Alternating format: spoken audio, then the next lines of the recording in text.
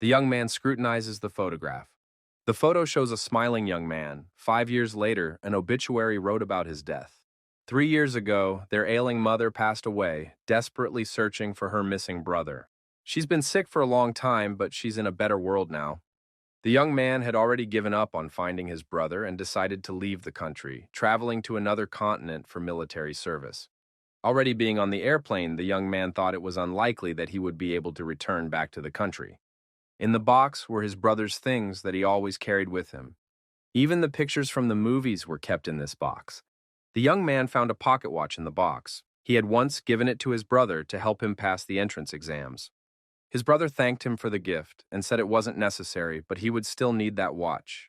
Unlike electronic watches, pocket watches are more durable and reliable. His brother has very good taste. The older brother noticed that the engraving on the watch was wrong. The younger brother said he would fix it immediately and go to the engraver again. The younger brother replied that there was no need to do that. He would wear the watch as it was. In the future, if he needs to sign his name somewhere, he will write his name the same way on the engraving. The boy opened the lid and saw that the clock was still running. He was pleasantly surprised because he thought that it did not work. The young man flinched when he heard his brother's voice. The voice was recorded and came from a clock. He said, "To the brother who ever hears this recording. If brother is hearing this recording, he is most likely no longer on this earth." The young man wondered. Wasn't this a hallucination? But there was no other device inside the watch. The young man said that because of him, the older man was having a hard time, but he wanted to find a cure for his mom and expected to return soon. However, things didn't work out the way he wanted. On October 9th, 2013, a strange message was received. It looked like spam, but other than the strange content, it had no other characteristics. It asked for consent to participate. One had to get to the top of the obelisk to fulfill his dream. Had it not been for the circumstances, the boy would have ignored such a promise. But suddenly, the image of a gaunt, sick mother in the hospital surfaced in front of his eyes. So, hoping that he could help, the young man agreed to participate. From that day on, he began to have strange dreams. 3 days later, he realized that what he had seen was not a dream at all. It was real. He saw creatures that looked like elves and dwarves. It was a world where orcs, trolls, dragons, and other fairy tale creatures lived. There was one tall tower. It was located in the very center and pointed straight toward the sun. If one can climb to its summit, one can become equal to a god. But the young man was not interested in that at all. He thought only of the elixir that could cure any disease. On October 28th, the guy gathered a team of like-minded people and started climbing the tower. As time went on, it became difficult to combine this with real life. On November 9th, the young man decided to leave home. He thought it would take him no more than 6 months to realize his goals, so he cut off contact with reality. On the 1st of December, their team became known as Ardia. They were the best at everything. On September 7th of the following year, the process of conquering the tower slowed down and they needed another year. On November 11th, there was a disagreement with the top clan. On February 31st of the 15th year, negotiations broke down. War broke out. The allies of the hostile clan were completely defeated. On March 4th, 16th year, a beloved man appeared. On September 19th, 16th, the war broke out again. On January 2nd, 17, it was still going on and everyone was having a hard time. On June 6th of the 17th year, a traitor appeared among them and the clan became divided. Everyone began to suspect each other. On the 1st of July, the young man felt a heaviness in his body, probably because someone had poisoned him. On October 30th, half of the people left the clan. The body continued to slowly deteriorate. On the 1st of November, his beloved left the young man after stabbing him in the heart. The body began to rot. He wanted to see his brother. On the 1st of February 18th, there was only one man left in Ardia. Where could he have made a mistake? On February 28th, 18th, he managed to get the elixir, but there was no way to send it home, as the guy was surrounded by enemies. It was only now that he realized the truth. There was only one person in this world that he could trust. No matter what, he wasn't going to show his weakness. So the boy decided to leave these recordings in the watch. If his brother heard them, he would surely find the elixir and bring it to his mother. The young man decided to continue what his brother had started. Is this a power that can be controlled by people living in that world? The guy scrolled over the message left for him in the watch time after time. Our hero felt the changes that began to happen to him. The awakening was complete. The young man, in his knight's armor and with a bloody face, was ready for decisive action. The process of transmitting information is not yet complete. It is necessary to prepare the body to receive it. The tuning of the receptors is not yet complete. The physical abilities are ready, the particularity is cognized. The boy made a promise to himself to find out what really happened to his brother, who left him to die, and why 5 years later he still hasn't been able to return. Our hero is determined to bring him home and destroy all of his brother's enemies.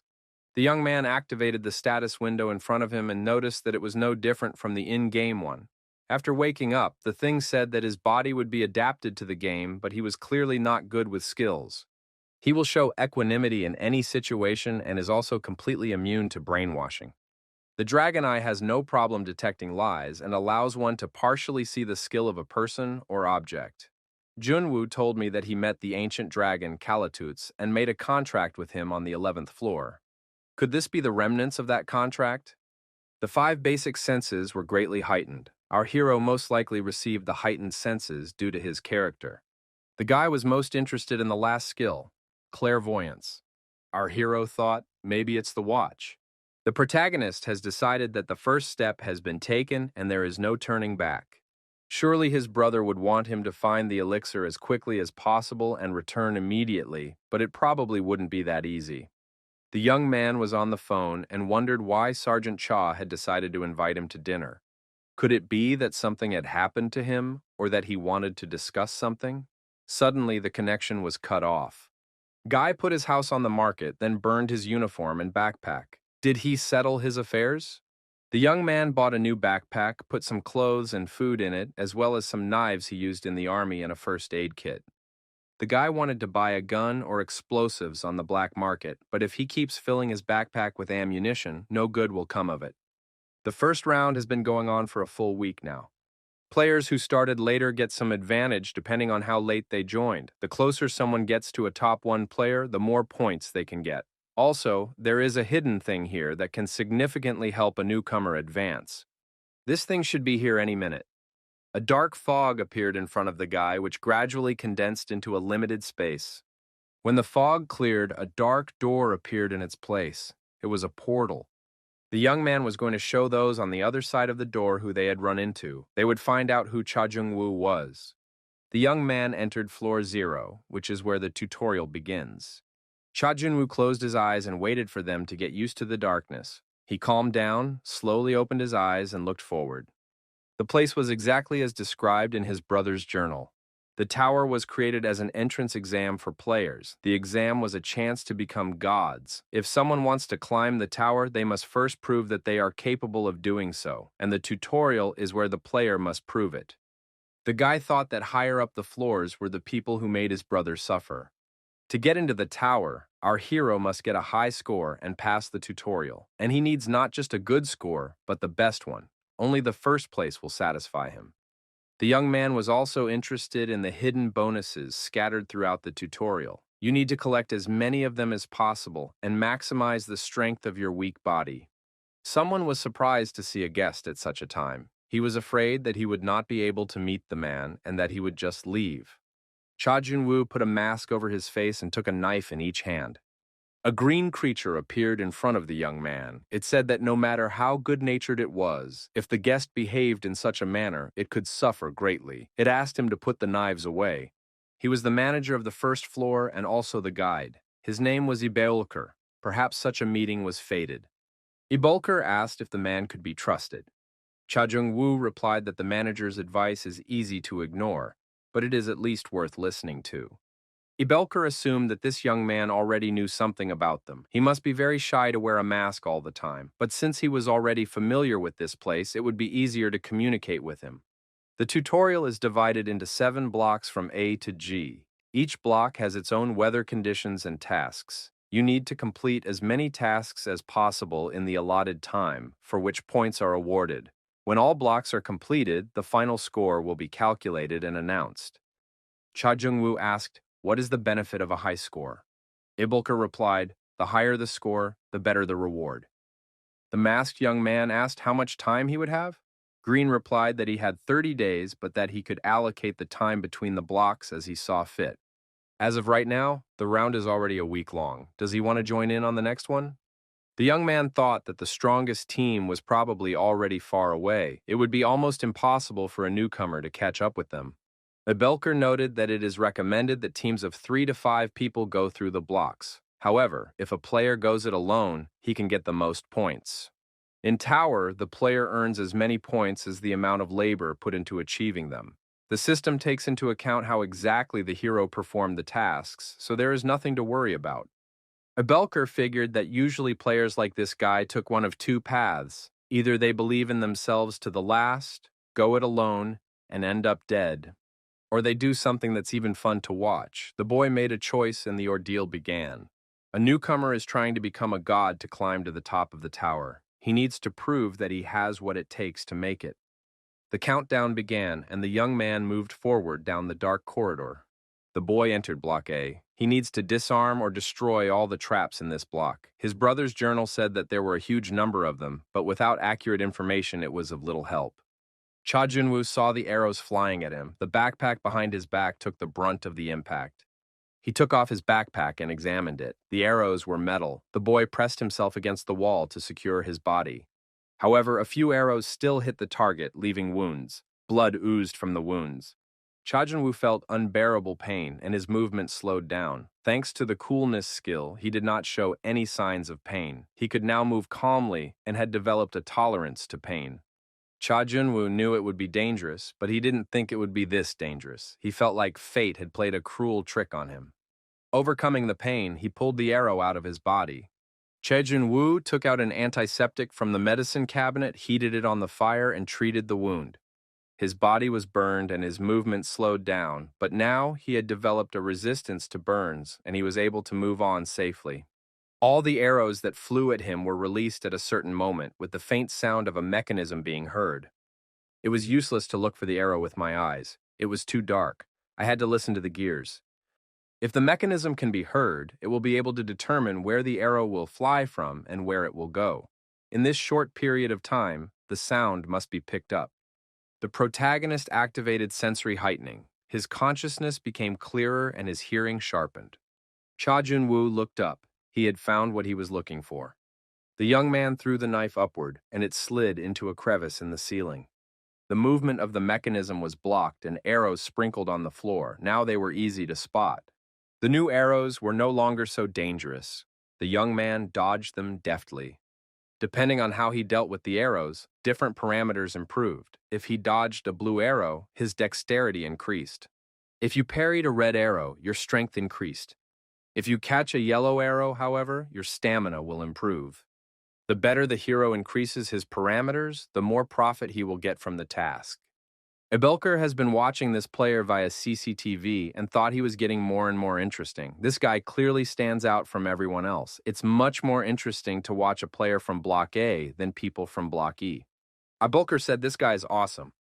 Even if he manages that, he'll still have many dangers in his way, but if he is smart enough, he can handle the rest of the difficulties. Observer said that this tutorial promises to be very entertaining.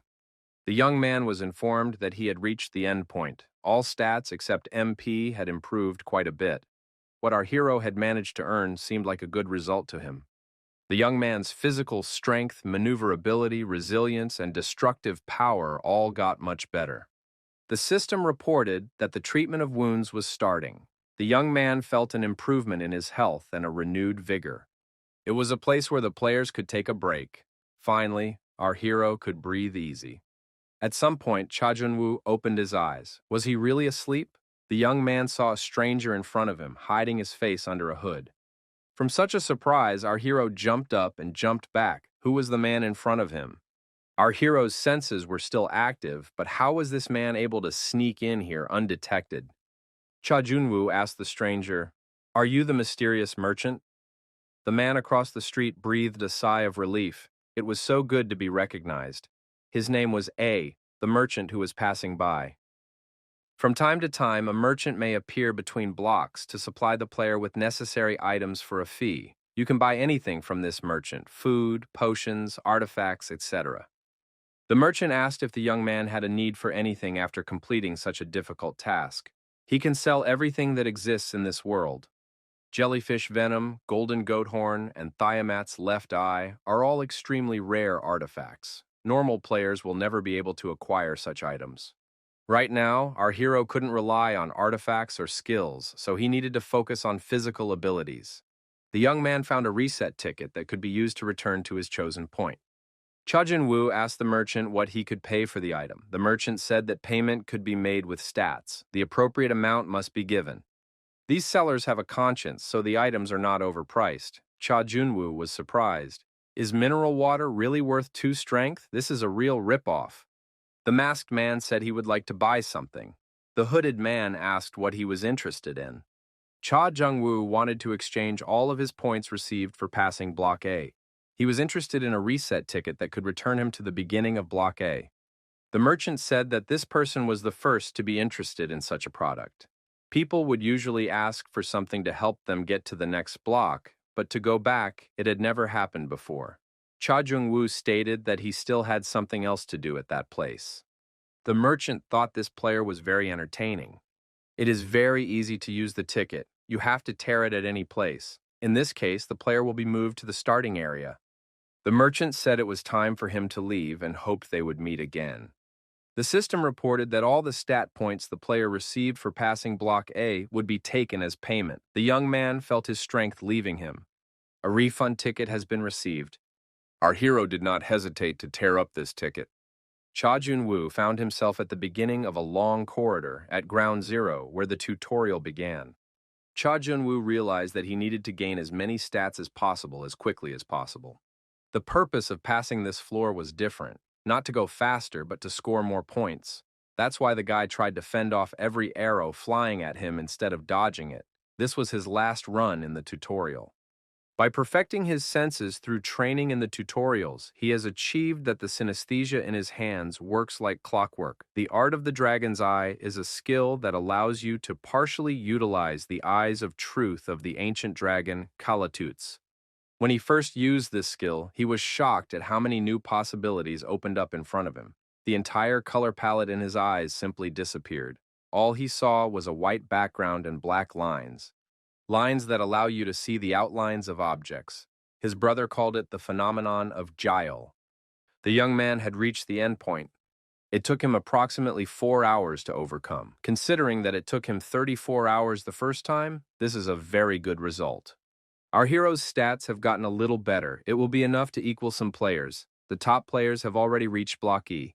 If you fall behind a little more, you will never catch up. The guy walked into the A block boss's room. Cha Jun-woo realized that he would need to clear blocks A and B quickly. Arrows flew at the young man again, but they were burning arrows. Their speed was much faster than he had expected. There was no slowing down for a second. Cha Jun-woo stopped at the very edge. There were many metal arrows at the bottom. Falling would mean instant death. Cha Jun-woo tried to stay on the very edge and change the point of his center of gravity while balancing. Our hero stayed on his feet and didn't fall. There was a burst of flame ahead. This was also an element of the ordeal. Thanks to his cold-bloodedness, the young man had regained his resistance to burns. The skill of sharpening senses was improved. Some kind of gizmo appeared in front of our hero. It was a puppet, copying the player's movements and actions. The puppet could also attack within a certain distance. Cha Jun-woo remembered that his brother had mentioned it. The puppet is able to copy players' skills and use them with even more power. If a player is able to defeat the puppet, he will gain access to the boss room. There are 2 ways to break through it. You can destroy it head-on, or you can stab it. Cha Jun-woo activated the Dragon Eye. The black blob of energy is Scarecrow's weak spot. The stranger shouted that this thing moves by its sensors. We need to find those sensors and destroy them. It seems to be the guy our hero noticed when he activated the heightened senses. Cha Jun-woo, waving his knife, approached the Scarecrow. The protagonist swung around and struck where the black blob of energy was. The Scarecrow caught fire and fell apart. The guy watching from the sidelines said it was impossible. It took a lot of effort to learn that the doll uses its sensors to activate an enhanced version of skills. This is a thing that the average player can't understand. Cha Jung-woo asked the stranger how he knew about it. The young man asked our hero what would happen to him. Cha Jung-woo pointed out that this guy looked very weak. Cha Jung-woo says he's not going to do anything to him. He wonders what this guy will do next. Cha Jung-woo repeated the question of how the interlocutor knew that the copper puppet was powered by sensors. The stranger said he could see magical threads enveloping the copper doll. This guy can see magic, which means he's very much connected to it, which is quite rare even among those who can control it. Cha Jung-woo asked the young man how he sees or controls magic. Could he teach it? The protagonist thought that if he could learn this technique, it would help him a lot in the future when it came to learning how to control magic. Cha Jung-woo remarked that he was willing to settle for that. Cha Jung-woo says that this guy seems to be stuck here for a long time, and he can help him get out. After all, it's a pretty lucrative offer. The stranger told him to wait. The stranger told him to wait. The young man asked our hero if he really didn't know how to control magic. Cha Jung-woo replied that he had no reason to lie. The young man was surprised. It was impossible. How could one manage such a complex puppet without knowing how to control magic? In normal situations, no matter how many skills or physical efforts are used, not a single scratch will appear on this doll. However, this guy is capable of handling it with a few blows while being unable to control magic. The stranger told our hero that he would help him. The young man introduced himself. His name is Yul. Cha Jung-woo said that he would open the passage now, and Yul should just follow him. Cha Jung-woo inquired why Yul was using that particular shell. Our hero activated the dragon eyes and noticed that the current shell was a sham. Judging by Yul's real shell, he's no more than 10 years old. He's still very young. Apparently, he's far from being an ordinary person. Cha Jung-woo told Yul to remember to be polite. He wouldn't be soft just because there was a child in front of him. Yul replied that he understood. Cha Jung-woo said that they had now made it to Block B. Shouldn't Yul now fulfill his end of the bargain? Yul replied that he didn't know how Cha Jung-woo would feel about it, but he's been seeing mana since birth. Cha Jung-woo asked if it could be a skill completely dependent on the gene code. Yul agreed with this assumption. It was very rare, but there were such cases. There were situations where some unique and supernatural skills were inherited through genes. Usually such people pass on their special traits from generation to generation. The descendant awakens that skill, giving him new abilities, and then the descendant passes it on. Yul told me that he was one of those people. Yul said that the skill he inherited gave him the ability to see and feel magic. It felt like he had a strong connection to magic. That's what helped him find out about Scarecrow's sensor. Our hero's brother's character was a perfect adaptation. He was compatible with everything in existence, including mana. Unlike ordinary people from Earth, he had no difficulty working with mana. If he found and repaired a lost item, he could use it as if it were his own 5 fingers. Cha Chun-woo knew this because his companions said how surprised they were by what he was doing. He was the only one chosen by the ancient dragon Kalatuts. It was only because of his gift and the fact that he could commiserate with anything that he was able to inherit the dragon's core skill while other people couldn't. Technically, these people were geniuses. Yul wasn't one of them. You can think of mana as a river. Magic is water coming from the hills or a reservoir flowing through this very river.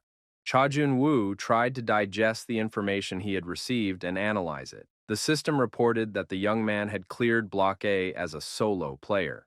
As a reward, our hero received karma. Karma is the foundation of this game, and the admin can give it out as a reward. As a player, you need to collect as much karma as possible. Our hero has only passed Block A, but he has already collected a lot of stuff. However, Cha Jun-woo said that it wouldn't be enough. He should take as much as he could carry. The system reported that the hero had entered Block B. There were many tired and injured players everywhere. Those in attendance wondered who he was and what his putty was. It had already been a week since the tutorial started. Were there really still people there? Did he really come here as a solo player? Cha Jun-woo said for Yul to not be shy and enter. Yul stepped forward and said he finally did.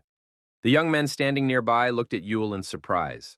Our hero saw these looks and wondered, is this really his team? Yul confirmed that they were together, but now he was not going to deal with them. Yul wondered, hadn't he told him? Cha Jun-woo said that the guy had only told him about the mana flow. Cha Jun-woo noticed that Yul was pretty well informed in magic. It was quite difficult for our hero to understand, but he still got a general idea of magic and mana. Cha Jung-woo replied that he now roughly understands what magic is, but how can he begin to control it? He wondered about the easiest way to start feeling magic. Yul replied that he didn't know that himself. He knew how to control magic from the beginning, so it was hard for him to explain how to do it. Cha Jung-woo assumed that Yul would wait for the tutorial to end before heading home. In that case, their paths diverged. The young people said goodbye and parted ways. A man approached a group of young men and said that he liked the flame in their eyes. People like them were born for great feats. The man introduced himself. His name was Bild. He was a representative of Arandon. He said that he would be in the waiting room of Block B, and if the young men got there and wanted to continue the game, they could team up. Bild went farther away. The young men were surprised. Would they really be able to join Arandon? Whoever joined this group would become part of the invincible team that had completely defeated Tutorial. However, they could go no further because their path was blocked by the scarecrows. One of the players said they're in trouble. If this keeps up, they'll never make it through the tutorial, much less get out of here alive. The player thought that Yul was able to analyze the flow of magic. However, he was no longer of any use. He was constantly standing behind him. This player grabbed Yul and dragged him towards him. Yul was surprised. What is he doing? The player pushed Yul right into the center of the cluster of scarecrows and shouted to his companions to run away. Yul was outraged and upset. How could they do that? He thought to the block waiting room and also hoped to meet some good fellows. What do they want? Now they have nothing to talk about. The player who pushed Yul towards the scarecrows was surprised. How did this guy manage to get out? Yul only replied that it was none of his business. He told those people to get the hell away. He hates to see them after what they've done. Yul suggested just pretending like they didn't know each other and nothing had happened. The player bowed and apologized. He said he would do anything for Yul as compensation, but in return, he asked him not to tell anyone about what had happened. The young man kept saying he was very guilty, but still begged for forgiveness and pleaded for silence. Yul told them to leave as quickly as possible. He doesn't want to see their disgusting faces anymore. The player thought that it couldn't be left like this. After all, he had already told Bild that Yul had sacrificed his life for them. If Yul tells anyone, he will lose the position he has worked so hard for in Arandon. The player realized that betraying this boy the first time was difficult. However, the second time would be much easier. Luckily, they're in a place where no one is looking. It won't be hard to get rid of the guy. In any case, Bild doesn't even know what Yul looks like. The player approached him from behind and grabbed his sword. The masked man approached the crafty player and said that the Arandon group in Tutorial was directly connected to Blue Flower Island. That was why they were recruiting newcomers from there. However, the people from Blue Flower Island are very capricious, making them feel uncomfortable around those with a sad past. Those guys wouldn't be able to handle what he's been through. The cunning player turned around and asked fearfully, "Who is it?" However, our hero swung his knife and cut off the villain's arm. The wily player screamed in pain. Yul turned around and saw him. Everyone present also looked around and saw a masked man with a bloody knife in his hand. Cha Jun-woo thought that he could have already quietly gone to Block B, but after learning that Yul had been betrayed by his own allies, he simply couldn't leave the young man alone. This situation with Yul reminded him strongly of his older brother, who had been stabbed in the back by his allies in the exact same way. The players were surprised. How long had this man been here? After all, none of them had even noticed his appearance. Cha Jung-woo said that if these guys are going to stab someone in the back, they should be prepared to receive the same blow. The wounded player screamed, "How dare that masked scoundrel do that to his arm?" He swung his sword and said that he would destroy him now. Cha Jun-woo grabbed the attacker's arm, knocked his sword out, and twisted the joint. He said he would help this guy become disabled. The victim's associates were outraged. They had done nothing wrong to this man. Why was he interfering in their affairs? Cha Jung-woo replied that, just like them, he does what he thinks is right. He twisted the injured man's arm even tighter and ordered his friends to drop their weapons. The wounded guy screamed, begging them to comply because the pain was unbearable. The terrified players threw their weapons at his feet and asked the masked man to let their comrade go. Cha Jun-woo kicked the captive in the back, dropping him to the floor. The players were outraged, stating that this was not the agreement. However, the masked man attacked them as well. He remarked that he had not agreed with them on anything. The opponents attempted to resist, but were defeated and forced to retreat. Yul assumed this guy was strong, but he didn't even think he was that strong. Cha Young-woo wished Yul good luck and advised her to be careful about choosing acquaintances. Yul thanked his new acquaintance and promised that one day he would be just as strong. Our hero advised Julia to look into the flower garden in Prezia. It would do him good. Yul wondered what was this flower garden in Prezia. Among the injured and tired players was one who looked unharmed. The guy told his companion to look ahead. The one woke up and asked what had happened. Why doesn't he get a good night's sleep? The young man asked if his colleague had seen what happened here. The companion replied that he had just woken up. It seems that the group that wanted to join Arandan got what they deserved. He added that it was obvious. With their characters, they wouldn't have gotten far. They were no different from the common scum. The guy concluded that everything pointed to this masked man mopping up Block A alone. Maybe the blue and white will try to get back at him. Maybe we should take him with us. If he's a loner, then he has no friends or allies here. He's one of a kind. The girl, and it was she who was the companion, said that by this act they might set the men in white and blue upon themselves. The boy wondered, since when did she care about such things? And he added that he wanted to take a look at this newcomer. Would she go with him? The girl replied that it was not worth pursuing. The young man concluded that she was not going with him. The girl was surprised. How could he think that about her? He knows she loves that kind of thing. The tests of Block B are beginning. There are 4 passages in the block. You have to choose one of them and clear it. The doors are arranged according to the level of difficulty. The more to the right the door, the more difficult the trial. Our hero's brother chose the blue door, second from the left. The protagonist stopped at the back door. He wasn't looking for an easy way out. Cha Jun-woo thought that he needed Bathory's vampire dagger. In the black door, you must traverse the pond and get to the other end alive. The pond was formed from the water released from the giant Mimareo. The giant died suddenly while carrying it in his body. The pond is full of life. Cha Jun-woo kicked a rock lying on the shore with his foot.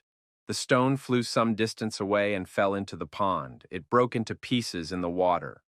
That's what Cha Jun-woo thought. It's unusual water. Its density and pressure are completely different from ordinary water. It would destroy an ordinary person instantly. The protagonist activated his dragon vision. On the wall, he saw a blob of matter. The young man pressed the spot with his hand. The wall gave way, and an opening appeared.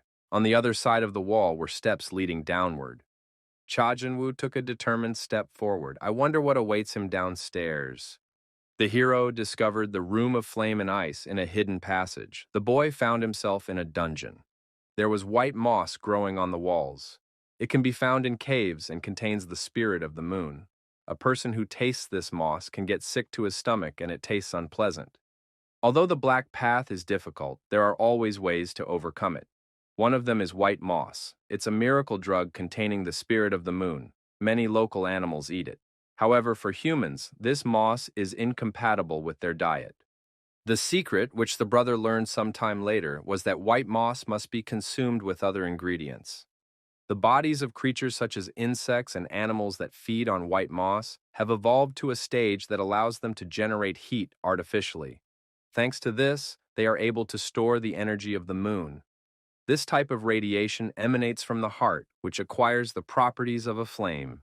On the other hand, the properties of HA are similar to ice, which helps to acquire the attributes of water. The guy thought, if he used heart and moss at the same time, the 2 opposite properties would be assimilated into his body, forming a miracle drug that strengthened his muscles and body.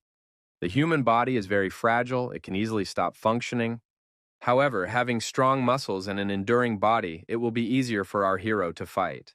To get it all, the hero needs white moss and an animal heart. Cha Jung-woo decided to fight a centipede to get her heart. The red millipede feeds on white moss. It lives in dark caves, its eyes atrophied. It prefers meat, but it also eats moss. The young man struck, but the monster didn't even move. Its shell was too strong.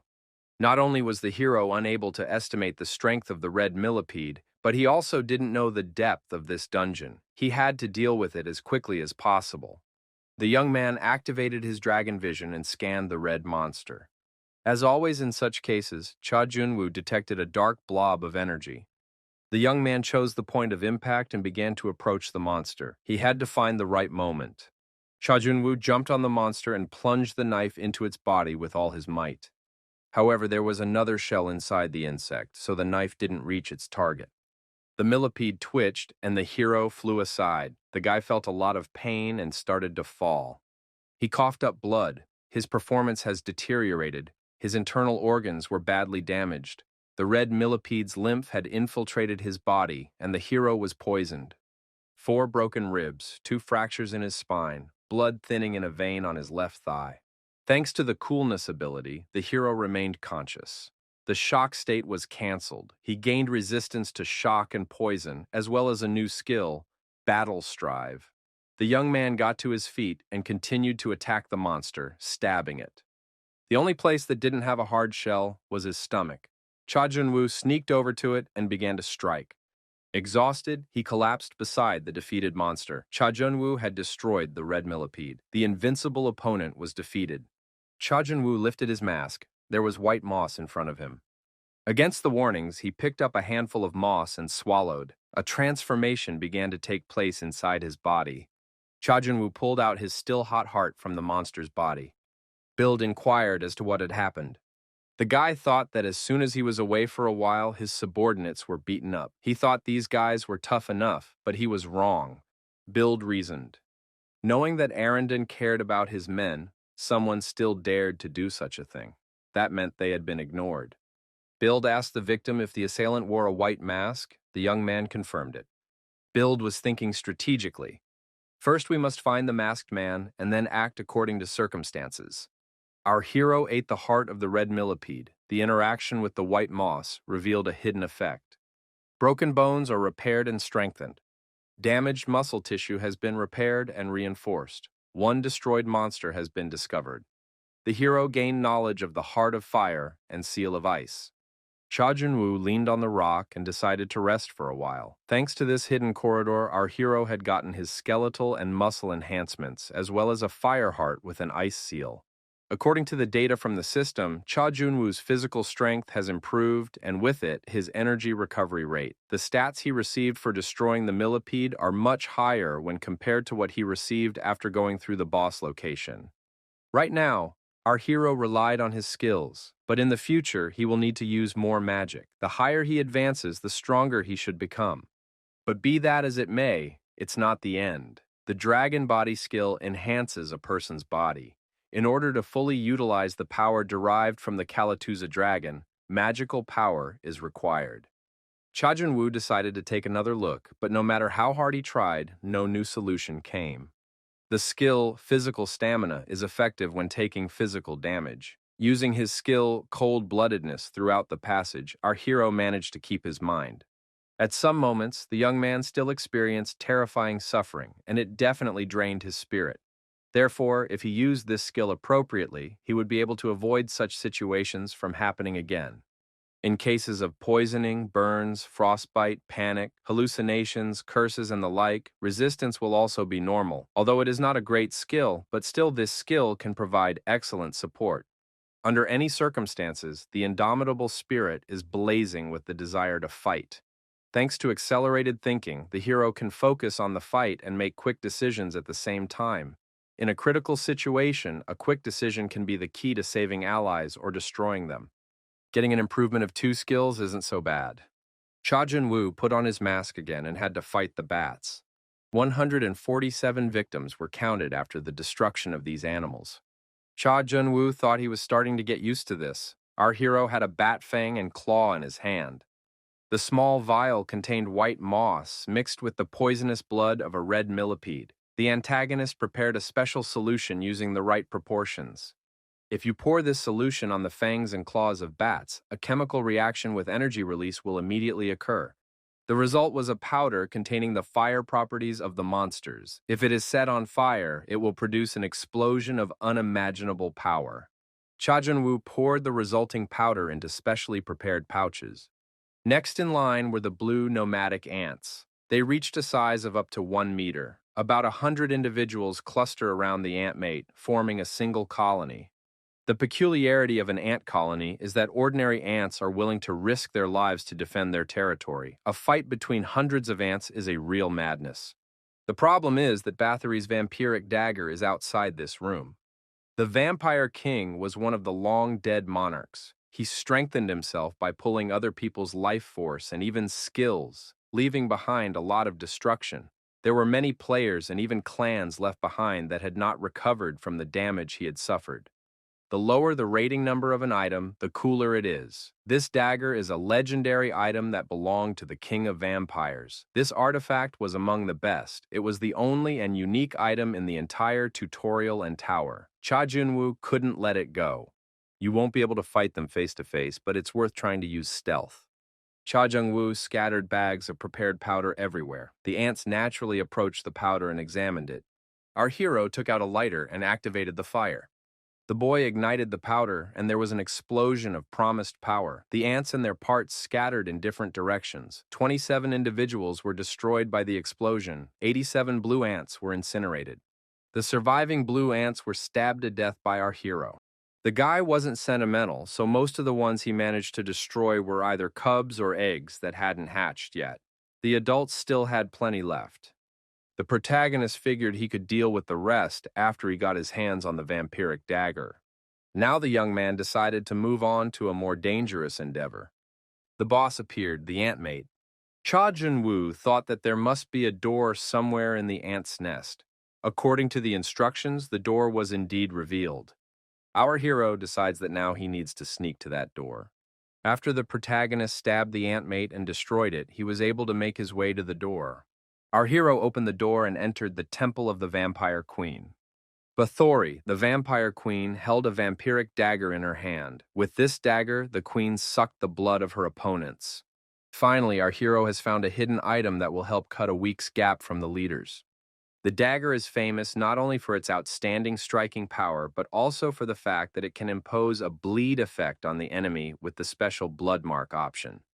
The real value of this artifact lies in its last option. The dagger of Bathory chooses its master. If the choice does not fall to our hero, his spirit will be consumed. At the end of his long research, our hero's brother found a way of handling this blade that even beginners can do. Bathory's dagger was originally a skill. It was hard enough to understand. The guy pressed the dagger onto the wrist of his left hand. The greedy vampire queen did not want her power to fall into the wrong hands until the day she died, so she sealed her true abilities and appearance in this blade. The seal has been broken. The true face of the hidden powers of the vampire queen Bathory takes the opponent's life force and consumes his soul. The young man now had a true vampiric dagger in front of him, revealing all of its properties. It was a unique skill that even the best rankers of this tower had a hard time obtaining. The young man decided to try out new skills now. Using the vampiric dagger, the protagonist began to massacre the blue ants with renewed vigor and better effect. Now with the vampiric dagger, it was possible to consume the victim's flesh. At this moment, the monster's life force and energy was being absorbed. The skill level of Bathory's vampiric dagger skill increased. Boss, Antmate was destroyed. Extra credit received. The blue ant's morale level was reduced. The ant nest was being destroyed at a rapid rate. The young people wondered, is it surely around here somewhere? The guy was amazed. Did she really not care about anything?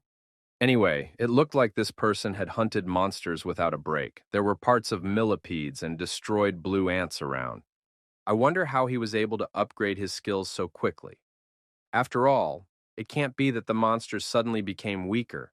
Even though it sounds ridiculous, the guys from the lower floors are getting stronger and stronger, not inferior to those who have advanced higher. The young man agreed. It didn't seem like some kind of joke.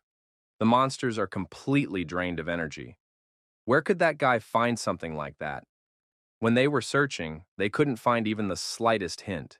Was there really a hidden room? He wasn't just a player who had passed Block A on his own. He had also gotten his hands on rare artifacts and even a hidden skill. Finding such a talented person is not easy. Soon rumors about him will spread everywhere. In that case, he will be seen by many clans who will want to get their hands on him. We have to lure him to our side. The brown salamander has been destroyed. About 1,000 monsters have been destroyed. The maximum allowed conditions of the quest have been met. All parts of the fire heart and ice seal have been collected. Our hero has been given a reinforced skeleton. Cha Junwoo decided to look at his characteristics.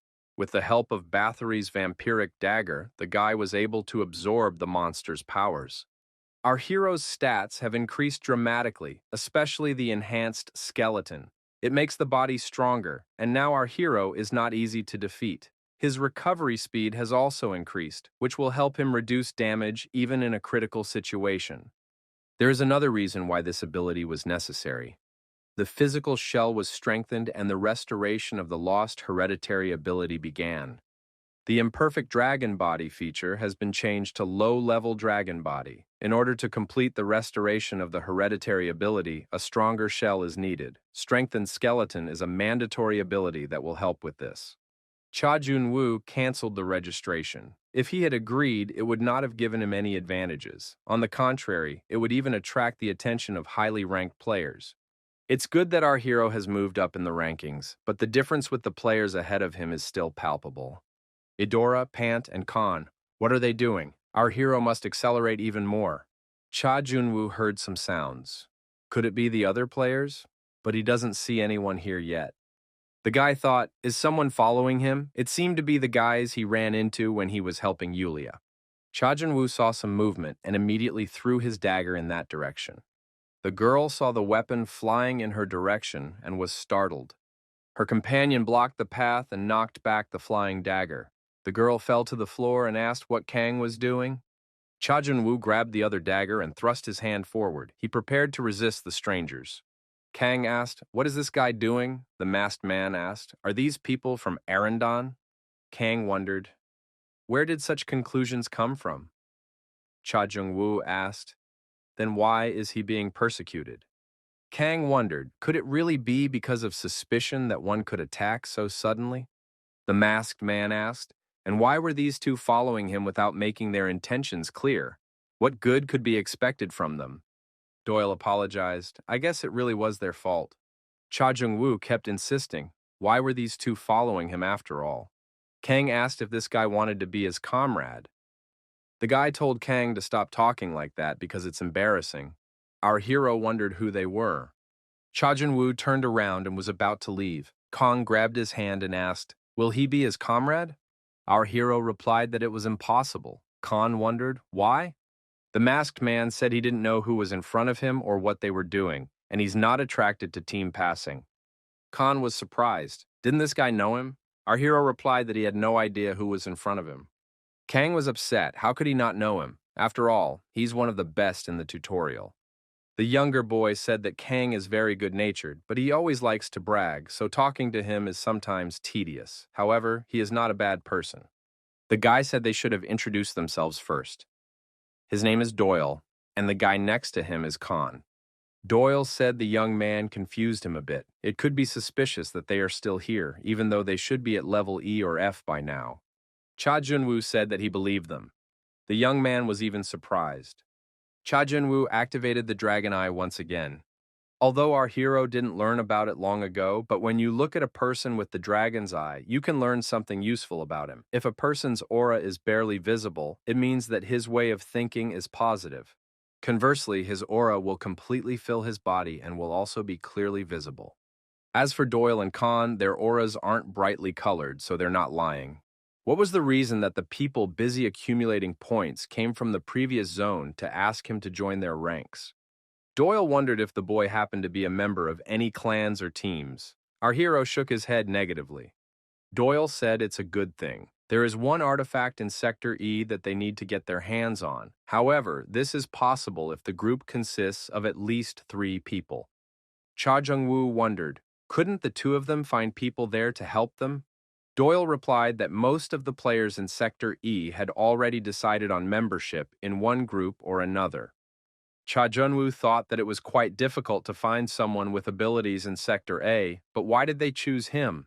After all, he wasn't doing anything in the Sector B waiting room. Or was it the fact that he had gone through Sector A alone and dealt with Kane's group that caught their eye? Cha Jun-woo thought, is there really an artifact in Sector E that is difficult for these 2 to obtain? Do they really need help? Dale says they can't explain further. They need Hogan's crown, a hidden lair that our hero's brother's team accidentally discovered. Since the owner of this lair, the Lizard King Hogan, is very cruel and strong, it takes a lot of effort to defeat him. The reward given for destroying him is Hogan's crown. It increases the number of greatness points and gives the leadership skill. Our hero doesn't need it. Plus, the protagonist's brother was betrayed by his own trusted team. This is the ruthless natural selection of the tower. Having opened your back, you don't know at what point you might be attacked. In such a harsh environment, there should be no reason to abandon your comrades or subordinates. But it can happen to a couple of people. It's just a way to get rid of someone. Dale said they would not stay in debt. If the young man is interested in something, they are ready to give it as payment. Cha Junwoo thought that this was a hidden lair after all, and he would be able to get some good stats. Although he would waste a bit of time, it wouldn't be a big detriment, and even the opposite. Cha Junwoo agreed, but said that he had one condition. All rewards, except the artifact these two want to get their hands on, will belong to him. Kang agreed, but the young man must also display his abilities with dignity. The young men shook hands. Our hero thought that this place was a battlefield, so there was no need to reveal his real name. The protagonist said his name was Kane. Our hero passed the black branch of Sector B as a solo player. It was the same in Sector C. The green monster, bleeding, said that people were very strong. Kane wiped his knife clean. Dale thought, what's wrong with this man? Was he really the one in Sector B? Is it even possible to pump skills that fast? The young men entered Sector E. Khan said he was very tired. Dale said that if it were dark in here, he would sleep.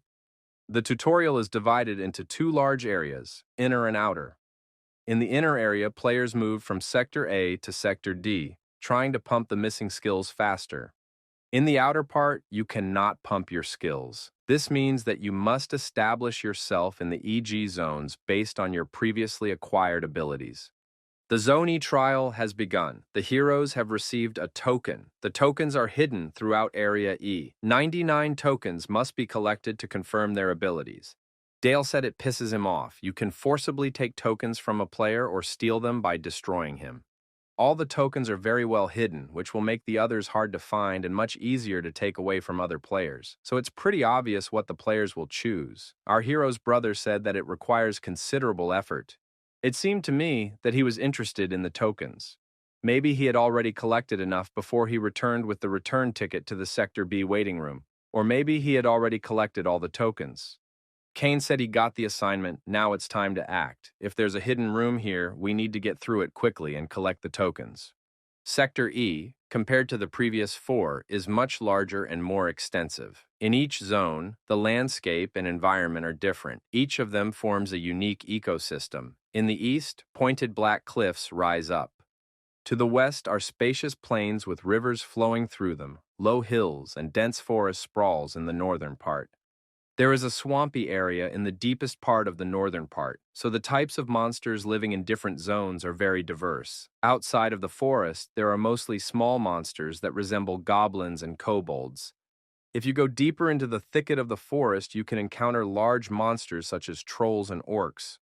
The swamp is home to humanoid lizards. Both orcs and sandworms can be found in the western and eastern territory. By fighting these monsters everywhere, you can find hidden tokens.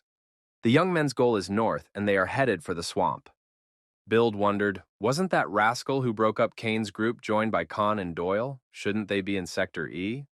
The aide said they didn't have the exact information themselves yet, but would try to find out. Khan and Doyle have not been seen in Sector E recently. There is an eyewitness who says he saw people who looked like them in the Sector B waiting room. The aide said no one expected those two could be in the rookie zone, but there seemed to be no doubt about it now. Bild wondered, did those two really want to take their team that rookie? Bild thought angrily that if there was any truth to it, it applied to them now. Khan and Doyle had acted rashly. Bild decided that this masked guy was making things worse for himself. He was ignoring Arandon and Blue Flower Island. All members of the organization need to be convened. The aide stated that they were already all waiting outside. Bild announced to everyone that they were following the masked man. Cha Junwoo thought that he had already reached this place, and how fast time was flying by. Until now, he had hardly rested and only pushed himself forward. Cha Junwoo looked at the forest and the sky. His brother also loved such peace and quiet. Cha Jung-woo thought that Kang and Doyle are different from other players. They don't always smile. But at the same time, no matter what they do, they are always full of confidence. They have something that other players don't have. These two act like this is the norm, a daily routine. They're used to living like this. They are amazing people. Where do they come from? Sometimes their talent for understanding each other, which they demonstrate in battle, is astounding. It's not like they learned it separately. During combat, Khan functions as the physical attacks while Doyle acts with his mind and regulates the situation. Through this, they are able to know how and when the enemy will attack. I wonder what kind of relationship these two are in. One thing is clear. They are not siblings. They are professionals and not so simple. But unfortunately, it is unclear why they have become so close. One thing is obvious, they look good. Cha Jun-woo wasn't sure if he wanted to learn more about them or get closer to them. Just the sight of them reminded him of someone. The deeper into the night, the more useless emotions appear. Cha Jun-woo wondered, why is Kang already awake? After all, his turn on patrol isn't for a while yet. Kang said there was a lot of noise around, and he was having trouble sleeping. Dale woke up too. Are they going to leave it alone? Khan stated that he wanted to go and straighten them out himself, didn't want to wake Dale up.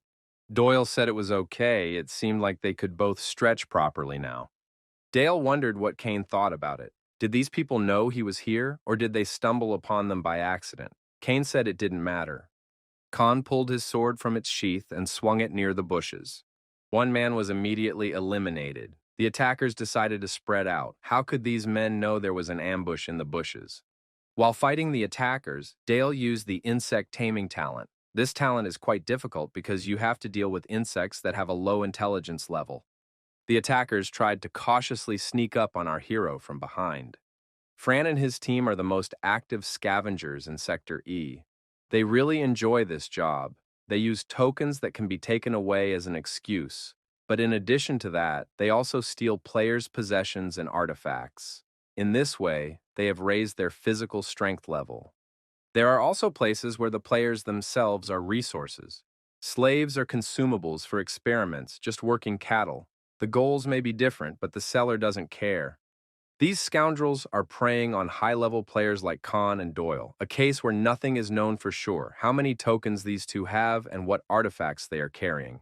However, the masked man was more cunning and stronger. He disarmed the attacker and stabbed him with his knife. In the course of the ensuing battle, Cha Jung-woo killed 21 people, including the commander of the group.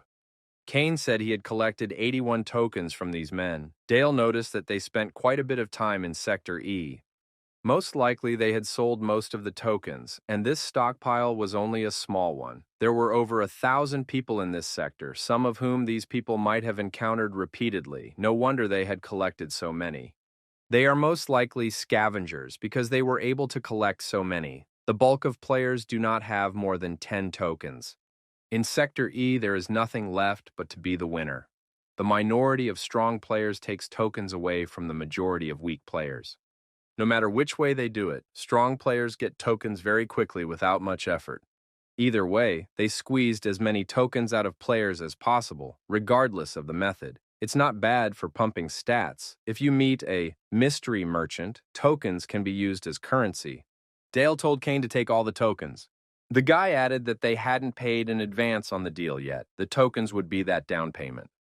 In fact, the best place to get extra points is Sector E. Our hero decided to increase the amount of missing magic power and complete the restoration of the inherited skillet. Han said that now they would have enough trouble with their opponents. They needed to be vigilant. Kane thought of Hogan the Lizard King. Dale showed his abilities. He possessed fire insects. If there is a predator who intends to eat them, they self-flame to set the enemy on fire. Dale noticed that there were many amazing insects in the tower. Our hero thought that there were things in the tower that even his brother didn't know about. In the process of moving forward on the path of our heroes got in the way of lizards, which were cold-bloodedly destroyed. Cha Jun-woo pulled out a knife and approached the reptile. Kang asked what Kane wanted to do. The young man said he was interested in the eyes. The eyeball of a humanoid lizard could be used to make an artifact that would give a special buff with a powerful effect. A giant with dozens of eyes and 100 arms is a weapon called a kisu. If you make kisu eyes from the eyeballs of humanoid lizard eyes, you get a very important material. Khan pointed to a footprint on the ground and said someone had been here before. The masked man applied his tracker abilities and said that the fight had started not too long ago. After pondering some more, Kane clarified that the fight had ended about 6 hours ago. Dale wondered if those people had handled it. Kane said that there are footprints here that lead only one way. It seems that the people who came here were not looking for this place. Kane showed the trail left in the form of a furrow. The young man added that these people were dragging someone on the ground. It looked like the humanoid lizards were dragging some kind of bait and lured the players here. Monsters are not just prey for players. There are times when they become predators and the players themselves become their targets. This is monster territory and they know it much better. Kang says it annoys him, but they can't be distracted. Dale told the masked man that they hadn't yet discussed everything about their common cause. Kang noticed that this was the location of Hogan's lair. They had dealt with many humanoid lizards on their way here, but they had yet to meet their king. He lives in this very spot. Kane suggested that their king must be strong. Khan confirmed, very strong. Even with Doyle together, we can't do it. Kane wondered, not even the three of us? Kang said that in that case, the situation would change a little, but it would not be easy. In addition to the male, there is also a female in the inner part of the den. Kane added that no matter how hard they tried, they would not be able to solve the problem on their own. Kane asked what they should do. Khan suggested stealing the artifact. They would lure the male outside the lair, and the female would stay inside. Khan will distract the male, Kane will lunge at the female. That's when Doyle steals the crown from her head. Kane inquired, "Is Doyle going to come up from behind?" Khan confirmed, "If you have to steal something, it's better to come up from behind." Khan added that the female is very strong. You can't fight her alone, you just have to distract her, but not fight with her. Our hero thought that he had already performed many tasks on the battlefield on this continent. He didn't rely on chance. When he was a soldier, he had to obey orders from above, but now he was actually a mercenary working for pay. Participants entered the battlefield. A new area, Hogan's Lair, was opened. The entrance to the cave was closely guarded by armed lizards. The guards relayed a message that people had shown up. The hidden boss, Hogan, appeared. Hogan became indignant. "How dare people invade my territory? They shouldn't expect any mercy from me now." This was the first time our hero had felt such intense tension. Even when he first came to the tutorial, he hadn't felt this way. Cha Jun-woo experienced a feeling like when he first entered the battlefield in Africa. Now such a feeling was disgusting to our hero. While Kang was fighting the Lizard King Hogan, Dale and Kane stealthily made their way into the cave. In the cave, the guards were destroyed by our heroes. Dale and Kane saw people in the imprisonment who began to ask them for help. Our hero assumed that these prisoners were connected to the abduction marks they had seen at the entrance to the lair. Now we know where they're being held. This dungeon with the humans in it is sort of like a food storage facility for these things. They can come here at any time if they want to eat. However, if these humans are released, they can't take the crown from the female. Kane said that the female could appear at any time. They must hurry and find her. Dale has to hide. Dale wondered, is Kane really not angry at all? Doesn't Kane feel anything, looking at such a horrifying sight? Kane thought this sentimentality was because of Dale's young age. Kane replied that he was human too, and if he wasn't angry, it didn't mean anything. Dale asked why Kane was so cold-blooded in that case. Kane said they were coming here for the boss, and now Khan could be in danger. Outside right now, there's a fierce battle going on with Hogan. Khan can't take on the monster alone. The longer they stall here, the more danger they put Kang in. Kane said that they must make the right and sensible decision first. If they don't prioritize, nothing will work out. Dale said he wasn't thinking and apologized. We have to get started soon because Khan is waiting for them. Our hero assumed that the female was using this dungeon with humans to feed her cubs. We have to use it somehow. Kane told his companion that he had a good idea. They could tweak their plan a bit. If all goes well, they can save these people too. Kane said they might need the fire insects that Dale used at night. The female was outraged. How could these people come here? Had they really come for her cubs? The hero saw the lizard queen in front of him. He had a bag of special powder in his hand. Kane asked if the queen liked fireworks. He threw a bag of powder toward the nest with the cubs. It was the same powder our hero used on the ants. Now they're going to need fire insects. Dale used insects and the powder ignited. The queen had an uncontrollable panic attack. Kane snuck over to the nest and grabbed one cub in his arms. The queen was even more frightened. The lizard screamed for the man to let her cub go. Kane said that if these lizards consider humans to be mere cattle, they must realize that they themselves could become so. The queen, with a club in her hand, rushed at our hero. She ran across the powder scattered on the ground. At that moment, there was ignition, and an explosion was formed. The bleeding queen fell to the ground, the crown flying off her head. The fighting spirit of the humanoid lizards diminished. Hogan's lair plunged into a state of panic. Kane thought that humans and monsters couldn't coexist side by side. Dale said it was now necessary to go to Khan's aid. However, the Lizard King appeared in the cave and saw that trouble had befallen his queen. Hogan shouted loudly and said he would avenge Tarragon. Boss Hogan used the saturation skill and successfully absorbed Tarragon's power. The humans were attacked. Our hero thought that even though this monster was weaker than Tarragon, he was able to become the ringleader with the help of his skill. This is the fire hurricane. Cha Jun-woo thought that it was necessary to get their feet out of here. If they didn't die here, at least they might get knocked out. Kane heard someone addressing him. Was it an insect? The young man realized it was a transmitter insect, transmitting its master's thoughts. What was Doyle trying to tell him? Kane asked if Doyle could contact Kane in the same way. The lizard shouted for the man to go one-on-one with him. Our hero applied the dragon eye and found the beast's weak spot.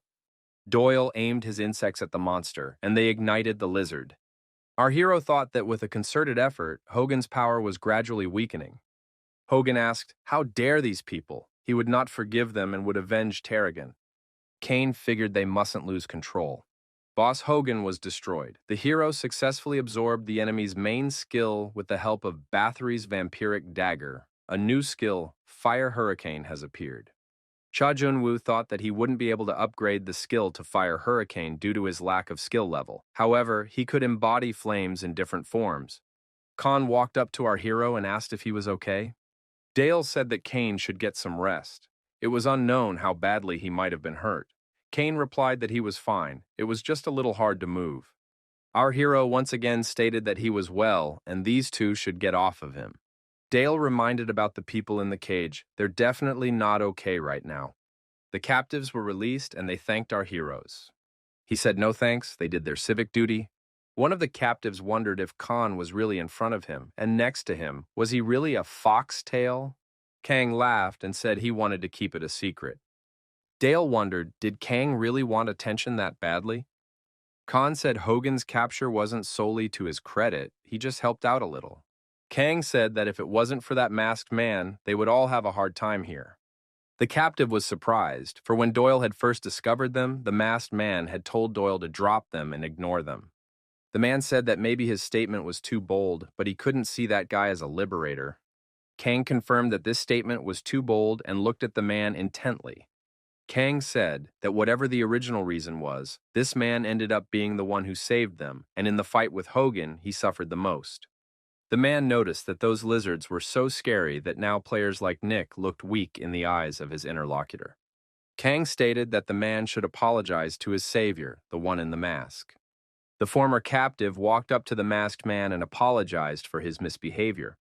Inside the tower, the relationship between people was based on the same principle. The man figured that when they were caught, people needed him. He risked his life every time they needed him. Now the situation is more complicated, everyone is avoiding him. A colleague approached the man and apologized to him. Apologized for not being able to support him, but after all, he understands what their lifestyle is like. A colleague reminded me that they need tokens and artifacts too, so we need to get out of here. A colleague looked at Khan and Dale and said that they represented a whole treasure trove of artifacts and tokens. Wouldn't you like to get your share? The man said this guy was talking nonsense. The colleague said it was all about survival. The man wondered, is it really necessary to destroy their saviors for that? A colleague said that it is not at all necessary to destroy them. He suggests theft. In any case, they've lost all their belongings themselves. That's the way it is. After all, they had already tried to go through Sector E and almost died. So they can steal enough to become independent. The man wondered, If they were caught, they would be destroyed anyway. A colleague said they would be destroyed anyway. Then what difference does it make? The man asked if there was a plan. You can't just recklessly attack these people. A colleague said that among his acquaintances there is one who has a lot of tokens. He is a professional in this business. Kang said it was time for them to distribute the spoils. According to the treaty, the crown would go to them. Kane replied that he didn't mind. Kang rejoiced, for he knew from the beginning that Kane was a good guy. Khan tells Dale to take the crown. It's their trophy now. Kang told Kane to take the blue scale sword and rare relics as they had originally agreed. Mostly, our hero uses short blades. This sword does not suit him at all. However, this sword can destroy anything due to its high strength.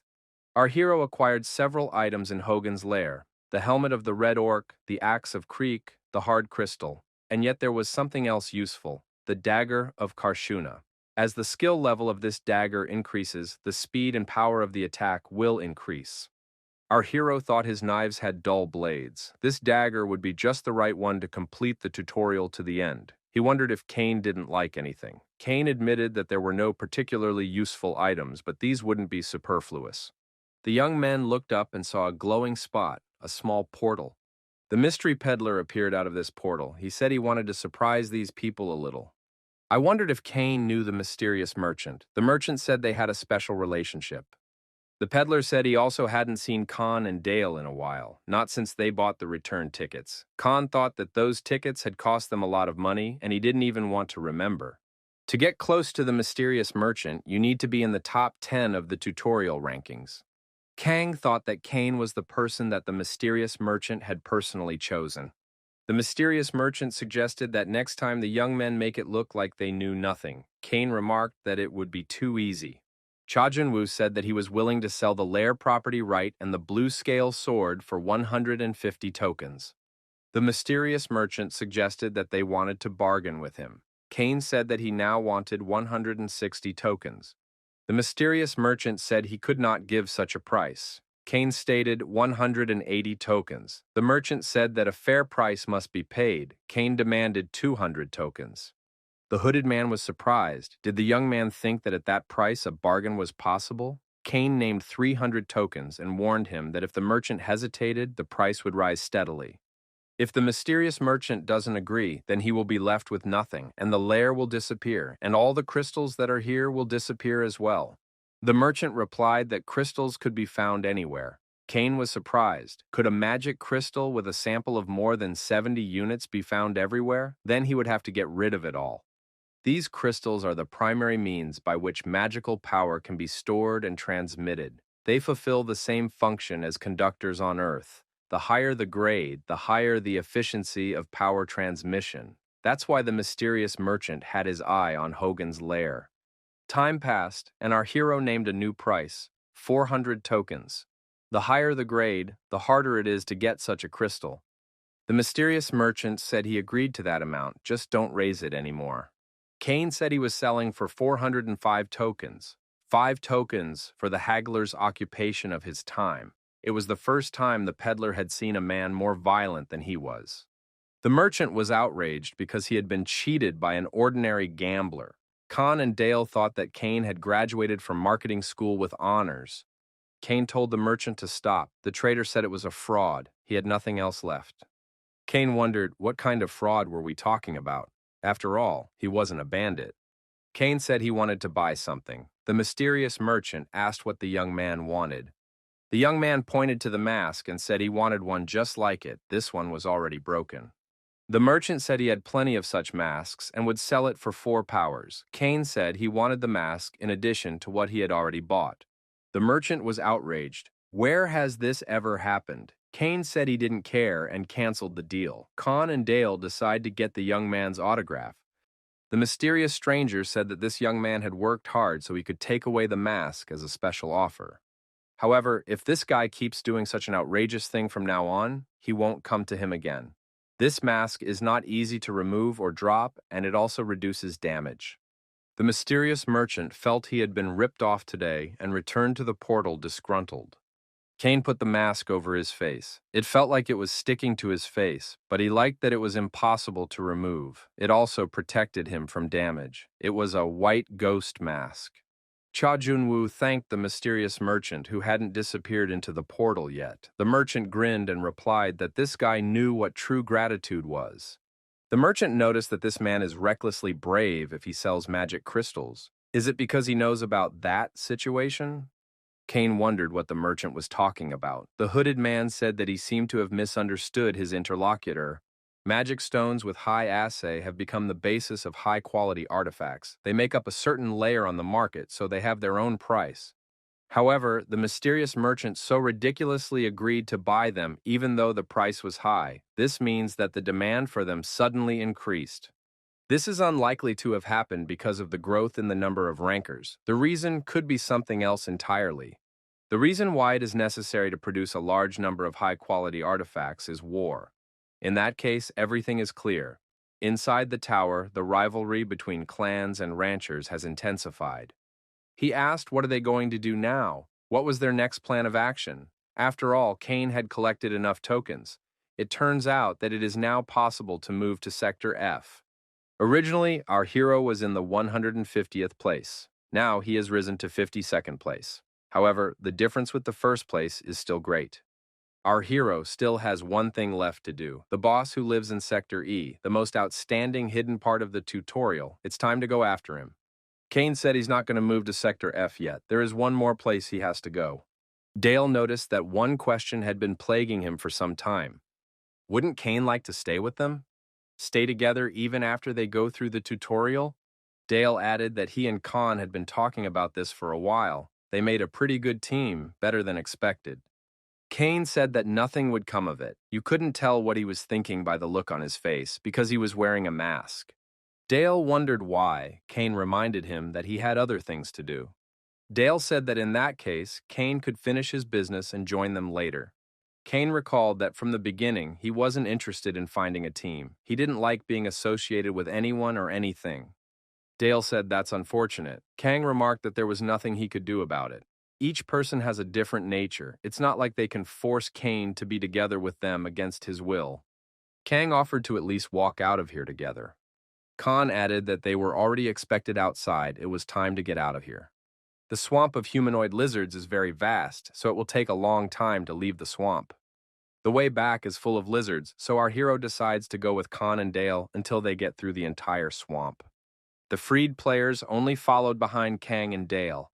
Kang thought if they made a mistake with a group of these people, they would be in a difficult situation. Kane asked what would happen to those people now. Khan said that nothing could be done about it yet, but they had to be taken out of the swamp area. Kane said that you can't mess around with these people forever. Kane said he had a sense of humanity, so he couldn't just give up. Our hero was surprised. Does the tutorial really talk about humanity? One of these people asked if Dale could share some food.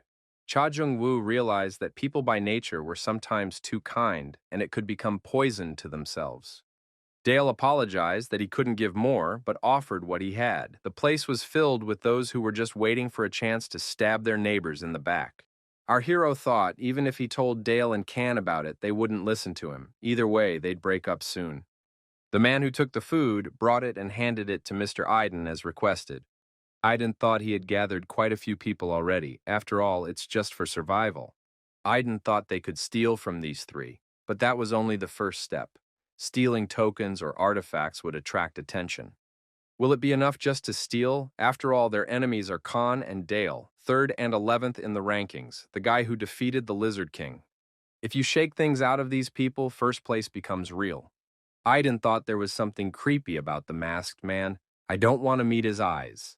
What's worth it is his white mask and his chilling cold-blooded stare. He's like a demon who can see right through you. He gives you the creeps. A man walked up to Mr. Kang and said that some people suddenly didn't feel well. People asked if they could walk a little slower. It's hard for them to move. The people said they had nothing left. Even if they get out of here, they will still go to feed the monsters. Better to just stay and sit here. Khan thought it might be better to give them some tokens and leave them here. The man said that these people have been imprisoned all this time. They are mentally exhausted. Can't they rest somewhere nearby? The conspirator wanted Kang to hurry, for they were already eagerly awaiting them. Hiding in the shadows is a group of scavengers consisting of several dozen people. That's the moment they reach the specified location. The trap has been sprung. Kang fell into their hands. The conspirators said it would be easy. However, a masked man suddenly appeared and wounded the chief conspirator with a knife. The people were outraged. What is he doing here? Our hero thought his target was the players who were with this conspirator. Kane continued to wield the knife, taking out the scavengers. They were frightened. How had this man guessed their intentions? Our hero guessed the intentions by the glint in the conspirator's eyes, the way he looked at Khan and Dale, the way the conspirator looked at him. This man was handing out some instructions to the other players. He gave himself away with quick glances and the way he dialogued. It was obvious that he was hiding something, so our hero took advantage of his heightened senses, prepared for any surprises. Thus, Kane realized that there was some group of people sitting in ambush somewhere around here, and those people could only be the scavengers. Kang hadn't realized anything yet and asked what Kane was doing. Kane wondered if Kang was clueless and couldn't see what was going on around him. Kane said that until the situation was resolved, it would be best if Kang shut up and be quiet. Dale was surprised to see the garbage men. Khan said that he couldn't even think of such a thing. Our heroes found themselves surrounded by armed men. Scavengers, waving their guns, said the three of them got caught and I had nowhere to go. One of them wondered what was going on. His colleague, not thinking long, struck with an axe and said they didn't need such garbage. Kang was surprised, after all. These people had just destroyed a mere player. Cha Junwoo thought that these were the people who created those dungeons. Ordinary scavengers aren't the only ones who engage in looting. Among them are those who make a pact with monsters. By becoming bait and pretending to be wounded, they lure players into a trap. Monsters get their loot in the form of the player himself, while scavengers take artifacts and tokens. The masked man thought that most of the players imprisoned in that dungeon had probably been destroyed. The man asked, "Is it really Bloodblade or Foxtail? Wouldn't it be cool if they could catch those two?" These two are actually the better team. The mere fact that they got crushed would be amazing, and they must have a lot of stuff. The man said he would take the Dragon Slayer sword that Bloodblade carries. Jukin said he disagreed, as he was the first to say he would take that blade for himself. Noin declared that whoever took this blade first would be its master. Tsubai stated for the two of them to shut up. They have to calculate everything, so no need to argue. It was better to think about what they would do with the bounty that was given for the Lizard King. Tsubai said he couldn't see them. Something's wrong. Jukin should contact Aiden. Tsubai was surprised. Why did those two remain silent? After all, they had just argued over the Dragon Slayer sword. Why didn't they answer? Tsubai suggested that they had been attacked. Tsubai wanted to figure out what had happened to them. Why couldn't he have seen the signs of the attack before everyone died? Tsubai saw the wounded Jukin, who said that it was necessary to run away. There was a demon nearby. However, there was already a masked man behind him. Khan and Dale continued to be surrounded by armed scavengers. Dale thought they were from Arandon. What the hell are they doing? They think they're vigilantes who have the tutorial under their control. The masked man reappeared among the scavengers and began to methodically destroy them. The survivors got down on their knees and begged for mercy. After all, they were only doing what they were asked to do. There was nothing they could do about it. There was nothing left for them to do but to side with those people in order to survive. Khan asked, "How are they different from Hogan?" The young man repeated the question. How were they different from the lizard that had eaten their comrades? These scoundrels were human traffickers, and they didn't care about anything. They deceived and destroyed the remaining people. Bloodblade was the son of one of the great rankers of the tower. He refused to be influenced by his father and achieved everything on his own. Cha Junwoo looked at the resting Kang and Dale. The young men were having a hard time. Kang still thought he was rescuing the people who were captured by the Lizard King, and it turns out that everyone who did the dirty work and was just a prisoner was dead. The only ones left were the ones who ran the whole thing. The young man was in for a big shock. Our hero thought that something like this had happened to him more than once on this continent. However, Khan and Dale encountered it for the first time. Now Khan doubts people and feels anger towards them for doing such things. There's no cure for these feelings. The only thing left to do is to wait and put your thoughts in order. Kane asked, "Is Kane indifferent to this?" The masked man replied that he was just used to it by now. Khan wondered, What kind of life did Cain have? It's scary to imagine. Are all the people in his world like that? Cain replied, "If everyone became like me, the world would go crazy." Khan noticed that those pretenders posing as victims were very frightened. Khan added that he and Dale were a little afraid of Cain, too. How could Cain remain cold-blooded even in such a situation? Did he suspect them from the beginning? Khan also asked the question, maybe Cain never trusts anyone? Khan figured it was probably the same for him and Dale. Cha Jun-woo thought that they are all called players inside this tower. That's why it's best not to trust anyone. Kang and Dale have built a team based on trust. Kang and Dale especially trust each other a lot. They don't consider each other strangers. Smiling Khan and good-natured Dale, they have a lot of human feelings and emotions. The masked man suggested that the young people part here. Our hero thought that their points of view did not coincide. Even this reason is enough not to travel together. Khan and Dale looked after the masked man as he walked away. Dale wondered how they could split up so easily. After all, Cain had done so much good for them. Kang told his friend that their breakup was the best option. The young men saw Arenden's keychain on the sword left behind by the scavengers. Kang noticed that this all seemed very strange. Why would people from Arenden, from the Blue Flower Island, who were maintaining order in the tutorial without much benefit to themselves, suddenly start doing such a mess? Beyond Arenden stands the Isle of Blue Flower, and such large clans within the tower can be counted on one's fingers. There are a lot of candidates to join, so they only select the ones they like best. Blue Flower Island was created by Arendan to control the tutorial, but many clans and ranchers still doubt his true intentions. For lack of any evidence, there's nothing left to do but just leave it at that. Or is it all just a cover for effective control of the garbage men? Dale added that if you think about it that way, the fact that Arandon had created the Blue Flower Island was strange too. Ardia had already completely destroyed the scavengers inside the tutorial. Khan suggested that they needed a more robust system. The boy thought that was why he didn't want to drag Cain into all this. It seemed like he really had a case he had to finish. That's exactly what Dale thought. Khan just didn't want to get in Cain's way. Khan says he has to go see Build anyway and resolve the problem. Dale should go forward to the location of the Big Rid. Big Rid is another hidden item. It was in order to obtain it that Can and Dale needed Hogan's crown. The sword can help them turn the situation in their favor and defeat Pant and Adora, who have superiority in points. This is the sword they want to eventually get in the tutorial. Dale said he'd like to face those scoundrels too. Cha Jun-woo thought that these two were not distinguished by their intelligence. Our hero knew where they were going. What are they thinking about after such an unexpected separation? However, Cha Jun-woo realized that he had to go east to finish his business. He wouldn't get another chance. The boy thought if, on the eve of their parting, he had asked them to come along with him, they probably would have just as dryly refused. Build received information that the second group had been destroyed. The culprit was the same guy again. Build was angry. They could have caught the boy, but they'd missed the chance. Not to mention the fact that they'd lost Hogan. Did he really have to deal with this himself? Build gave the order to prepare the first group. The deputy wondered, did the boss really want to let these three out? The first group is a squad called the Valor Squad in Arendan, special players raised on the Blue Flower Island. Build noticed that these three were superior to the second group and could take out Bloodblade, Foxtail, and that guy in the mask. All details must be considered. The deputy said he would have to go with the first group too. Build thought that with all the casualties they had suffered, they might be in trouble. They wouldn't know what to expect from Bloodblade or Foxtail. That guy in the mask could have been secretly sent by someone. He's too suspicious. The only thing left to do is to act as stealthily as possible and destroy them without leaving any evidence.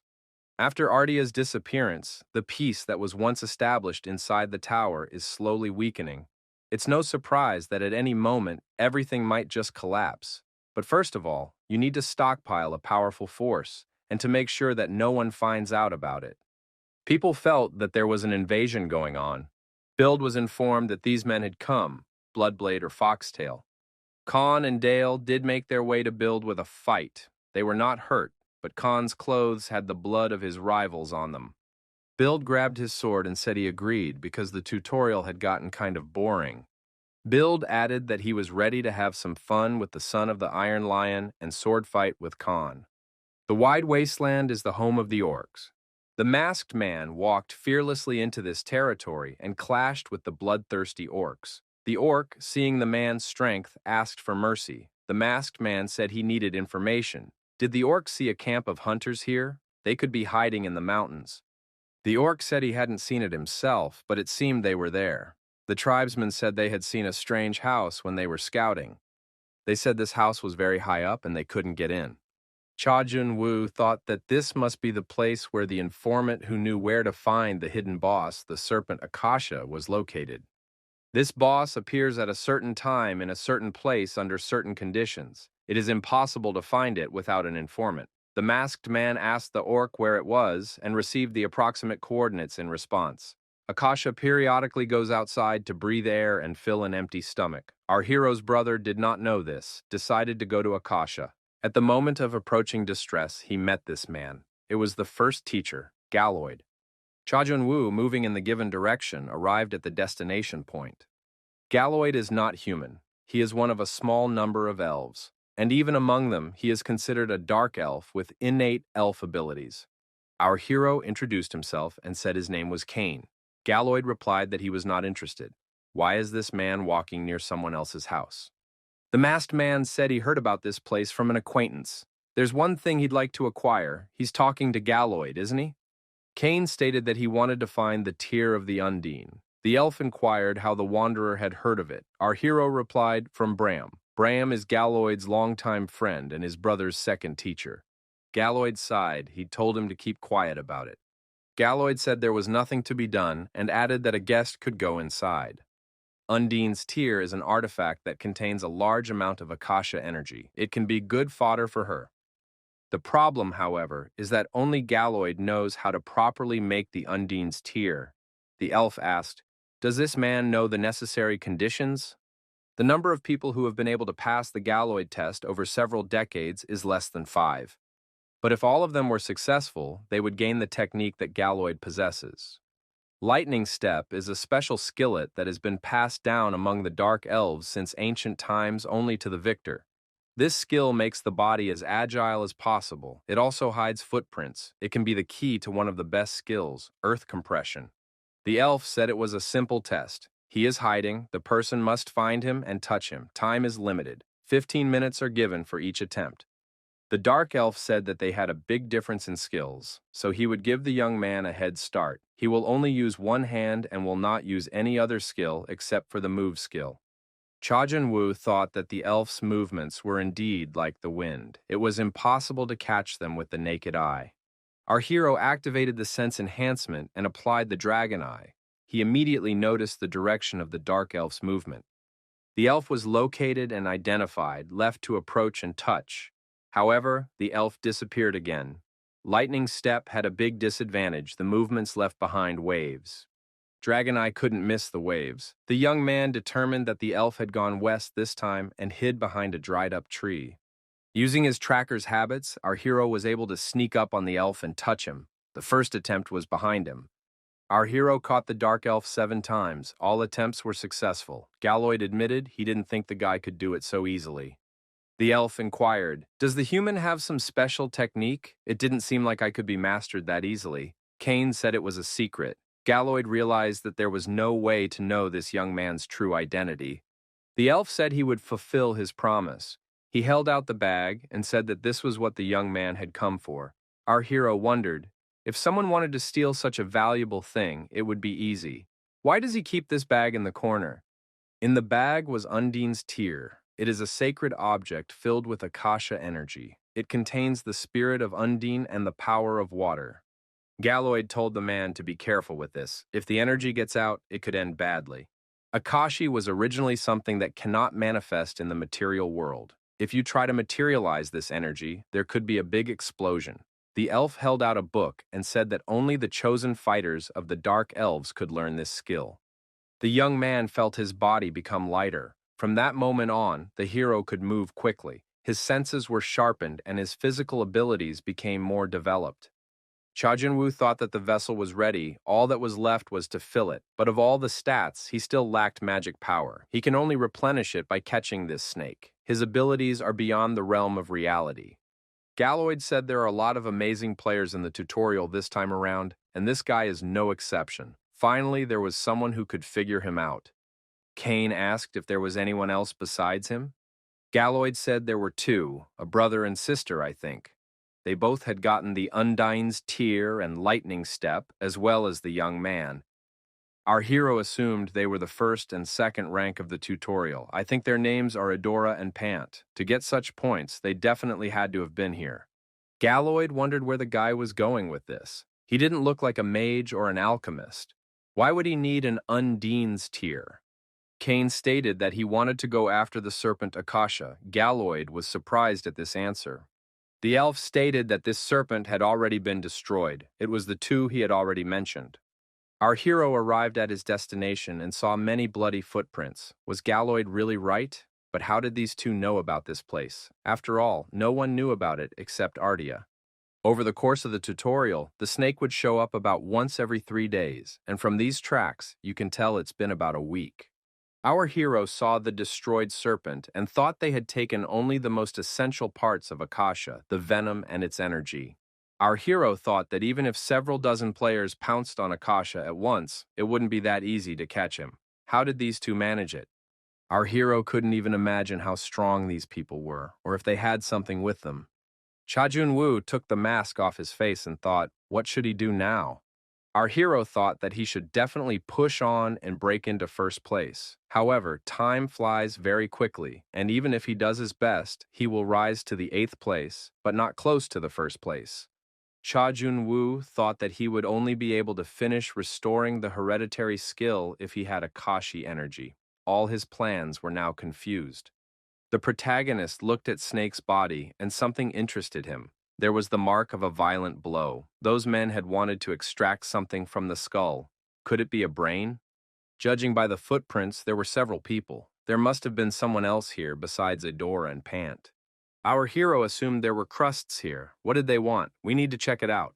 The man reported to the 6th-ranked warrior, Pain, that Build had ordered the entire first group to assemble. Pain tells Build to send someone else. He's spending all his energy right now trying to keep his ranking. He needs to get into the top 5, then he can get recognized on the island when he gets into the tower. He's not going to go that far because of some weaklings who aren't even in the top 10. The man said it was a special instruction from Mr. Build. Those who refuse to comply will be suspended. The man added that Build would personally lead the first squad. Also, Build said he would give all available Arendon tokens to whoever brought him those guys. That's several thousand tokens, and all of them will go to one person. It's a chance to move up in the rankings, and it shows that Build will rely on that person in the future. Build also added that you have to be as careful as possible, as those people completely exterminated the second group. Payne thought that in that case, he could rise even higher than the 5th place of the ranking. He agreed and said he would be nominated immediately. Our hero has discovered a very interesting place. What were they going to do here? The protagonist entered the cave of the Akasha serpent. The young man wondered, is there really another habitat for this serpent? Could this be the cave where her cubs or the male are? But the fact that the orcs have so carefully moved her brain here indicates that something is amiss. Either way, there must be something here that has to do with Akashi. The protagonist witnessed a ritual performed by orcs. The orc leader said that the evil humans destroyed their deity. We must gather our anger and be reborn. The body of a destroyed orc lay nearby. Cha Jun-woo discovered a hidden quest, a creature created from Akashi's snake body part and spirit. If endowed with enough Akashi energy, it can be reborn. Our hero realized that the orcs are going to resurrect Akasha with the help of an ancient rite. It is necessary to stop the resurrection rite and destroy the snake before it grows up. It may be that the result will be much better compared to what it was originally supposed to be. The longer Akasha's resurrection lasts, the bigger her body becomes, which means that the energy hidden inside her also increases. The main component for resurrection is that energy. The more it absorbs energy, the more powerful it becomes. However, the snake then needs even more food. The more it grows, the more it will want to absorb energy. But where can it find enough food for it to fill itself to overflowing? Undine's tears won't be enough. In that case, there is nothing left but to bring more sacrificial food. The lizards decided that they must not speak of the fact that their king had died. If the orcs found out, they would attack immediately. Caution was necessary. It was the 21st head of the humanoid lizards, Krerak. The masked man who appeared in the lizard tent stabbed at Krerak. This is also where our hero planted the body of the destroyed orc. From the outside, it looks like he wanted to make an assassination attempt, and the lizard resisted, but in the end, both died. Our hero has also activated Fire Rage. The skill level of this skill is still lacking, but it is enough that he can start a fire. The next target was on the west side. The lizards shouted that they had spotted the orc invasion. Our hero decided to throw more wood on the fire. The flames in the western jungle were small at first, but the flames gradually encompassed the kobold villages and grew. The flames gradually spread to nearby areas and greedily consumed everything in its path. Kobolds and goblins had to forget about their home. A large-scale emigration began. As a consequence, conflict with the monsters living in those territories began. As a result, even they are forced to leave the territories to escape the fire. This mess spread like dominoes across the entire east sector. It was reported to the king that there was trouble. King Cranum of the goblins asked if the orcs had shown up. The aide reported that they had many dead tribes. Orcs had been discovered in the village. Cranum said they didn't know their purpose, but the goblins would never forget that offense. The kobolds sent a message stating they would retaliate with the orcs. They formed an alliance. The king said that it was necessary to announce this to everyone. They would fight this alliance and destroy all orcs. Orcs are your worst enemies. They destroyed the leader, and they must be avenged. They too will fight together with the goblins against the orcs. The outraged tribes said they were not the only ones. Ogres and trolls were also attacked by orcs. They must all temporarily unite against a common enemy. Cranum said that they won't just wait around. Even the cowardly lizards have declared war on the orcs. The valiant goblins can't stay away. All in a single impulse decided to fight the orcs and avenge them for all the troubles caused. A rapid war between the monsters was provoked. Hiding among the branches of a tree, our hero watched the movement of the warriors from above. Our hero thought everything was going as planned. The more energy, the faster the process of resurrecting the snake goes. It turns out that it started with the lizards and went all the way to the battle of all monsters. Maybe the new Akashi snake will be much more powerful than in all the previous tutorials. The masked man thought that the cup was now full. He could just sit quietly on the sidelines and only come out when necessary. That's enough. The warrior stated that he sees too many useless people. The man inquired who was speaking. The warriors quarreled and began to work things out. Grassus refused to reconcile with his opponent. Grassus noticed that he was right now ready to accept the consequences and answer for his actions. Another warrior came up and told the two to stop arguing. They needed every minute to get to the target as quickly as possible. Dyke stated that their target should be near the orc settlement. It is necessary to deal with it and return. Dyke heard some sound and wondered if coworkers heard it. The warriors looked down and saw the ground shaking. What makes the ground shake so much? Dyke shouted that it was necessary to retreat immediately. The green monsters were coming on the attack. The humans began to repel the attack and destroy the goblins. The man thought that his grand dream of becoming the sword of the Blue Flower Island should not be ruined because of some monsters. There were shouts everywhere that the lizards had started a war. They had overcome the northern barriers. Orc King Prak wondered, why did the lizards suddenly start a war? The aide said the lizards were saying something weird about their king being destroyed and invading this territory. They need help. Prak was outraged. How dare the lizards do such a thing? Why in the middle of a resurrection rite? The Orc King of Prak said that in that case they could present more sacrifices to the goddess. It is necessary to tell the shaman that they will have more sacrifices. Also, it is necessary to be careful. The orc and goblin kings met on the battlefield. They said hello, for they had not seen each other for a long time. Our hero, using lightning step, moved in a given direction. Then he entered the cave of the Akashi snake.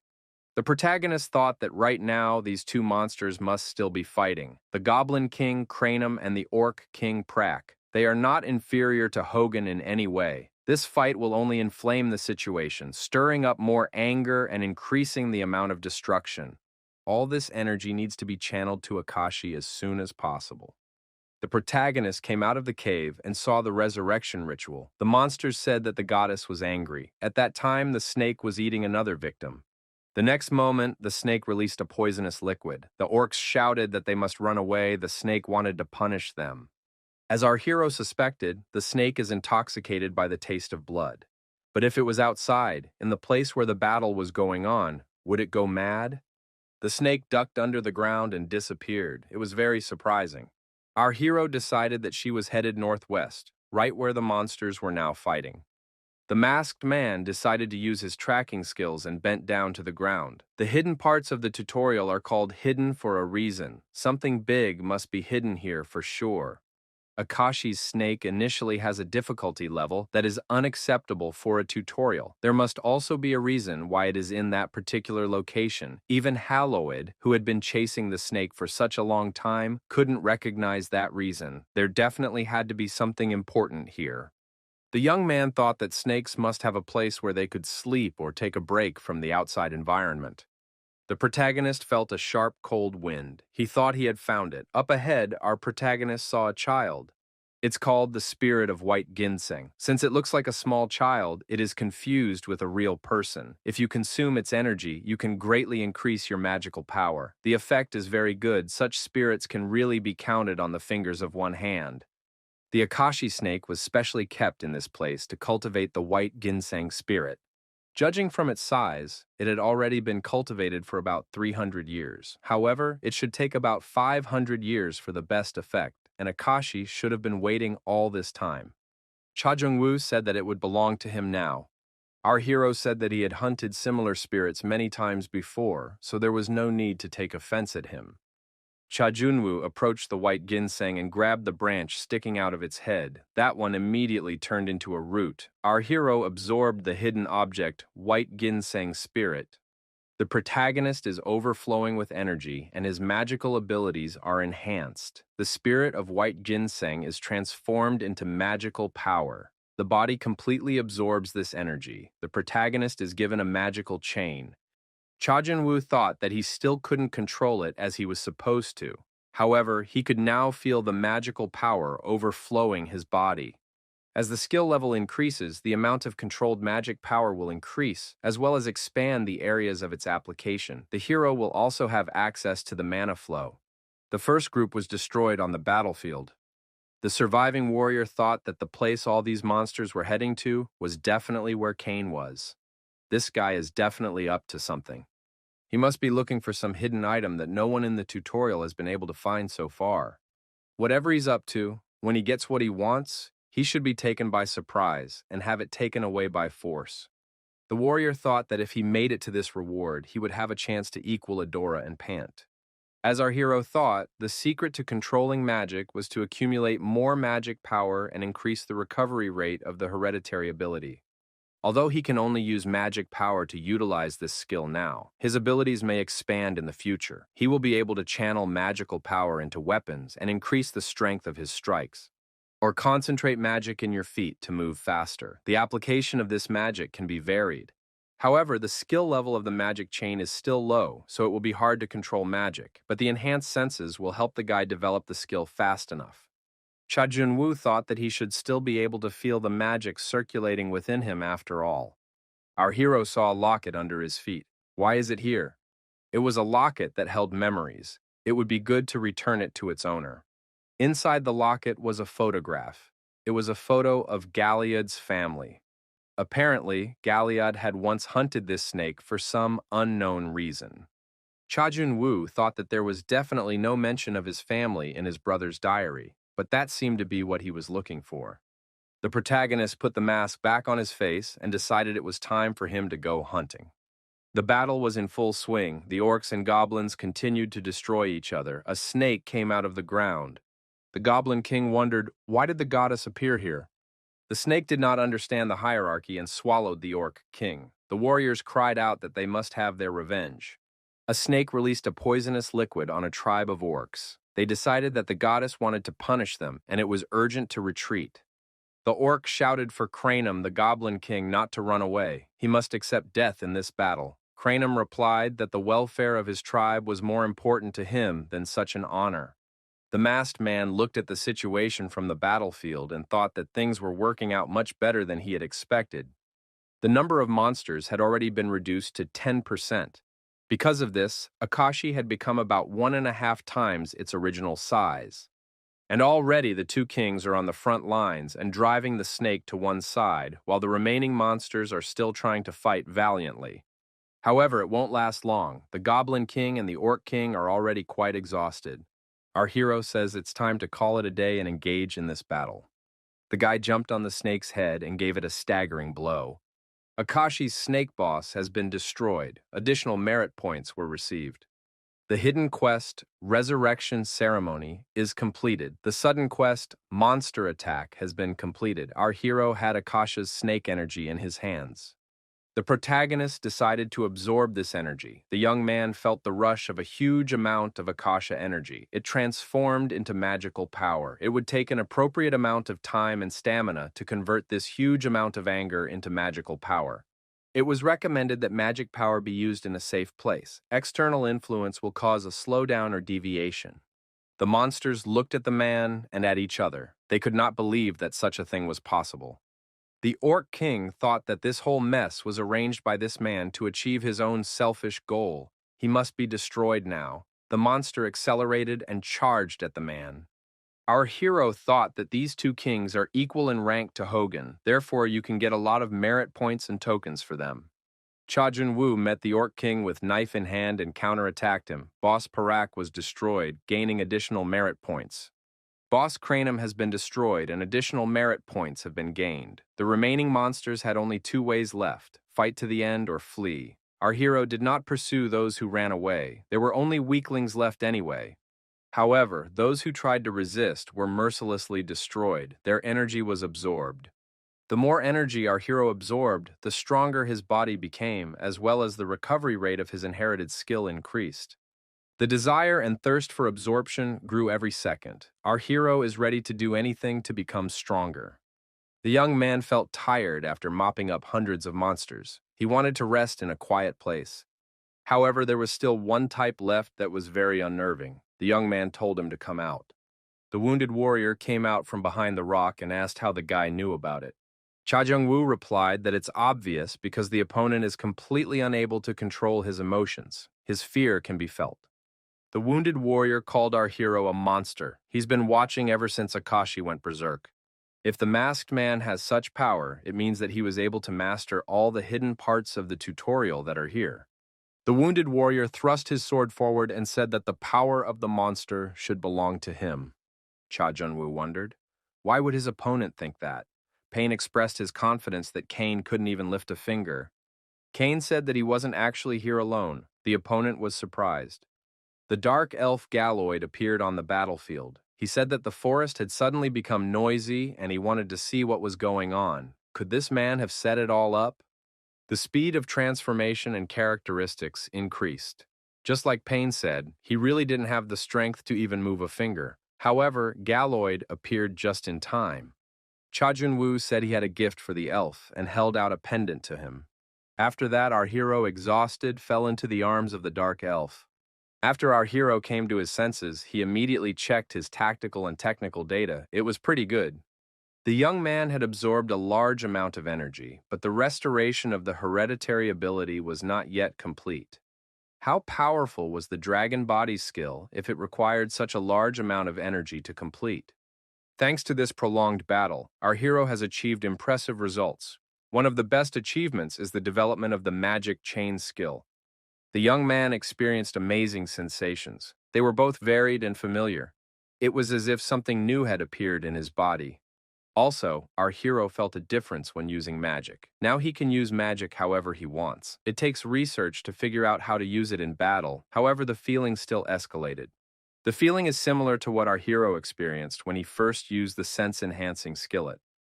Cha Jun-woo thought that these sensations were familiar, like an Undine's tear. Galloid walked into the room with the fruit in his hands and was glad when he saw that the young man was awake. The elf said it would take some time for the man to come to his senses. More lying down was necessary, the dark elf said as he examined the man. Galloid said the young man had to strengthen his body, but still, he needed a safe place, so he asked for help. However, something went wrong. Galloid inquired if the man had absorbed something like the Akasha snake before. Even if one eats just one such item, it is unclear whether the energy received will be properly assimilated, and if one continued to absorb such things, what kind of body would be able to withstand it? A person's body might well be able to withstand it, but that was unknown for sure. Galloid added that that was why he had to have a hand in it. Without so much magical power, it would have been fine, and otherwise there might have been an embarrassment. In the future, one shouldn't be desperate to absorb everything, because one couldn't become a dragon anyway. Our hero thought that his body was already connected to the dragon's power. It was in vain that the elf tried. He was able to acquire a strengthened skeleton to start the process of restoring the hereditary skill so he would be able to complete it completely. Cha Gung-woo decided not to tell the elf anything and leave it at that. The masked man inquired, "It turns out that Galloid calmed the flow of magic and changed it to a circulating flow?" The elf assured that he used a similar technique that is used in making the Tear of Undine. It takes a great deal of strength. Cha Jun-woo thanked Galloid. The elf wondered if the man would repay him with just a simple thank you. Cha Jung-woo said that later, when he gets the chance, he will definitely pay. Galloway said that you shouldn't say that unless it's sincere. The dark elf noticed that he had almost forgotten and thanked our hero. He had the very same pendant hanging on his chest. The magic that Galloid spoke of is called Divine Undine Water. He applied the method used in making the Tear of Undine on the human body. He said that it was possible to apply this technology and enclose the overflowing energy in a vessel. As a result, while our hero was sleeping, his senses were greatly heightened. The elf noted that it would take about 3 more days of rest to properly recover. Cha Jun-woo did not obey the elf and immediately went about his business. Galloid noticed that this person really had a very high recovery speed. The elf thought that the man was seriously injured, and now he was already moving at an incredible speed. In addition, the masked man is very suitable for this way of traveling, as if he was like this from the beginning. Our hero realized the sensations that come with using magic. It's enough to just channel magical power into your legs. It's incomparable to what it was before. Right now, our hero's hereditary ability is in the process of being restored. When it is complete, what will his body become? Our hero did a characterization check. Before he passed out, he completed 2 quests. As a reward for the hidden quest, the young man received a black bracelet. It was a wrist gear. This bracelet was very dear to the Akashi Snake Master. The owner can collect the souls of the dead. However, subduing the souls of the dead is not a good thing, as these souls turn into ghosts. The black blade absorbs the collected souls and converts them into dark magical energy. Was the owner really a demon's successor? This artifact was unique and had good properties. Cha Jun-woo thought that the true power of the black bracelet was hidden here, the power of the true owner. Our hero began to sink into the dark energy. Under the influence of the black bracelet, the protagonist gained the ability to see the souls of the dead. The ability merged with the dragon eyes skill. The protagonist saw the souls of the dead. They must be the monsters he had destroyed, or the ones Akasha had eaten. Had all these souls been wandering around all this time? Our hero put his knife forward and decided to test what this artifact could do. The souls were terrified. Cha Jun-woo tried to attack the souls flying in front of him. The young man struck the target, and 1 soul was collected. Now he decided to try out the black blade. Such magic is famous for increasing the wearer's damage and casting a curse on the enemy. It can be a special attribute in battle. The curse seems to penetrate the most stupidity and promote decay. If this bracelet has such power, what happens if you combine it with other skills? The young man activated the fire rage in his palm. The place where the fire rage had exploded was a gaping crater. This kind of explosion could easily tear apart a lizard or an orc. Our hero used only 5 collected souls and obtained such an artifact. What will happen if this happens again to the souls of everyone here? The number of souls collected was 150. I wonder if that was the limit, or would he be able to collect more? This would also be enough. Still, there are plenty of ways to increase the power of the explosion. It's time to check the rewards for the Monster Battle Quest. As a reward, the young man received the Eye of the Goblin King. By simply putting this eye on himself, the player can receive various effects of Cranum's hatred, but if handled properly, it can become a useful gadget for the player. Cha Jun-woo thought that this artifact enhanced damage and protected against curses. It goes especially well with the black bracelet, which also emits rage. Fury and curse increase the effect of dark magic, so the damage will be even higher. The next reward was a gem that enhanced several characteristics at once. The protagonist thought it was as if this artifact had been specially designed for him. Galloyd wondered, was Kane really leaving? He only had Sector F to go through. The elf said the man had gotten everything he could here. The elf sensed it even when he saw that the man had definitely mastered the lightning step. He wasn't such an easy guy. It felt like he'd met him somewhere before. Still, what's this guy's background? Each of those who enter the tower has a sad story to tell. These stories become a heavy moment for people and subsequently become their driving force. If a person does not have such a story, he or she will simply not be able to leave his or her world where he or she lived peacefully and start passing through the tower. The elf handed the young man a sword and said it belonged to the guy Kane was going to fight. If it comes in handy, he can use it. If not, he could sell it to a secret merchant for a high price. Our hero thought that this sword had a medium weight, a sturdy blade, and was comfortable to hold. Surely it was a good weapon. However, the protagonist usually uses knives or short daggers so they can be held in one hand and have a short blade. But if it can be sold later, one should take these weapons with him. The elf said that if a person was feuding with Arundel, he would have a hard time in Sector F. The dark elf wondered, had he misspoken? After all, the green trinket on his sword was the symbol of Arundel. The young man realized that this wasn't just a group of scavengers. This was Arundel, the island of the blue flower. Cha Jun-woo realized that Arundel was behind the trash group. All this time, they had been deceiving other players by saying that they were concerned about the safety of the tutorial. If Khan and Dale realized this fact, they could have been captured. However, Khan and Dale are quite capable of standing up for themselves, but when it comes to Arundel, that's another matter. It's unclear how many players there are and how strong they are. Plus, behind their backs is Blue Flower Island, which is one of the 8 strongest clans in the tower. Will 2 people be able to handle them? They've already encountered Artia once before. Looks like the warning will be even more serious. If Kang and Dale had dealt with Arundel, the rumors would have already spread throughout Sector E. But since nothing has been heard, they probably lost the battle. Cha Jung-woo thought about these people. Who were they to him, friends or strangers? Does he want to get involved in this case, or does he prefer to stay out of it? The young man said that his brother was a hero to him, and he will remain one, even after he's gone. These are the last words his brother left in his journal.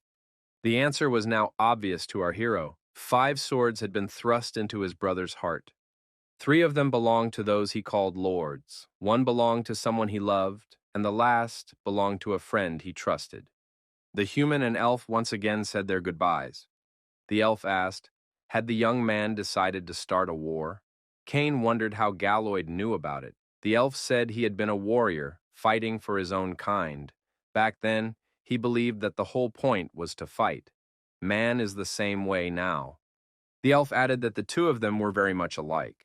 Galloyd didn't notice that he saw a glint in the masked man's eyes. That glint meant that he was ready to start a war. He had sensed it back when he first met the young man. It was as if he was a fighter ready to challenge the world. The elf asked if maybe the man needed help. The boy replied that he was fine. Our hero added that this was his battle. His goal wasn't just to find Khan and Dale. His main goal was to destroy one of those who destroyed his brother, Blue Flower Island.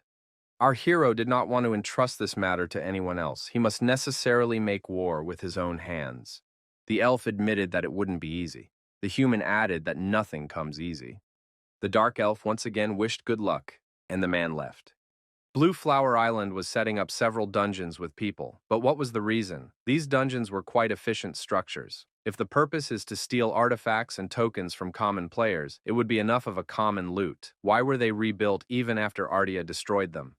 There must be something that can't be detected from the outside, something that could be their greatest vulnerability.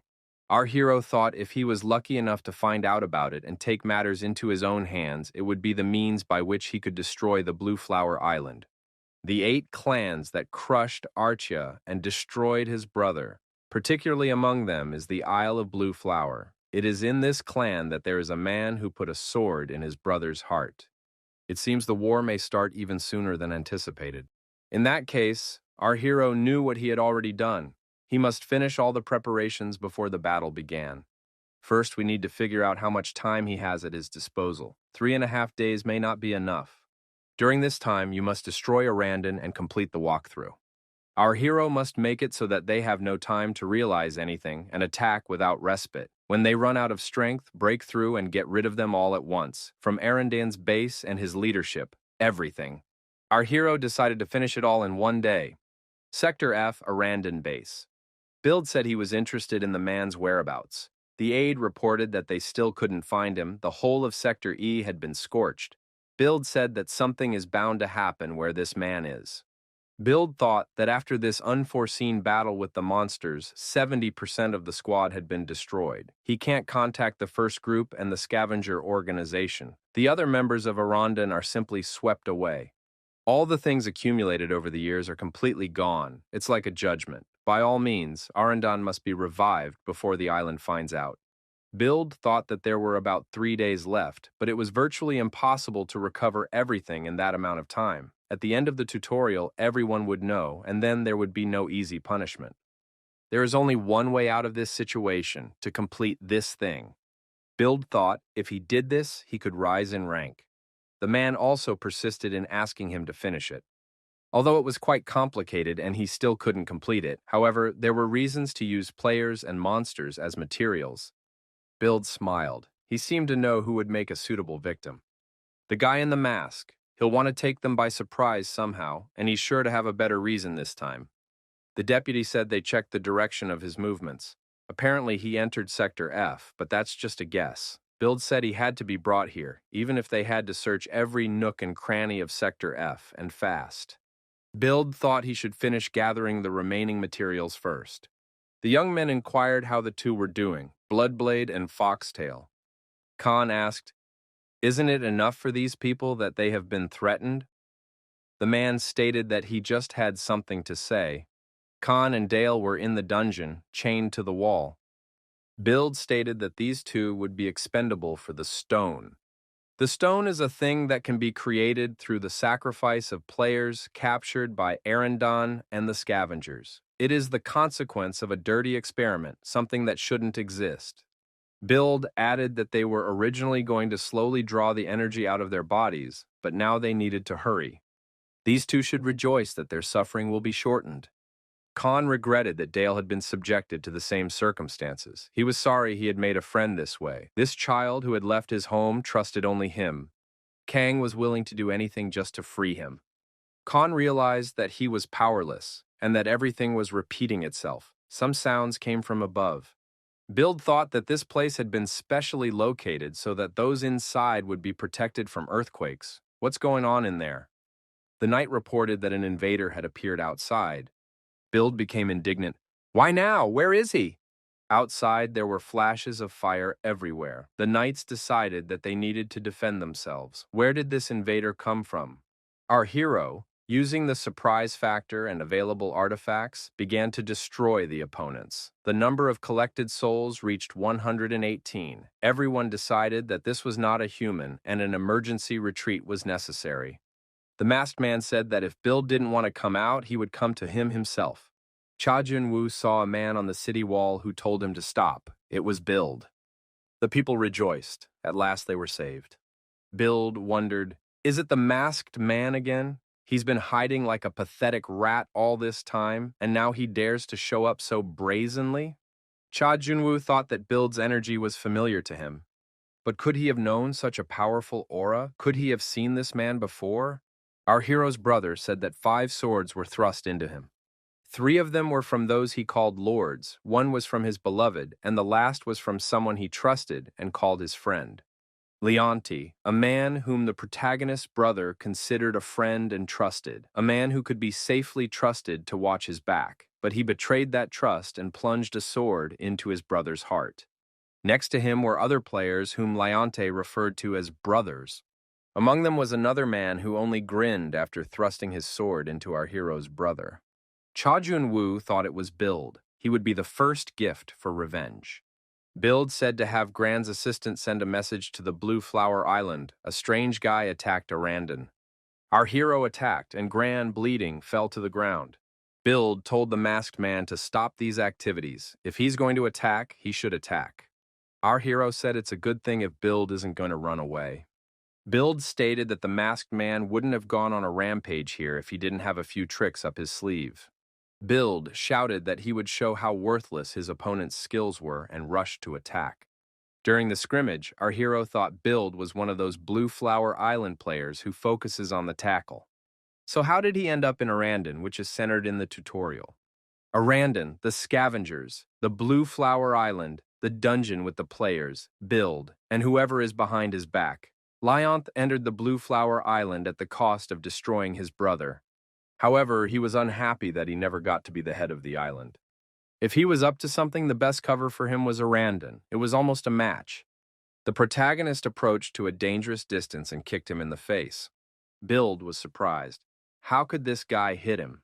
After all, the players who entered the tutorial were only now struggling to acquire their pathetic abilities. Kane said that his opponent didn't know how to fight at all. Our hero added that he had previously thought Build could fight properly. His skills seemed to have dulled in the time he'd spent among the newcomers. Build wondered if the masked man knew him. Build wondered what was his true face like. Cha Junwoo, holding a weapon in his hands, walked over to Build, who was bleeding. He was kneeling on his knees at that moment. Build's associates protected their boss and told the masked man to stop. They would defend their master at the cost of their own lives. The masked man activated the Black Blade, and anyone who tried to resist him was destroyed. Build shouted to the other men to block the scoundrel's path, but there were no more men willing to fight him. The frightened opponents looked silently at the masked man and did not try to interrupt him. Bleeding Build decided to use the marionette skill. Until now, he hadn't used this skill, but now, apparently, he would have to. By influencing his subordinates on a molecular level, Build forced them to stop interfering with the masked man. He himself tried to escape. Let's run away, Build thought, thinking he needed that stone. If he can get that stone, he can finish off the mercenary.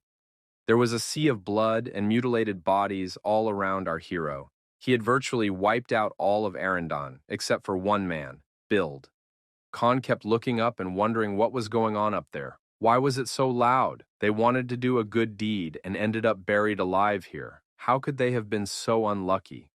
Dale suggested that his friend talk straight. Of the two of them, Kang is the loser. Dale was just following him and found himself in this situation. Khan wondered if Dale meant that he was sitting here because he'd been lucky. Dale replied that it just wasn't his day. Khan stated that Dale had gotten off on the wrong foot today.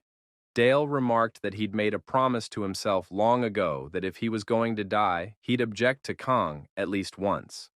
Kang wondered if Dale was talking like he'd always played the role of obedient little brother. Kang said it's time to stop this talk. If they keep fighting, nothing good will come of it. Dale thought, what was Kane doing now? He was probably on his way to Sector G by now. Khan added that if he had known they would be in that situation, he might have told Kane about that hidden part. He could have used it instead of them. The door to the dungeon was ajar, and Khan heard Kane's voice saying that he could tell it even now.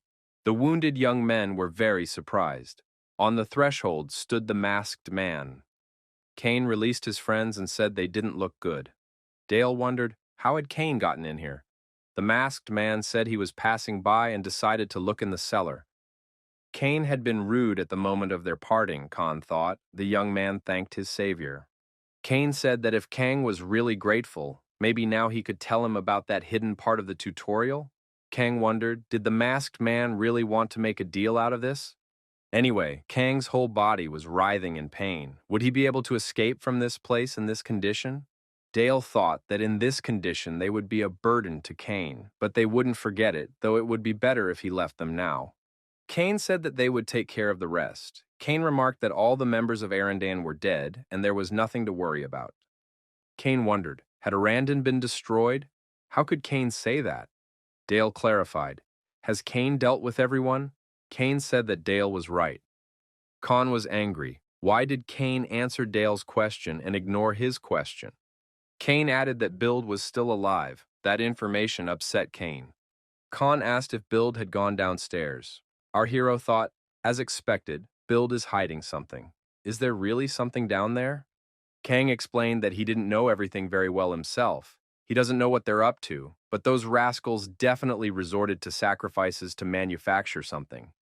The young men went down to the floor below. Everything around them was smeared in blood. These were the dungeons, and the villains had hidden the place well. Cha Junwoo could smell the corpse odor everywhere. How many people were they keeping here? From the looks of it, there were definitely people here until a few days ago. Had they decided to do a cleanup in the meantime? Among the ingredients that can be used in alchemy, the most expensive are human flesh and soul. Not only is it inhumane, it is also very dangerous. Therefore, sacrifices are strictly forbidden in the tower. Despite this, the villains were going to do something with a lot of souls and flesh. Our hero thought everything they'd done from the beginning had caused trouble. One way or another, Bild is trapped like a rat. We've got to catch up with him and put an end to this. Using his unique vision, the protagonist has determined that there are many souls in front of him. They are the souls of players who have been victimized. Do they also want to help him? Our hero told the souls that in that case, he had one condition. Bild entered the underground laboratory and approached the stone. How many people had been destroyed for this? Bild thought. While his comrades were climbing up the career ladder, he was patiently waiting and putting all his efforts into this stone. One day, he was going to give this thing to his master to help him be reborn as a true king. Bild put the rock in his mouth. He needed to survive now. Leontes said that if you swallowed this stone, a huge amount of magical power could be generated inside. He also said that there could be two different outcomes. Either the body could not withstand so much magical power and would burst, or it would accept it and change dramatically. However, if the stone is fully completed, the first option of outcome falls away. We can only hope that it was close to completion. Bild swallowed the stone and was surprised, for a reaction should have appeared immediately. What's the matter? Bild wondered. Had he missed something? Why wasn't anything happening? A masked man appeared behind the villain's back and said, "This is the place Bild decided to escape to." Our hero asked, was this really the stone that the scoundrels wanted to create? It didn't look special. What went wrong? Why is there no response? Bild asked, what did the masked man want with him? What had he done to him? Bild asked why the masked man was antagonizing them. After all, they have nothing in common. Why did he come here? Our hero took off his mask and interjected, was Bild really interested in why he was feuding? Bild looked at the man's face with horror. Cha Jung-woo asked if he was satisfied with that answer. Bild shook his head, realizing that it couldn't be. The villain wondered how Cha Jun ended up here. The brothers were very much alike. Cha Jun-woo said that Bild had no idea how much he missed them. While our hero was torturing Bild, he learned many things. Cha Jun had died, and Archia had been disbanded. Along with that, the goals of the 8 clans union had disappeared. The tower had undergone a lot of changes. The distribution of power has changed dramatically. The former members of Ardia had to go their separate ways. Each of them could now take what they wanted into their own hands. But someone's life was stopped halfway through. Cha Jun-woo thought that if anyone, even one of them, had a little regret for what they had done. Our hero thought that for these people, the case of his brother was just an ordinary case. The wounded Bild agonized in pain and asked that the masked man not let him live, for he no longer had the strength to endure. Cha Jung-woo asked Bild what he should do. Does he know the tale of the frog who did everything backwards? He understands it perfectly now. Cha Jung-woo added that there are still many people who would like to see Bild. The evil spirits previously bound to the dungeons were freed with the help of a black bracelet. The dead men who became the ingredients for this stone wanted revenge on Bild so badly that they even became his acolytes. Bild saw the evil spirits and, even more frightened, said that he had already given all the information to the masked man. He asked only one thing, that the masked man not let him live. Our hero gets outside and decides that the Arandon base needs to be blown up, and the evil spirits seem to have finished their work. Cha Jun-woo looked at Bild's body and thought that he wanted to get out of here somehow. The protagonist saw a stone near Bild's body. It was a purple stone that could not be recognized and used. Normally, such items are categorized as F-ranked items. A great many people were sacrificed for this failed experiment.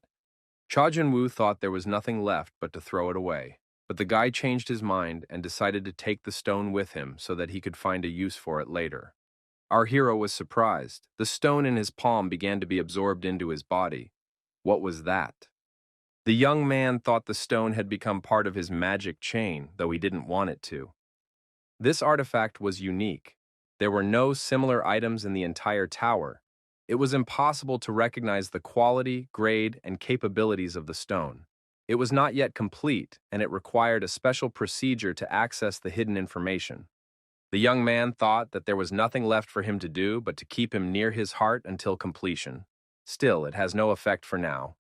Cha Young-woo said that it was already over and they could go out. Khan and Dale came out from behind the rocks. Kang said that Kane's level of training was really different. Khan added that Kane was the one who had caused all this chaos. He even wondered what they had done to Kane that he had decided to destroy the whole clan. Dale inquired what had happened to Build. Kane replied that he had destroyed him. Dale figured that Blue Flower Island wouldn't put up with it. He'd like to deal with Build with his own hands too. Dale figured he wasn't that brave. It was just his recklessness. He'd have to be strong enough to vent his anger. Kang is relieved that all those villains are dead and the end is not far off. However, he feels very weak. His body needs to recover. Khan, breathing heavily, sank to his knees. Dale jumped up to his friend. Khan told the masked man that their shared path ended here. Dale remarked that he thought so too. Kang asked where Kane was headed now. Is it really to Sector G? Kane replied that that was now a possibility. Khan handed the masked man a bag and told him to take this with him.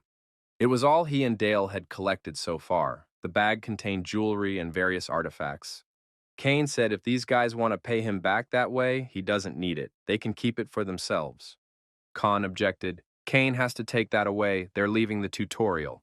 Kang added that while Kane was wreaking havoc, he and Dale had a serious discussion. They won't be able to get into Sector G in this condition, and they won't be able to keep their ranking either. Besides, they might get caught by other players again.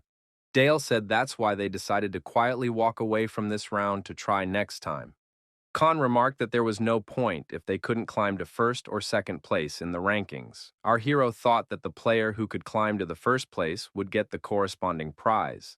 That is why he is trying so hard to accumulate more points. Kane asked, if one throws a round, can one then start again? Dale wondered. Didn't Kane know that? Players fight until they are allowed to enter the tower. Our hero still thought that you could only go here once in a lifetime. There were no special notes in his brother's diary on the subject.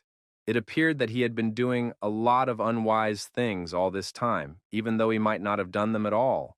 Why hadn't his brother warned him about this? However, there is no specific period for opening a tutorial. The tower itself opens it when the time is right. You can try again next time, but no one knows how long you have to wait. The masked man thought it was fun either way. He even managed to grab Build and meet some good players. Kane wondered if they really wanted him to take it all away. Kane replied that it would be better for someone to be able to use it than to just throw it away. Kang smilingly said that he hoped the masked man could overtake Adora and Pantha and take the lead. Dale noticed that Khan was looking inappropriate right now. Khan motioned for Dale to be quiet. Dale didn't want to keep quiet. Did Khan think that if they couldn't handle Adora and Pant, they could blame it on Kane? Our hero had heard and seen these names many times before. Every time he checked the tutorial rankings, these names adorned the tops. Plus, he has to face them in Sector G. Kane asked his friends who the two men were. Kane replied that they were monsters. He had tried so many times to surpass them, but it was useless. They were like monsters of some kind. Khan expressed his hope that Kane can beat them and get to first place. They are ready to give him their place. The masked man said that for the sake of those two alone, he would do his best. It was exactly the kind of response he had expected, just what a man should display on the battlefield: friendship and a competitive spirit. The masked man took a crown out of his backpack and put it on his head. The young men laughed, and Dale said that Kane was funny. There's just over 24 hours left in the last sector. There's not much left, but our hero must get through. The hidden part of the tutorial, which requires Hogan's crown, is located in the deepest place, in the lair of the echidna. Our hero was told about it by Khan and Dale and also explained how to get there. After reaching this location, the young man faced a boss. This beast was comparable in strength to Akashi. If the guy didn't have Hogan's crown, he might have been destroyed by this boss or remained buried alive in this lair. In our hero's hands was the sword of Bigrid. This is the last detail that Khan and Dale prepared for Pant and Adora. Watching our hero and all his actions, Ibulker thought that this man was really greedy. He's done away with Akashi and even reached Arandan, and now he's gotten to Bigrid. Even though he entered the tutorial a week late, he still took possession of these hidden items that seemed to have waited for him.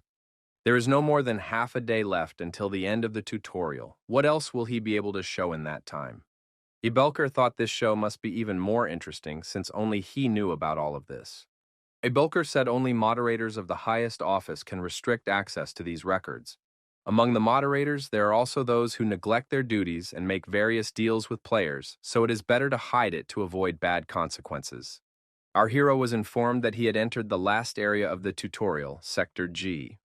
The guy thought, he's finally getting here. This is the final stage, Sector G. The test of Sector G is similar to that in Zones E and F, where you had to collect tokens, but compared to the previous sectors, here the confrontation between players is in the open. Because of this, chaos reigns. Everyone fights in fierce duels. Our hero's brother told our hero only two things about this place: Battle Royale and chaos. The place where battles between the best players take place. But it's also a place where things change quickly. The most unexpected turn of events can happen here. A crowd of people appeared in front of our hero, looking towards the emission of a powerful aura. One of the players was easily repelling the attacks of the attackers. He said it was funny to watch them struggling to keep up. Our hero saw this player has a protruding sharp fang, purple hair, golden eyes, and a horn right on his temple. These one-horned men are Pant and Adora. Among all the creatures in the tower, they are the only ones called martial arts incarnations. Pant asked his opponent what he was doing. Didn't he come here to tackle him? He should be attacking and not standing idle. Pant added, otherwise he will attack on his own. The opponent shouted for Pant to stop. He's not going to get involved in this fight. However, Pant moved closer and dealt a crushing blow to this player. He wondered why the guy had such a weak defense. Our hero thought that Pant was really strong. He alone has defeated many players. No wonder these two had made it so easy for Akashi. Idora was the younger sister of Pant, the consummate top-ranked player. Kang said that Pant is strong to the point of insanity. It gives the feeling of a huge, insurmountable mountain.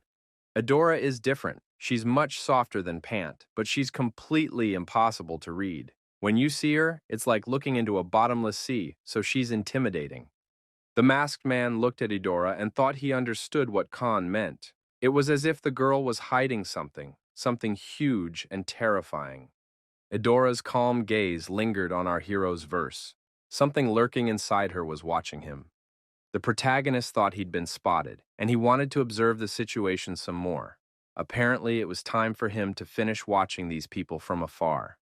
Now all that's left is to prove himself. Our hero emptied the tokens out of the bag that Khan had given him. The players wondered, what is this guy doing? Why was he scattering tokens? Adora remarked that it was a waste. Could have just given it to her. Pant thought, this guy has thrown away a lot of tokens. Our hero activated the conversion mode and successfully exchanged tokens for merit points and added them to his main account. The tutorial rankings were updated. The unknown player with the maximum number of points was in first place. Everyone present was surprised. This couldn't be happening. Ever since this round of the tutorial began, this was the first time Idora had seen someone break into first place. Our hero thought the bait had been abandoned, and now it was time to try it out. The young man pulled out a Bigrid sword. Everyone present wondered, what kind of artifact is this? Does such a powerful weapon really exist? Where did this guy get such an artifact? This is a solo player who has no team. If he is captured, there are no consequences. As strong as he is, will he be able to stand up to such a huge number of players? Bigrid was originally a battlefield where divine beings and heroes fought. However, its now available abilities are quite impressive. The first ability is the Blessing of the Sword. The demonic energy accumulated on the sword blade increases in proportion to the strength and number of enemies. It also increases the chance of dealing critical damage. Khan said that Bigrid's power would increase in proportion to the power of Pant and Adora. Dale added that Kane would be able to match them in strength. This is one of the easiest ways to overtake Pant and Adora's prominence in the rankings. We need to accumulate demonic energy in advance. So first, we need to deal with the players nearby. In addition, they themselves took the initiative, wanting to overpower our hero by their naivety. By the time the players realized the power the masked man possessed, it was too late. Few survived. Even though Kang and Dale mostly talked about the blessing of the sword, but this sword actually has another rather good ability. At the moment of the final blow to the enemy, a curse begins to take effect on everyone in the vicinity. The infected player's defense level and movement speed decreased. Players, having felt the poisoning, began to suffer from suffocation.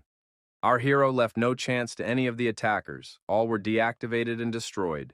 The masked man decided he was done with these losers. His next target would be the brother and sister. Pant was excited about the opportunity to fight this masked player and said he had been looking forward to it for a long time. He was interested in a real battle, not these petty losers. Pant told his sister that he was going to fight this guy. Eudora asked him not to stay long and promised that she would not tell her father anything about it. Pant smiled even wider and said he would be back soon. Pant said he almost forgot and gave his tokens to his sister. The tutorial ranking was updated and Eudora came out on top. Those watching were surprised. Despite the proximity of their levels, Pant had given up 60,000 points so easily. Pant told his sister that they shouldn't compare them to these weaklings. They had different levels from the beginning. Pant thought hopefully that this opponent would fight him at full strength. The top player decided to use an inherited battle skill, a secret technique known only to his clan of unicorns. It was the Thunder Fist. Pant was cocky in saying that he would just take all the points away from his opponent.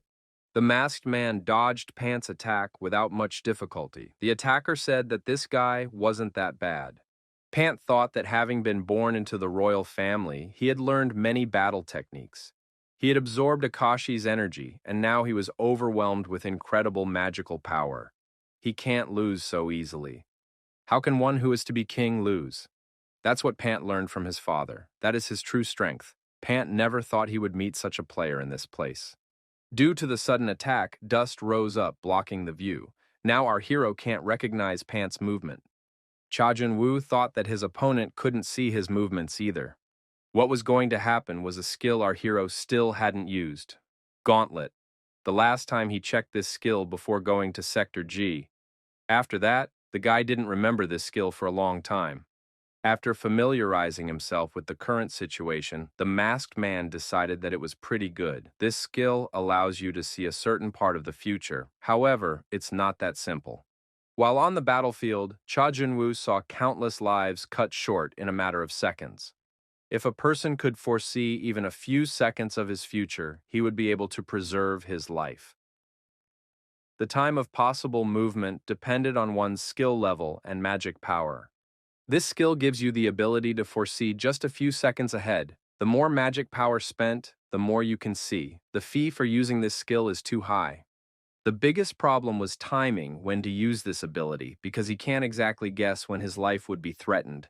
In a fight with an opponent, the situation changes quickly, so 3 seconds of foresight may not be enough, because you have to have time to analyze the situation. It sounds simple, but in reality, it's insane. Predicting the future, will our hero be able to raise the limit of his abilities? And of course, if he fails, he will immediately die. However, giving in to the excitement, the protagonist got a taste for it, and it didn't turn out too badly. Through foresight, Cha Jung-woo recognized his future. Now, with his dragon eye, dueling desire, and enhanced senses, he would be able to refine his body. After our hero uses the lightning step, he will apply the magic power to its full power. The opponents were roughly equal in strength. However, our hero applied the blessing of the sword and began to overpower Pant. The wounded Pant began to bleed. Our hero thought he had a little more time and set off for his next target. Eudora bared her sword and prepared to repel the masked man's attack. In our hero's vision, Eudora counterattacked. Next came the most important thing. If everything went according to the prediction, the girl should collapse now, bleeding. However, Eudora fended off her opponent's sword and confidently continued on her feet. Cha Jun-woo was surprised since he hadn't made any mistakes. Then why didn't the vision come true?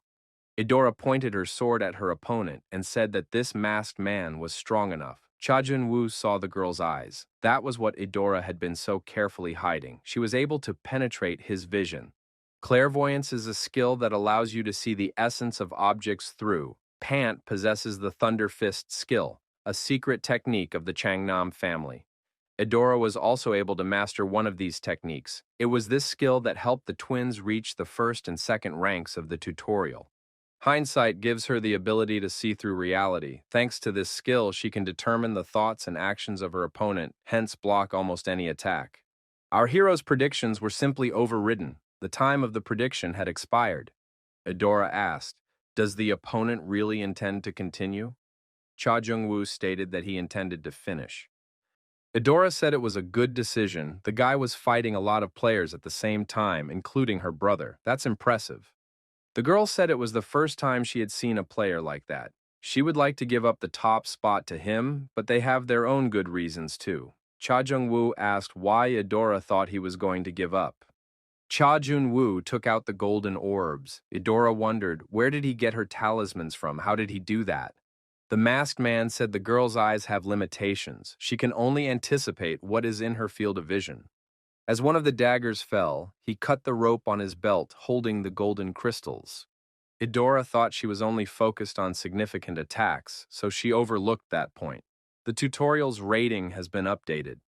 The first place was occupied by an unknown player. His name was hidden. He was trailing his brother and sister by a large margin. Those watching were amazed. How could this happen? Even if he hadn't stolen the golden talismans from Edora, he would still have won first place. The masked man was a player, devouring everything in his path for his own gain. Our hero used the skill Lightning Step. Before the girl knew it, the masked man had disappeared. Edora's first defeat in the tutorial was a complete rout. The girl thought that this guy was really cool. Tutorial time had expired. The protagonist was resting, sitting on a rock. All players had to be moved to the waiting area. Everything happened as prescribed. All players ended up in the same place. Finally, the tutorial is over. Everyone began to recognize our hero and say that this is the man who took the first place. The masked man has accomplished the impossible. He has defeated the one-horned brother and sister. What is his true identity? Rumors reached even those who were not in Sector G. The protagonist didn't think he could attract so much attention. The young man saw only one way to get the key of Zeus. There are two places that one must be sure to go to after entering the tower. First place is the home of the Ardea clan. Another place is the treasury of Olympia. This is where the ancient deities stored treasures. Cha Jun-woo thought that Kang and Dale had already left. They weren't anywhere nearby. They said they were going to leave right away, and it was even kind of a pity that one couldn't meet them. Our hero was called out. Yul said that there were rumors that a masked newcomer had appeared in the tutorial. He immediately realized who he was talking about. Cha Jun-woo thought that this guy had become kinder. Our hero asked if he had found the Frisia Garden. Yul replied that he found it by chance in the waiting room of Sector B. In this garden is a spirit that can be contracted. Yul has extraordinary powers. This is not the same Yul from before. Cha Jun-woo assumed that Yul had made great progress. Had he found any other hidden items? The interlocutor replied that he had met a mentor. Mentor is not like those people. He is really grateful to that man. Yul noticed that he wanted to meet the masked man and thank him. Thanks to him, he was able to change his thinking and meet a good mentor. Yul expressed the hope that they would definitely meet someday. Cha Jun-woo looked at the disappearing young man. This guy had taken a step closer to the tower, and it was very unexpected. Ibelker said he was very happy to be able to see the faces of the players again. Ibelker added that he was happy to welcome everyone and reminded them that he is the administrator of the tutorial. Ibelker said all the players did their best. Their excellent dexterity on this round of the tutorial and their ability to make decisions in different situations was amazing. He hopes that the players will continue to display such great qualities as they progress through the tower. The administrator said he wanted to present the results.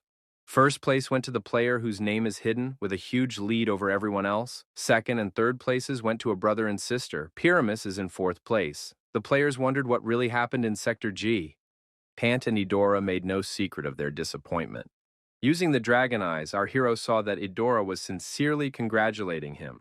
But they are rivals. How could he make a good impression on the girl?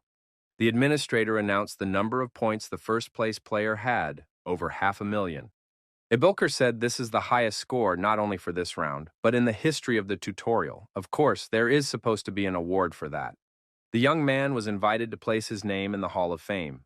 This is a place where only the people who get the most points on each step of the tower can place their name. Undoubtedly, such an honor is an outstanding achievement. However, our hero declined the offer. The administrator said that this participant does have a unique character. People like this have outstanding abilities but don't put them on display. Our hero just didn't want to give his real name. It's time for the awards presentation. Our hero received the ibis egg and the lion helmet of the King of Beasts. Among other things, the masked man was given the key of Zeus. To the eyes of an unknowing person, this item might seem like a grade F item. In fact, many ranked players thought this key was useless, so they either threw it away or lost it. But these players would later learn the true purpose of this item and regretted this omission greatly. 11 more items must be collected to complete the use of this key. All the remaining items are hidden. Getting the remaining keys will not be easy, but our hero must open the treasury of Olympus by all means. Cha Junwoo held the key in his hands and felt that now it was finally over. The administrator said that was the end of the award ceremony. Ibilker once again said that everyone did their best. He will be happy to see these players again. Players who have earned the right to enter the tower will receive a separate notification. Ibilker recalled that the exit is at the bottom of the room. Players have proven that they have enough abilities to enter the tower. They will continue to try their best to become deities of the tower. Pant called out to the masked player. Our hero looked back. Pant asked if the guy in Sector G used an artifact. He offered to fight without artifacts. A fighter should not refuse such an offer. Our hero put his hands up and said he was giving up. This behavior caused Pant to be surprised. Cha Jung-woo repeated that he was giving up and Pant won. Would he be satisfied with that? Our hero asked. Because Pant wouldn't fight someone who had surrendered, would he? Pant didn't know what to say. The masked man said that this was the end of their conversation. Pant wanted to say that he wasn't done talking, but the masked man disappeared. Adora only smiled in response. There's a new recruit in the tower. As soon as the tutorial round ended, rumors spread through the various tower communities with incredible speed. The first-place man scored over 500,000 points for the first time. He swept through Sector G and took over everything he could. He crushed the One-Horned Twins. This player was nicknamed the Gatekeeper. He capitalized on everything. Many clans had their eyes on him. They tried to find out about the recruit's true identity, but no one could find any information about him. The recruit wore a mask at all times, hid his name, and didn't even register him in the Hall of Fame. In the end, the identity of this recruit was completely shrouded in mystery. Various rumors and speculations piled up like snowdrifts. Cha Junwoo was not far from the tower that was high in the sky. The young man thought that this was something that could only be seen in a dream. A tall tower perched in the middle of a vast city, an obelisk. Inside the tower were the top players, the best clans, the people who were related to our hero's brother. All of them were the ruling elite of the tower. All the actions of the protagonist's brother seemed like a challenge to these people, so he could no longer do anything. However, things are different now. Our hero will look at them through his brother's eyes, speak to them in his voice, and give them back everything they have done to him. Now this is the real beginning of the story. Our hero looked at the photograph and searched for the place where it was taken. Cha Jun-woo thought he had come to the right part of the city. Judging from the photo, it was the very same neighborhoods. The guy walked up to the house he was looking for and thought that something seemed to have happened here recently. He went inside and apologized for the disturbance. There wasn't a speck of blood on the weapons here. All the items were of high class. Our hero became acquainted with the classification of these weapons and uniforms. However, the two items here, the young man could not recognize, even with the help of the Dragon Eye. It seems that some of the weapons here are of such a high grade that they cannot be recognized. A man with a gun in his hand entered the house and, looking at our hero, asked who he was. The protagonist thought it was the same gnome from the picture. Mistake ruled out. It was the gnome who was smiling with his brother in that old, faded photo. Chonu had mentioned him several times in his journal. His name was Henova. This dwarf is one of Ardia's members that his brother relied on many times. He often spoke of how highly he valued him in the tower. Eventually, this old man became the only comrade Chonu could rely on. He was like a father to Chonu. The brothers didn't have many memories of their father. When they were children, they were told that he had died because of an accident. The only memory that remained of him was the moment when he hugged the two of them and they laughed happily together. What was it about this dwarf that made his brother start calling him father? The masked man said he came here to buy weapons. The dwarf wondered. A stranger had come here for weapons, even despite the state of the shop? Our hero wondered, was that really a problem? The dwarf called the young man names and told him to get out of here. Our hero was persistent. He had indeed come here for weapons. The old man said he wasn't selling guns anymore and the guy could leave. The masked man inquired, was it really because of the dissolution of Ardia? The dwarf gripped his sword tighter and told the lad not to talk about what he didn't know. Heneva was originally a blacksmith for Ardia. He was not a member of the group, for he was not a player, but he was very close to the members of Ardia, so it can be assumed that he was one of them. Thanks to his weapons, Ardia emerged victorious from many battles. What is the reason why, despite his magnificent skill, the dwarf does not sell his weapons? Our hero asked, were the dwarves trying to force him to join other clans? The old man reminded him that a young man should not pry into other people's affairs. The masked man said, judging by the old man's character, I don't believe he gave in to pressure. Perhaps it was these clans that were attacking the customers who bought weapons from him. It kept the dwarf from continuing to work as a blacksmith. The masked man said if that's the reason, there's no need to worry. He just wants to buy a gun. The gnome asked, if this is what the visitor really wants, then what does he wish to buy? The protagonist pointed to an old sword lying on a table nearby. The old man asked if the young man had money. The young man asked if the old man could give the sword on credit. The old man called the masked man names again. The young man said that he was joking, he certainly had money. He even smiled, but the old man did not see his smile because of the mask. The old man saw the sack and was surprised. Did the boy really get it from the dark elf Galloid? Heneva said that this guy wasn't that easy if he could get his hands on something like that. The dark elf would never give that thing to someone he didn't recognize. The gnome asked the young man to show him the items he had gotten in the tutorial and warned him that his products were not cheap. They would exceed the young man's expectations. The weapons are only of high quality and meet all standards. The protagonist showed what he had: the teeth and jaw of a goblin, the eyeball of a lizard, the rib of an orc, the brains and blood of a troll. The old man thought that these things might be trash in and of themselves, but they are used at the core of that artifact. If you look closely, the stuff this guy is carrying around is too good for a rookie.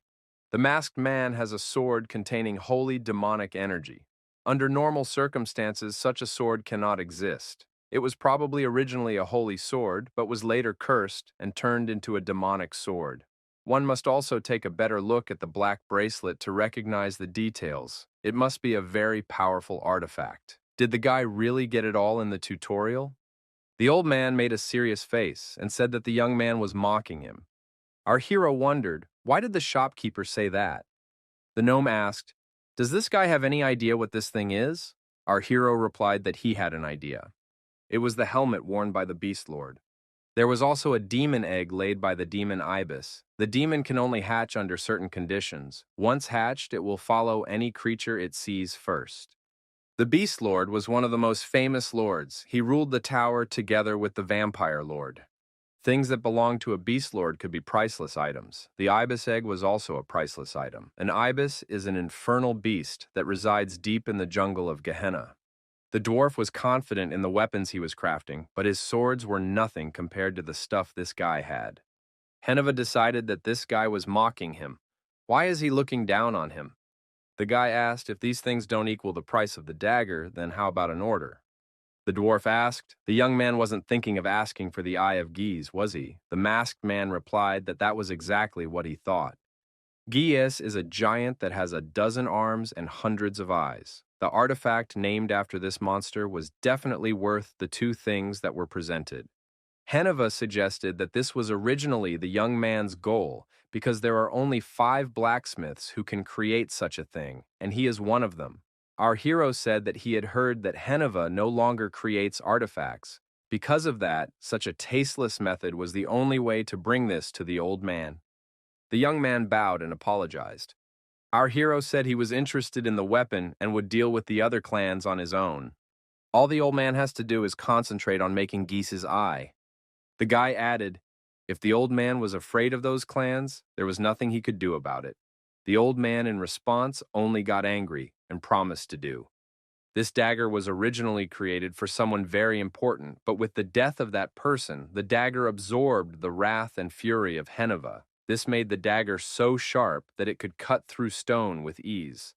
A dwarf's dream, a magical dagger, feeds off the emotions of the wielder. The stronger the emotions, the sharper the blade becomes. The dagger has a bleeding effect, slowly sucking out the life of the opponent.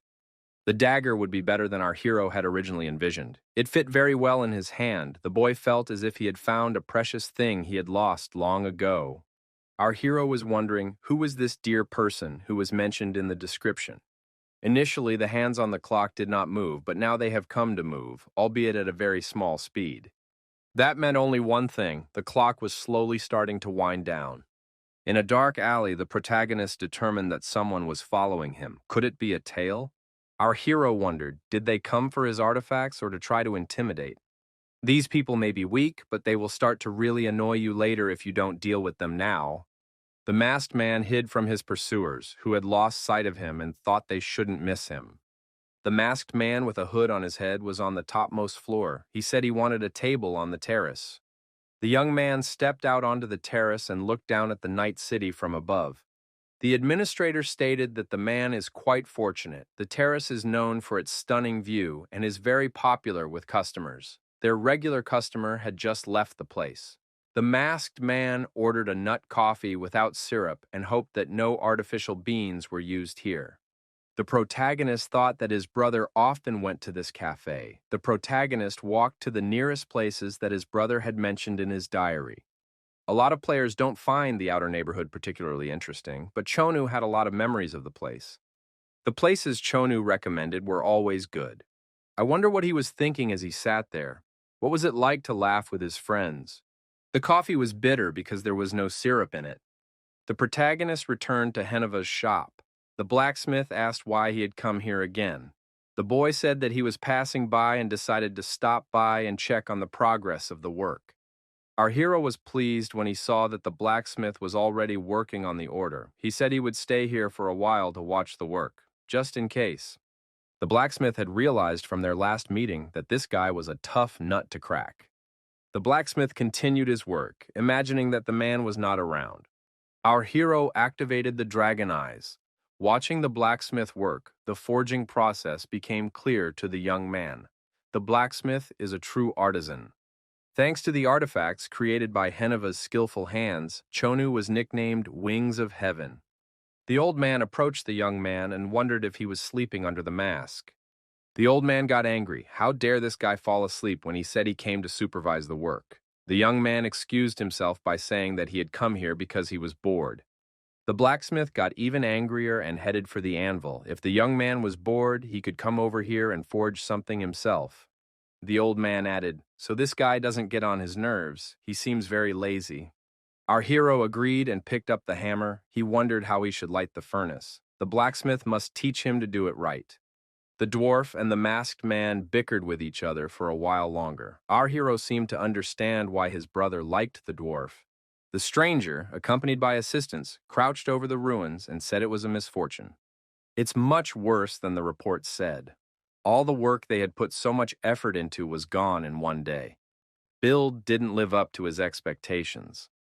They can't even find information about what happened here. Did it happen because of the heart or because of something else? The stranger ordered his assistants to find him at all costs to search the entire tutorial. It was Leonti, one of the 5 leaders of Blue Flower Island, a former member of Ardia. He regretted that it was happening now. The masked man with the hammer in his hand told the gnome that he really wanted to learn the art. Heneva inquired why the young man wanted to do this. The boy replied that there was something he wanted to repair. The blacksmith inquired what was the matter in question. Our hero replied that he could not show it. The watch was already broken and in a deplorable state when it returned to our hero. But because there were magical devices inside, he couldn't take it apart by himself. Of course, if it had been Heneva, he would have fixed them easily. After all, the forge is exactly the kind of place where they repair watches. However, our hero wanted to do something on his own.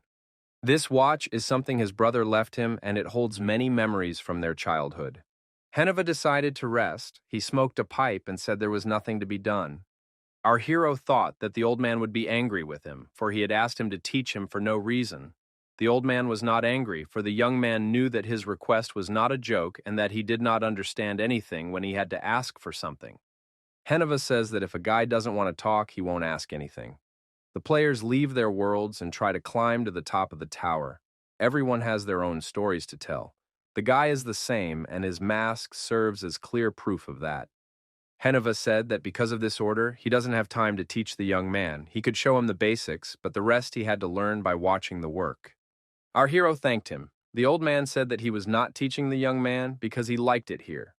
The old man stated that he was just bored. If the guy wasn't wearing a mask, you could see him smile. People passing by Heneva's shop heard the dwarf shouting. The old man shouted that it should not be done that way. The enraged gnome shouted to the masked man to redo the whole thing. Heneva, after calming down, thought that this guy wasn't that bad. Usually, when people first started with the hammer, they either couldn't adjust the power or made a lot of mistakes. After understanding the basics, this young man started to do quite well. It feels like he can see the spot to hit, with how much force and how many times to do it. Heneva thought that at first this guy looked like a complete proficient blacksmith, but every time he paid attention to his mistakes, he learned from them, and now he was indistinguishable from any average blacksmith. He learns very quickly. The dwarf thought it was the second time he had seen such a student. The old man remembered Chona, who had also asked him to teach it to him. Heneva, thinking back to his first student, decided that he was getting old if he thought about such useless things. The dwarf pulled himself together and started yelling at the apprentice again. "How many times do I have to tell you to knock at a different angle?" Late in the afternoon, our hero left the forge. It had been 2 weeks since he had begun his apprenticeship here. However, this road already seemed familiar to him. Cha Jun-woo has decided that this gnome is very entertaining. He grumbles and resents the mistakes that occasionally happen, but he always checks everything. Now I see why Chonu said that this dwarf reminded him of his father. Henova is a really nice creature. Cha Jung-woo thought his brother had lost everything, but he was glad to know that he still had those who had never betrayed him. The protagonist couldn't let the blacksmith die. You can't involve him in your problems. It was enough that the masked man knew who Heneva was. As soon as Giez's eye was ready, he would immediately disappear from the forge. Just as our hero had planned, he found himself inside the tower. Here he was able to delve into Chonu's past and even met a man with whom his brother was close. Now our hero has one last thing left to do. Climb to the upper floors of the tower and meet them. Top rankers. They are the ones who occupy all the upper floors, the outer district and the lower floors, the place where the scum live, too pathetic and unworthy to be around the best of the best. Therefore, Cha Jun-woo must become stronger as fast as he can. Our hero was surrounded by people. One of them was comparing the person in the photo and the one standing in front of him. The man said the white mask and cloak in front of him. It seems they've come to the right place. This is the guy who ignored their warning and was hanging around Henova's forge. The stranger said, "Judging from the way the young man looks, he must have recently come out of the tutorial. What has already made him think that he can ignore their warning?" Our hero thought that these were just the kind of villains who kept causing trouble for Heneva. The 8 clans don't really care about what happens outside the upper floors. But there are many small clans here that have the protection of the 8 above, and they need to act tactfully to avoid falling into disfavor. It seems that oppressing Heneva was one of those actions. The leader of the villains was surprised. "Is this guy really laughing? You can even see it through the mask. He must be crazy." Our hero told these people to part ways amicably. The villains were outraged by this behavior of the masked man and drew their swords from their sheaths. The protagonist was not friendly and began methodically destroying anyone who came within a dangerous distance of him. The leader of the villains thought it was impossible. How could a rookie be so strong? The masked man told the wounded bandit leader that if he hurried and took his friends to the healer, they might have a chance to save themselves. If he could do it, of course. The villain said that this masked guy has no idea who he's messed with or who's behind them. Eventually, this newcomer will become just like Heneva. They'll definitely track him down. The protagonist grabbed the wretch by the throat and lifted him off the ground. He asked what these scoundrels had against Heneva. The villain said that if this guy would let him go, then they would spare that old man. The protagonist cast aside the villain and asked what they had done to the dwarf. Cha Jung-woo pointed his knife at the villain and said he only needed one of them to get an answer. The frightened outlaw explained, they were told by the boss if they left the dwarves alone, it would ruin their reputation, so the boss sent another group to trash his forge. Cha Jung-woo turned to the villain and told him to show the way. When our hero returned to the old man, he saw that the forge was trashed. Heneva apologized and said that the bandits had taken everything, even the things the young man had ordered. Our hero asked if the old man was all right. Fortunately, the dwarf didn't have any serious injuries. Our hero promised to look into it and take care of everything. He told the gnome to recover his body and rest for a while. Heneva asked what the guy was going to do. The masked man said he was going to go and get back what those rascals had taken. Night Watch. They are a rather powerful clan among the underworld in the outer area of the tower. Rumor has it that they are related to the Red Dragon, one of the 8 great clans. Because of this, no one wants to mess with them. The dwarf said he wouldn't let the young man go there. He wouldn't forgive himself if anything happened to him. The old man looked at the masked youth and couldn't understand why he kept remembering that guy. Our hero grabbed the leader of the villains by the hair and asked him what his name was. The frightened man said his name was Willet. The protagonist said that if Willet had tricked him, he would not live. The perpetrator brought a masked man to the Night Watch headquarters.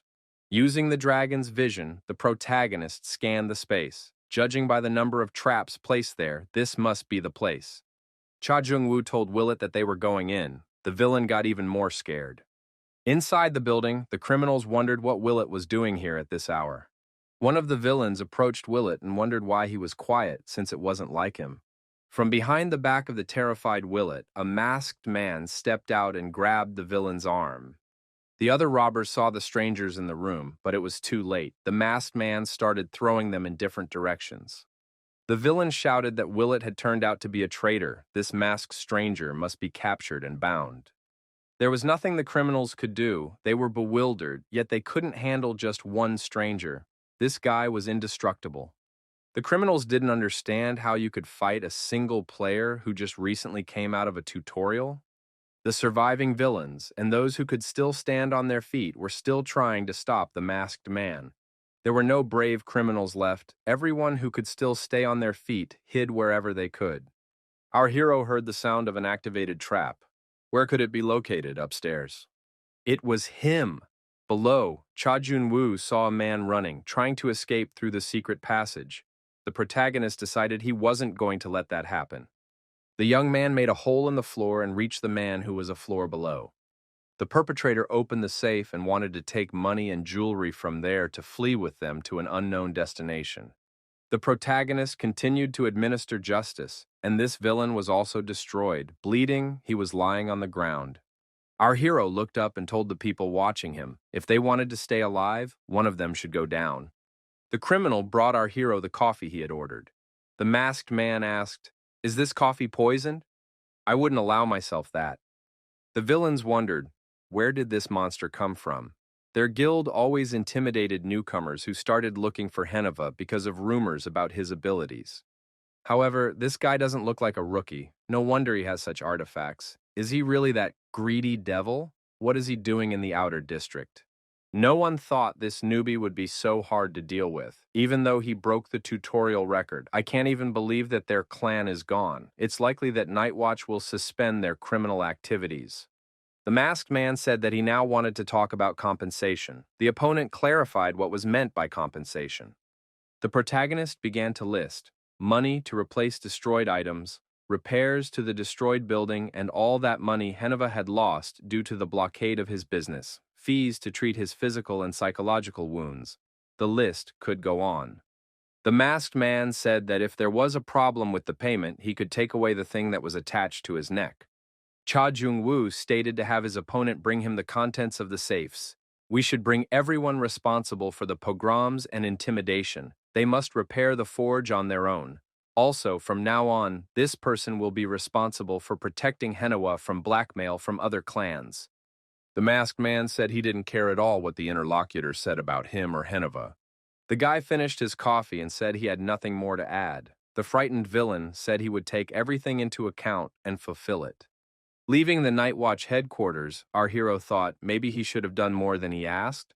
Cha Jun-woo thought about making Night Watch an example for others. He walked over to the wounded gnome. The old man asked in a frightened voice where the young man was. The guy gave the old man a bag of jewelry he had expropriated from the expropriators. Heneva noticed that the man in front of him would not listen to him. At least he came back alive. All the jewelry the guy can take inside, he'll count it later.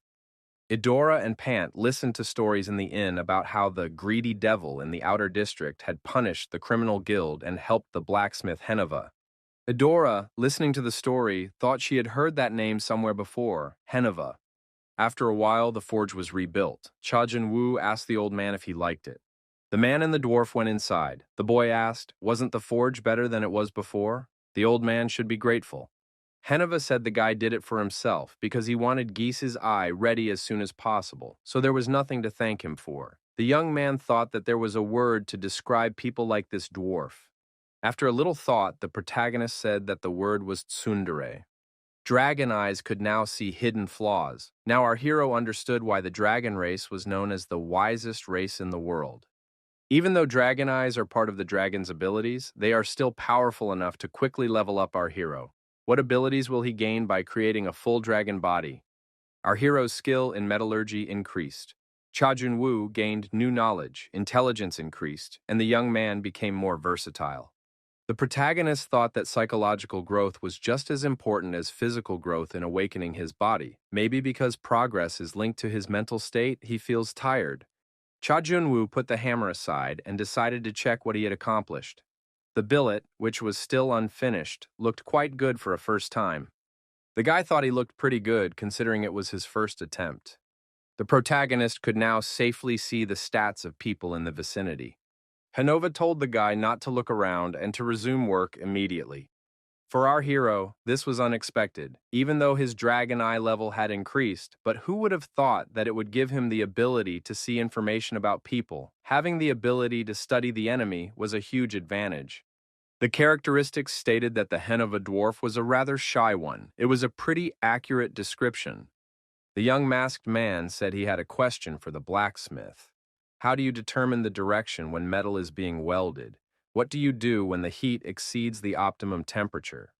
Cha Jun-woo added that the bellows was weaker than he thought, and why did that part look like that? The gnome looked at his student irritably. Heneva irritably told the young man to practice all the time. The boy explained that he was asking because he didn't know how he could do it. The blacksmith did not calm down and said that the apprentice should learn it himself. Our hero objected that the blacksmith should teach him so that unnecessary mistakes would not be repeated. Cha Jun-woo showed his billet to the old man and asked for him to evaluate it. Henova wondered how long this boy was going to distract him. After all, he has work to do. If the kid keeps distracting him, it won't be long before he sees his order. Cha Jung-woo said that he's already finished, which is why he's asking for an estimate. The blacksmith took the item in his hands and noticed that the blacksmith's rookie sword turned out much better than expected. The blade might be blunt, but it had good durability. Heneva was truly surprised. Was this really a sword created by a blacksmith who hadn't even worked for 10 days? Who was this guy, really? The old man said it wasn't bad for the first time, but could it really be called a sword? Can't this guy do it right? Cha Jun-woo was surprised. Can't the dwarf praise him for once? Heneva told the young man to shut up and keep forging. He had a lot of work ahead of him. Cha Jung-woo said that in that case he would keep asking questions. The old man said he just had to work. Suddenly there was an explosion in the forge. Our hero had time to react and, knocking the dwarf off his feet, fell to the floor with him. The man who appeared near the forge wanted to see our hero. He shouted that he had to look under every stone to find the masked villain. When the smoke cleared, it was clear that there was a huge hole gaping in the wall of the building. Cha Jun-woo picked up the hammer and continued his work. The old man wondered, was the guy really going to let this go unchallenged? In the corner of the room was Pant. The punt with the black eye said the masked man was only able to hit him because he caught him by surprise. That doesn't count. Pant offered to start again and promised that this time he would take out his opponent. It would be a battle of man against man, and it must be done away with once and for all. Cha Jung-woo did not react in any way to Pant's challenge. The opponent was frustrated. Couldn't the masked man listen when spoken to? Idora appeared in the humus. The girl offered the blacksmith to relax and drink a cup of fragrant tea. Henova replied that he did not mind. The dwarf recognized the sword in the girl's hands. After all, it was his job. Idora agreed. It was the sword that Sir Henova had created when she was very young. The dwarf recognized it. The persistent child in front of him. The girl had changed a lot in that time. Henova remembered this girl following him around, tugging at the edge of his pants with innocent eyes, begging him to make a sword for her. Next to the girl was a fidgeter who got to him so badly that he hit him on the king's hat. This guy who set off the explosion must be the kid. He hasn't changed at all. Henova asked the student again. Was he really going to leave things as they were? Pant continued to challenge the protagonist every day. When he ate, even when he was going to the bathroom. Pant shouted that he was trying his best. Couldn't the masked man listen to him? Maybe he should have just punched the guy in the face that time. Pant turned to threats. Then he started begging. It was like pleading. Eventually, the pleading turned into outright whining, but our hero pretended he didn't hear anything. Henova shouted that he couldn't take it anymore. Couldn't a guy fight this homogeneous for once? Cha Jun-woo wondered, why would he do that? Pant explained that it was to test himself. Cha Jung-woo replied that he didn't need it. Pant could consider himself the winner since he had already admitted it last time. Cha Jun-woo asked, even if they fight, what benefit would he get out of it? Pant was surprised. How could a warrior say such a thing? Cha Jung-woo said that if Pant wanted to fight, he should place a bet. Our hero added that if Pant had nothing, we could forget about it. Pant suggested that the loser would serve the winner. Cha Jung-woo agreed to this and said that they would fight. Pant and Idora rejoiced at this. However, the girl was surprised. The son of a martial arts king had lost in a battle that lasted no more than a few seconds. The dwarf was also surprised. What had just happened? Pant was ready to swear they were equal in power in the tutorial. Our hero decided that he could finally forge on in silence. Pant was surprised at how much stronger this man had gotten in such a short period of time. Pant remarked that it didn't make any sense. Why shouldn't the masked man be in the tower, specifically in the outer neighborhood? Our hero turned around and told Pant to stay out of his way. The protagonist asked Pant to be quiet. He can't concentrate in such noise. The young man thought he had a good reason for being here. Chonu went through the first 10 floors in 10 days, through which he was able to obtain the key of Hades. This key attracted a lot of attention to Ardia. After completing the tutorial, the guild members went through the beginner floors in 10 days. Players who quickly pass from the 1st to the 10th floor will be rewarded with the key of Hades. But in order to get it, you have to beat the record passing time. This means that all 10 floors must be completed in less than 10 days. After the young man got the key of Hades, he felt frustrated. He learned that the key of Zeus could only be obtained in the tutorial. If he had tried harder, he could have been the first to get it. He had a chance to enter the treasury of Olympia after all. Though it might take a long time, he has a hunch that it won't be too difficult. The experience and skills he gained in the tutorial should help with that. Gisi's eyes are needed for this very task. Now it became like a rivalry between two brothers. The boy thought he still had the pride of an older brother. He couldn't show weakness in front of a younger one. The dwarf was very angry. He doesn't have a single quiet day now since this masked man came. The punt demanded increased attention. However, our hero continued to ignore him. Idora watched this and smiled all the time. Henova was perplexed as to why things had turned out this way.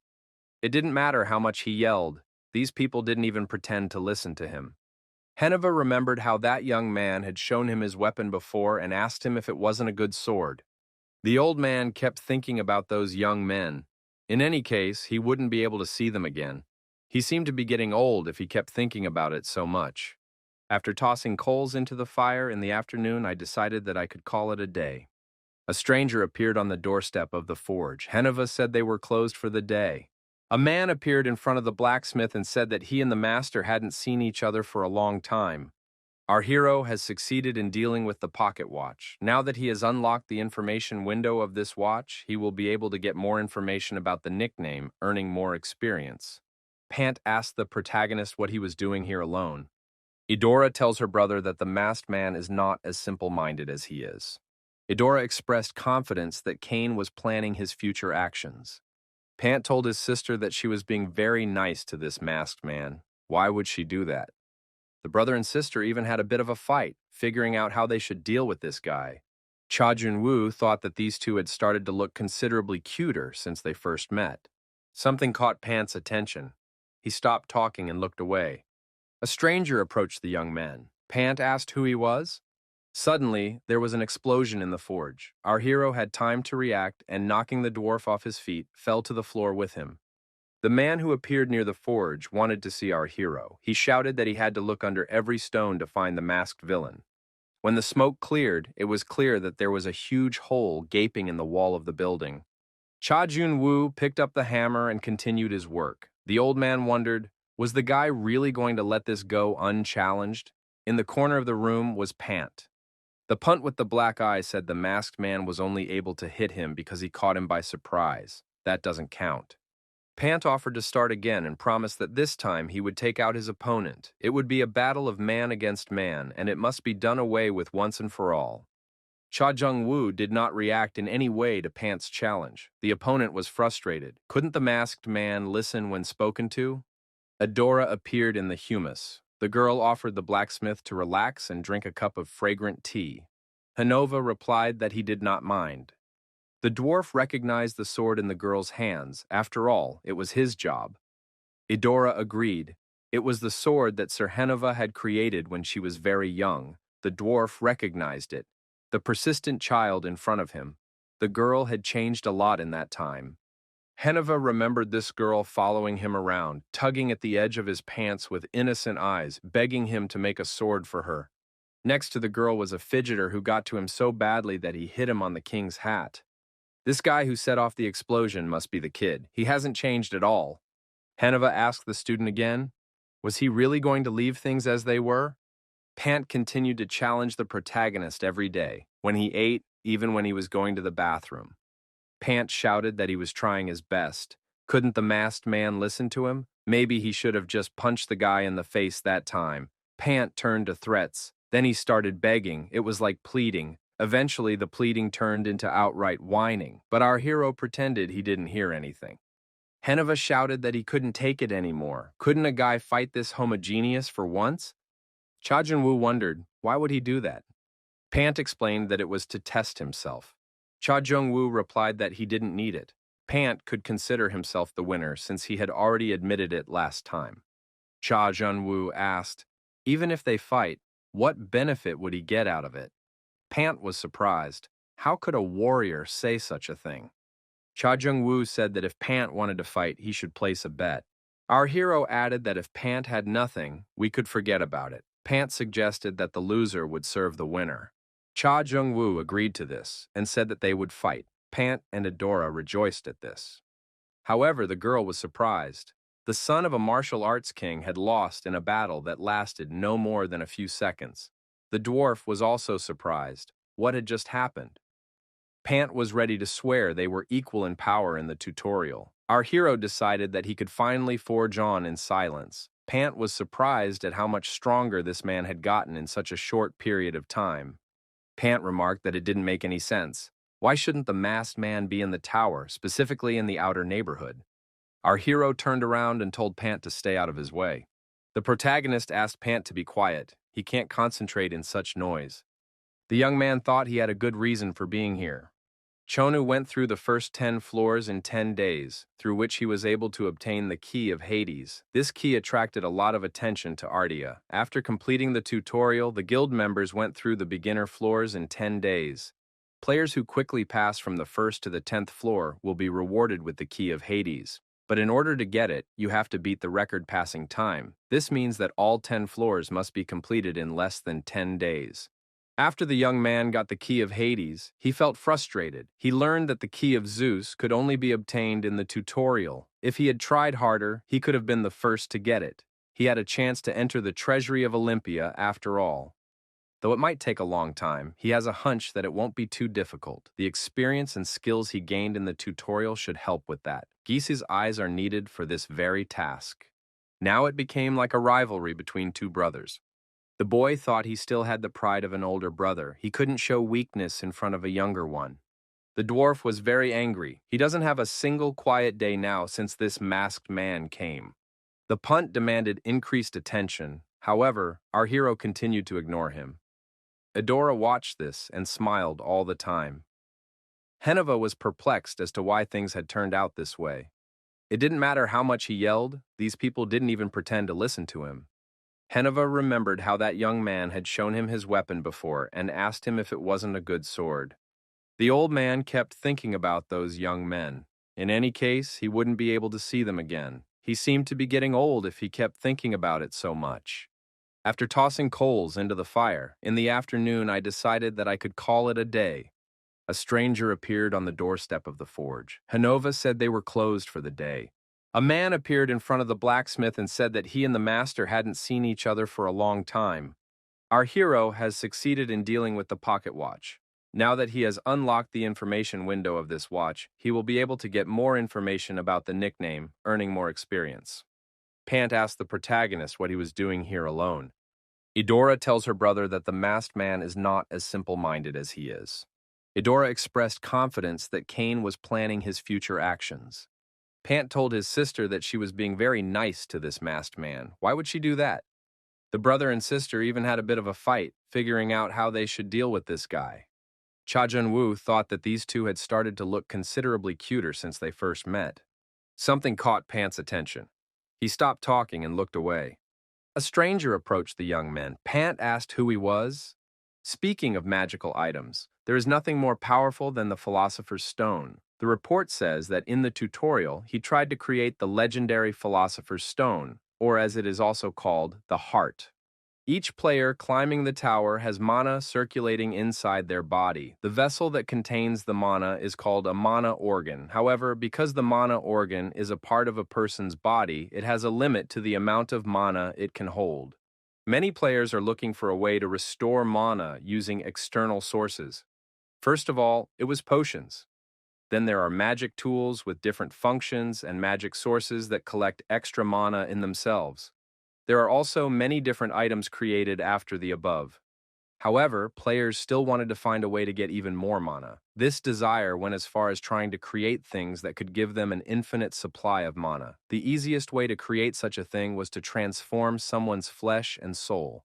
Bahal said that creating a mana organ by grinding hundreds of thousands of players was something he had heard in fairy tales a long time ago. Had he really tried to do that? Bahal asked if they had found the place where Leonti was now. The assistant replied that Leonti had gone to the tutorial but would be heading back soon. Bahal said it would be necessary to meet him. Bahal reminded them that their goal was the item and Leonte. If obtaining both is impossible, you can get rid of Leonte. However, that item must end up in their hands at all costs. The protagonist told the blacksmith that he didn't know how long he would be in the tower. The blacksmith replied that it was natural, so what was the point of telling him? The masked man agreed that it didn't make any sense. He wasn't sure if Heneva would realize that this was a final goodbye. The protagonist thanked the blacksmith once more and left the area. On the way out, our hero was caught up again by an angry Pant. The young man said that the masked man completely ignored him when he asked to go to the tower with him. Why did he change his mind so suddenly? He should have warned in advance that he was heading inside. Our hero said he doesn't have time to play with these brother and sister. Playtime is over, he has his own things to do. Pant and Edora became very upset upon hearing such words. Edora said that the masked man can go first, but they will follow. Since it's their decision, he won't be able to stop them. Cha Jung-woo said that those two can do whatever they want, but he won't wait for them if they start lagging behind. Pant noticed that he would most likely walk ahead, destroying everything in sight. They were already on the first floor, so the masked man could ask anything he was interested in. Edora told her brother not to be so arrogant. After all, he had made a mess there last time because he didn't understand the rules. Pant told his sister to shut up. Anyone could make a mistake the first time. Now he would try harder. Our hero is in the waiting area of the first floor. The test will start as soon as the required number of players is reached. It was a place where players were on standby before heading out to complete tower missions. Here, players could find loyal companions or form alliances with other teams. There were about 50 players in the hall. Those present said that these two had appeared here again. The protagonist noticed that everyone was discussing the brother and sister. The players also recognized the greedy devil. The players assumed that this round was now obviously lost for them. Cha Jun-woo thought it was for the best. He had no intentions of becoming friends with anyone anyway. The protagonist must complete the first 10 floors in 9 days, which is not easy to do. But if he succeeds, he will acquire the key of Hades. It is also necessary to find the keys hidden on each floor. One key from the tutorial, one of the initial floors. The remaining 10 are considered hidden items on each of the 10 floors. Some are hidden in places where no one expects them, some are given for completing hidden tasks. A man greeted the deer players and introduced himself. His name is Aaron. He is the guardian of the first floor of the tower. Aaron noticed that there were those who had come to take the first floor trials once again and were already familiar with the rules. However, there are also newcomers here, so he will explain the rules again. The rules will not be repeated several times, so you need to memorize them right away. Aaron showed the double cliff arena of the first floor. The testing of the first floor has begun. The protagonist scrutinized the proposed instruction. There were 2 huge cliffs opposite each other. On each cliff, there is a team of 100 players with 5 crystals. It is necessary to protect the team's crystals and steal or destroy the crystals of the enemies. The team that steals or destroys the most crystals in a certain amount of time will be the winner. Aaron noticed that on the opposite cliff is a red team, on this cliff is a blue team. Someone is going to have to think about what strategy the opposing team is going to use. Our hero thought it was a very crazy mission for the first floor. The organizers expect 100 strangers to work as a team. The hidden key of this floor is the key of Hera.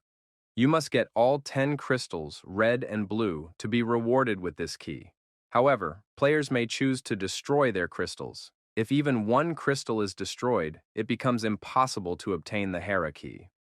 The masked man was annoyed by this, but there was nothing he could do about it. He had no time to negotiate. He would destroy anyone who got in his way.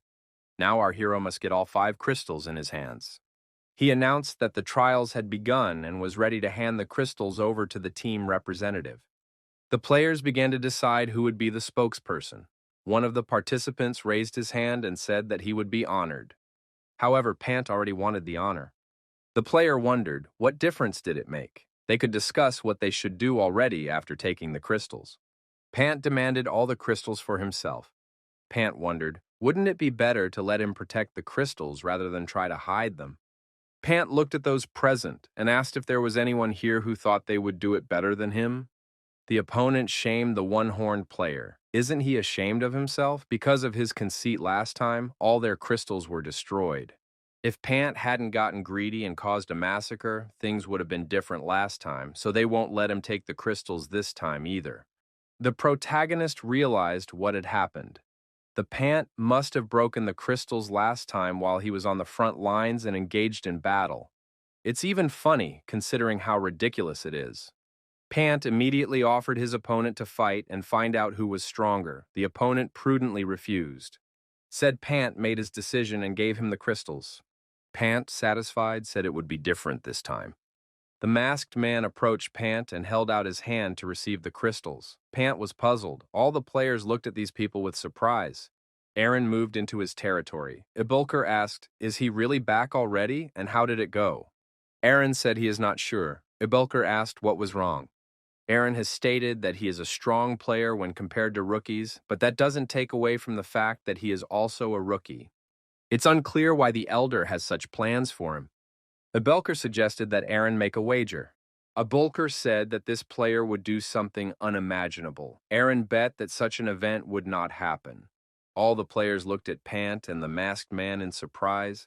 What happened to the sibling outside the tower? Pant just called his interlocutor a Hyung. Pant said Hyung is terrible. He took his crystals just to show off. Eudora asked Kane what his plan was. Our hero asked the girl to guard the place for a while. It would be enough if it was no more than an hour. Eudora said it wasn't hard and added to let Oroboni save herself. The reason why the first floor challenge is considered difficult is because someone has to make their way into enemy territory and try to locate the crystals hidden there.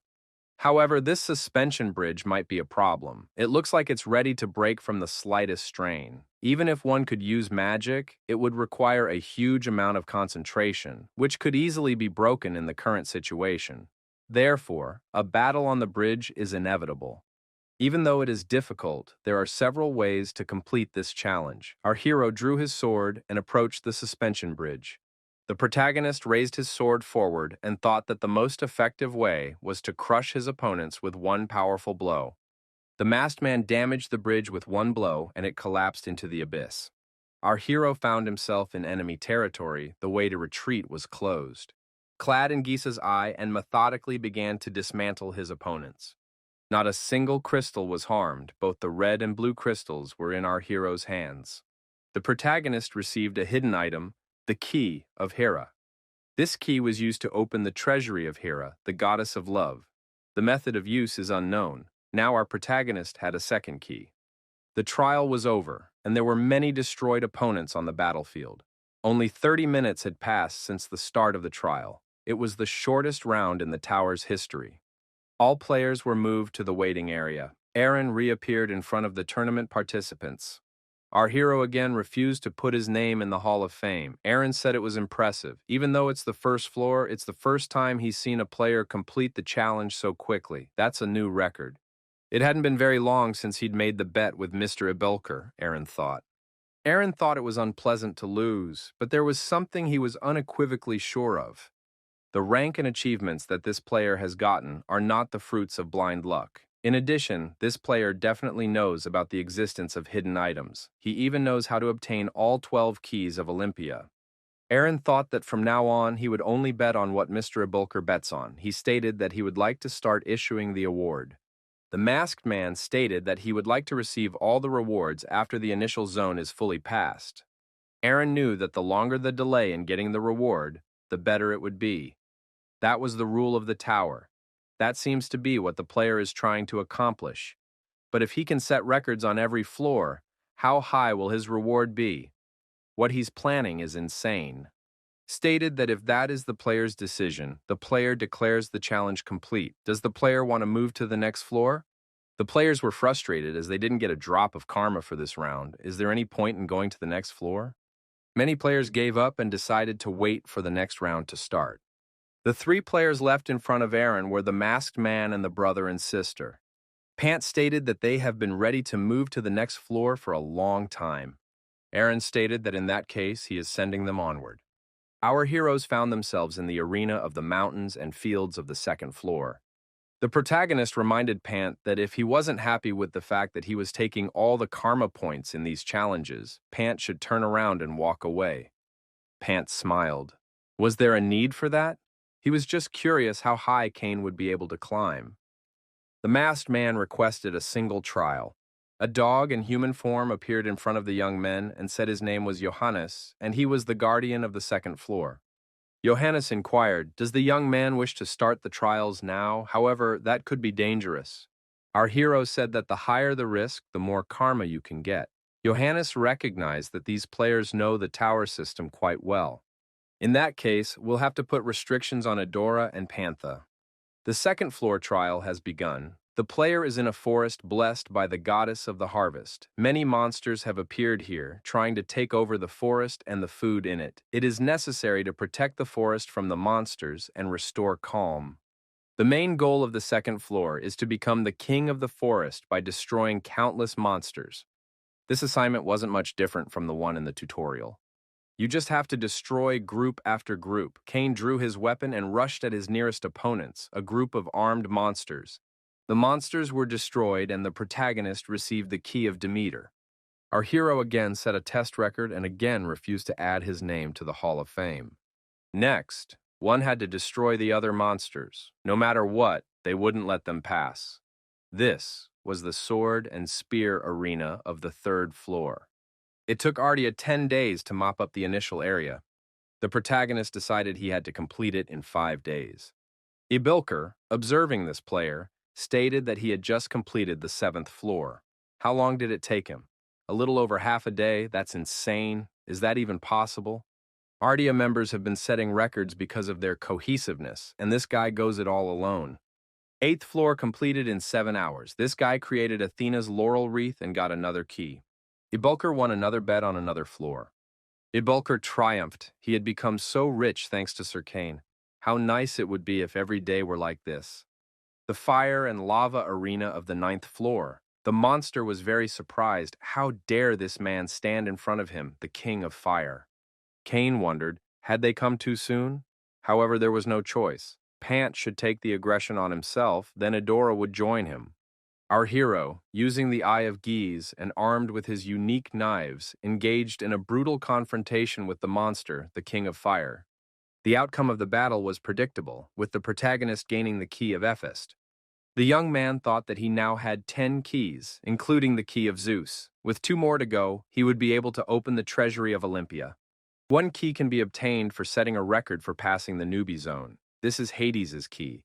The other, Hermes' key, can be found on the 10th floor. The test was completed. Our hero was asked to move to the 10th floor. The next floor is designed to be traveled alone. The current group will be disbanded as soon as the player enters the portal. Cain wondered if his companions would be able to make it through the portal alone. Pant smiled. He was sure he would finish the challenge faster than Cain. The protagonist smiled through his mask. He liked the optimism of these siblings. The white room of the 10th floor, our hero in black attire, Geese's eyes. The picture looks very contrasting.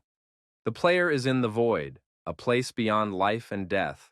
The laws of time and space do not apply here. However, the player is a living person, and he doesn't belong here. One must escape from this dimension by any means possible. Now it was clear to the protagonist why most players fail the trials after the first floor. The 10th floor is said to be harder than all the previous floors combined. It's a turning point that most players can't handle. Only one quality is tested in this place: willpower. Having set records on each of the 9 floors, they felt like kings of the world. They thought the 10th floor would also be nothing, but the tower knows how to destroy hopes. The 10th floor can take away everything: friends, family, comrades. The player will be alone.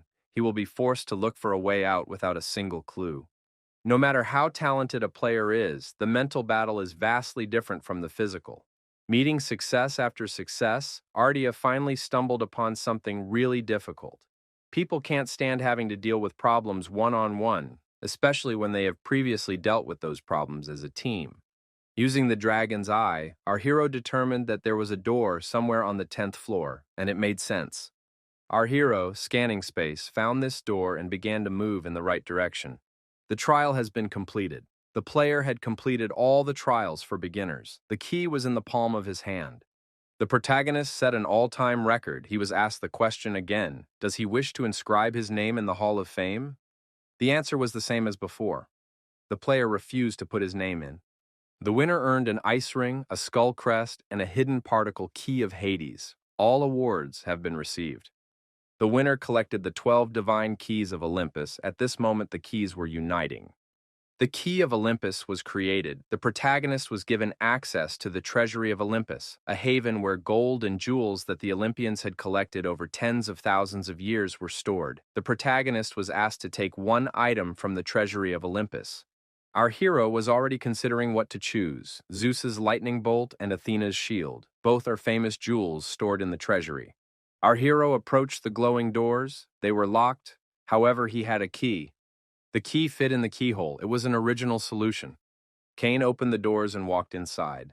In the back of the room, a young man sat on a throne in front of him. The ancient god inquired, so it was the masked man who had caused the guards such a commotion? He was Hermes, the god who traveled freely between the worlds of men and gods. Because of his ability to observe people, he was appointed guardian of the treasury against those who wanted to get in. Hermes said he's had visitors before and more lately, but he's never had anyone as amazing as this guy. Hermes said it was the first time he had ever seen such a person. The masked young man said he wanted to enter the treasury. Hermes smiled and called the man impatient, but promised to grant the wish. Man and god entered a treasury strewn with untold riches. Hermes asked if the young man wanted to take any of these. After all, these artifacts are some of the best. He could also appoint the young man as his apostle.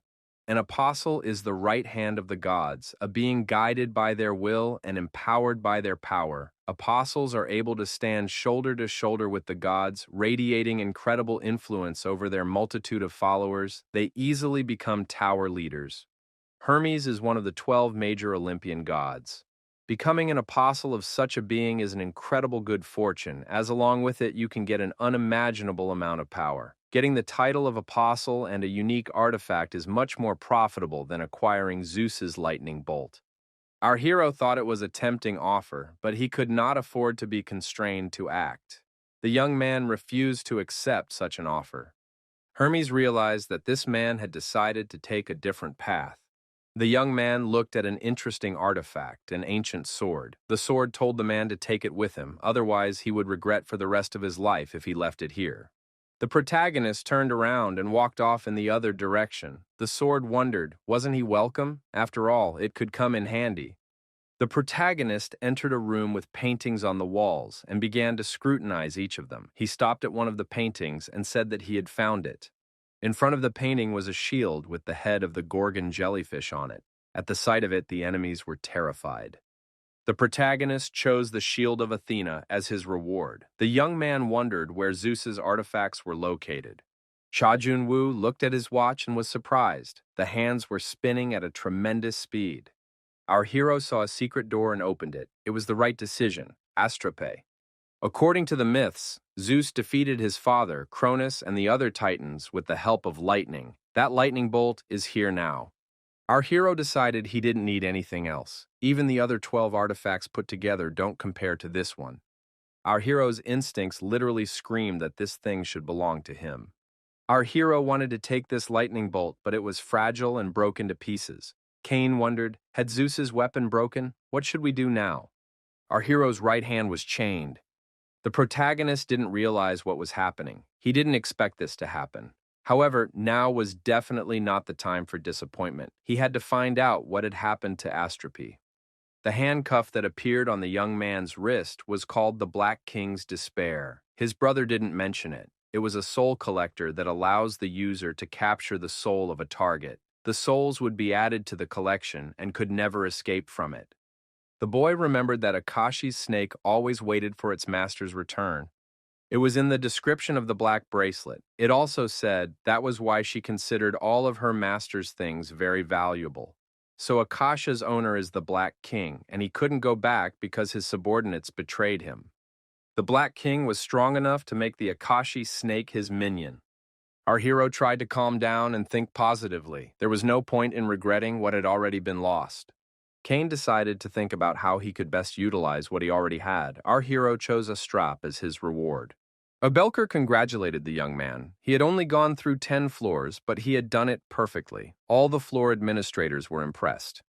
The protagonist asked why Astrope had disappeared. Ibelker replied that it was a secret. The young man asked who was the Black King. The answer was the same. The masked man asked why he received the bracelet. Ibelker replied that the tower gives out rewards according to the player's achievements. There is no other reason. Floor administrators merely represent the will of the tower. The winner's rewards are based on how he fares in the trials. Lest the young man worry, these are all consequences of the path he has chosen. Therefore, no one can answer his questions. Our hero thought, does this mean that his decisions could somehow relate to the Black King? The young man did not understand anything, but it was unlikely that the answer would come by itself, even if he searched for it for a long time. It was necessary to concentrate on the essentials. Ibelker assumed the young man had put his thoughts in order. Then it was time for the next reward. The player has earned a huge amount of karma. He can get 12 rewards for the first 10 floors. The guy replied that he would like to combine them into one award. The protagonist said he wanted to get a strap and he wasn't interested in anything else. Ibelker stated that if the player wanted nothing else, it would have to be decided for him. The young man was offered a sword with the image of the Gorgon Medusa on it. He had achieved something that no one had ever managed before. This artifact should be a worthy reward. The administrator asked if the player was willing to do this. The shield was chained together from 9 layers, yet it was lighter than a feather. Ibelker declared that he was now obliged to retire. Our hero was asked to move to the 11th floor. Ibelker thought that not only did he manage to arouse the Black King's despair, but he also got a shield. This is a very curious player. The admin thought the next guardian should be Laplace. I wonder how he would react to this player's accomplishments. Laplace could be very obsessive if he finds something interesting. The assistant told Bahal that this player broke all records in the first 10 floors. Bahal noticed that this young man was much more savvy than previously expected. The aide inquired if Mr. Bahalu was sorry. Sir Bahal, after all, was also setting the record straight. Bahal said that he thought the interlocutor had stopped checking him. Is the Queen's favorite executioner asking him a personal question? Bahal added that it would probably be easier for him to believe that a dog could meow like a cat. Bahal added that he would be lying if he said he felt nothing. These records are remnants of the time standing in Ardia. Bahal remarked that he didn't want to dig into the past. What was important to him now was something else. We need to address the issue of how to make the newcomer transition to them. Bahal said that we can't drag this out much longer. If they don't get this man, they will have to think about eliminating him. Bahal thought it was just like with Ardia. Ardia did not belong to any of the clans, which made her the object of everyone's love and hatred. She was the only one of the clans who had ever wanted her for themselves, but she would not give in and even tried to conquer the tower. However, the 8 clans didn't want to face the dirt. In that case, they could either get her right away or trample her down at the beginning. Bahal wondered if his interlocutor was satisfied with that answer. The man said Bahal had blabbed too much, better be more discreet next time. Bahal assumed their queen still doubted him. Bahal asked his companion if they were on the right track. The man replied that they had arrived correctly according to the coordinates. It was a portal leading to Arendon. What were they trying to hide by opening a portal in such a deserted place? There is not much time left. It is necessary to prepare. Leonti appeared out of the portal, accompanied by his assistants. He was immediately attacked. Bahal went downstairs to the wounded Leonta and said hello to him. The opponents collided in a confrontation with a lot of kinetic energy released. Leonti was outraged. How could Bahal Smith attack him? Did he even realize what the consequences would be? Leonte wondered if his opponent wanted to start a war. Bahal replied, "If it is about the head of one of the 5 people who rule the Qing dynasty, it is a good reason for war." Bahal noticed that they had once been friends, so he didn't feel comfortable entrusting this matter to someone else. That was why he had come here in person. Bahal asked, "Leonte has a mana organ, doesn't he? If he gave it up, he would die quickly and painlessly." Leonte wasn't going to give anything away. Bahal said that the man in front of him is a proud man who leaves no choice. We'll have to beat the answers out of him. 11th floor, the Hall of the World of Basics. Our hero thought that the brother and sister had not been able to go up yet. We'll have to wait a little while. Kane was approached from behind by a hare in the guise of a man. Hare said hello and said he was Superintendent Laplace, a guide to the 11th floor. Laplace thought he had a better recruit in front of him after Ardia's team. He had finally met someone who excited the management community. There used to be a different manager on the 11th floor, but it was decided to give special care to the newcomers and change everything. Laplace couldn't miss such a moment. Laplace asked if the player knows how the rules change from the 11th floor onwards. The young man replied that there was no more waiting room and the trials would be long-term. Laplace remarked that this man knew a lot, so the conversation would go smoothly. Player is the name of those people who decided to become a god. They need to overcome internal barriers and collect a human shell, and for this you need to pass dangerous tests, achieving the best result. Laplace added that the real test begins on the 11th floor. You'll have to deal with completely different things. Even if you fail a challenge at the beginning level, you can still try to pass it again. There was a waiting area where you could recover from your injuries and relieve fatigue, and then try to pass the test again in good health. However, there is no waiting room on the 11th floor. A different story begins here. In case of failure, the trials will not end. If wounded, you need to search for a cure yourself here. And if the player is caught in a dead end, then independently find a solution. The player becomes a resident of this floor until he passes the test.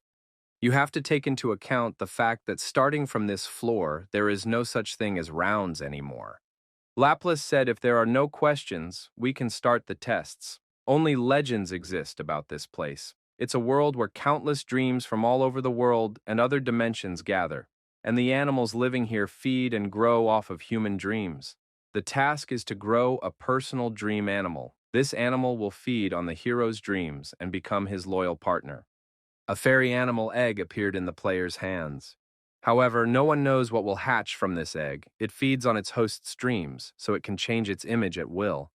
Igor should remember only one thing. Even though the egg feeds on his dreams and grows, there is a baby inside. If you do not take care of it with warmth and grooming, it will not be able to hatch. You have to feed him well, talk to him, give him the best. The more soul you put into it, the stronger the animal will be. Laplace said if there were no questions, he would withdraw. They will meet again after the test is over. Laplace disappeared and our hero was left with the egg in his hand. The young man was tensed by the fact that he had the egg of a fabulous animal in his hand. Cha Jun-woo thought that his brother had fun on the 11th floor. Unlike the other dismal ordeals he had to go through before this floor, he liked it here. What set his brother apart was his psychometry. He never forgot about the egg, socialized with it, and fed it good dreams. That's why the protagonist's brother got one of the best mythical creatures, a dragon. It was thanks to him that he met the ancient dragon Calatus. A pact was made to borrow Calatus's powers. The 11th floor was an important turning point for the brother. Cha Jun-woo thought that, on the other hand, he was not comfortable with such a thing. Unlike his brother with his broad soul, it's hard for him to get attached to anything. He's not worried about hatching from an egg. His brother's journal is full of techniques for raising various mythical creatures. The problem is, the egg has to have some properties. Flame can come in handy in a big way. It might be a good idea to give him the attributes of fire and wind. If so, it would be best to enlist the help of Phoenix to teach him how to control fire and wind. So how do you get the flame of life? Cha Jun-woo thought that Pant and Eudora were lingering. The protagonist left a message on the stone. In case their paths diverged, the young people agreed to write down where they were going. That way they'll meet up pretty quickly. Cha Jun-woo went to the Phoenix's territory. Because of the Phoenix's influence, the hero's resistance to the elements of fire and wind will be greatly reduced. Under the influence of the Phoenix, the young man's characteristics would be reduced. Our hero sensed the tension in the atmosphere. Why is the Phoenix on such a rampage? The diary didn't say anything about Phoenix being so wary. High up in the cliff was a cave. This was the Phoenix's lair. The protagonist heard himself being told to freeze and not move. If he came any closer, he would be mottled. Cha Jun-woo thought it was the Phoenix. Cha Jung-woo says that he's come a long way for the flame of life and asks that Phoenix give him a quest. The voice replied that he could offer no quest. The man must get out of here. Cha Jun-woo thought something was wrong here. For some reason, it reminded him of a shrinking hedgehog. Cha Jun-woo entered the cave and apologized for the disturbance. The voice asked, "How dare a man enter his home?" The protagonist scanned the area with dragon eyes. His assumptions were confirmed. The Phoenix was hatching eggs, and the eggs were not ordinary. They had golden shells. Phoenix replied that it's none of the man's business. He has to go. There's no time to deal with him. Our hero asked the Phoenix, had he lost an egg? Phoenix was outraged. Did the man really come here to be bullied? He should just leave. Cha Jung-woo asked, if he returned the egg, would the Phoenix give him a quest? A young boy has been given a secret quest, the Phoenix egg. The ruler of the southern Phoenix forest had one of her eggs stolen while she was looking for food for her unborn children. It is necessary to find the lost egg and bring it back. The Phoenix will never forget kindness. Cha Jung-woo followed the trail and pondered where it might lead him. Our hero heard voices. Two men got a Phoenix egg. One of them said it was a tidbit. Who would have thought the Phoenix would leave his egg unattended? The man said he would have to charge a hefty price for that egg. You can't get that egg anywhere else, so they'll pay for it as much as they order. The man noticed that his nose was bleeding. Had he been poisoned? But when did it happen? The companion reminded him that he had given him water recently, infusing it with some mandrake juice. A colleague took the egg from the man and said, "After all, you know how it is in our profession. If not you, then me." The man wrapped his arms around the Phoenix egg and said that he had waited a long time for this. However, in the next moment, that person's body was penetrated by the sword like butter.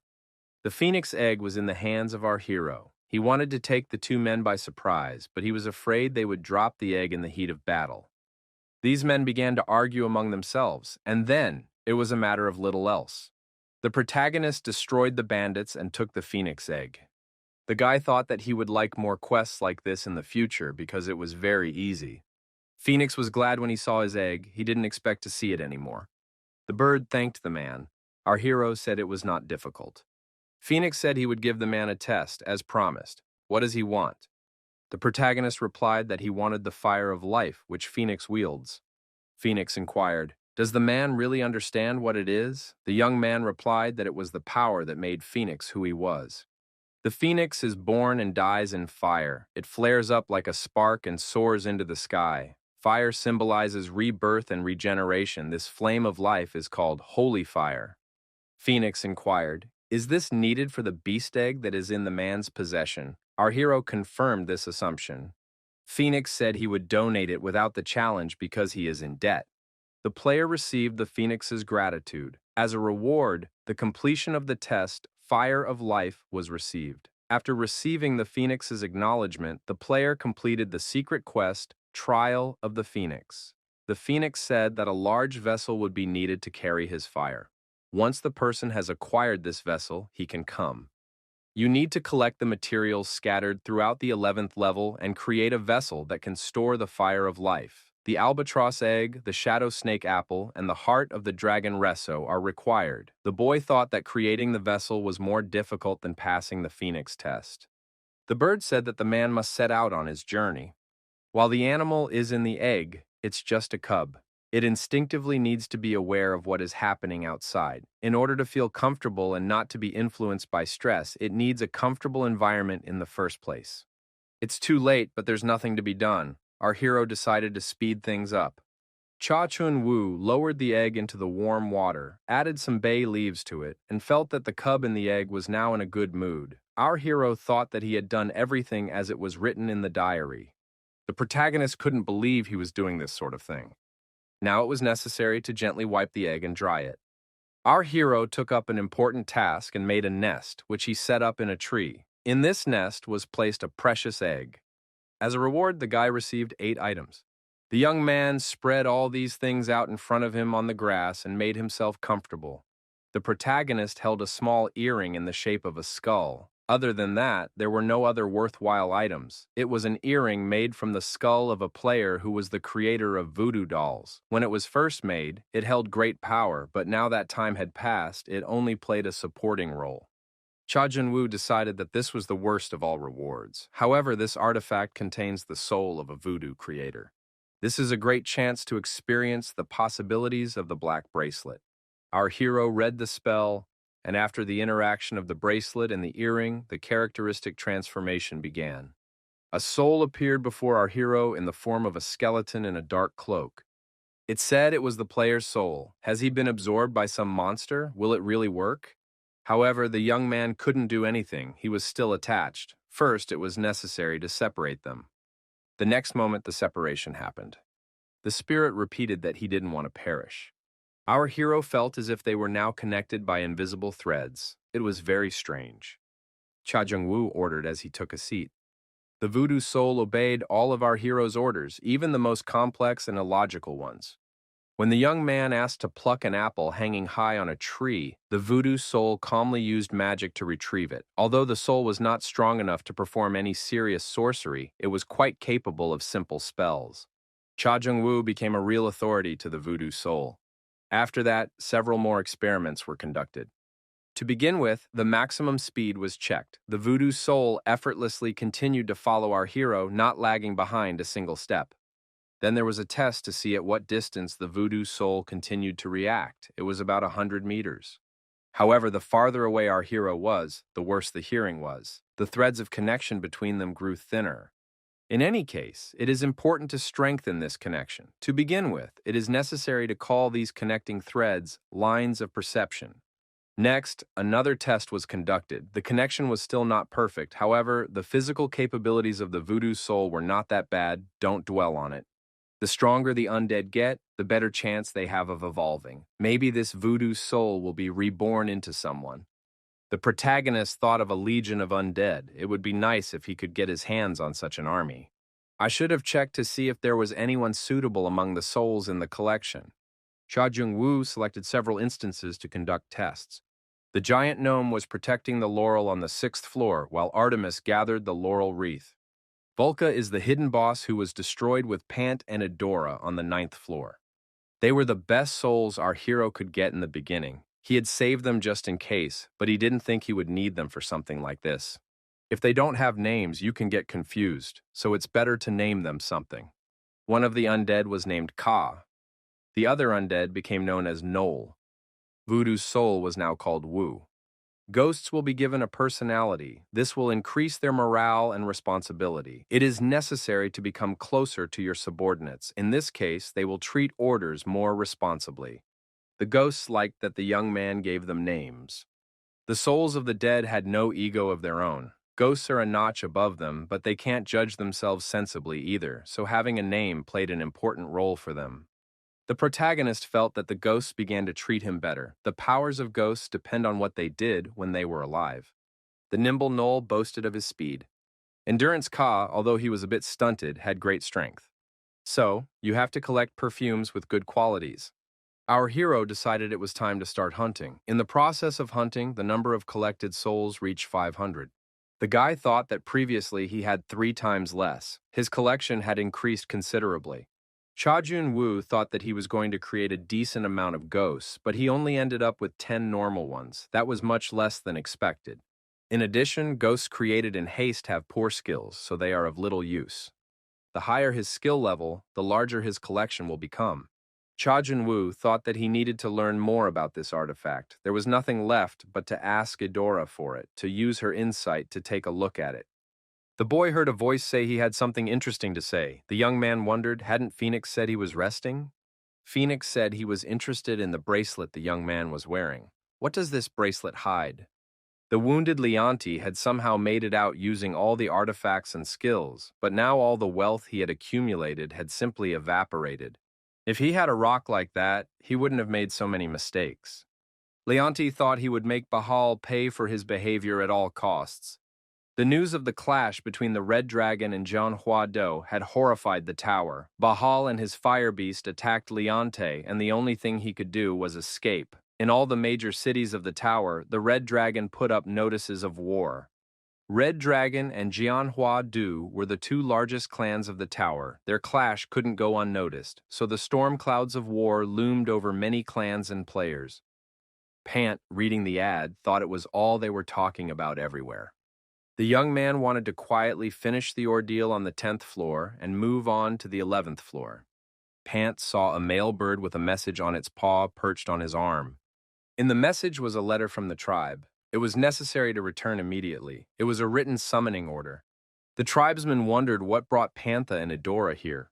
Someone suggested that the 2 of them had come back here because the tower had gotten noisy. Someone wondered if Idora had found a fiancé yet. The man rejoiced when he saw that the children were already here.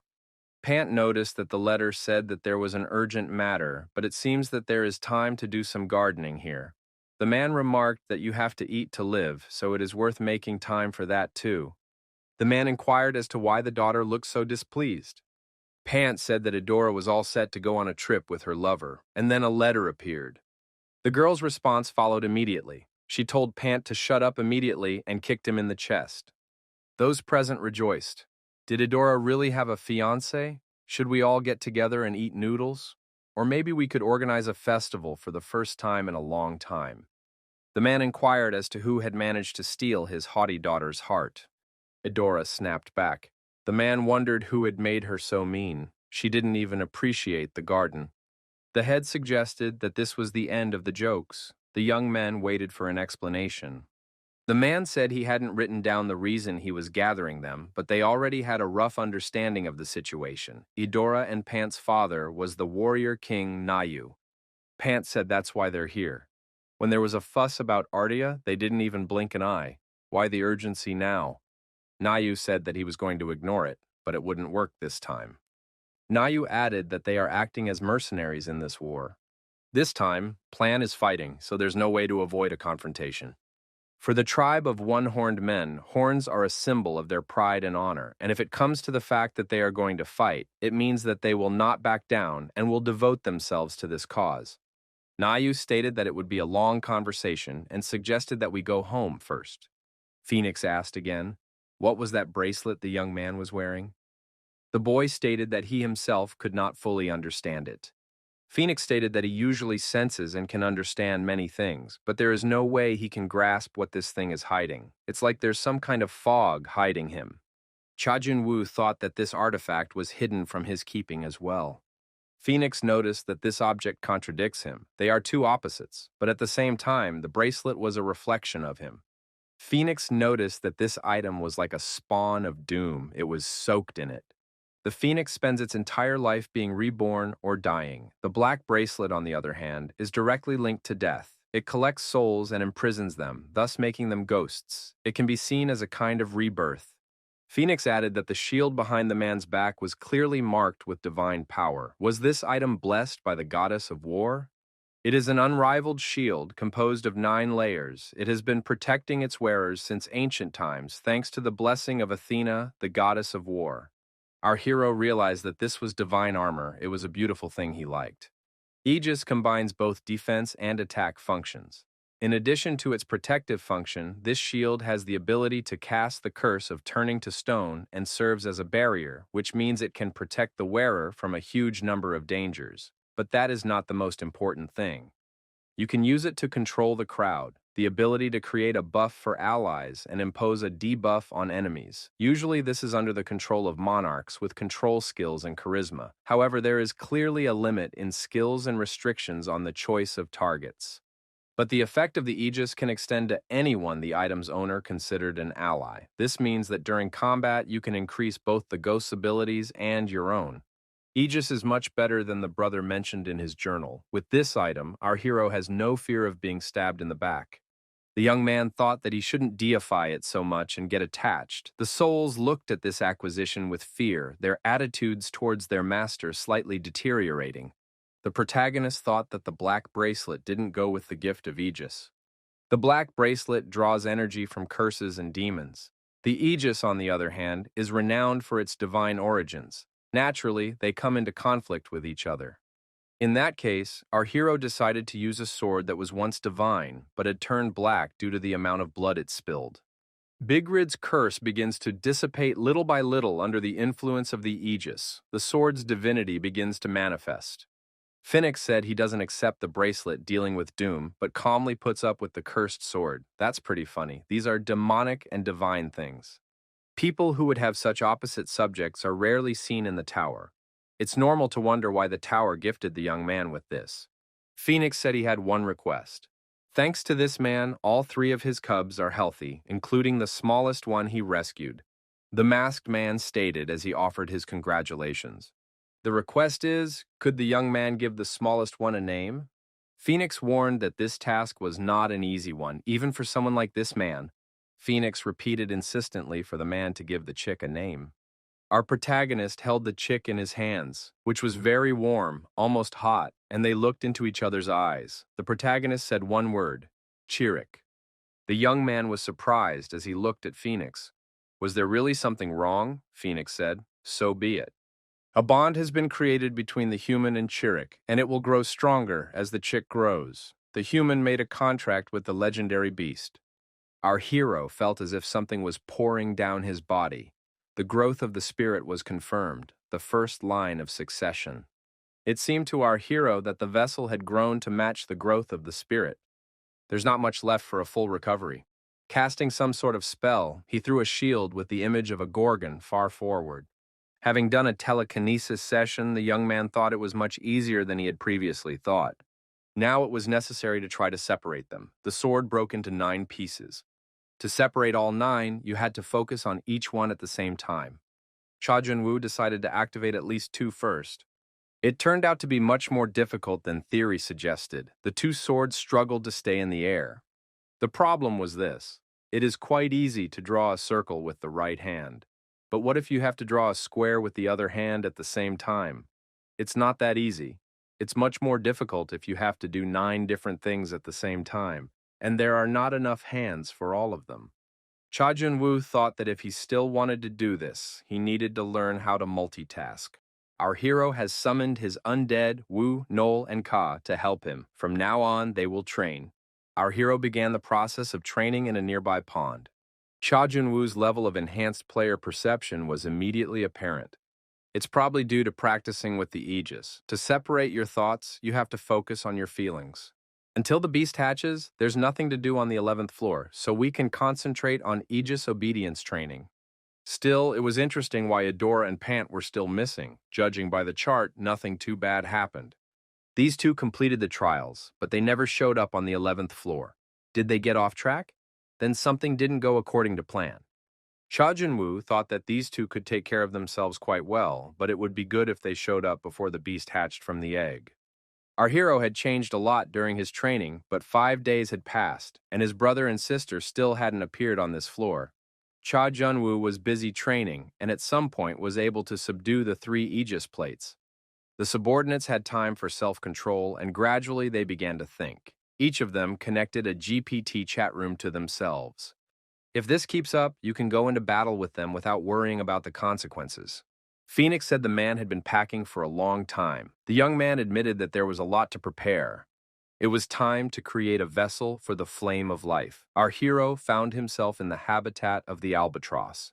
It didn't take long for the albatross to appear within sight. The albatross is a very voracious creature that eats everything in sight. Because of this, the ecosystem in its habitat is always disturbed. In order to maintain the ecosystem of the 11th floor, you must find and destroy the albatross eggs before they hatch. This quest is linked to the Flame of Life quest.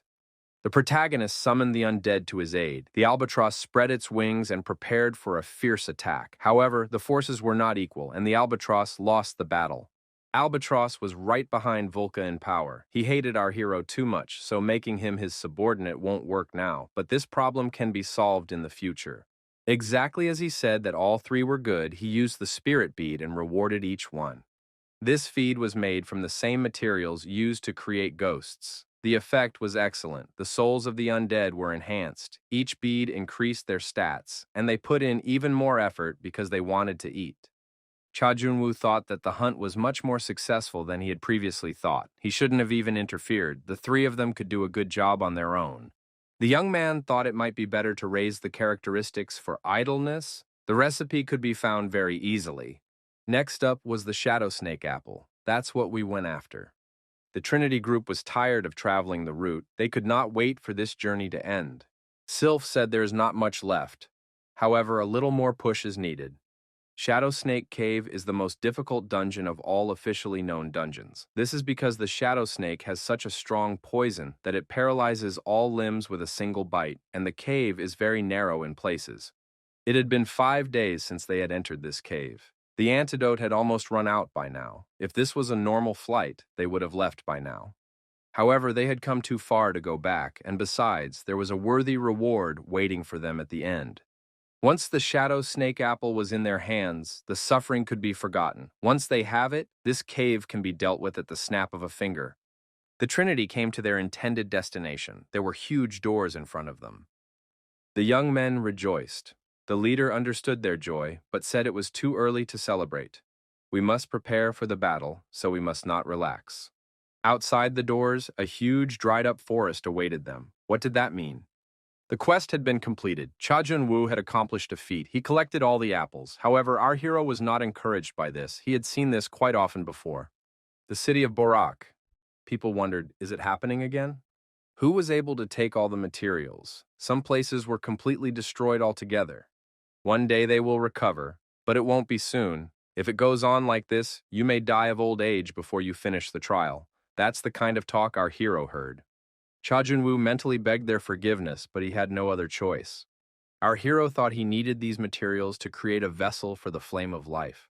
On the 11th floor, Borak is known as the busiest city, so it's unlikely that the atmosphere could have changed so drastically just because of him. Something else has definitely happened. One of the warriors shouted for everyone to disperse and make way. Do these people not know who they are? It was the Hippo clan.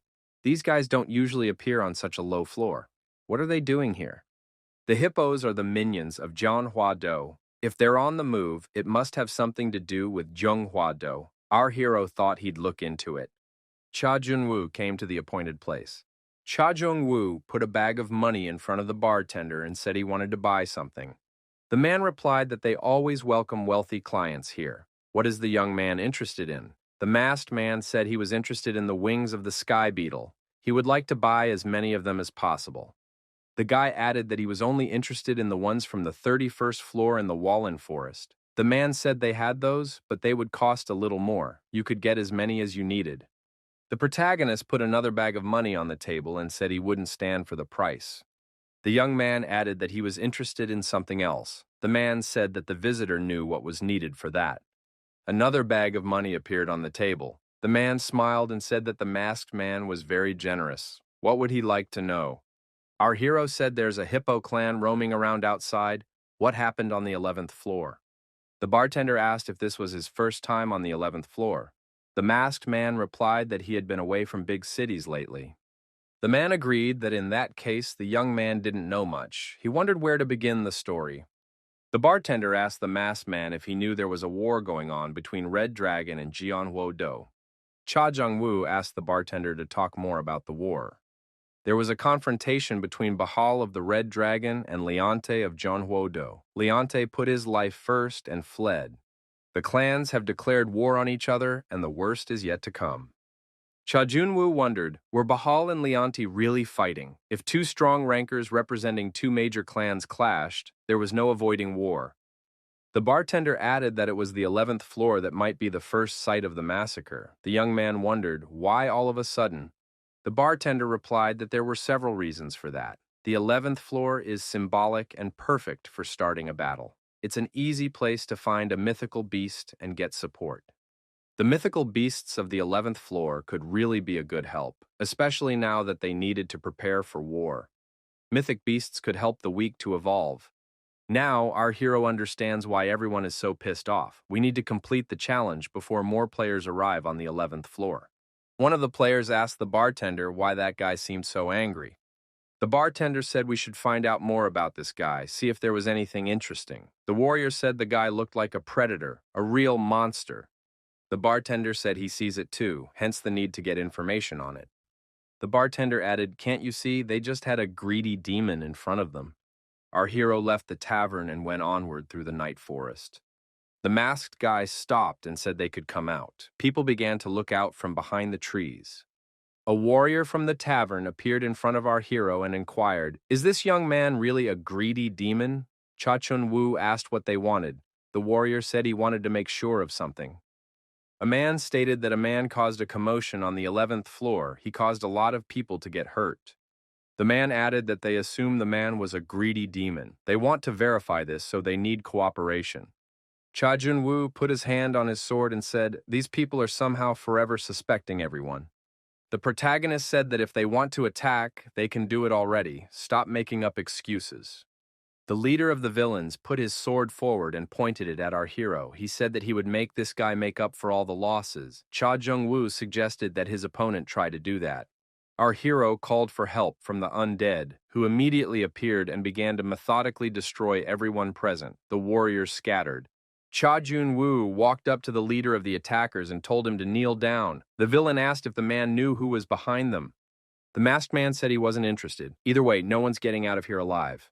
One of the warriors wondered, shouldn't the guys who went to catch the greedy demon be great fighters? Greedy demon was able to handle even the hippo. He's not afraid of becoming Zhou Huado's enemy. However, no matter how strong he is, because he is only one player, he can be crushed by numbers. Surround him and corner him, there's nothing he can do about it. The warriors trying to surround our hero wondered, why did it suddenly become dark? If they carry on like this any longer, they'll just all scatter. It is necessary to gather in one place. The fog was increasing and visibility was getting worse. What's really going on? The warriors were puzzled. Where was everyone else? The Sungwoon clan head appeared from the mist and anxiously said that they needed to hurry up and get out of here. They needed to act very quickly. The warriors told the head to calm down and explain what was going on. The man said he was being haunted by some ghosts. These ghosts have torn all humans apart and will do the same to anyone who gets in their way. We've got to get out of here. Head Sungwoon insisted that it was necessary to run away from here. Now was not the time to talk. The man was frightened and said the ghosts are near. He can feel it. The undead really did appear from the mist and attack those warriors with glowing eyes. The warrior closest to the monster was immediately eaten alive. In fact, the gray fog had several functions. First, it dulled the player's senses, making him lose track of space and lose sight of those he was standing next to. After everything began to swim in front of my eyes, I was afraid of the unknown, because I didn't know where the enemy would come from. First one person started to panic, and then all the others. Pretty soon, all the people present were plunged into panic. In essence, the mist had no debuff, but the effect was striking. The undead asked in surprise, had such weak and worthless people come to destroy his master? The undead added that her master had rescued her from an underworld filled with mountains of corpses, where time passed agonizingly slowly. The generous master made it clear that he would give the spirit beat again, so she could become even stronger. If she continued like this, things would become noticeably more fun. Master said she would soon be a lich and could do more important things. This means she'll get a chance to help her master at least a little bit, and they can enjoy the experience together. We must destroy all the host's enemies. The frightened warriors were amazed. Were there really only 3 of them left? All those present were subjected to panic. One of them asked, "Didn't anyone else hear anything? Something was moving in their direction." A masked man with a bloody knife in his hand appeared out of the fog. The masked man asks if any of them want to live. He was willing to give them a chance, but that chance would only be given to one. The men looked at each other. 2 men were destroyed, and only 1 warrior remained. He was kneeling fearfully with his head down. The frightened warrior asked the masked man to have mercy on him, for he had promised to let him live alone. Cha Jung-woo said for this guy to pass the information to the people who sent him here. If it happens again, he'll destroy them all. The frightened guy asked, "Is that really all?" Cha Jung-woo wondered. What else did he want? The opponent said he would relay everything verbatim and asked to be let go. The man jumped to his feet and quickly ran away. Our hero told the undead to follow this guy. Cha Jung-woo thought that Noel would follow him, find those who gave out the information, and everything would be solved. The protagonist thought that he had wasted too much time on these people and needed to urgently search for the remaining materials. The bartender wondered, why no news? It had been a long time since he had sent the men. It had been hours since the clans in the city had received the information. Red Dragon and John Hua-do, in preparation for war, gathered many clans and obtained information about the greedy devil for a decent price. After that, the clans began to gather groups to hunt him down. For the Starlight Tavern, this deal was of great importance. Even if the hunt for him fails, they can find out how powerful the greedy devil is, and that information can be sold for a decent amount of money. The door swung open, and the very warrior the masked man had let go appeared on the threshold. The bartender invited the other warriors to talk to this guy. However, the undead had infiltrated the tavern. Noel stood on his hind legs and roared loudly. Everyone present was very frightened. The knoll began to increase in size, and there was a powerful flash. The entire space of the tavern was engulfed in flames. Even from the other part of the city, that fire could be seen. The masked man reappeared on the threshold of the cave where the phoenix bird was. Cha Chun-woo explained to the phoenix that he had to deal with annoying people. Phoenix said that luckily the young man had gotten everything he needed since he showed up here. That's good. In that case, we can get started. Phoenix recognized that the man had only collected the best quality materials. Apparently, he is really picky about the little things. The phoenix spread its wings and a bright flash appeared above its head. The bird said that it had not created such a high-quality flame in a long time. The top-level life flame was completed. As a reward, the hero received the top-level life flame. Our hero recalled competing with his brother as a child. And as the loser nervously scattered the joysticks from the game console in different directions. They were memories of a soul-warming time, without worries. They were days filled with ringing laughter and smiles. These memories had been at the bottom of my mind, but now they were beginning to surface. Cha Jun-woo remembered again the moment he had given his brother the watch. The masked man apologized to the phoenix and said that he was not at his best. The bird replied that thanks to this, he was not an ice sculpture, but a real person with a warm heart. Painful memories symbolize life. Everyone who continues to live from day to day has them. It is thanks to them that people overcome all difficulties and continue to live. Memories accumulate, and it can be said that they form life.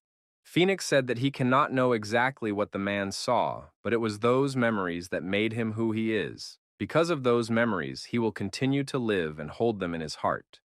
Phoenix said that while the human was gone, they had gotten very close to his mythical beast egg. He was even sad that it was time to part. Cha Jun-woo thought that he would need to visit here more often after he passed the 11th floor. Up above, a bright flash appeared again. Phoenix marveled. Baby dragons rarely grow like that before they are born. Could it really be a dragon? The egg of the mythical beast had indeed greatly increased in size and acquired a characteristic greenish hue. Some time passed, but no one ever hatched from the egg. Phoenix said it's the first time he's had this happen too. He's sure the creature inside is fully grown, so why isn't it coming out? The bird suggested giving the egg some more time. Our hero stood by the egg in languid anticipation. The phoenix then assumed that the flame of life was too weak, and that was the reason why the cub couldn't hatch, so another flame was created to heat up the egg, but in the end, no one hatched. Phoenix said they had done everything they could, and there could only be one reason why the beast still hadn't hatched. The man wondered how to fix it.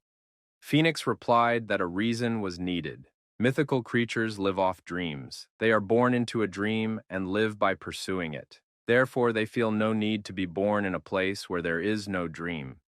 People, on the other hand, usually have a dream. If memories sustain life, then the pursuit of a dream becomes the reason for it.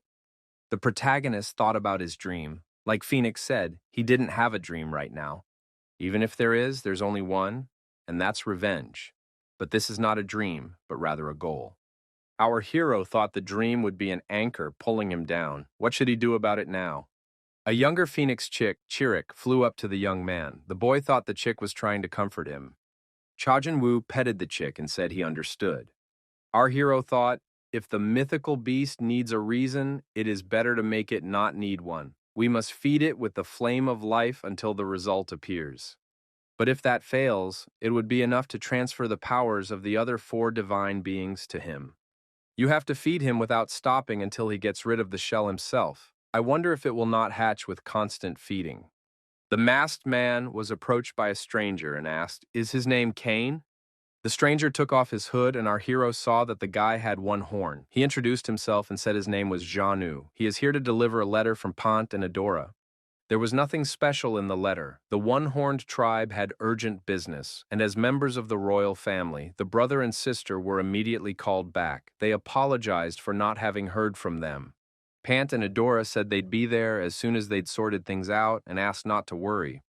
Cha Jung-woo asked how the brother and sister were doing. Yanu replied that they were doing well, especially Panta. Yanu wondered if Mr. Cain was concerned about something.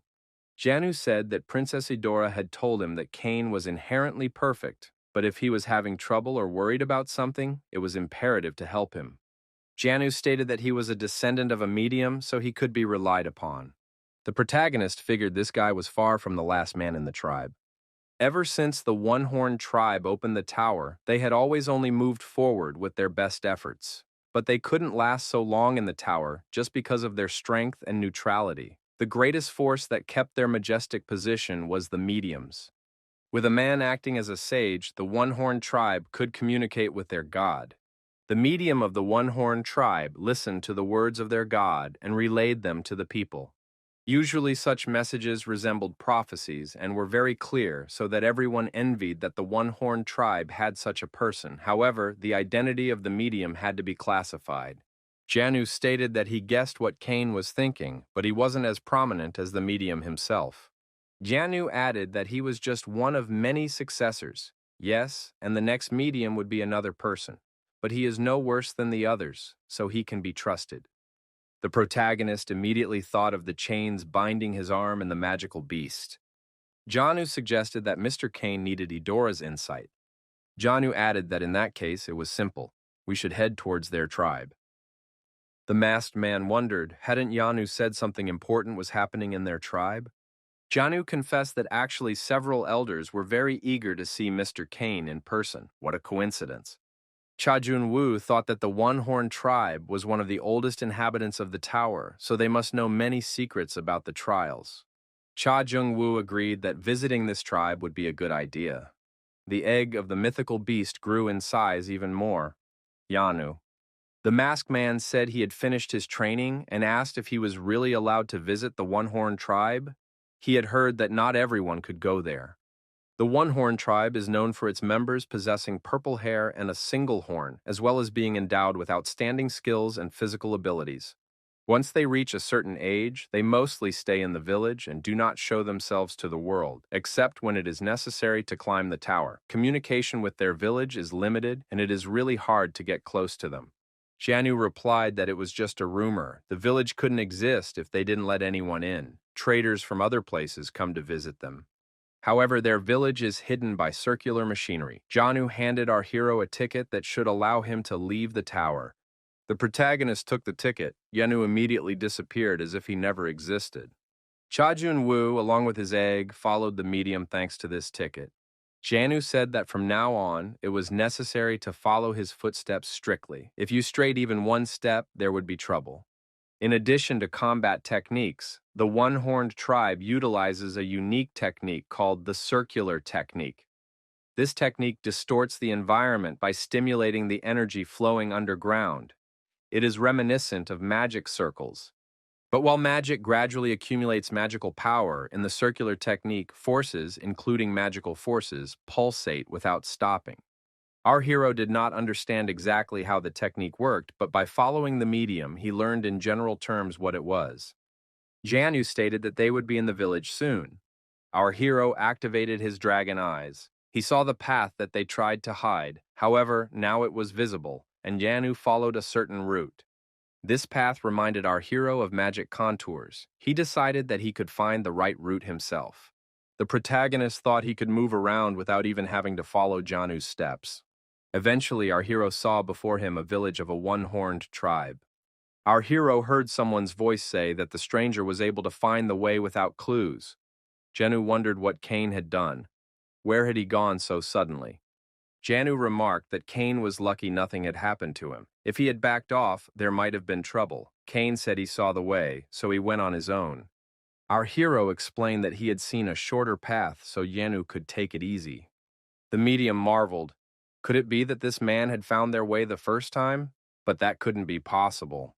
Our hero thought that this village was no different from any other. The local children were looking at the huge egg of a mythical beast with interest. The local laborers were surprised.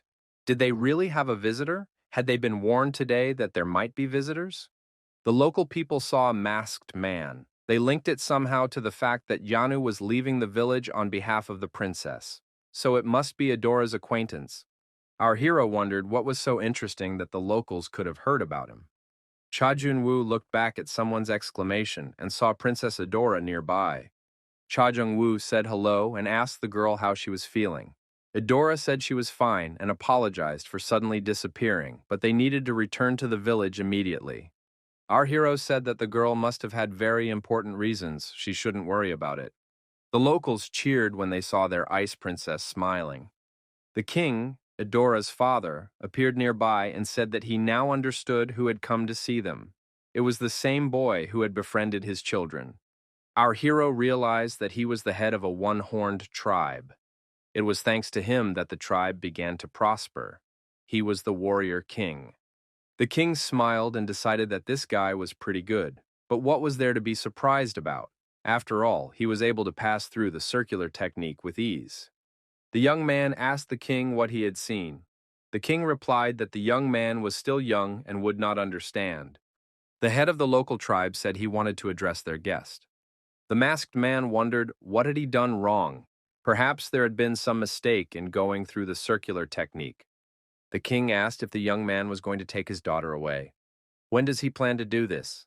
Adora blushed with embarrassment and yelled for her father to shut up.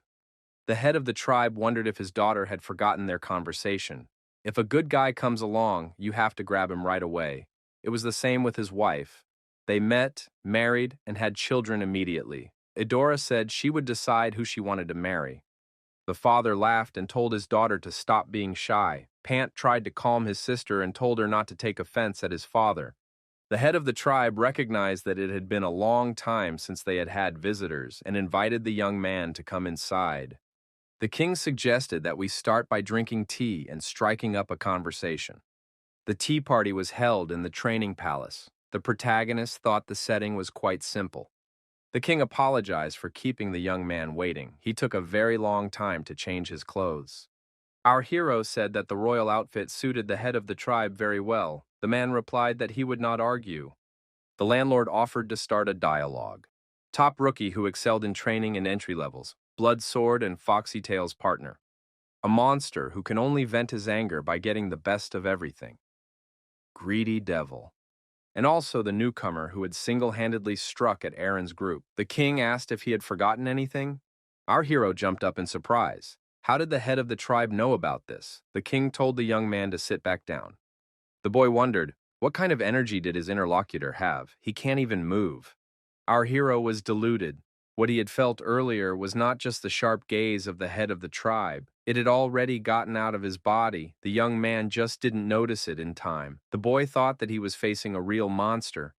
The head of the tribe told the young man not to worry. There are no more than 3 people in the tower who know about it. The man offered to cut to the chase. He had heard from Janu about the boy's reason for coming to the village. The clan leader wondered, was this huge thing really the egg of a mythical beast? The king admitted that he was surprised to hear Janu's story. He thought the man was telling a tall tale. How could a mythical creature have such a large egg? Who is inside? Cain asked the head of the clan if there was a way to help him with this egg. The man said he should trust the elders. They had seen a lot and would be able to help. The elder stated that he knew of only one such case described in written records. It is possible that this case is identical.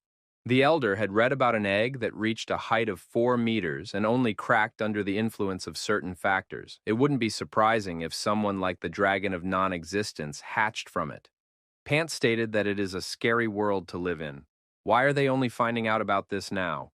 Idora said that 4th-generation divine beings are not born in the tower. The elder agreed. Divine beings usually dwell outside the tower. The same goes for the dragon of non-existence. Therefore, we can assume that this egg is much older. The clan head said that if a dragon of non-existence had previously hatched from such an egg, then someone similar might appear this time as well.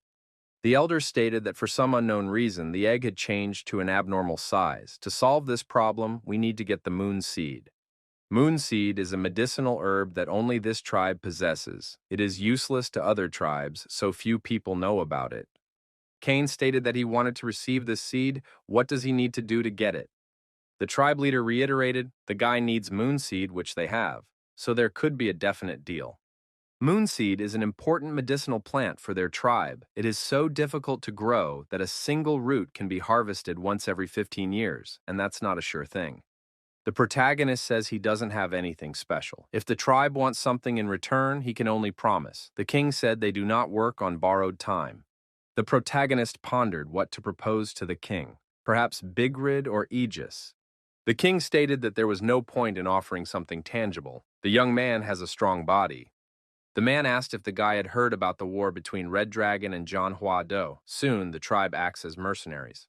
It would have been nice to have Cain participate in this event as well. A sudden quest has appeared. The hero is drawn into the war between the Red Dragon and Manhwa Do. He must become a participant in the war. The young man thought that he was already looking for ways to join it for revenge. Our hero realized this was a great opportunity. But the One-Horn tribe used to be neutral. Jangmo Shin from Manhwa Do was a member of the tribe. He might be the reason why they decided to show themselves.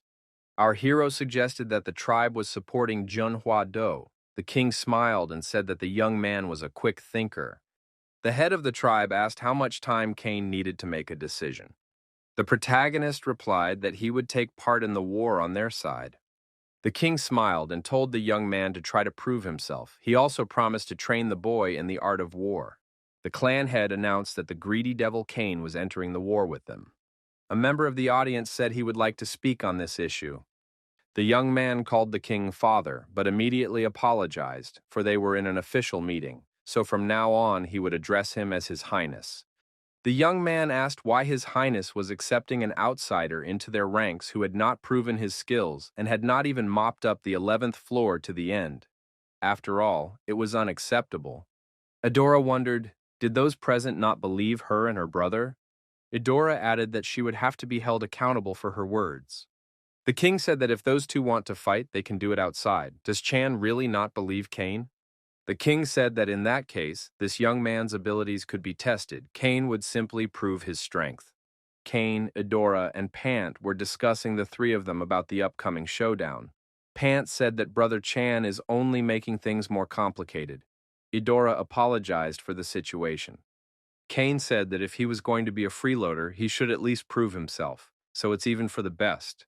Pant said that he was very annoyed that Cain was being dragged into their family affairs.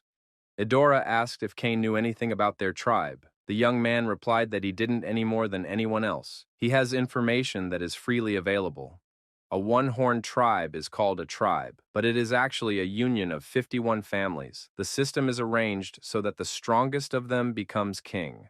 Eudora added that they were born into one of these families. Their family's name is Chanlam. The king of a one-horned tribe is chosen from the children of the previous king. For this condition to be fulfilled, the king must have at least one heir in each family. This means that Chan and Eudora are just half-brother and half-sister. He, like their father, comes from the Baxen family. This means that he, as well as Pant, is one of the 4 contenders for the place of the future king. What's more, he has a better chance than Pant. Pant shouted that it wasn't true. Eudora remarked that Pant was simply too weak. Cain wondered, did Eudora mean to say that Chan might have done this to get the elders on his side? The girl nodded affirmatively. Moreover, Chan had reached the 30th floor at an early age, so he was considered one of the most talented members of their tribe. The girl added that if Cain wanted the moon seed, by all means. Cain interrupted her and said he shouldn't do that. Our hero has stated that he will handle his own affairs. Eudora and Pant can just watch from the sidelines. Cain added that if the two considered him their brother, this sort of thing should be handled by the oldest. Chan and Cain stepped into the middle of the arena located in the center of the village. The head of the tribe stood between them. The king warned that it was not allowed to destroy the opponent. If such a thing happens, the culprit will be punished. Chan grabbed his sword and thought he would defeat this insolent man with one blow, proving Pant and his sister wrong. Chan decided to show his opponent what sword ahead of the sword meant. However, the masked man suddenly disappeared from Chan's sight. The young man didn't notice that Cain was behind him. With his first blow, the protagonist knocked Chan to the ground. Everyone present shrieked in surprise. Cain said he was completely uninterested in Chan's goals because he was going to prove his strength anyway. Cain asked his rival not to use him to accomplish his goals, for he had nothing to do with him. Chan rose to his feet and said that this was not the end. He decided to test fate and attack our hero again. Eudora and Pant. Is Chan really going to use his special technique now? Why isn't Father saying anything? Chang said that now his opponent would definitely not get away from him and activated his energy blade. However, the protagonist easily parried the attack and counterattacked with a punch to the stomach. Chan was defeated. Our hero stood in front of his opponent, lying motionless. Eudora and Pant rejoiced. The masked man was better than they thought. His technique was very clean and precise. The tribal leader asked if anyone else had any objections. There were no more objections. From that point on, the greedy devil Cain is considered a member of their tribe. Our hero approached the king, who was conversing with an elder and one of the young men. The head of the tribe said that Cain looked like he wanted to ask something. Our hero confirmed that he was interested in one question. King inquired if Cain wanted to know where he got his information about the incident with Aaron. Cain confirmed. The king said he didn't specifically ask about it, he was told. The head of the tribe added that he had gotten the information from a medium. He said that the man who had recently made a noise would soon appear and that there would be a deep connection between him and the king. The king added that he wasn't going to tell everyone about it. Even though they are on John Huado's side, they are not that close together, so there is no benefit to spreading this information. The clan head said he didn't see the point of setting up a man with his children following him. Cain gave thanks for these words and asked who the third person was. The man replied that he was someone who was just sitting on the top floor watching. He and the medium are nothing compared to this man. One of the all-for-one skills is clairvoyance. This skill allows you to break cause and effect relationships. It allows you to see everything that happens in the tower as if it were in the palm of your hand. Cain asked when the one-horned tribe was going to join Jion Huado. The king replied that it would be very soon. The man added that there are only 5 days left. The clan head said that there was nothing to be surprised about since they would start a war this time. King added that if he should do it, why can't he do it nicely and look cool? The man wondered how could such a fool be accepted into the ranks of the warriors in the first place. Jiang Muxin from the Jianhua Du clan said that it was very funny. Du Muxing inquired how long ago he took Quan Muxing's empty seat that he was now throwing himself at the red dragon. Quan Muxing added that they had even spent the mystic dragon's inner strength to restore it. Quan Muxin told them to stop this talk. No matter whether they like it or not, they are comrades of Leonte, so they should go with him to the end. It would be good to avoid unnecessary quarrels. Now they should think about how they will go through the war with the Red Dragon. After all, they are much weaker than the Red Dragon. However, they have a knife that others don't have. With this knife, they will have no trouble putting it to the proud Summer Queen's throat. So before they go into battle, they should prepare themselves. The divine beings of the fourth generation must be dealt with. It is necessary to decide in advance who will be able to influence the course of events. Du Muxin needs to release 6 and 7, deal with all of them, and come back for more. Du Muxing replied that he understood everything and was willing to comply. It is said that the One-Horned tribe is about to start acting, which means that the war will start very soon. Du Muxin will be involved in it as well. Chang Muxin asked, "Is Du Muxin really planning to destroy the divine beings? Where does he plan to start from?" Jiang Muxin added that his relatives would be arriving on the 11th floor soon. He would not want those people to get hurt.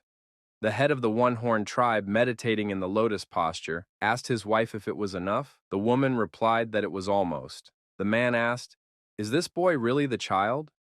The woman reminded him that she was never wrong. The king agreed. This guy could find his way to the village without any clues, and he had also managed to get Idora's attention. After all, with that alone, he had already proven his effectiveness.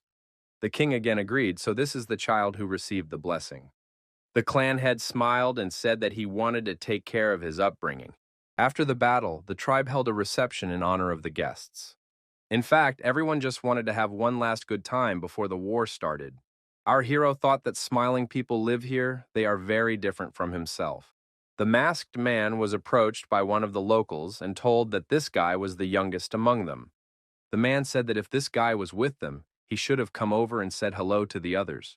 Why is he making the older ones come up to him themselves? Our hero thought, isn't this one of the guests? He had heard that there were 9 other guests in the village besides him. The protagonist thought it was funny to hear such a thing from a guest. He told the man to step aside because he couldn't see anything. Idora wondered if these people were having some kind of problem. The man saw the princess and said that nothing had happened. He had just heard that there was another guest in the village. Idora warned that the young man hadn't been formally introduced yet, so don't worry. The man was annoyed and, muttering something to himself, walked away. Idora remarked that she didn't like it when someone spoiled the party atmosphere. The girl warned our hero that the egg had been moved to the elders. The boy thanked her in return. Idora said the elders' eyes really lit up at the sight of that egg. The elders begged the protagonist to give them the egg for research while he went to war. When he agreed, they were almost on their knees. It was the first object of research in a long time. The young man said he hated to remember the stares of the elders. Idora saw the chain on our hero's arm and was surprised. She hadn't noticed it last time. Kane says there's something about this thing he wants to ask Idora. It would be nice if the girl would check it out using her insight, because his own powers are not enough for him to do that. Idora assumed they were very old handcuffs. Idora thinks the handcuffs are made of divine metal.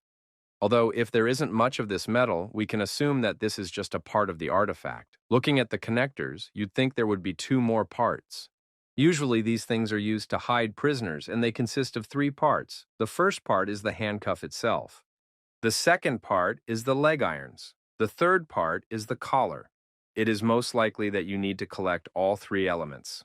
Once all elements are assembled, the chains will regain full functionality. The protagonist told the girl that he had another request. A guy confesses that he wants to learn martial arts. Does the girl know any ways? Our hero has heard that the martial arts of the One-Horned tribe are completely unique and they don't want to train outsiders. That's why the girl showed confusion. Our hero asked about it just in case, but he'd better not hope for it. Idora said that when morning came, she would talk to her father about it, but assumed that approval would be difficult to get. Kane himself realized that his request was difficult. The head of the tribe was surprised when he heard about Cain's request for martial arts. The king assumed that his daughter really liked this man if she showed up here so late. Idora said that Cain could become the master of the yin sword. The father was surprised. Did his daughter think so highly of this guy? The king recognized that Cain was indeed a talented guy who knew how to surprise and was also very courageous. The king said he would give his consent, but under certain conditions. After all, the daughter knows what restrictions are placed on the next medium. One must not forget that. Idora is the only one to have achieved an epiphany in centuries, and it won't be long before she takes the medium's place. The girl expressed confidence that Cain could handle it.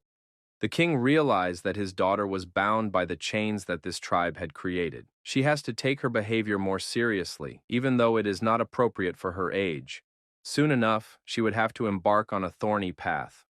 The protagonist remembered Idora's words that his handcuffs were made of divine metal, but there was too little of that material left.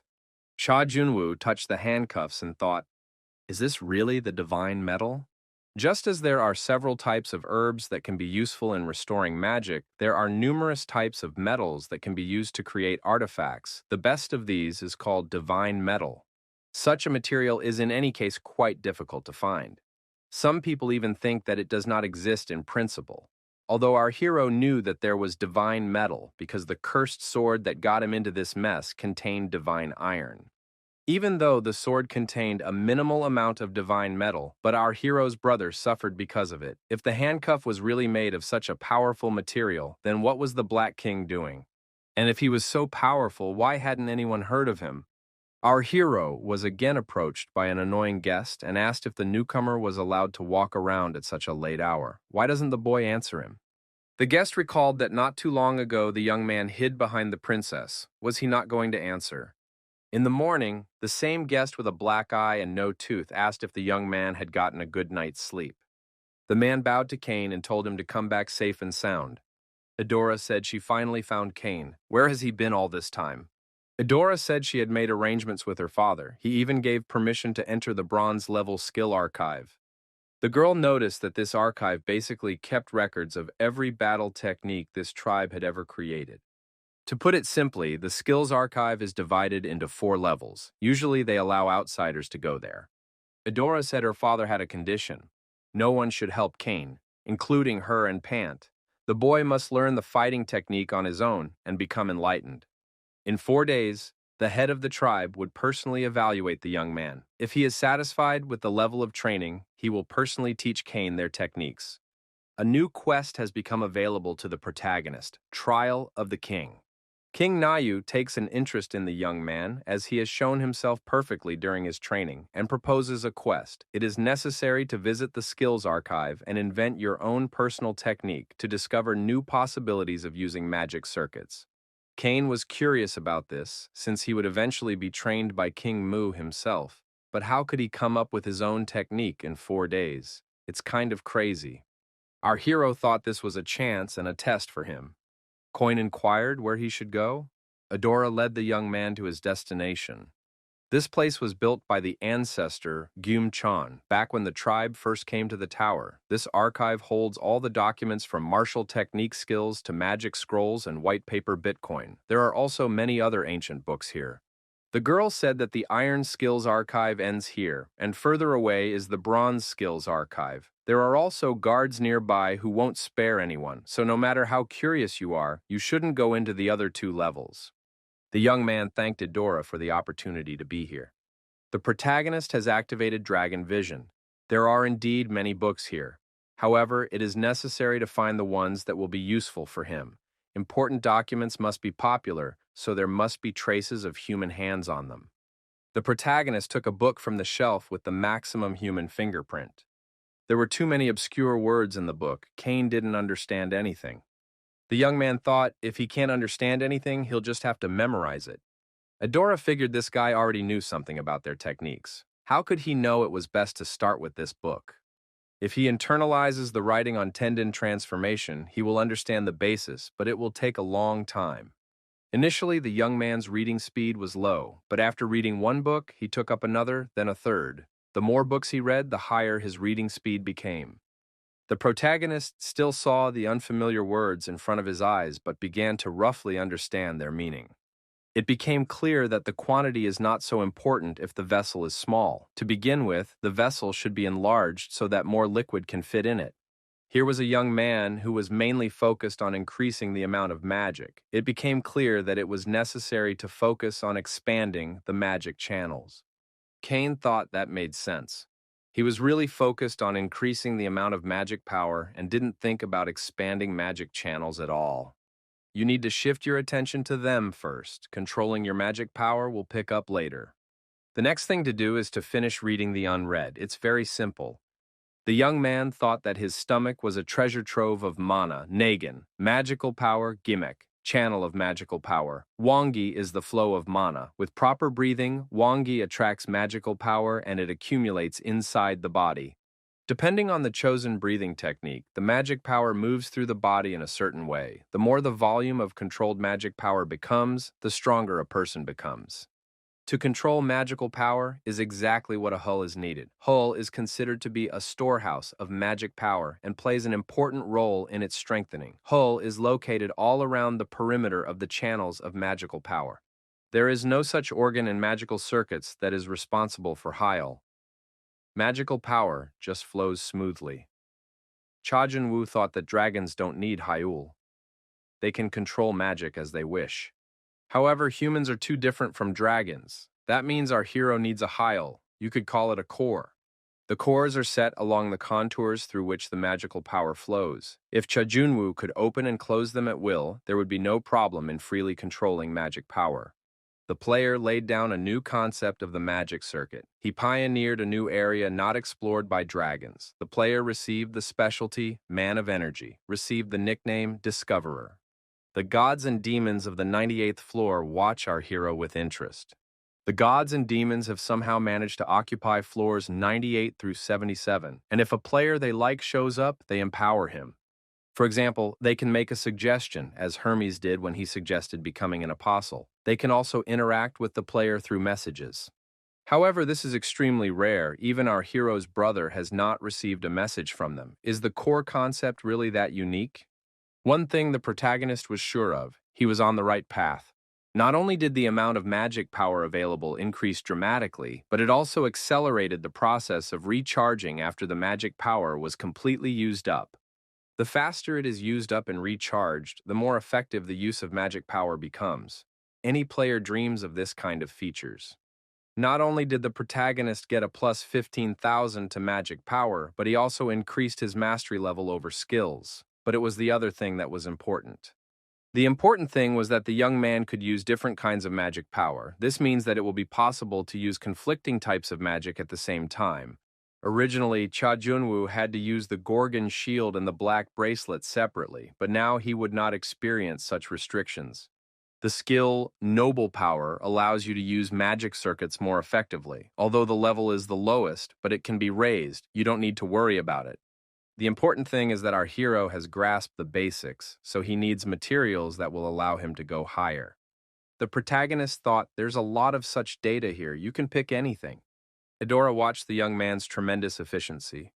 Adora could tell from the young man's gaze without words what he was feeling. She knew it because she was used to having her brother and the tribe members around her.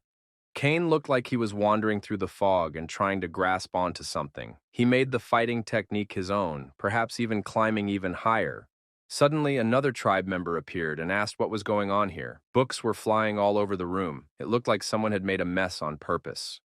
This guy had unleashed the ultimate hand strength and 12 meridians. How did he do it in 4 days? Isn't that the level of Yang Guan and Hyung himself? Kane was surprised to see Adora and her tribesmen beside him. The girl stated that she has been there the whole time, but she feels like there is another person standing in front of her now. The masked man said he was extremely hungry and asked if there was food nearby. Adora brought sandwiches and hot coffee. The young people talked passionately for a while. Maybe it was because he had overcome a critical moment, but the guy became much more at ease and could maintain a dialogue with Adora. The protagonist thought that since the energy flow had opened up, the magic control was working much better. The first change in magical contours was successfully overcome. the physical development was confirmed and the work of accepting the inheritance was resumed. Initially, there are 360 cool in the human body. The main thing is to determine the location of 36 of them. Each of them concentrates magical power, and in order to prevent them from disintegrating, nuclei are formed. Although the magic power in magic circuits had decreased, its efficiency had incomparably increased. Idora thought they were basic breathing techniques, but the guy still comes up with a new fighting technique, and he wants to say he's done almost everything in 3 days. This is a person who hasn't heard anything about these techniques before. Idora asked what Kane was missing. The young man answered, color. Each combat technique has its own thing, each should have its own purpose. Yok Gyun-kyung focuses on maintaining form. Samjae's breathing technique gathers the energy of heaven and earth, and the heavenly dragon technique focuses on supplementing Naegong. If we go deeper into it, there are also divine technique, darkness technique, poison technique, and others. The guy said it's just the basics, what he's done. But if he was going to use combat techniques to their full potential, he needed to get specifics. However, he hadn't gotten to that point yet. Idora asked what Kane was going to do. The young man replied that he needed to get back to his quest. Our hero said that he needed to get to the Bronze Archive. The protagonist realized that he only had 24 hours left, but there was still a huge amount of information to process. The elder asked Head Mu why he was so happy and even hummed songs to himself. The head of the tribe said today was the day. The day he can test how outstanding this guy is? The elder wondered, did Idora really think that Sword Yin would be entrusted to this fellow? The elder recognized that this guy was the only one who had passed the training and 30 floors the first time. It wouldn't be long before someone could repeat such success. The elder regretfully noticed that the guy was wearing a mask the whole time, and it was impossible to see his face. Head Mu expressed his hope that the guy was handsome. The elder wondered how the head knew that. The elder thought that the tribal leader was up to something again, judging by his smile. The elder admitted that figuring out their battle techniques in 4 days was a very difficult quest, but how could it not become a waste of time? The interlocutor told the chapter that even his son couldn't have pulled it off when he was younger, and yet he was called a genius. Head Mu asked how the egg was doing. The old man thought that Head Mu had decided to change the subject. The old man said that the more they tried to figure it out, the less they realized what was inside. The head assumed that it was a divine being after all. The old man said that there was indeed someone very massive in there. The king agreed that this egg was indeed huge. Head Mu said that it was time to check how well this guy had done his homework. The king wondered if Idora had starved this boy to death. There was nothing left of him at all. Head Mu thought that this guy had made great achievements, much more than expected. Kane asked the head of the tribe if he could show right there. The man replied that he did not mind. Showing his skills, our hero increased the temperature around him so much that the earth became hot and cracked. It seemed as if the earth was on fire under his feet. The head of the tribe and his daughter were amazed at what they saw. The man still hadn't spoken aloud the name he had always thought of, Master of Divine Knowledge. Divine Wings. That used to be the name of our hero's brother. When the demonstration was over and everyone around had more or less calmed down, the tribe leader said that the young man was now a real monster. Chief Mu recognized that the young man had achieved outstanding results. The tribe head said that the young man maximized the power of the strike and destructiveness by making them the center. Through the breathing technique, he tried to balance the entire technique from start to finish. Except that with this breathing technique, the emphasis is better on finishing the technique. The guy asked if he could find out the reason. Head Mu replied that it just seemed that way to him. The man added that there is nothing to explain because geniuses like him notice everything at a glance. When our hero had to learn to understand the mana device, his brother and Yule said the same thing. Is it possible that along with genius comes the skill of pissing people off? The king said that the young man had passed after all, to which he was congratulated. How did he do it? He's only third. Our hero has succeeded in mastering high-level martial techniques. The quest, King Mu's Trial, has been completed. The head of the tribe gave our hero a book with a description of the necessary techniques. It was 8 fist strikes. Head Mu stated that as promised, he would become Kane's mentor. To begin with, it was necessary to focus on this technique. The protagonist thought if he could be near King Mu during the war, he would be able to observe his actions and greatly increase his skill level. Kane said that he had questions. Head Mu remarked that there were too many questions, but he was ready to answer. The young man explained that he had just received the right to inherit the Yin sword as a reward. What is that? Head Mu said he would tell when the time came. Kane continued. The head said he was the third person to pass this test. Head Mu said that there was one person the young man had definitely heard of because that guy was famous. It was Kam Mu Xing. Among all 5 Mu Xin, Jung Hua Do, Kam is the strongest. Throughout the entire tower, no one can match him in sword technique. He is even compared to Alpha Wang. The name of the other one remains a secret. That's because Kane doesn't know it anyway. The masked man thought that this really wasn't a very famous person. He added that he had another request. Kane said that he wanted to see King Mu's real power. Head Mu said it was very hard to be a teacher and asked what the young man wanted to see. The king added that he doesn't usually do this sort of thing, so we can consider the young man just lucky. Head Mu said that he will show one of the techniques of 8 fist strikes. You have to watch carefully. Tanshan. The man's hand cut the air in close proximity in front of our hero's face. The boy felt even a whiff of wind. Our hero thought it lasted only a moment. How could one be so fast? However, the young man definitely saw what King Mu was hiding, the eyes of a predatory beast. Even Eudora cried out in surprise. The sky filled with cracks like broken glass, and the sun split in two. The protagonist was truly surprised. How could such a thing be possible? Head Mu began to knead his arms. It had been a long time since he had used his strength. Even his joints ached. The king added that they were going into battle tonight, so the young man must not be late. The man told his daughter to feed this boy. He looks very thin, however he is starting to be ignored. Our hero thought that someday he would try to surpass this king in power. The king continued to hold on to his arm. The arm was still sore. The voice said that Mu was overexerting himself in vain. Did he really want to brag? The voice added that the head was being sought by elders everywhere. The other clans might revolt. What was he doing? A man told his wife that you can't show weakness in front of the children. In addition, the teacher must become an unattainable goal and an impenetrable curtain. Only then will the student give his or her best effort. The voice asked, what if that doesn't happen? Mu replied that in that case, the student was nothing. His wife's voice asked if he was satisfied. After all, he hadn't intended to go that far. The king said he was pleased from the start. The king said that this guy was capable of much more than he thought. Kam Mu Xing also managed the 30-day test in 4 days. Finally, the night that King Mu had spoken of had arrived. The king said it is very exciting to break out for the first time in a long time. You must behave with dignity and not be frightened.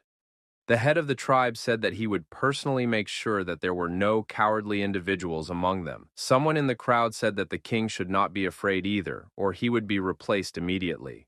The protagonist was unaccustomed to hearing about people in the crowd quietly bantering with the head of the tribe. King Mu said that everyone present should try their best to survive. He would personally follow those who died to hell and beat them to a pulp. The head of the tribe said it was time for entertainment. Everyone present tore up their ticket. The phoenix bird circled in the night sky. This is the time, thought our hero. King Mu was sitting by a small stone in the flower glade, thinking. Kane was on his way to him. The tribal head said the young man should be trained in 8 fist strikes before attacking Kuram. The king added that starting today he would show the boy one move at a time. Kane must watch carefully and learn. The king reminded me that he doesn't like to repeat himself twice. Chief Mu reminded us that Qi consists of 3 components: soul, energy, and body. The soul is responsible for inner energy. It is what people call magical power and the like. The body is the vessel. It's not just the belly, it's the whole body.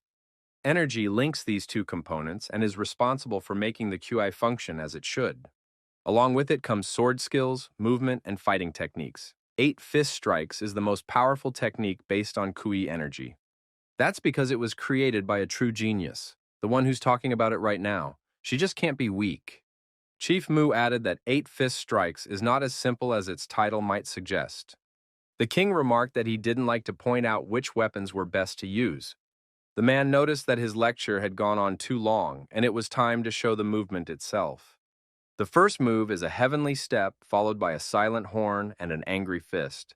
The protagonist thought that the head's movements were concise and perfectly clear. He knows exactly where to put his foot and when to lift it off the ground. He is determined and completely unwavering. His every movement is not random. King Mu moves in a way that is comfortable for his body. The man demonstrated the punch and said it was the first stage of 8 fist punches out of 32. The king continued that although this is the first stage, it is itself divided into 64 major and minor movements. It cannot be learned in one go. King Mu asked, would the boy be able to handle it, although the man knew it was impossible to learn it the first time. Our hero said that he was willing to demonstrate. Head Mu did not expect to hear such an answer. The young man demonstrated everything, commenting on every movement. The king wondered, had this boy memorized everything just by watching it once? The head of the tribe said that this was only the beginning, and if the young man was already confused, he could not be considered his disciple. He suggested moving on to the second stage. The protagonist succeeded in quickly learning the first half of the 8 fist strikes, formation of the skill. At the moment, the player has not mastered all parts of the first half of the skill. It is necessary to fill in the gaps. The king laughed. There was a reason he had taken this boy as his apprentice. This is exactly how his apprentice should behave. Adora and Pont thought their father was shocked. The protagonist thought that the magic power was circulating much better than before, although it didn't mix well with Shi, but he still wanted to try out the new technique. Our hero turned to the head and called him King Mu. The man was indignant, for the young man should call him teacher. The protagonist apologized and said that's what he would say from now on, Teacher Mu. The young man wondered if Teacher Mu could trust him to attack Kuram. The teacher said no, because it's their tribe's business. Without this guy, there are plenty of people willing to fight. The teacher pondered, for on the other hand, one must see how much the lad had mastered the technique. King Mu turned around and appraised his warriors with a look. The man declared that he had a great idea. Kuram City. The battle was in full swing. The Red Dragon commander was puzzled. What was going on? The One-Horn tribe found itself on a battlefield. The warriors shouted to crush, break, destroy. The commander couldn't believe his eyes, for the One-Horn tribe had never interfered in the affairs of other clans. Is it really the clan head himself, Mr. Musan, participating in the attack? King Mu approached his rival and knelt down. He asked, does this one of yours want to stay alive? Pant, his sister, and Kane were gazing into the distance. Pant noticed someone flying towards them. Yes, and also in the hands of someone holding. Upon closer inspection, it was clear that it was King Mu holding some captives. The protagonist thought that King Mu was now also into kidnapping. King Mu told the young man that he wanted to test his new QE. King Mu put the captives on their feet and told them to fight the masked man if they wanted to stay alive. Whoever wins will definitely stay alive. The king had already counted 5 people who would have to fight his apprentice. Our hero, of course, knew that he would be given a chance to fight, but did the teacher really choose to do it this way? Now the captives were stunned by King Mu's power, yet they are all talented players. Would our protagonist be able to handle them? There was no reason for the protagonist to refuse. Kane said that he agreed. It was a great opportunity to test the skill of 8 fist strikes and a master of divine knowledge. The king set simple rules, one-on-one battle until final victory. One of the brave men volunteered to fight the masked man first. The brave thought, even though this guy is notorious on the 11th floor, he's still a rookie. The opponent told the masked man to attack first. He decided to give him a head start. Our hero became like a fiery phoenix bird. He rose into the air and attacked the opponent from above. The opponent was scared. What kind of speed does this guy have? A safe distance must be maintained. Kane applied 8 fist strikes and a master of divine knowledge. When the young man first combined these two skills, they did not fit together well. Movement techniques and mana conflicted. However, thanks to the unity of soul and body energy, our hero's movements became smooth. Before he knew it, Kane was moving more confidently, even cleaner, without fuss. His strength had increased noticeably. The young man had the impression that his movements had reached perfection. The masked man now saw the best way. King Mu said it was the turn of the next opponent. The head of the rival clan didn't expect his turn to come so quickly. 4 of his companions had already fought the masked man. Our hero was feeling on edge. With an opponent like the current one, You have to be careful. The young man realized that even if he could see everything, even if he was in his best form right now, it would still be hard for him to fight such an opponent. Against our hero was a half-ranker. Rankers are the strongest players who climb the tower. In a broader sense, they are the players who have overcome the 50th floor.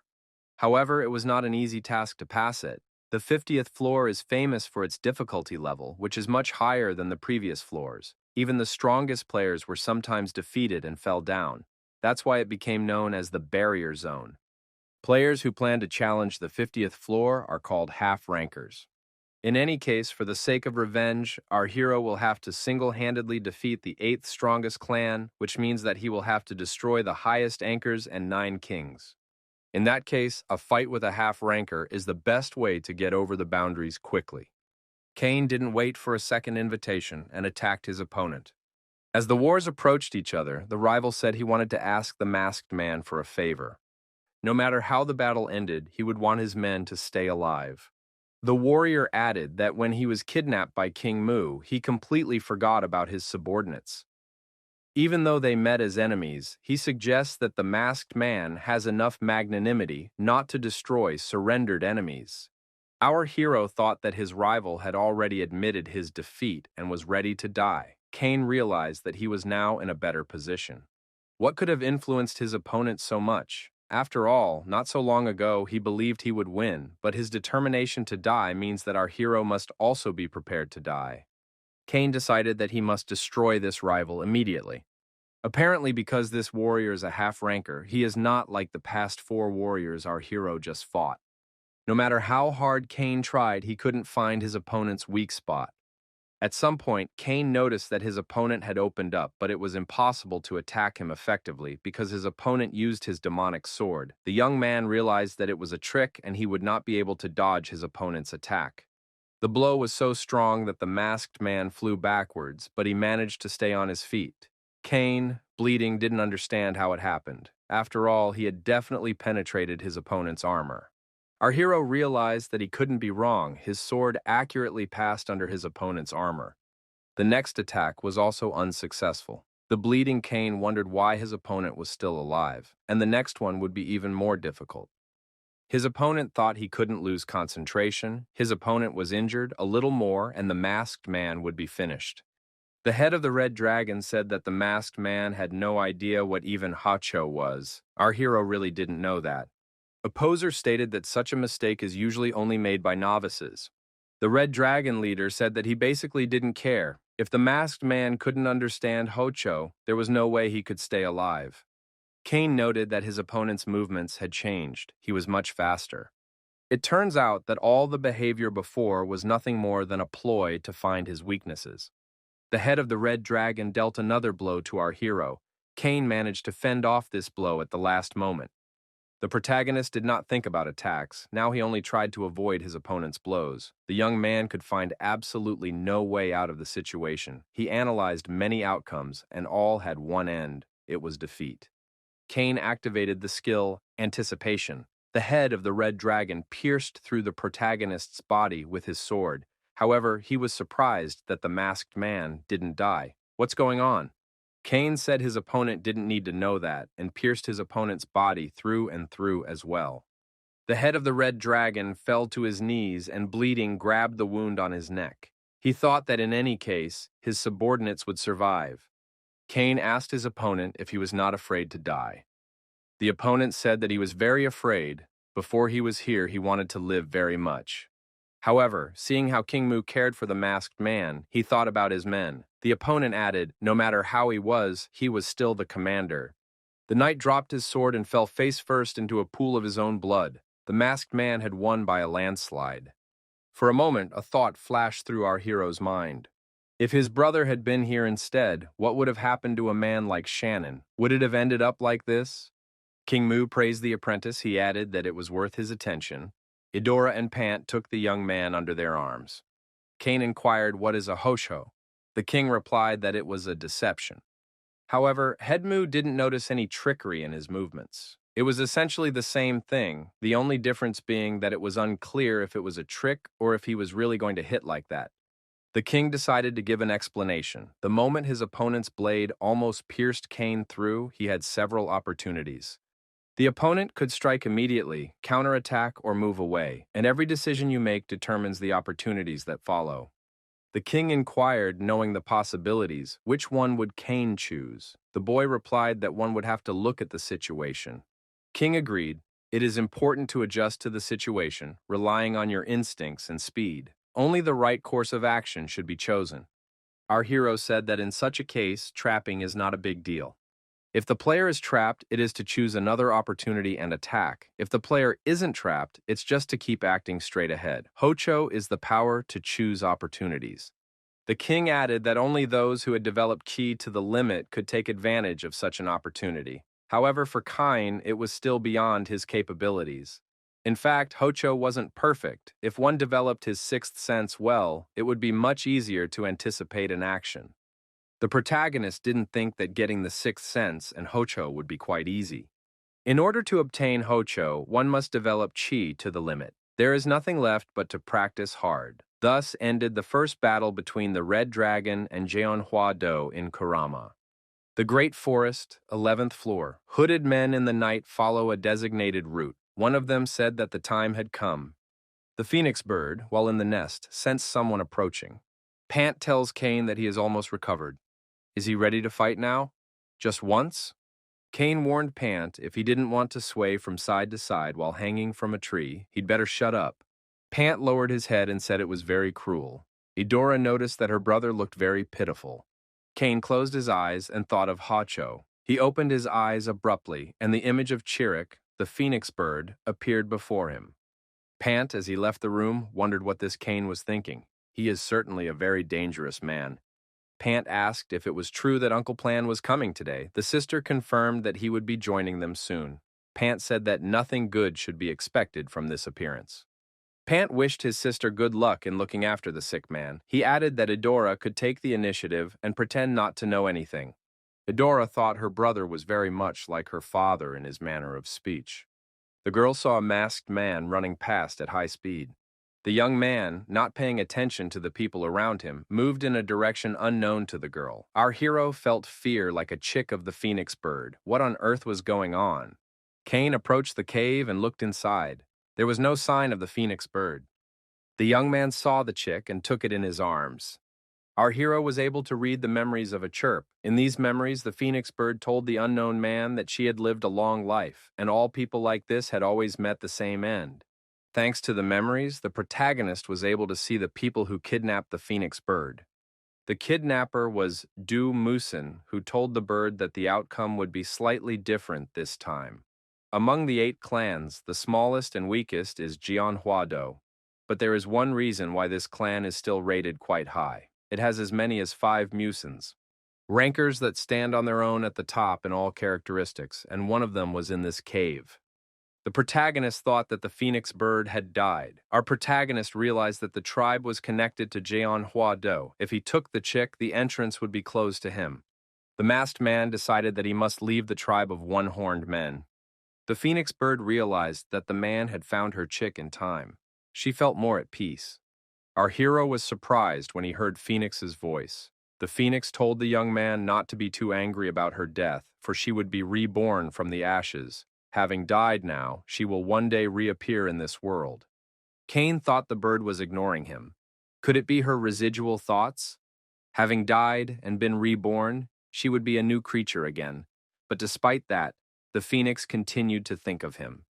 The phoenix bird has asked to look after her chick until she returns. She'll thank the man for it. Phoenix has gifted the young man with a power that should help him and his chick on this difficult journey. Phoenix has installed the man as the heir.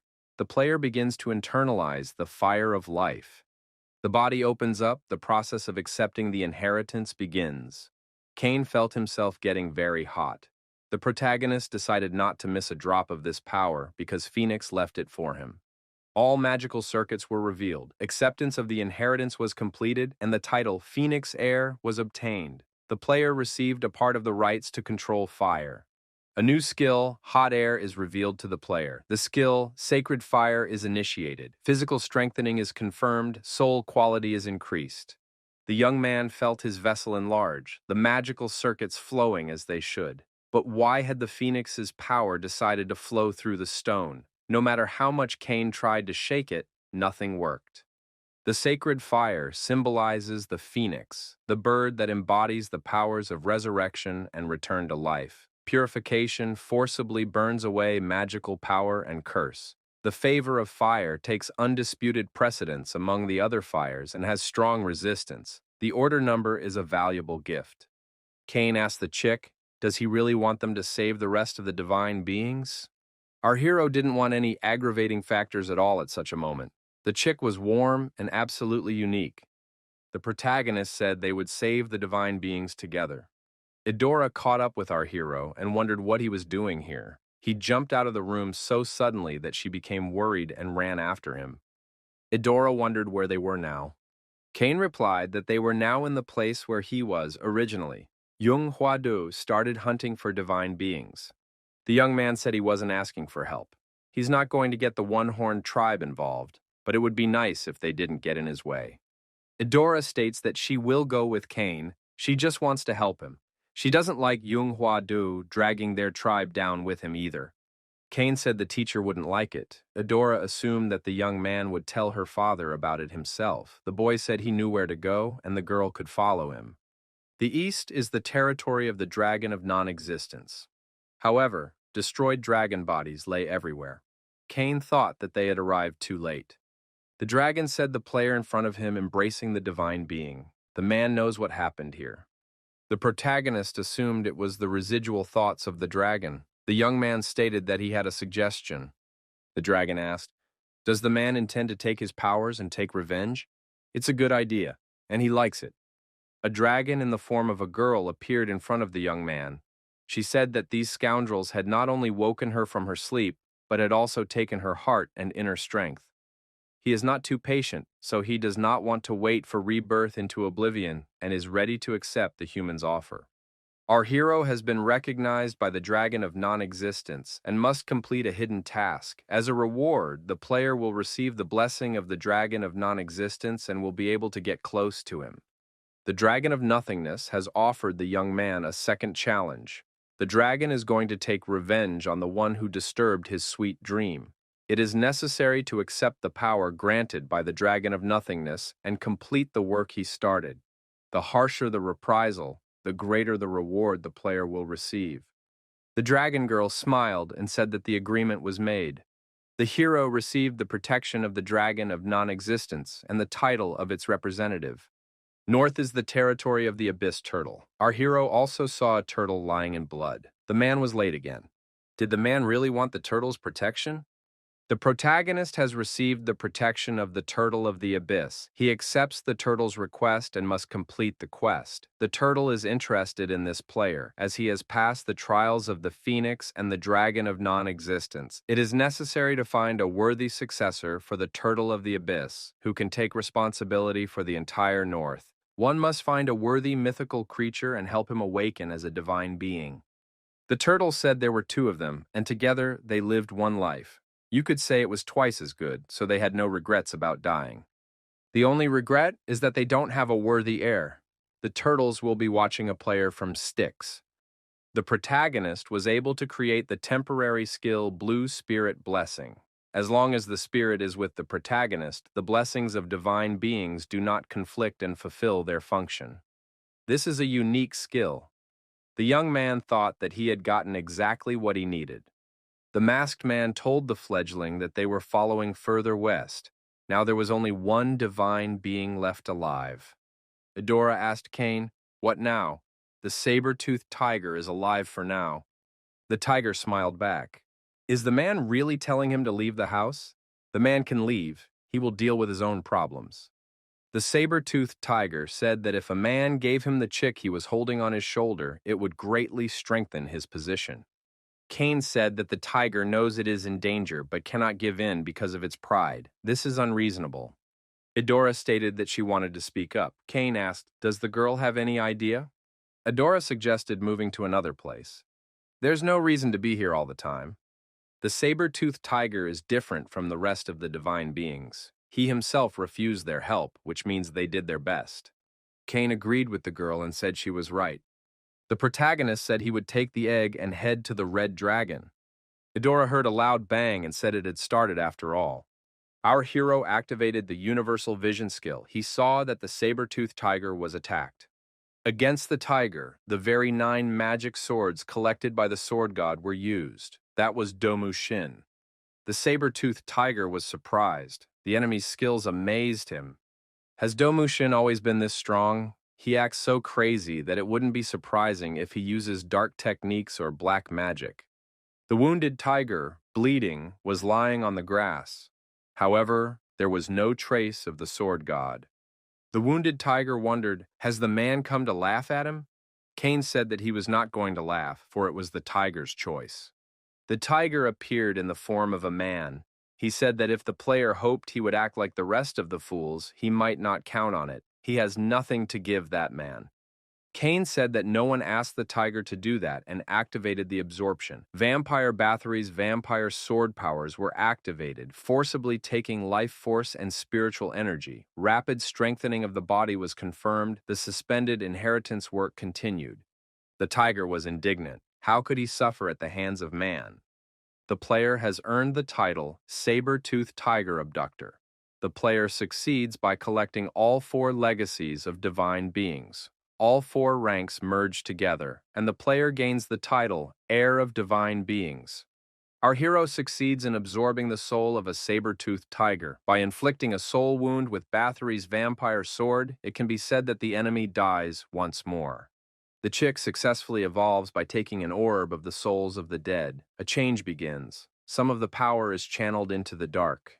All tests have been passed. From this point on, the player must nurture his mythical creature. Cain thought, if the chick is also a mythical creature, then the system decided to assign him this task. The chick thanked the man.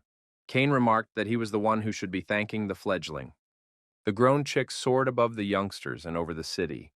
Eudora wondered, is it really a phoenix chick? Judging from the amount of energy it has, it can easily match a high-level mythical creature. Cain thanked Eudora for all this time, but the girl should go home. Cain suggested that he could now become an enemy of the one-horned tribe. It wouldn't be right to drag the girl into this. Eudora replied that Cain was guessing why she had decided to help him. The chick, hearing this dialogue, wondered, are those two really going to mate? The masked man wondered where the chick had gotten such words. Eudora looked away in embarrassment. The chick said that his mother told him about it. When he gets a pair, they will do it. Our hero was surprised. Who tells children about this? Eudora and Cain entered the city. The young men were met by a noble warrior and his subordinates.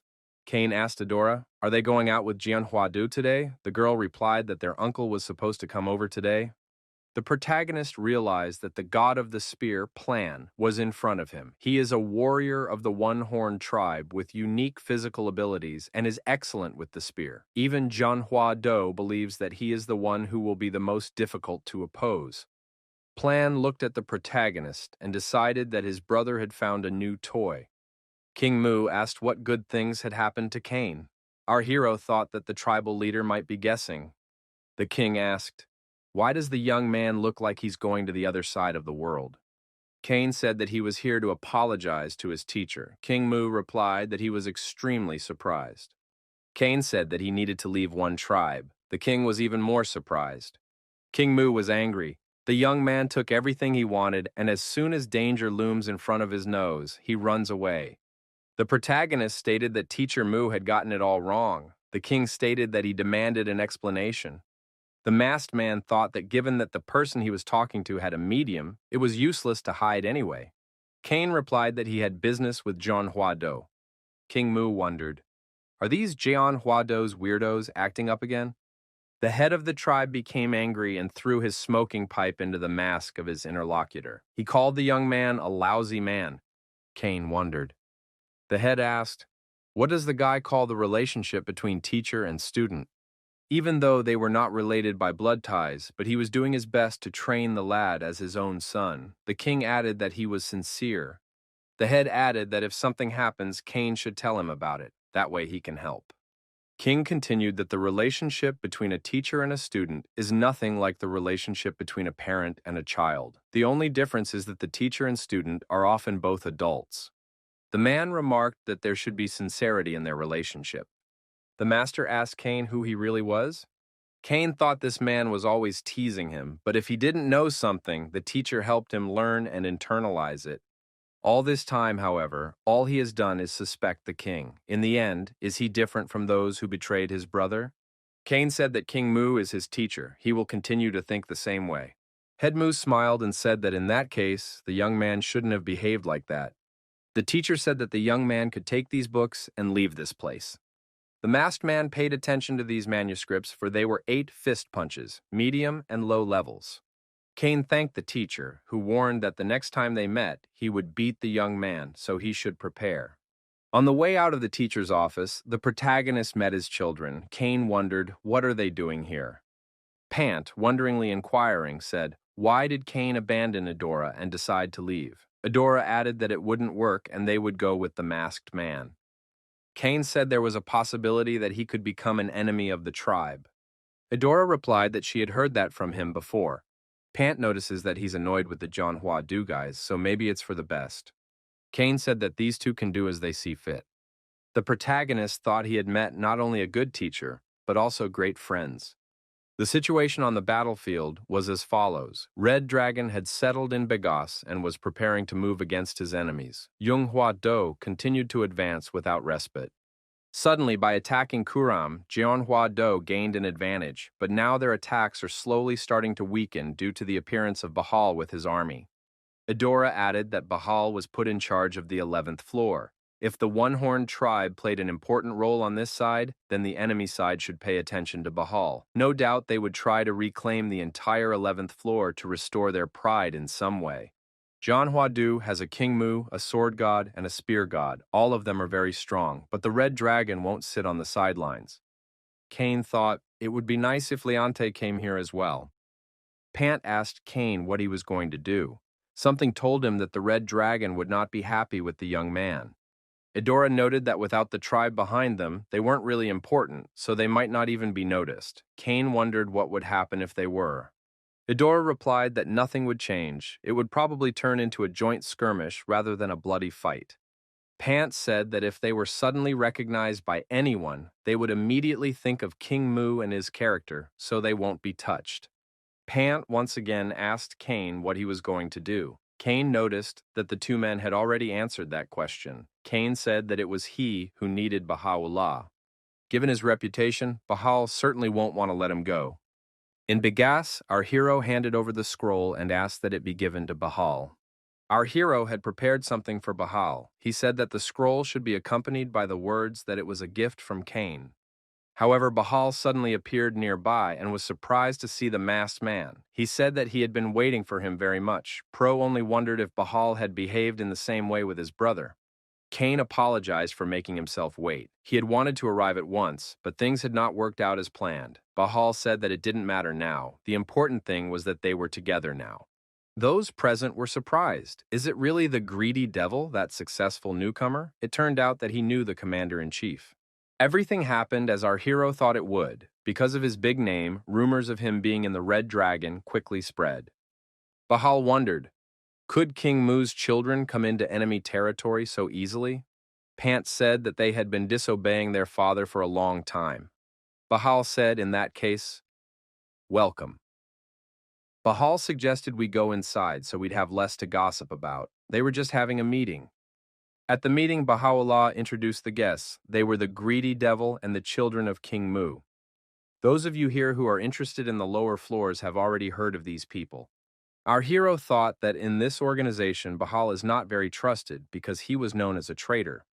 The protagonist thought that there were 81 eyes in front of him. According to legend, the complex dragon eye was made up of dozens of facets, so there were 81 supreme rankers gathered here as well, and there were many familiar faces among them.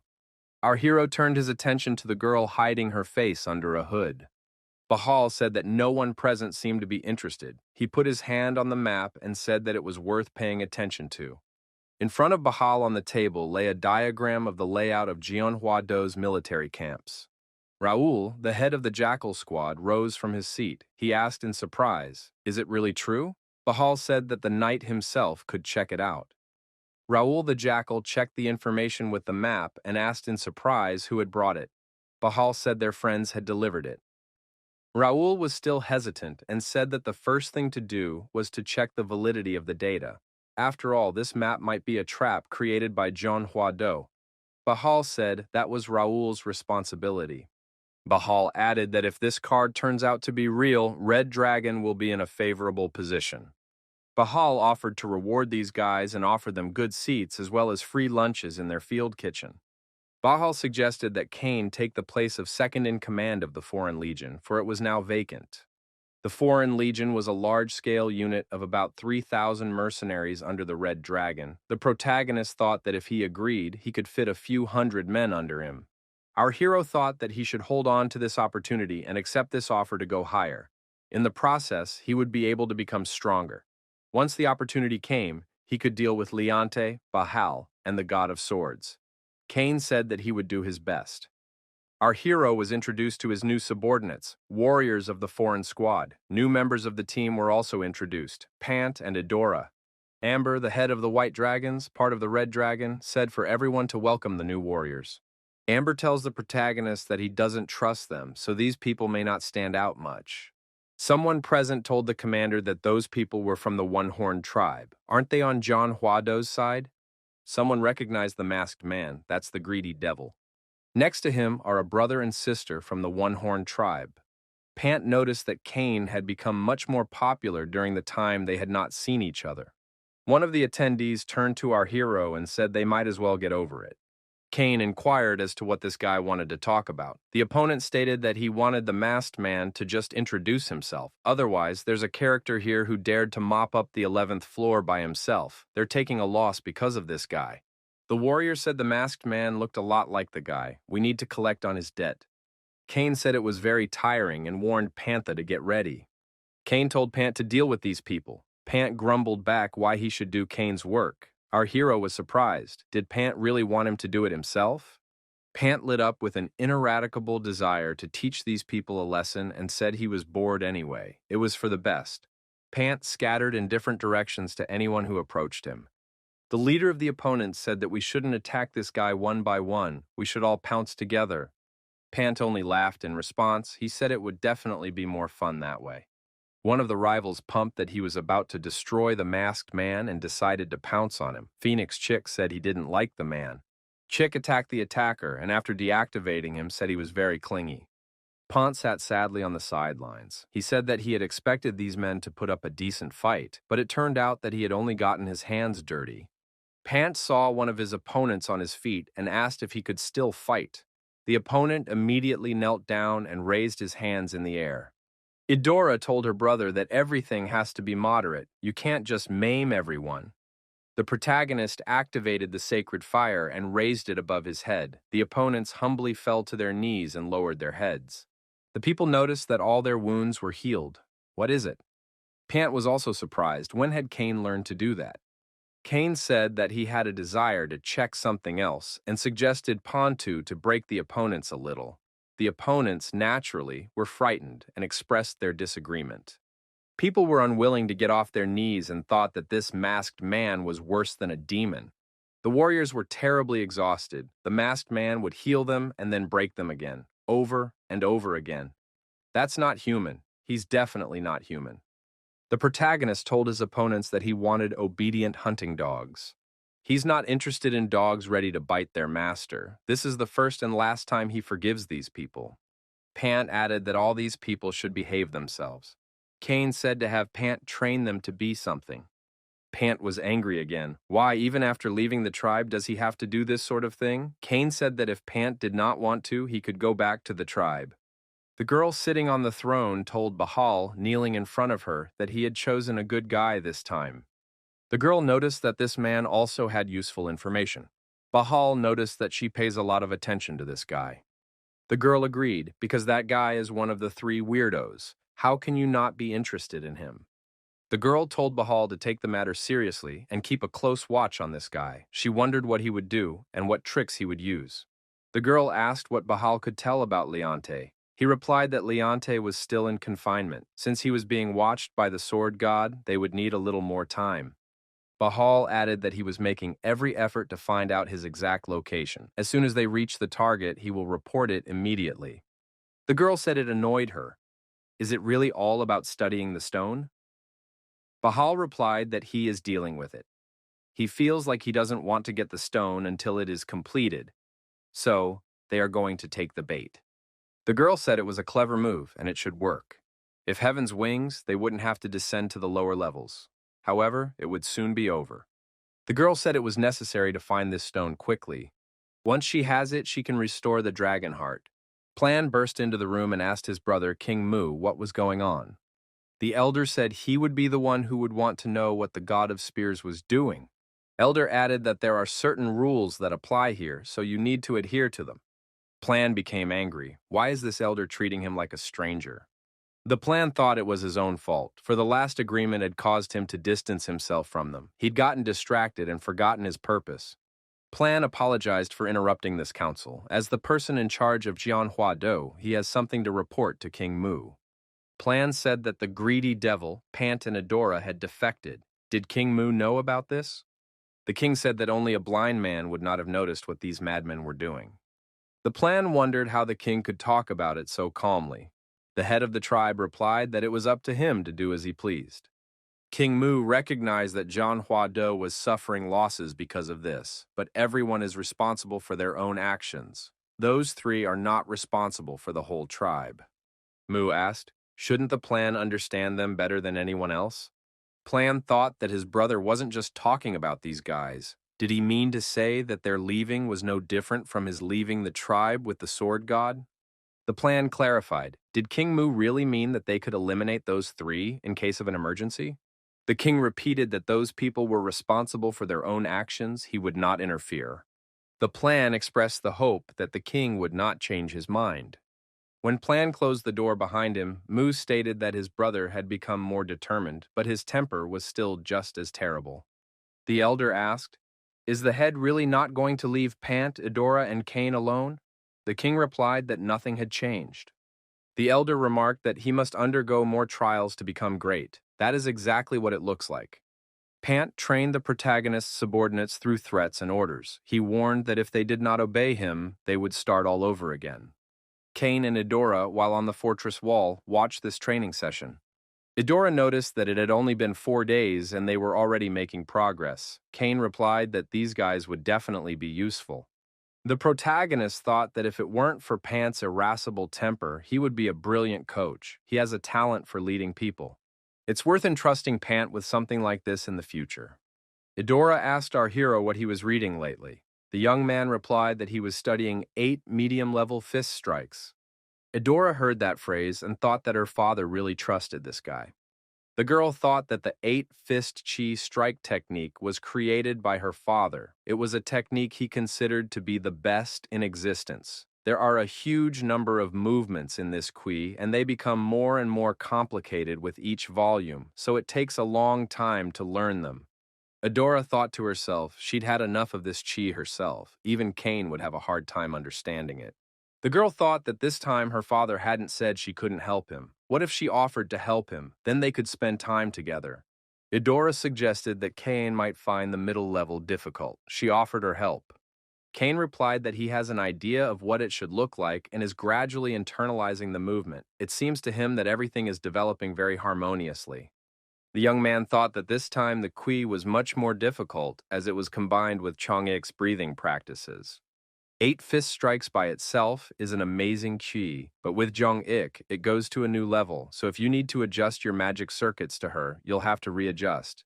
Several gods and demons of the 98th floor watched our heroes with admiration. Hermes looked at him with pride. Cain thought that at first their attention had flattered him, but now it was only irritating. Bahal looked and said that things were much better now, and how good it was that they had found common ground. Bahal said the rumors weren't lying. Cain was great with the mercenaries. Bahal asked our hero's opinion if these warriors would soon be able to fight. Cain replied that they would be ready as soon as they were needed. The protagonist noticed he had something to say. The masked man reported that he was on the 16th floor hiding the son of the god of sabers. Bahal wondered, does he really have a son? Even in Jianhua Do, the saber god can be called a role model. He is only focused on getting stronger. How did this man become famous for not approaching a single woman in his entire life? How could such a warrior have a child? Cain asked if Bahal knew that at some point this warrior had begun to lack magical powers. The protagonist thought that only the higher-ups in the guild knew about it. Bahal wondered if it had something to do with the child he was hiding. Cain said that his son had had health problems since childhood. It was said that a child's body couldn't store magical powers. Even using the latest medicines, the god of sabers couldn't fix it. Our hero added that here the lack of ability to accumulate magical powers is devastating. Besides, the god of sabers has many enemies. Bahal agreed, for he had to hide the child while continuing to search for ways to cure him. Bahal added that the god of sabers sacrifices his magical powers to keep his son alive. It could not be interpreted any other way. Cain agreed with this assumption. Our hero assumed that the saber god had started hunting divine beings to try and help his son. He had no reason to refuse if Jianhua Do would allow their inner strength and heart to be taken away. The protagonist thought that by all means he must find and retrieve Phoenix's heart. Bahal acknowledged that this is very interesting information, but who is the source? Our hero read about it in his brother's journal. He said aloud that he had learned about it in the tribe of one-horned men. Bahal suggested that it might be a trap. After all, the one-horned men were not sure if the young man would stay with them. Cain said it was only a guess, but he preferred to believe it was true. The masked man said he'd be back soon. If this is successful, it will benefit Bahal as well. Bahal wondered if Cain was going to do something for him too. He said that when they had seen each other 2 months ago, Cain had looked as if he would not do something for another. The masked man said that he now realized that the world was a pretty cold place. Baha'u'llah noted that the young man had come to the right conclusion. When it gets cold, one should come to a warm place. Bahal added that henceforth Cain would plunge into spring. Our hero replied that he would never forget these words. The protagonist wondered where Bahal would end up at this time. Cain told his subordinates that an assignment had come up for the second group.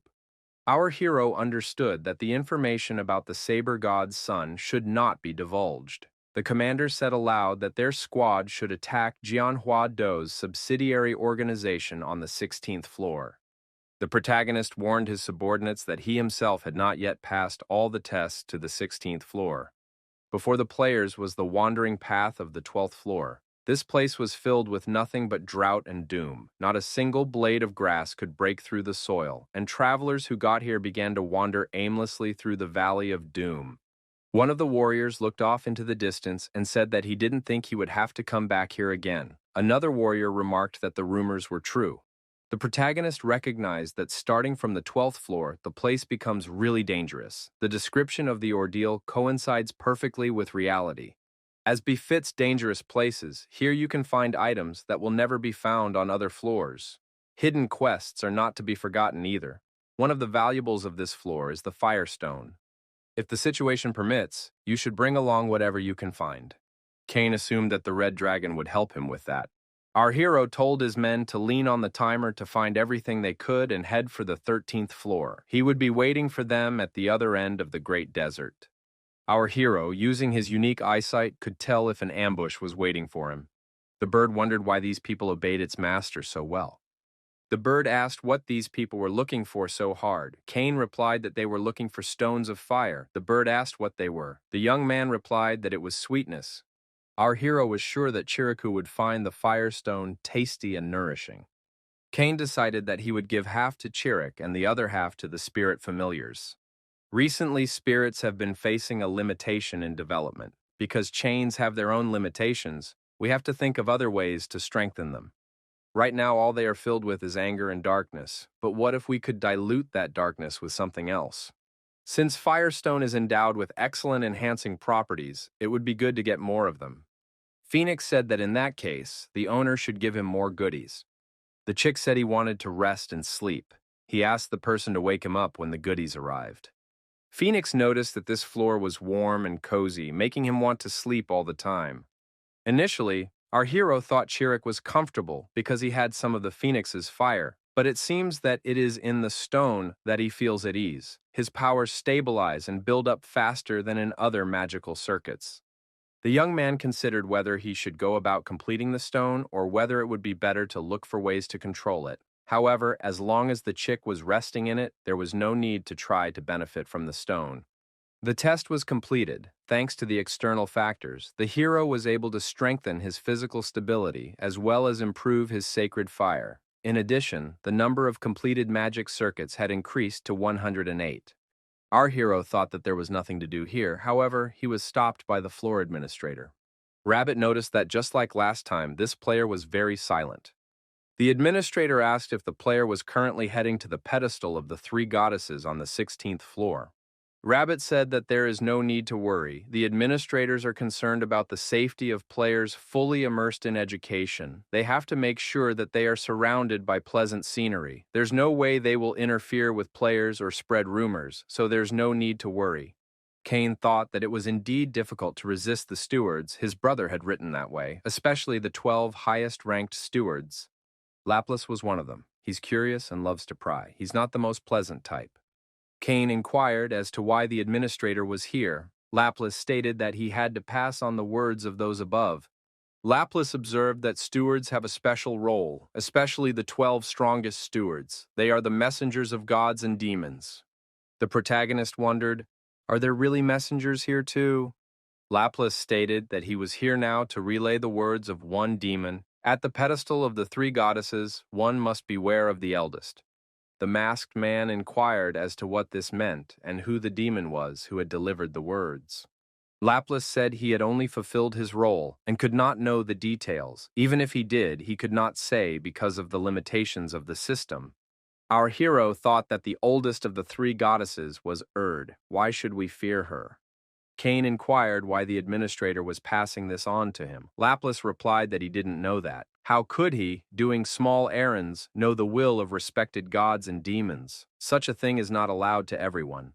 This situation annoyed our hero because demons cannot be trusted. The boy decided not to back down. He was still determined to incur the wrath of the three goddesses. Laplace said he assumed as much. This player wouldn't listen to him. The administrator wished the young man a happy journey. He added that he had other errands to run, so no one would interfere with him on his way to the 16th floor. The protagonist found himself on the 16th floor with the Wheel of Life in front of him. The young man saw his warriors, those of them who had managed to get here. Kane told them to pass on whatever they had managed to gather on the way here.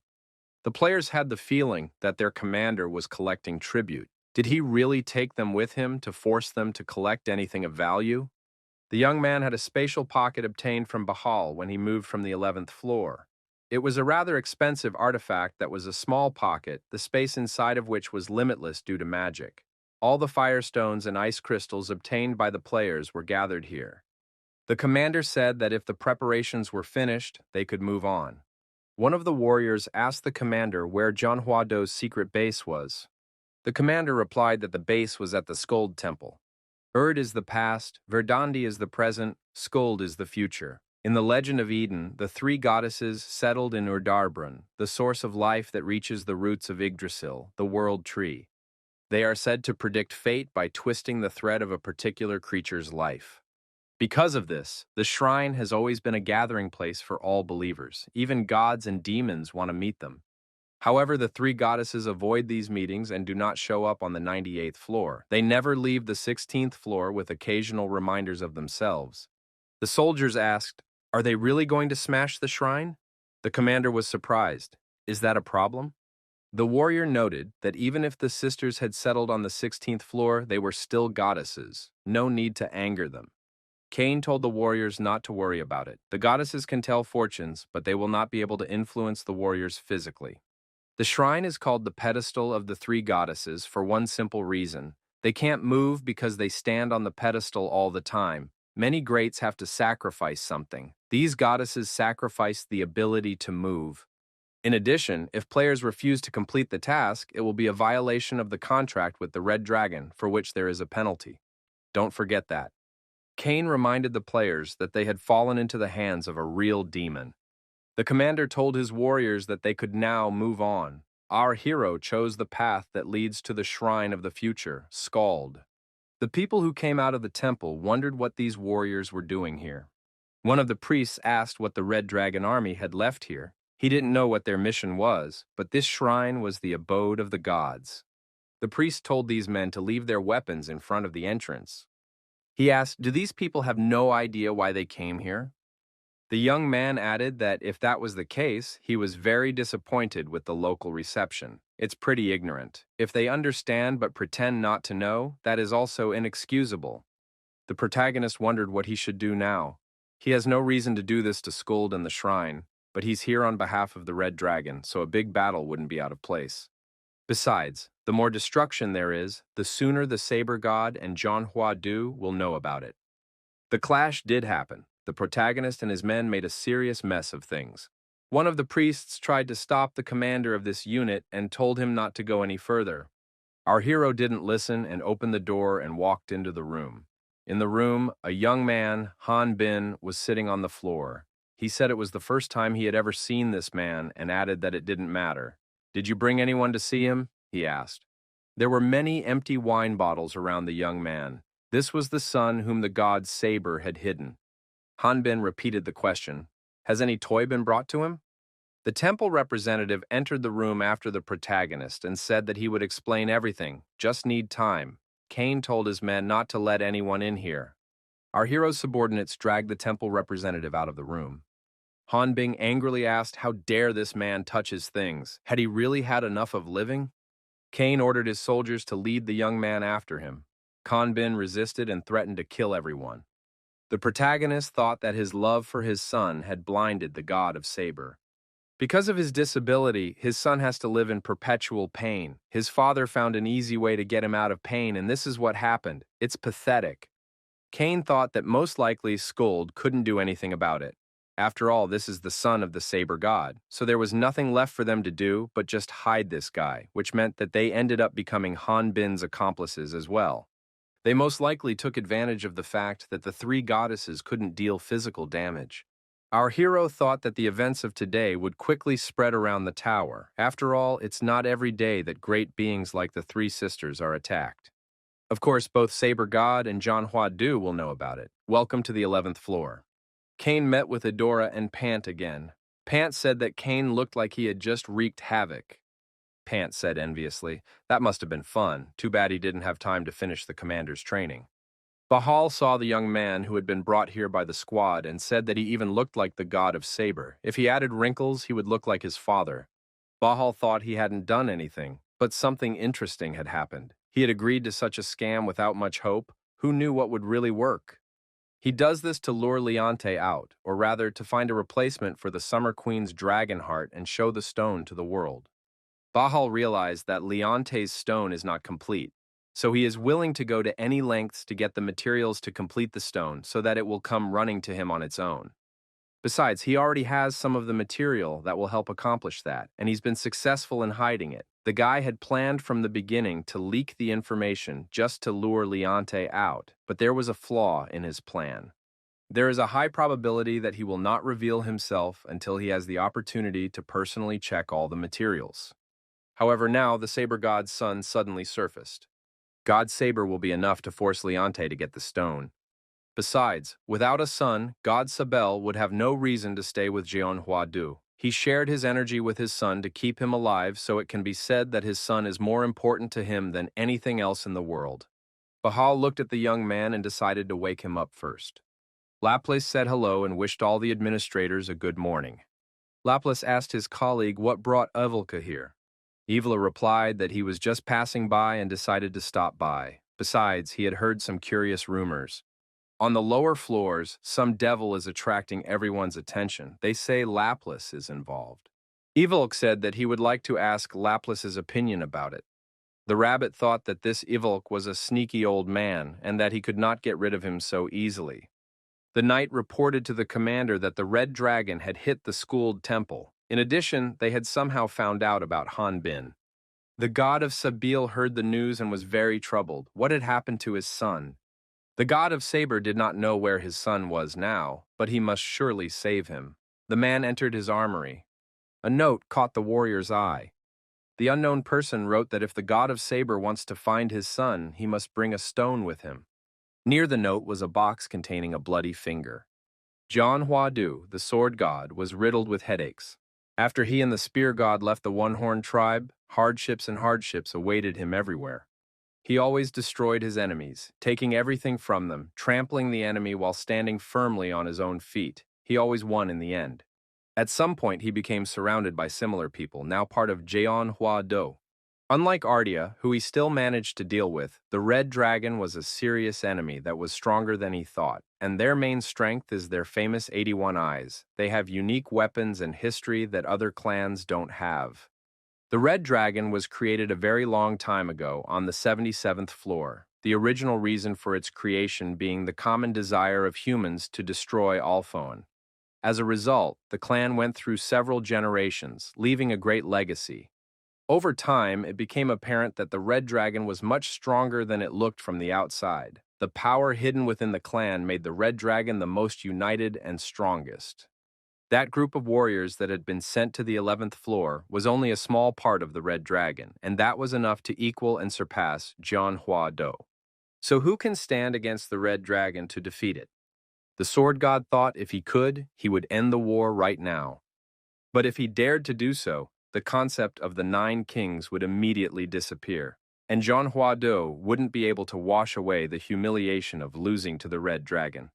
That would definitely be the downfall of John Hua-do. Intransigence and pride. These were the two principles that John Hua-do was built on. One must not forget this. The sword god thought, is the only solution really a knife? He called it a knife. Though still using a sword, sometimes it could even become a spear, bow, or axe, a name given by God. God himself calls it the divine weapon. But in order to use it, you need to have a decent amount of magical power, and it's not finished yet, but Leonte still needs to be pulled out. A stone endowed with omnipotence. It will provide a decent amount of help in controlling the knife. The sword god thought he would have to abandon his plan and engage the knife sooner than expected. The aide reported that there was a problem. The sword god asked what had happened. The aide reported that the saber god was going to hurt the fist god. The saber god ordered Leonte to bring him the stone. Leonte repeated that he did not have the stone. The saber god was ready to destroy everything around him. Leonte said that he did not know where the stone was. The saber god, with a weapon in his hand, said that he is not asking for the location of the stone. He wants Leonte to bring the stone. The man said with sparkling eyes, if Leonte wanted to live, he had better hurry up. Plan, the god of the spear, appeared beside Leonte and shadowed Leonte. The saber god said that Plan had better get out of here, for it was none of his business. Plan wondered what the saber god was doing. They are threatened by the Red Dragon, and he lashes out at his companions. The god of the saber and the god of the spear stood with weapons in their hands against each other, and each accused his opponent of wrongdoing. Suddenly the god of sword appeared between them and separated the rivals. He said to the god of the sword to explain what was going on. The saber god said he only needed one thing, and he was asking Leonte for it. The sword god wondered, what could Leonte possibly possess? The saber god said that Leonte has the stone, and apparently the sword god knows something about it. The sword god said he didn't know what the stone was and he wasn't interested. The saber god said they had kidnapped his son. The warrior added that he needs a stone to save his son. Later, he is ready to suffer any punishment. The sword god said that the Red Dragon has decided to set a trap, but first, we need to calm down and talk. The saber god shouted that he was in a hurry. The sword god said he would have to calm down and wait. The sword god said that the saber god should go to the room and cool down first. He's hardly putting the place in order, after all, and then he'll call him out. The saber god was very angry, but he had no choice. He thought he would never know what love and relationships were, but then one day, like a light spring breeze, she appeared. Closing her eyes forever, she left only one trace of her existence. This weak little boy, who was sick all the time, had been suffering and waiting for his father all this time. The saber god was mentally crushed. He mentally asked for forgiveness from his son. The man again saw another note and box left for him by the stranger. The note contained the same words, however, the box contained an eye. The saber god cried out in grief, and a layer of released energy formed around him. It was an explosion of magical power. The saber god asked the young man whose side he was on. The young man said that the moment he was saved from certain death on the battlefield, he became the sword of the Lord.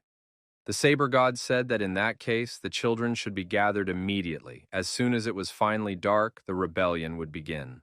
Bahal and Cain, while drinking wine, voiced rumors that the saber god had begun to act. Bahal said that things were much easier thanks to Cain. Our hero asked if Bahal had people on the other side. Bahal stated that there is no place where the red dragon does not have eyes and ears. They are present absolutely everywhere. Bahal added that it doesn't change the point. Everything that happens is because of Cain. Everyone is amazed by this turn of events. They have even already started the next operation. Bahal added that just a little more and it would all be over, and this war, and Yung Hua Do. Bahal said that after this his position would be strengthened. All those who called him a miserable traitor would be silenced.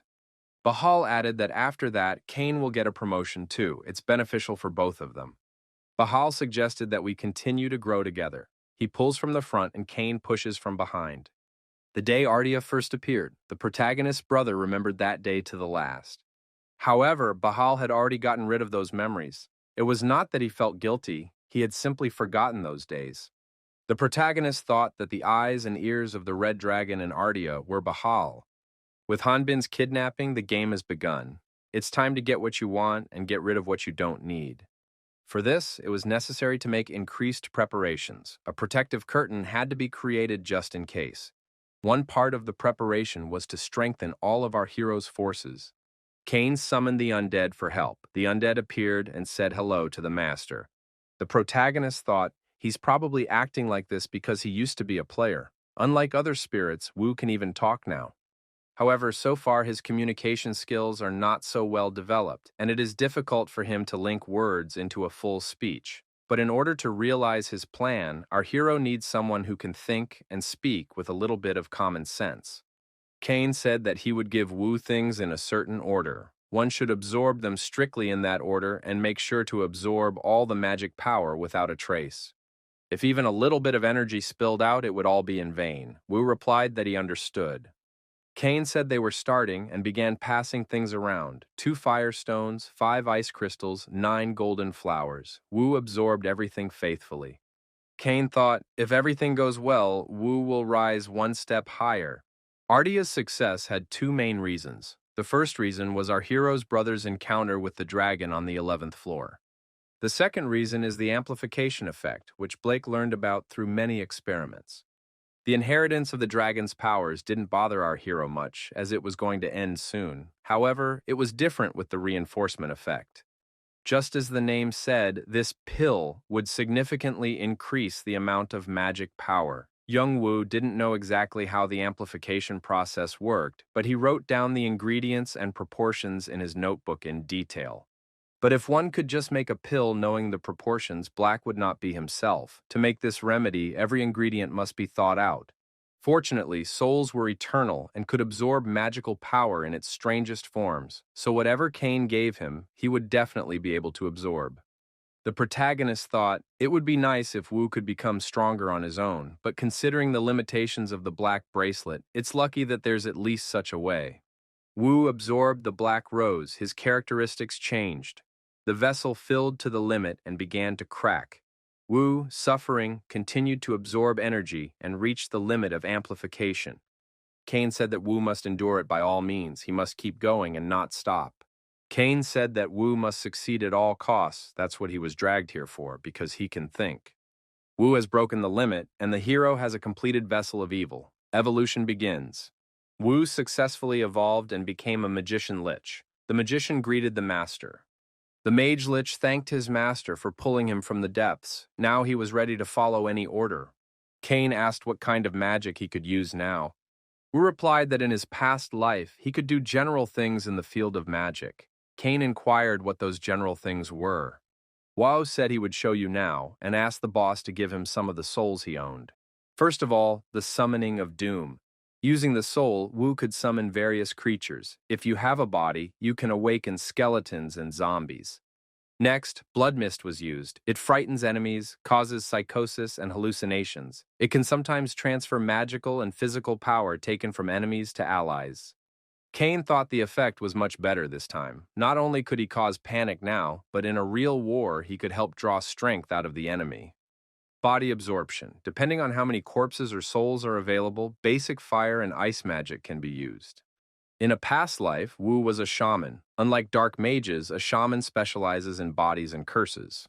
That was all Wu could do for now, but he definitely planned to become stronger. Wu wanted to get rid of his limitations and become a full-fledged lich. Our hero thought that previously he had a hard time fighting alone, but now he has someone to rely on. He will do a great job with the work related to souls.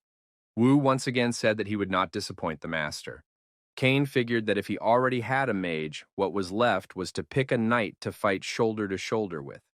Our hero summoned a knight who inquired where he was now.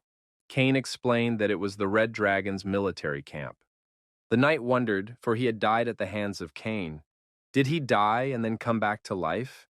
The knight had heard that shamans could control the souls of the dead, but he didn't know that they could bring back a soul from the other world. Cain thought that this guy was even more intelligent than Wu, who had become a lich. The knight asked what the request was. Cain replied that he had let all his soldiers go. The knight said he was satisfied. It would be impertinent to ask for more. The knight says that apparently Cain has business with him since he ended up here. It's weird that Cain is in the Red Dragon and not John Huado. Our hero told his interlocutor what had really happened. The boy was surprised. Did Cain really turn away from the god of swords? He likes this turn of events. So it is not only greed that fills him, as they say about it. The knight asked, does Cain really want him to be a knight of destruction? Would that mean having to obey Cain? The knight said that in that case, he refuses. The man added that he had always belonged to the Red Dragon and died for it. Even after his death, he has no intention of leaving it. The protagonist expected that it would be difficult because such a soul as Shannon you still need to look for. Besides, it is necessary to find out about his focal points. Cain said that in that case he would bind Shannon by force. Shannon said that wouldn't do and asked Cain to send him back. There was a negative response. Shannon said Cain is greedy, doesn't give a rest even after he's dead. That's not such a bad thing, though. Shannon stated that he would have a stipulation in that case. The knight said that he would obey Cain, but the latter must not influence his will. Shannon has also asked to make him stronger than he was before he died. He is not interested in the strength of a half-ranker, but of a top-ranker. Cain promised to make Shannon stronger than everyone else. Shannon said that from the moment they first met, he knew they were both of the same dough. Cain said that he had a primary task, and to fulfill it he might have to go against the Red Dragon, and Shannon might have to face his former comrades. The knight replied that he could handle it. If he was starting a new life, there was no need to look back forever. Cain thought Shannon looked very different than he had a few minutes ago. He wondered why the knight had suddenly changed his mind. Shannon replied that he didn't want to be stubborn in vain. Cain would get his way anyway, so it was better to stay in his mind. Knight added that he was interested to see what the masked man would do next. Our hero thought it was much harder to understand this knight than he thought. However, with Shannon, the way forward would be much easier. Cain gave the knight the crystals and told him to absorb them in the order he said. The spiritual familiar was successfully developed. The birth of the Knight of Annihilation occurred. The knight would swear allegiance to its master. The knight bound to the Black King's despair would become a sturdy sword and shield. The knight kneeled down and greeted the new master. Shannon told his master not to address him formally, for he was now his knight. Masters should not address servants politely. Shannon warned that he himself would sometimes speak informally as well. Cain inquired, "Focal points can only be felt?" The knight confirmed. Shannon said that there are several possibilities and one must choose one of them. If you are not a prophet, you have no choice but to rely on your feelings. These senses are different from the 5 senses of man, and this can be called the 6th sense. It is something similar to intuition. The protagonist thought he'd encountered something like this a few times before, though Shannon must be talking about something even more emphatic. A decision based on feelings, it's more like carrying it out. The knight said that usually people of Cain's level could handle something like this quickly, though it wouldn't be easy. Shannon was surprised to learn that Cain had only recently started studying martial arts. Come master, meet more masters. Focal points is a great skill, so you need to learn it as soon as possible. Cain inquired if Shannon knew of a way to deal faster. The knight replied that he should fight more and use it more often. Shannon added that you also need to memorize the images. The more images Cain memorizes, the faster he will understand the essence. The masked man asked if the knight would be able to show these images. Shannon replied that that is what servants are for. Shannon added that if they brought it up, there was no need to drag it out. He assumed the host didn't have much time. Due to the sudden convocation of the army, training with Shannon didn't last long. The protagonist saw a huge red dragon in front of him. He realized that the Queen of Lethe was in front of him. She was now using one of the most dangerous skills of dragons, dragon fear. The young man clutched his chest. Was his body really reacting to another dragon? Fortunately, the protagonist has not been seen by the Queen of Lethe. He needs to pull himself together as quickly as possible and not reveal himself to her. The knight told the warriors that they would be branded traitors and likely destroyed if they helped him. The saber god added that he was giving the last chance to leave. After that, he would not tolerate disobedience. However, none of the warriors moved. The saber god thought that his life had not been in vain. He said that he would gladly accept the lives of these warriors and added that they were moving out. After the man had the blade to his throat, he asked in surprise, "Do they even know what they're doing?" The opponent replied that if he didn't understand, he wouldn't have started. The knight was destroyed. The attacker asked his companions, "What is the location of the target?" The aides replied that the sword god was currently engaged in defense in his office space. However, there was no hope that he would run out of power anytime soon. The warrior suggested that ultimately all they had to do was to go out to fight the sword god, and that would be difficult. The signal of the offensive was received. It was seen from a great distance by all the people concerned. The operation began. The knights announced that the explosion had caused a fire in the warehouse. Could it be the Red Dragon? However, it wasn't the Red Dragon, it was the Saber God's rebel actions. The Saber God thought that once long ago, he had destroyed the 6 leaders of the demon army and obtained Yokilden. Yokilden possessed the ability to awaken all the energy in a sleeping body. This weapon was so dangerous and amplified the user's magic so much that it was only used in times of extreme danger or for a suicidal attack. The Saber God thought that if it would help deal with the Sword God, then he would be willing to do anything. The knight standing guard said that the God of Sabers couldn't come here right now. However, that couldn't stop the man. Leonti told the ballmaster to use caution. There was a huge explosion nearby. The God of Sabers broke through the defenses and got to Leonta and the God of Swords. Rebel said he had to get the stone and he would leave those two alive. Leonte said he was getting tired of repeating himself. Leonti said irritably that he did not have the stone. The God of Swords asked in surprise, "Is the God of Swords going to stand his ground to the last?" The God of Sabers said that if he came here in person, the answer was obvious. The Sword God decided to resist and activated all his magical powers. The Sword God asked his opponent if he was sure he could do it. The Sword God looked around and realized that he was surrounded by illusion. Was everything he had seen before an illusion? All his associates were destroyed. The Sword God said that it was the stubbornness of the Saber God that led to this. Does he really want to be in their shoes? The Sword God said that at first he thought of giving his former colleague a chance. After all, he and the Spear God were his first friends.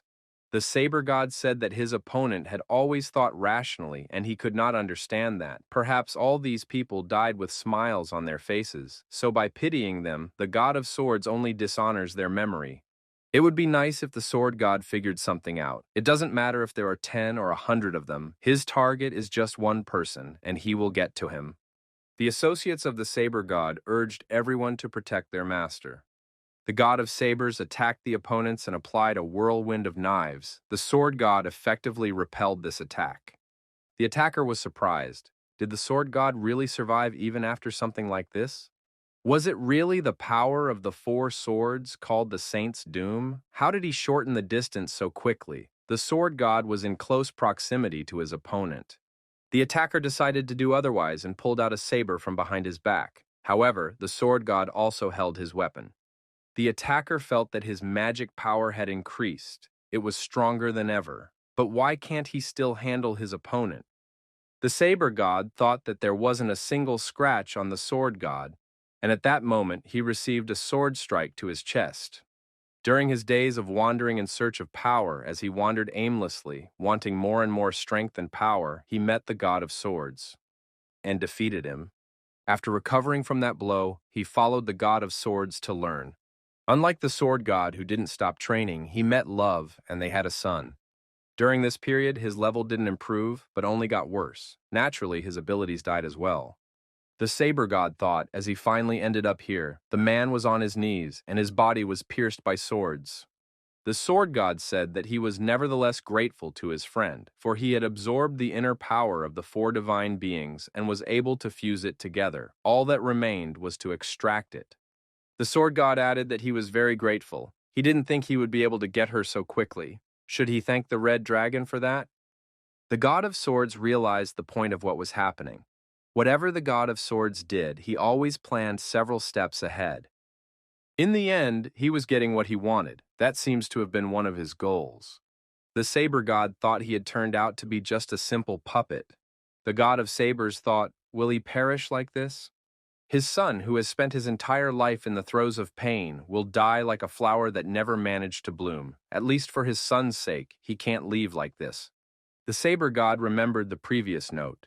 There was something else written under the demand to find and return the stone. It gave the coordinates. The wounded warrior said that the sword god made a mistake in one thing. The sword god didn't have to say that the internal forces had joined together. The saber god used his inner potential and was able to get rid of the swords that pierced his body. Almost at the same time, a huge red dragon accompanied by warriors appeared above the opponents. Everyone present raised their heads in surprise and looked at it. Among the warriors accompanying the dragon was our hero. He felt the magic of the four divine beings. So the god of sabers is dead. The protagonist stretched his arm forward and began to absorb all the negative energy hovering in the neighborhood. Cain began to absorb the magic power of the four divine beings. The mastery of the magic circuit skill increased dramatically. The vessel was expanded, the spirit growth was confirmed, the inheritance process was resumed, and the gaps were being filled. The awakening process has begun. The red dragon, ignoring the armed rebels, began to descend to the ground. The dragon opened its maw and directed a stream of fire at the knights below. The sword god thought that he had just lost the power of four divine beings, and now a red dragon had also appeared. It had been a long time since he had been so angry. The sword god thought that he had not only lost the power of the four divine beings, his sword, but also the stone that would help hold the sword firmly in his hands. The sword god said everything turned to chaos, and now more Queen Lethe is trying to destroy everything he's done. It's too bold. The red dragon continued its bombardment of the area below it. The sword god, using his unique abilities, also attacked the red dragon, sending an explosive pulse at it. The warriors watching this attack were surprised. No matter how strong Queen Lethe was, no one could match the god of swords. One of the warriors said that it was necessary to stop talking and go into battle. He would also damage the opponent. The god of the spear, recognizing this man, said that he liked these words very much.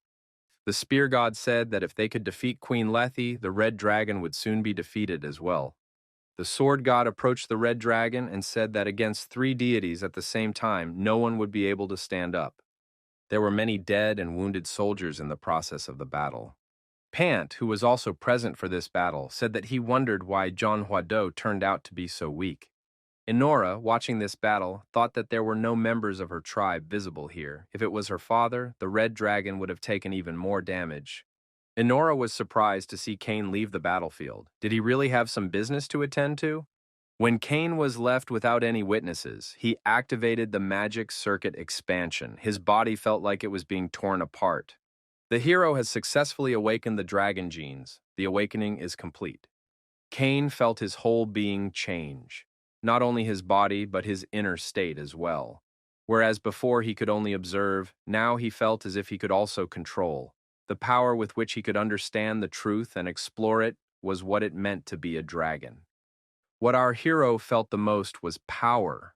Because his dragon body had received the blessing of an ancient dragon, he could unleash 8 stages of power. The power he received now was only at the first step, but it still amazed him.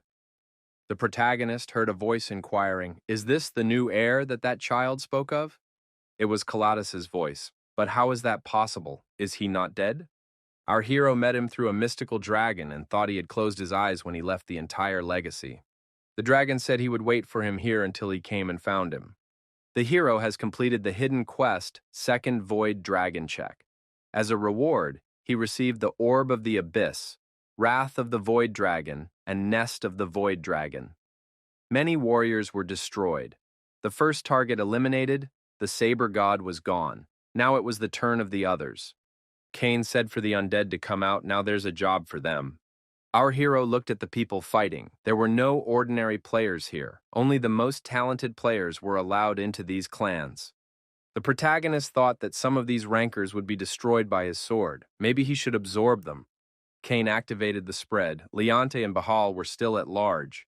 The protagonist thought he wouldn't stop until he turned this war around and destroyed these two.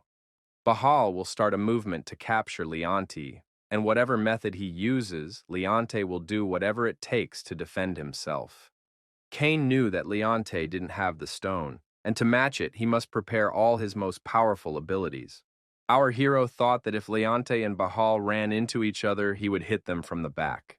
Protagonist calculated it correctly. Bahal was counterattacked. Bahal wondered, did Leonte really think these losers could buy him time? Bahal asked, has Leonte decided to hide like some rat? He must come out. His soldiers will have no influence on the course of the battle. Has his courage diminished since his last defeat? Leonte, hiding behind the rock, thought Bahal was saying whatever he wanted. If the sword god hadn't ordered him to stay down, he would have shown what he could do. Bahal asked in surprise, why doesn't Leonte come out? Does he really have a trump card up his sleeve? Bahal suddenly approached Leonte from the other side and said that the opponent would not be able to use his trump card. He demanded that Leonte should confess where the stone was. Bahal said that he can't even get a laugh out of it after learning that the god is getting protection from Jianhua Do's top experts. Bahal asked how Leonte was feeling after being left alone. Was he not going to give up? Bahal said that Leonte wouldn't be able to survive anyway. Why is he stubborn for nothing? Leonte shouted in anger that he didn't have any stone. It was long gone. If he had the stone, he would have used it. Why would he just keep the stone to himself? Bahal said that if Leonte continues like this, he will have no choice. Leonte was angry and would not calm down. Bahal thought it sounded too convincing. Did he really not have the stone? Even if Leonte doesn't have a stone, you should try to create a new one. There's no telling how long Queen Lethe will be able to hold off the three gods. There's not much time left. Can't let anyone know that her dragon heart has been broken. She must by all means be considered the strongest in the entire tower. Bahal said for Leonte to ask him, but there was no time at all. We need to find the stone and recover the dragon heart as soon as possible. Bahal attacked with a stream of fire. Bahal told Leonte not to be stubborn and to give up. Is he willing to sacrifice his life because of his stubbornness? Leonte, surviving this attack, grabbed the knives in his hands and said he was ready to see how strong Bahal was. Bahal saw the transformed Leonte before him and thought, is this really the power of a mystical dragon? How did Leonte get this power? The opponents attacked each other simultaneously. The confrontation of the two forces led to the effect of a bomb going off. Leonte asked, what happened to your face, Bahal? Didn't you expect it to turn out like this? Leonte added that he will see how long Bahal can block his punches. Bahal saw the sword in his opponent's hands and was surprised again. Was his opponent really using Gungnir? It is the weapon of the god Odin, with which he executed his enemies. The greatest weapon, the power of which cannot be estimated. How could Leonte have such a weapon? Leonte attacked his opponent very powerfully. Afterwards, he thought that he had already used up almost all of the mystic dragon's power. The god of sabers rewarded him with this power and told him to use it in moments of danger. Leonte thought that if he himself had such power, he wouldn't even have to think about the stone. A wounded Bahal jumped out of nowhere and screamed that he would never forgive Leonte for this. Leonte wondered why Bahal was still so restless. I guess I'll have to use the rest of my strength. Someone appeared behind Leonte's back and said that here they had finally met. Leonte thought he heard a familiar voice. Behind Leonte's back was a masked man. He cut off Leonte's head with a swift movement of his hand. Bahal was surprised. This was certainly not a man he had expected to see here. What was Cain doing here? Cain didn't know that Yonghua Du had absorbed the power of the mythical creature Yongwu. How did it end up in their hands? The red dragon took the mythical dragon Yongwu. His bond with his brother was special. Our hero thought it was good that he could take his powers, at least for now. Bathory's vampire sword was activated, absorbing the energy left in the body. Bahal asked, "What is Kane doing here? What is he even doing here?" Bahal said he was assigning Kane a second unit. What was Kane even talking about here? Kane said he assumed Bahal would be smarter than that. Doesn't he understand what's going on here? Bahal couldn't believe his hunches. This was the power of a dragon, which could only be used by those of the dragon species. There was no one but the Queen of Lethe who could use such power. Bahal didn't understand how Kane could use this power. If it really is the power of dragons, it would not be easy to deal with this guy. He must be reported to the proper authorities. There were more casualties than expected in this battle, but the fire beasts were still alive. Bahal figured that with these warriors, he still had a chance to fight back adequately. Bahal looked at Kane and said that he didn't know what the masked man was up to, but from the anger emanating from him, one could assume that they were definitely enemies now. Bahal continued that apparently Kane was counting on him and Leonte to destroy each other, but he wasn't going to play along with that plan. Our hero is determined to do whatever it takes to break Bahal's willpower. Bahal decided that the wisest thing to do was to leave the battlefield. In the current situation, it was more important to tell his superiors what had happened. Bahal wished he could stay and destroy this guy, but he couldn't afford it. Bahal thought that if he were fully healthy, he could still compete with Kane. Kane said that Bahal is once again deluded, no one is going to let him go. The masked man claimed the territory. Bahal was immediately caught in the magical chains and deactivated. Bahal thought that he had worried for a reason. The masked man had indeed awakened the dragon's powers. In the head of our hero chaotically swirled a huge mass of information. It was necessary to collect and systematize everything, otherwise you can go crazy. There was an awakening of dragon blood in the young man's body. The dragon blood imitating dragon blood began to spread through the body. It brought the body's capabilities to the maximum. This was the first dragon skill. Bahal was genuinely surprised. How dare Kane do such a thing? How dare he look down on a high ranker? Baha'u'llah asked in surprise, did Kane really want to do away with him? But his plan has failed. The fiery beasts are on their way. So soon, everyone will know the real truth about Kane. The Red Dragon Squad is about to be here. Bahal said that even though Kane has the power of a dragon, he allows himself too much. His helpers, the undead, came to our hero's aid. Kane said that as all the others died, Bahal would also die. Bahal thought that this man not only has the power of a dragon, but also the power of destruction. Let there be one incredible power, but Kane has another power that could end the whole tower.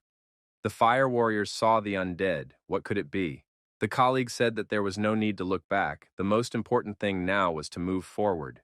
The undead Wu blocked the way of the fire warriors and said that she was serving her master. These men must obey the will of her master. The warriors were destroyed by the undead.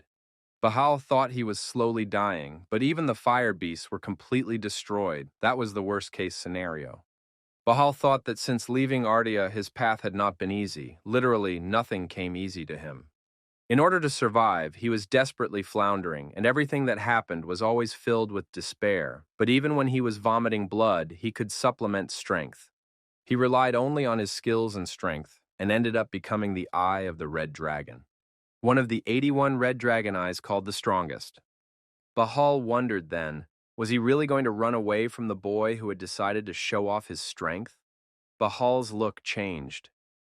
Bahal perked up and asked, did this guy really think he could corner him? Bahal said, make no mistake, he would survive in a more difficult situation than this. Kane thought, does his opponent still have so much strength left? He is the highest ranker for a reason. Bahal attacked our hero, but Kane managed to direct a fire stream at his opponent. Bahal marveled. He can act even on fire like nothing happened. He doesn't even give a chance to reveal even one attack in its entirety. Kane thought that Bahal was holding up better than originally thought. If it weren't for the seed of the sacred fire in him, he could have been killed several times already. In a situation where you can only hope for yourself, the desire to win takes center stage. Kane approached his opponent and attacked him with his knife. Bahal received another wound and thought again, how dare this boy? Did he really think he could destroy him? Kane said that Bahal had fallen too low. It was time for him to meet his doom. Bahal, losing consciousness with his chest pierced through, thought, "Who is this man really?" Kane asked. Would his rival really be interested to know who he was?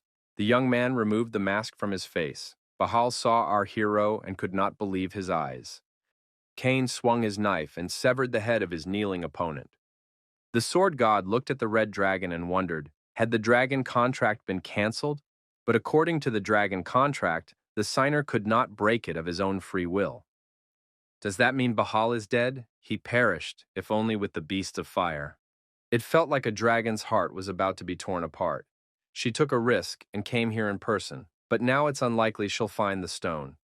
That means there's nothing else for her to do here. There's no one to talk to in Jonhua-do. Queen Leda thought that even with 3 martial arts gods on her side, it wouldn't be easy to win. Why did Gungnir, the weapon loaned to Leonte, return? The protagonist, being already unmasked, thought he had completed the conversion of life force into experience points. The undead reported to their master that all enemies in the immediate area had been successfully eliminated. Our hero noticed that the metal bracelet on his arm was vibrating strongly. Kane dealt not only with Leontes and Bahal, but also with the fiery beasts under the command of the god of sabers. Therefore, this is natural behavior for the bracers. Inside, the battle is still going on, but no matter how much they resist, they will still have to accept the hopelessness of what happened. Thinking about the stone, our hero decided that it was awkward to use a thing that was created at the cost of human lives. In any case, controlling it is quite difficult. However, if it's such an important item, the ability to make the red dragon join the war, then it's worth looking for a use for it. "Shall I live?" asked the host. "Will there be any other orders?" Kane answered in the negative. He thought that maybe this stone could help his boys, if of course it was possible to share its power. Our hero thought he had accomplished his goal, and there was no need to interfere any further. The protagonist felt that there was still a lot of work to be done, but it was dangerous to be too greedy in this business. The time to make himself known was not yet upon us. The protagonist remembered to tell Adora and Pantha it was necessary to stop and retreat. The sword god said that they had suffered too much sacrifice. This kind of thing is happening for the first time since the war with Ardia. Then it took a lot of effort to rebuild. They had to find new geniuses of their craft to create Jonhua-do. But because of this attack, they lost more than half of their troops, and the power of the 4 divine beings faded away.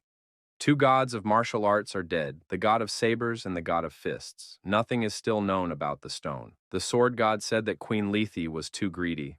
The god of the spear supported his old friend, the god of the sword. The god, like me, recognized that he must be worrying in vain, but his colleague was moving too slowly. The god of the sword said that the god of the fist and the god of the saber were dead. The sword god added that it is time to use Gungnir, the god of spears and the god of bows should support him. The bow god said that he knows everything and will also support. However, it takes time to use Gungnir to its full potential. The bow god has to buy some time. One of the attackers was able to get close to the red dragon and inflict multiple wounds on it. The attack left marks on the sturdy armor of the red dragon. Queen Lethe was also tired. The sword god said that if they could fully utilize Gungnir's strength, they would definitely be able to defeat her. The bow god said as he applied his most dangerous arrows. The sword god was attacked by a stream of fire. The red dragon tried his best with his last strength. The wounded man fell to his knees. Due to the magical resistance, the internal bleeding was increasing. It felt like he was about to pass out, but the questions that had plagued him so far were beginning to come together. The reason why Dumushin appeared, the reason why Jonhua-do's defense turned out to be nothing, even though they were fortifying positions in preparation for war, was because he received his son's eye and finger as a gift. After all, according to the information he had received, he believed that Leonte had the stone. The god of sabers asked, "Did the bow god really set this up?" The bow god asked, "Wouldn't it be better to just stop straining, trying to hold back the magical power?" The god of spears pounced on his former friend and said he would destroy him. How dare he do that? The bow god said that the spear god had gotten too mad. But why doesn't such a martial artist cover the rear? Many of Jonhua-do's players couldn't believe the horror happening right in front of their eyes. Even in situations where the red dragon was too strong, they wouldn't give up, and the only reason for that was because they had absolute trust in the martial arts gods. Now, they had been betrayed by the bow god, and the two martial arts gods had been injured, which was nothing short of shocking. The red dragon said it took longer than anticipated. Again, there was a bright flash, and everything around was engulfed in flames. The god of the spear said that the god of the sword is the heart and king of Jeonhwado, and a friend for whom there is no substitute in the whole world. The spear god said, as long as the saber god lives, Jeonhwado will live with him. The spear god said that in such a case, it was necessary to protect him at all costs. At this moment, Jeonhwado's players, whose number was approaching 10,000, amicably raised their weapons and pointed them at the Summer Queen. The Red Dragon hadn't expected this turn of events. They were driven by a single purpose, to create an opportunity for the god of sabers and the god of spears to escape. These warriors were willing to sacrifice their lives. Pant asked the masked man, "Is everything okay?" They did as he said, but they were somehow uncomfortable. Kane said not to worry, it was fine. They would be grateful that Adora and Pant had come out of the Red Dragon's lair now. Pant wondered what Kane meant by that. Adora asked her brother, why did their tribe decide not to engage in battle this time? Pant replied that although the Red Dragon attacked suddenly, he thought that the people concerned knew about it. Their father likes to intervene in such situations. Adora added that King Mu felt that there was no more point from the alliance with Jeonhwado. There's also a possibility that the Red Dragon might have sent someone to the tribe. After the Red Dragon took over Kuram, he never interfered in the tribe's affairs. This only proves that their tribe is considered. Besides, for Jeonhwado, the game is already over. There's no point for the Red Dragon to attack the tribe from the Dear Ones. Pant wondered, why on earth were they acting so strangely?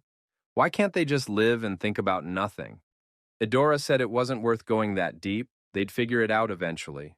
Pant, Adora, and Kane bowed to the head of the Mu tribe. The king said, finally his children had returned. Kane inquired, will the king not say hello to him? The head of the tribe asked, why should he? After all, Kane is on his own now. King Mu wondered if the young man had absorbed something again. How does he manage to change so much every time he comes back? The king assumed that the young man's physique had changed as well and the smell was different. Our hero thought that King Mu was as perceptive as ever. After all, he only tried to hide the dragon's scales and characteristics. Kane said that he would explain everything later. Head Mu said that a young man can do as he wants, but if there is something good, he can share and not be greedy. The teacher asked if Kane had completed what he was going to do, bowed and said he did everything because of his teacher. The wounded warrior said that fortunately, the spear god and sword god managed to escape from the battlefield, but no one knows where they are now. The warrior also reported to Chief Mu that the Red Dragon had sent a squad after them. Jeonhwado's clan needs help. King Mu asked why he had to do that. The wounded warrior said that King Mu had made an alliance. Jeonhwado is under threat. The Red Dragon army continues to raid. They even attacked Jeonhwado's main base. The Red Dragon is much more aggressive than it seemed before. Is it really because of the stone? The warrior added that the sword god was a disciple of King Mu, and the spear god was part of the one-horned tribe. The king replied that the two had nothing to do with the clan. Head Mu repeated that it was impossible. As for the alliance, when he made it, he considered them equal. However, now Jeonhwado has suffered such a humiliating defeat that he can no longer be an ally of the one-horned tribe. Kane thought that his teacher was too categorical. He had rejected both his student and his relative with a single phrase. The young man thought that he seemed to be finally beginning to understand the head of Mu. Our hero thought that the king was supporting him, but if something goes wrong, God only knows what will happen next. Either way, the Jeonhwado clan is already finished. Though they didn't seem so weak to fall so easily. There's a good chance that the major clans will start a fierce battle for Jeonhwado's legacy, and then all the current horror and chaos will be just a prelude to disaster. Kane thought that he couldn't just waste time. He had to become even stronger. He needed to get used to the dragon's power and deal with that power. After the battle with Bahal, our hero realized that he still has a long way to go. After all, he can't use the dragon's full potential right now. You have to work on your potential day by day. In any case, our hero felt that he would spend even more time on his development and self-improvement. The protagonist has placed the spirits of Leonte and Bahal in the bracelet, so it is necessary to summon them and interrogate them. In addition, it is necessary to investigate the stone, to study the technique of 8-fist strikes, to work on the alternate attack. But first, it is necessary to deal with the awakening of the egg. The elders were against it. They said there was no hurry. They don't know what might hatch from this egg. You shouldn't touch it at all. Kane's already passed the 11th floor assignment. He needs more time to research. I mean, he doesn't even have the moon seed. How was he going to awaken the egg? The elders were categorical. They were against the egg and said they would only let the young man pass through their corpses. After all, they were already attached to the egg, and they were attached to it with all their souls. The elders were not satisfied. They claimed that this was not a simple egg of a magical creature. As a result of their research, they found out that it was the egg of a divine being. It could not be awakened without the moon seed. Kane interjected, "Could it really be something like the 4 divine beings?" Idora said that Kane is not the kind of person who makes quick decisions, but this time he is strongly interested. They are really bothered by the fact that they don't have a moon seed. The girl asked the elders if everything would go well without the moon seed. Is there any way to do without it? Our hero was also hoping that there was some way around it. What if you pay attention to the fact that after receiving the 4th divine being, a power crystal formed by weaving together the energy of the 4 divine beings appears. Thanks to it, the egg can be awakened. Kane has noticed that as of late, various thoughts of this egg have been transmitted to him. It's as if the egg is saying it wants to awaken. Kane has the impression that the egg wants to meet him in person, not just relay his thoughts. The phoenix bird chick also wanted to see his friend. The elders were surprised. Could it really be the phoenix bird? Is it really the one who absorbed the soul of the saber-toothed tiger? Now the elders knew what a divine being looked like. Maybe it was the new owner. The elders wondered what changes were in store for this bird in the future. Could this phoenix be used for observations? Phoenix told his master that these old men are very strange. Is it possible to blow them out of here? Kane replied that he didn't mind. The masked man knocked on the door and asked an elder of the one-horned tribe if he could come in. The old man near the egg said that when he concentrates, he does not notice what is happening around him. The fellow elders seem to be very tired. The old man said for the young man to come through. He is talking to the old men who stayed outside. The protagonist said it was fine, no need to worry about it. The young man realized that he was now communicating with the head elder. Except for the king, the head elder was the most powerful person in this clan. It feels different, but this old man is very powerful. It is said that he is feared by most of the tribe. Kane recognized that this egg had grown a great deal. The elder noticed that it had almost reached 4 meters in height and was still growing. Our hero thought, how huge will this beast be when it awakens? The old man guessed that the beast would be more than 5 meters in withers. The young man admitted that in that case he would have to awaken the beast outside. The old man said that would be a good idea. Even those elders outside would be able to look at it. The egg has been moved from the house to the outside. But is there really a way to awaken it? The head elder said that it is definitely a divine being, but he doesn't feel its peculiarity. It is impossible to imagine a divine being without it. This is one of the reasons why the elders say it is too early for awakening, so a forced awakening for a being who was not ready for it can have a bad effect on its further development. The old man added that he felt a tremendous power from this object, but because of the very high resistance, he could not understand what that power was. Every time he tried to test the creature, nothing worked because of the resistance. Kane thought that maybe he couldn't recognize the peculiarity just because of this resistance. If it was indeed the egg of a divine being, then it was out of the question. However, the time of awakening has come, that's for sure. His thoughts keep telling him that he wants to go outside.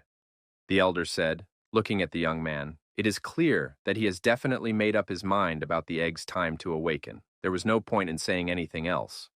The elder put something in the palm of our hero's hand and said it would help the lad.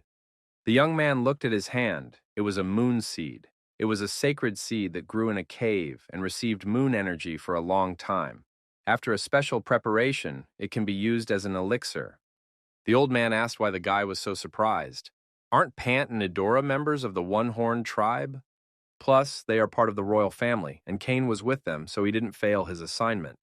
The elders suggested that it be considered a gift for taking care of his brother and sister, and as a scientist, he was very curious to know how divine beings awaken.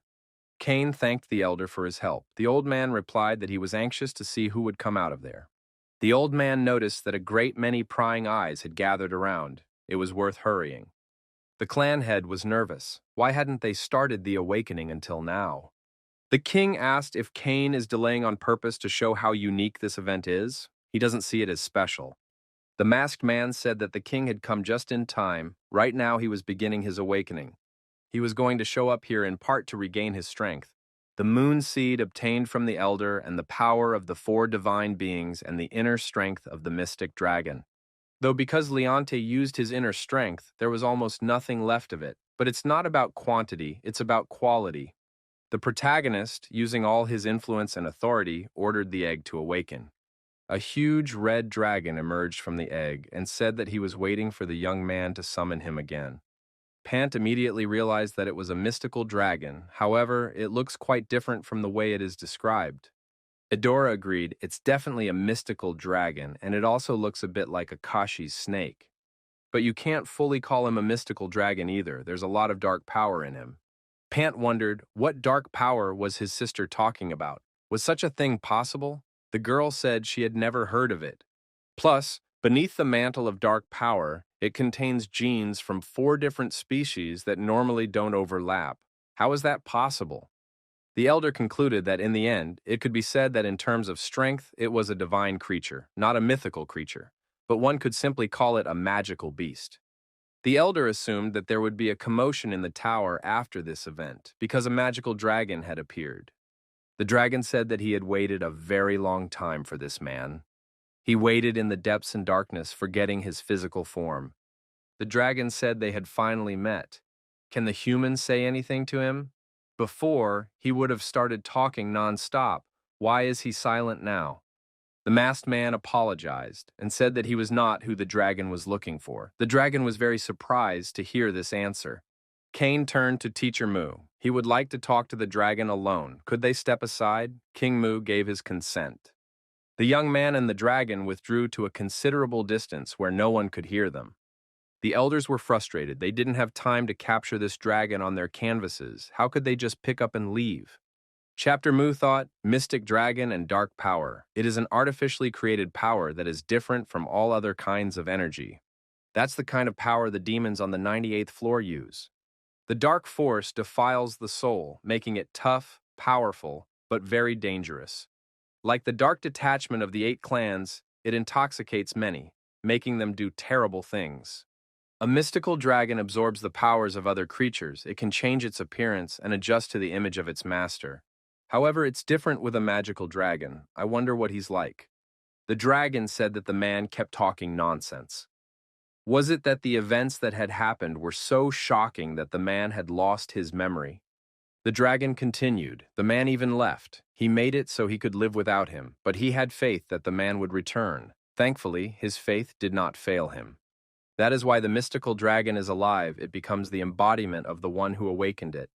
The protagonist thought that by becoming one with the dragon, his brother had become stronger. But despite all the power he had gained, the mystical dragon would die if anything happened to his brother. Our hero thought that Jung-woo foresaw that he might die and decided to protect the mystical dragon.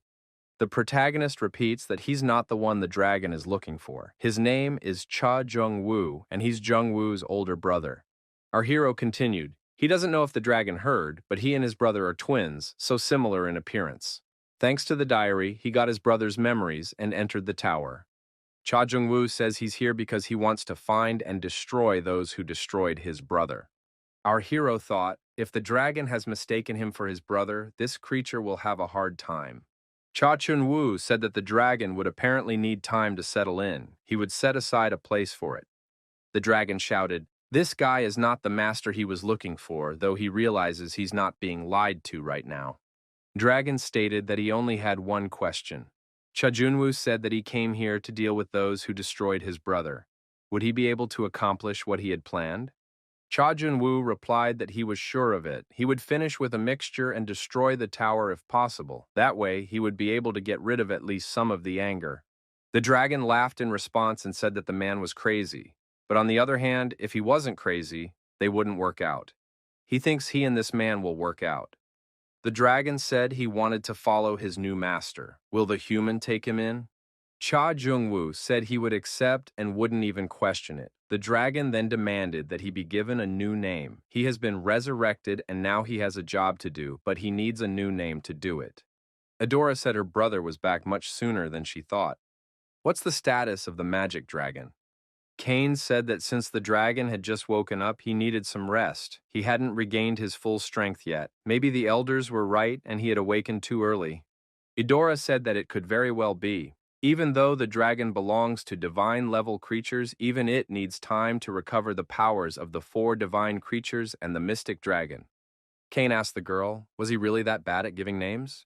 Idora remembered the name the young man had given the phoenix chick, Chirik, and asked what Kane meant. Kane said he gave the magical dragon a name, and the dragon got angry. The dragon said that if Kane didn't come up with another name, he would renege on the contract. Idora asked what name Kane had come up with for the dragon. Kane said the name was Growl. Our hero stated that this name seemed normal to him. He couldn't think of a better one. Divine beings, the symbol of the tower world, are found even on the 10th floor. If they were so easy to create, everyone would have them.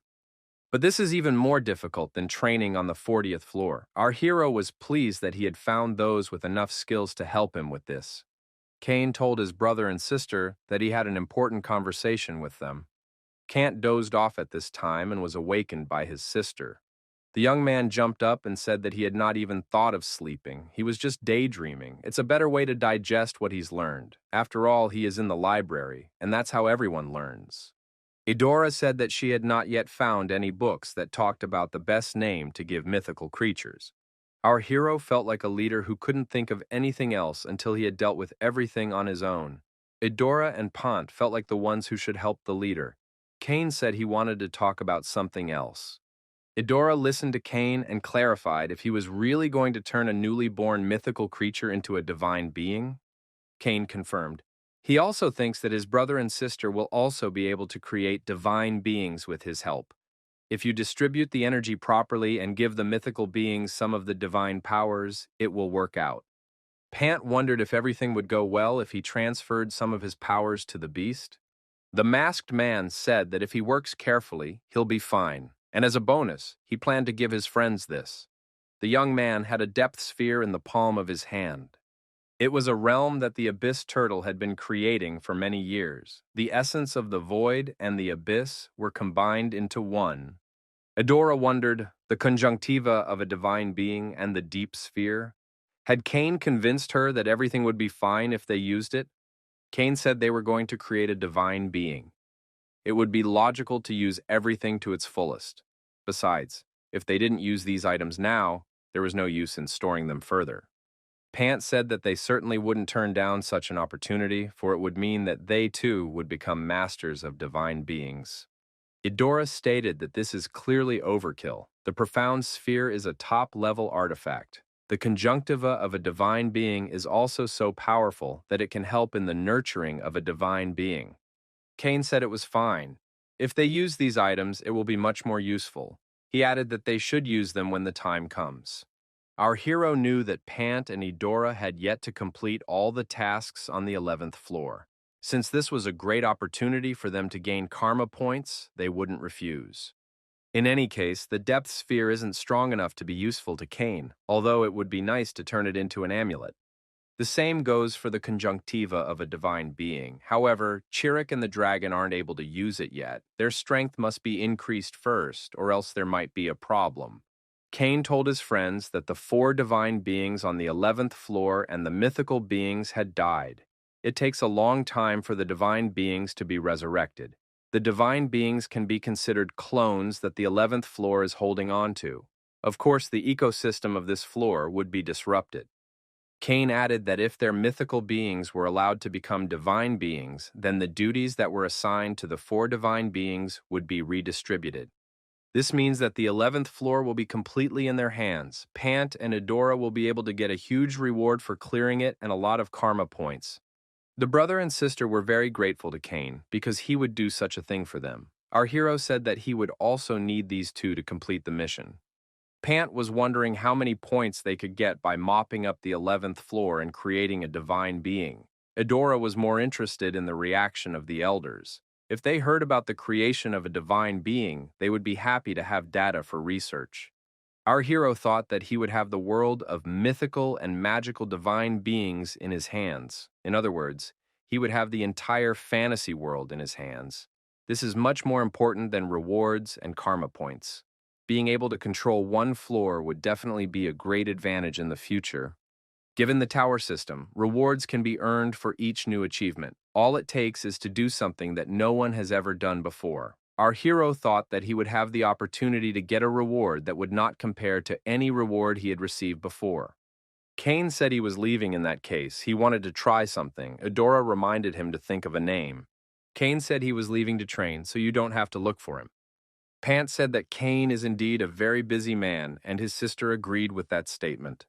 The masked man secluded himself deep in the woods and assumed no one would come here. Kane summoned the souls of the sword, the saber, and Leontes. Our hero asked these souls, do they like being outside for the first time in a long time? The protagonist remarked that he had not summoned these two for recreation. From now on, they must answer all the questions he asks. The saber master asked, is it really Young Woo in front of them? How dare he do such a thing? Leonte was indignant. Did Young Woo really think that such antics could stop him? Kane energetically affected Leonte and he began to choke. Leonte asked Kane to stop doing that. Kane reminded them that he had warned them. Clear and correct answers to the questions will be enough for him. He wants to know everything about the stone and why the red dragon attacked John Hua Do. He's interested in any and every little detail. Leonte couldn't believe it because he had personally destroyed Young Woo by stabbing him in the heart. How can Young Woo be here now? Leonte couldn't believe his eyes. Surely this was not Young Woo in front of him. The saber god said that there is a part of Young Woo in this person, but it is definitely not him. He wants to know who is in front of them. Kane looked at the two men intently and said he was here asking questions. The god with the saber began to gasp and said that he understood everything and asked to stop such influence on him. Kane said that Leonte should know much more than Bahal. Leonte replied that he had told everything he knew and asked that Kane destroy him and not torture him. Kane clarified, Leonte claims to have created the Philosopher's Stone. It's a magical object that every player who climbs the tower covets. A magical stone that radiates infinite pure magic and works miracles. There are many rumors about the Philosopher's Stone, but no one has ever seen it or been able to obtain it. Kane asked, does his opponent really want him to believe these nonsensical rumors? Leonte said it was true. Why would he deceive in this situation? He really did create this stone. The purest form of energy in the world is the human soul. This stone was created by recycling a large number of souls in the room pointed to by the emerald tablet. Our hero thought that this time Leonte didn't seem to have lied. He wondered how Leonte had begun his creation. He certainly wouldn't have had the knowledge to do such a thing. Leonte explained that the emerald tablet contains instructions. These are Vieira's notes. Kane clarified, is Leonte talking about Vieira Dion? Leonte confirmed and added that he had now definitely said everything. Kane thought that Star Witch Vieira Dion was just toying with his brother. She is not a member of any of the 8 strongest clans. However, she was the head of the Walpurgis Night Clan, which was as strong as the 8. She was also Ardia's co-founder and his brother's mistress. It is known that she does not appear to the world in one guise. She can look both noble and fierce. Vieira Dion adjusts her appearance to the situation and is able to charm anyone who sees her. Her special talent is seduction and mind control. Those who fall into her hands realize they are under her power too late. Young Woo also realized that he had gotten close to the wrong woman after he had lost everything. Leontai, too, would not have been able to resist the temptation of power and pleasure if Vieira Dion had been in front of him. Kane asked, did her notes really contain information about the Philosopher's Stone? How had Leonte been able to get hold of them? Leonte said that the Emerald Tablet contains information about the creation of the Philosopher's Stone. Walpurgis Night and John Hua Do, Mystery by Night, collaborated to attack the hidden dungeon of the 69th floor. Leonti said he was just appropriating what Vera Dune was going to do. Leonti added that he did it so that the God of Swords would not know about it. He had to find the secret place for that. Since there is no place inside the tower where the God of Swords would not know what was going on, he found a temporary one, isolated from its effects. He also experimented on his subordinates. Kane inquired, "Turns out Leonte knows where this emerald tablet is located?" Leonte replied that he did not know now, for he was dead. Our hero thought that if he could find the tablet, he would be able to learn many things. Kane said that in that case, Leonte should tell what was written on it. Kane promised that if Leonte told him everything, he would help him disappear. Leonte thanked him and said he would tell him everything. Dragon knowledge was so vast that it cannot be obtained all at once. They include alchemy and the teachings of the miraculous. It is a vast amount of information. Our hero thought that this is not a real sign, but a fake. More precisely, it is the truth with a dash of lies, and it looks very professional. Who created the Emerald Tablet? If it was planted by Vera Dune, what purpose did she serve? Leonte said he told him everything because Kane had promised that he would help him disappear afterward. Kane summoned the undead Wu and said that he could consume Leonte's soul. Leonte was afraid, for Kane had promised that he would destroy him. Bahal saw this and thought that Kane would not let anyone go. He will simply take what is left, knowledge and power, through the soul, and if that happens, you can forget about rebirth. Kane wondered if Bahal understood what he wanted to ask. Bahal declared that he would not be foolish. If Kane promised to destroy him, he would tell everything. Bahal added that Queen Summer wants the Philosopher's Stone so badly that she is ready to go to war against John Huado. One day, young Wu encountered the Queen of Lethe in person. He got hurt in a fight with her, but in the end he was able to inflict dangerous wounds on her. No one knows about it, but after their encounter, Queen Leda's dragon heart was completely destroyed. The protagonist thought his brother was dating the Queen of Lethe. Bahal said that dragons have a heart that does more than just distill blood through their bodies. It is the source of their magical power and strength, allowing the dragon to remain a great being. And such a powerful heart was destroyed. Queen Leda was willing to do anything to regain at least some of her power. She put all her energy into finding a stone that could replace the dragon's heart. Bahal noticed that he had let her down. In the end, Leonte did not have the stone. It turned out to be nothing. Our hero thought his brother was able to strike the queen a blow. It is a consolation that his doom was not in vain. In the end, no one knows where the stone is, with everyone suspecting each other. Kane thought he hadn't gone into detail about this stone, but it was time to change plans. If the Queen of Lethe plans to replace the dragon heart with a philosopher's stone, it's even very good. Maybe he can develop magic circuits, awaken the dragon, or even get 2 dragon hearts.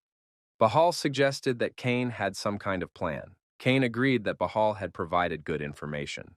It turns out that only the top leadership of the Red Dragon knows about it. With the top clan of the 8 clans, John Huado, collapsed, the information about the queen will be leaked out, and there will be a fuss like never before in the tower. Bahal added that a commotion would rise that had never been seen in the tower before, and Kane could use it to his advantage. Kane noticed that Bahal was on his best behavior. Did he tell you? Bahal asked Kane if he had a ring-shaped artifact. Kane showed this artifact and said it looked like a simple ring. Bahal noted that Kane was able to get hold of even this ring. If you look at it closely, you can see a unique pattern. Bahal offered to infuse it with magical power by focusing on this pattern.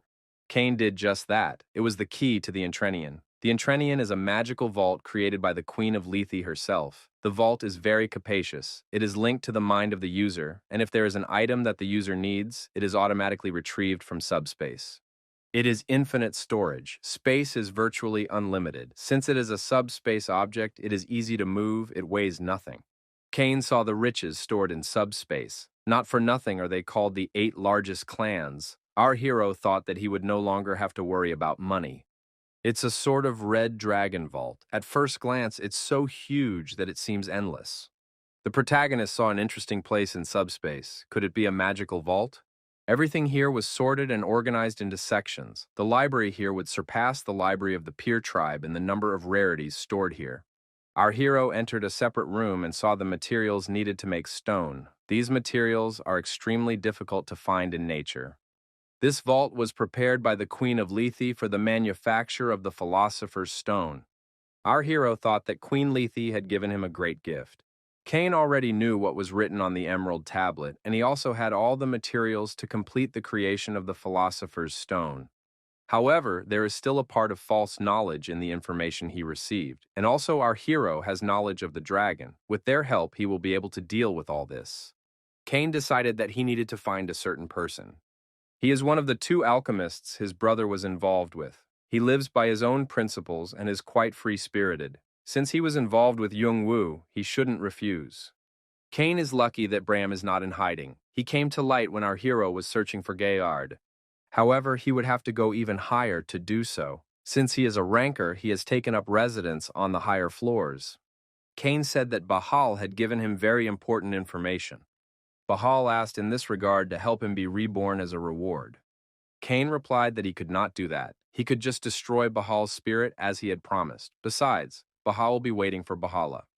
Cain gave the command to Shannon, and the undead knight successfully absorbed his opponent's energy. Shannon received the skill Volcano. Cain said that Shannon was lucky. He was even able to absorb Bahal's signature skill. Our hero thought his undead knights were getting stronger. Shannon's accomplishments have a positive effect on his master. The energy of Bathory's sword, taken by Bathory's sword, has a positive effect on our hero. The signature skill, symbolized by Bahal, releases stored fire energy in the form of a rain of fire. The rain of fire is so destructive that even Jung Woo would be envious. If our hero had possessed this skill earlier, things might have been different. Thanks to Chirik, Cha Jun-woo had obtained a high affinity with fire skills. Although our hero still lacked the skill level to use it, but there was nothing to worry about. Shannon approached the host with a request, but was immediately rebuffed. Shannon assumed that the other soul would not obey the master and asked for that soul to be given to him. Cain refused, for he needs this soul to become his subordinate. Cain added that he wanted to add a strong soul to his collection. Our hero said for the god of sabers to come out. Cain said he would be brief. He wanted the god of sabers to obey him, and then he would save his son. The god of sabers was surprised. Is his son really alive? After all, with Jianhua Du destroyed, could he really have survived?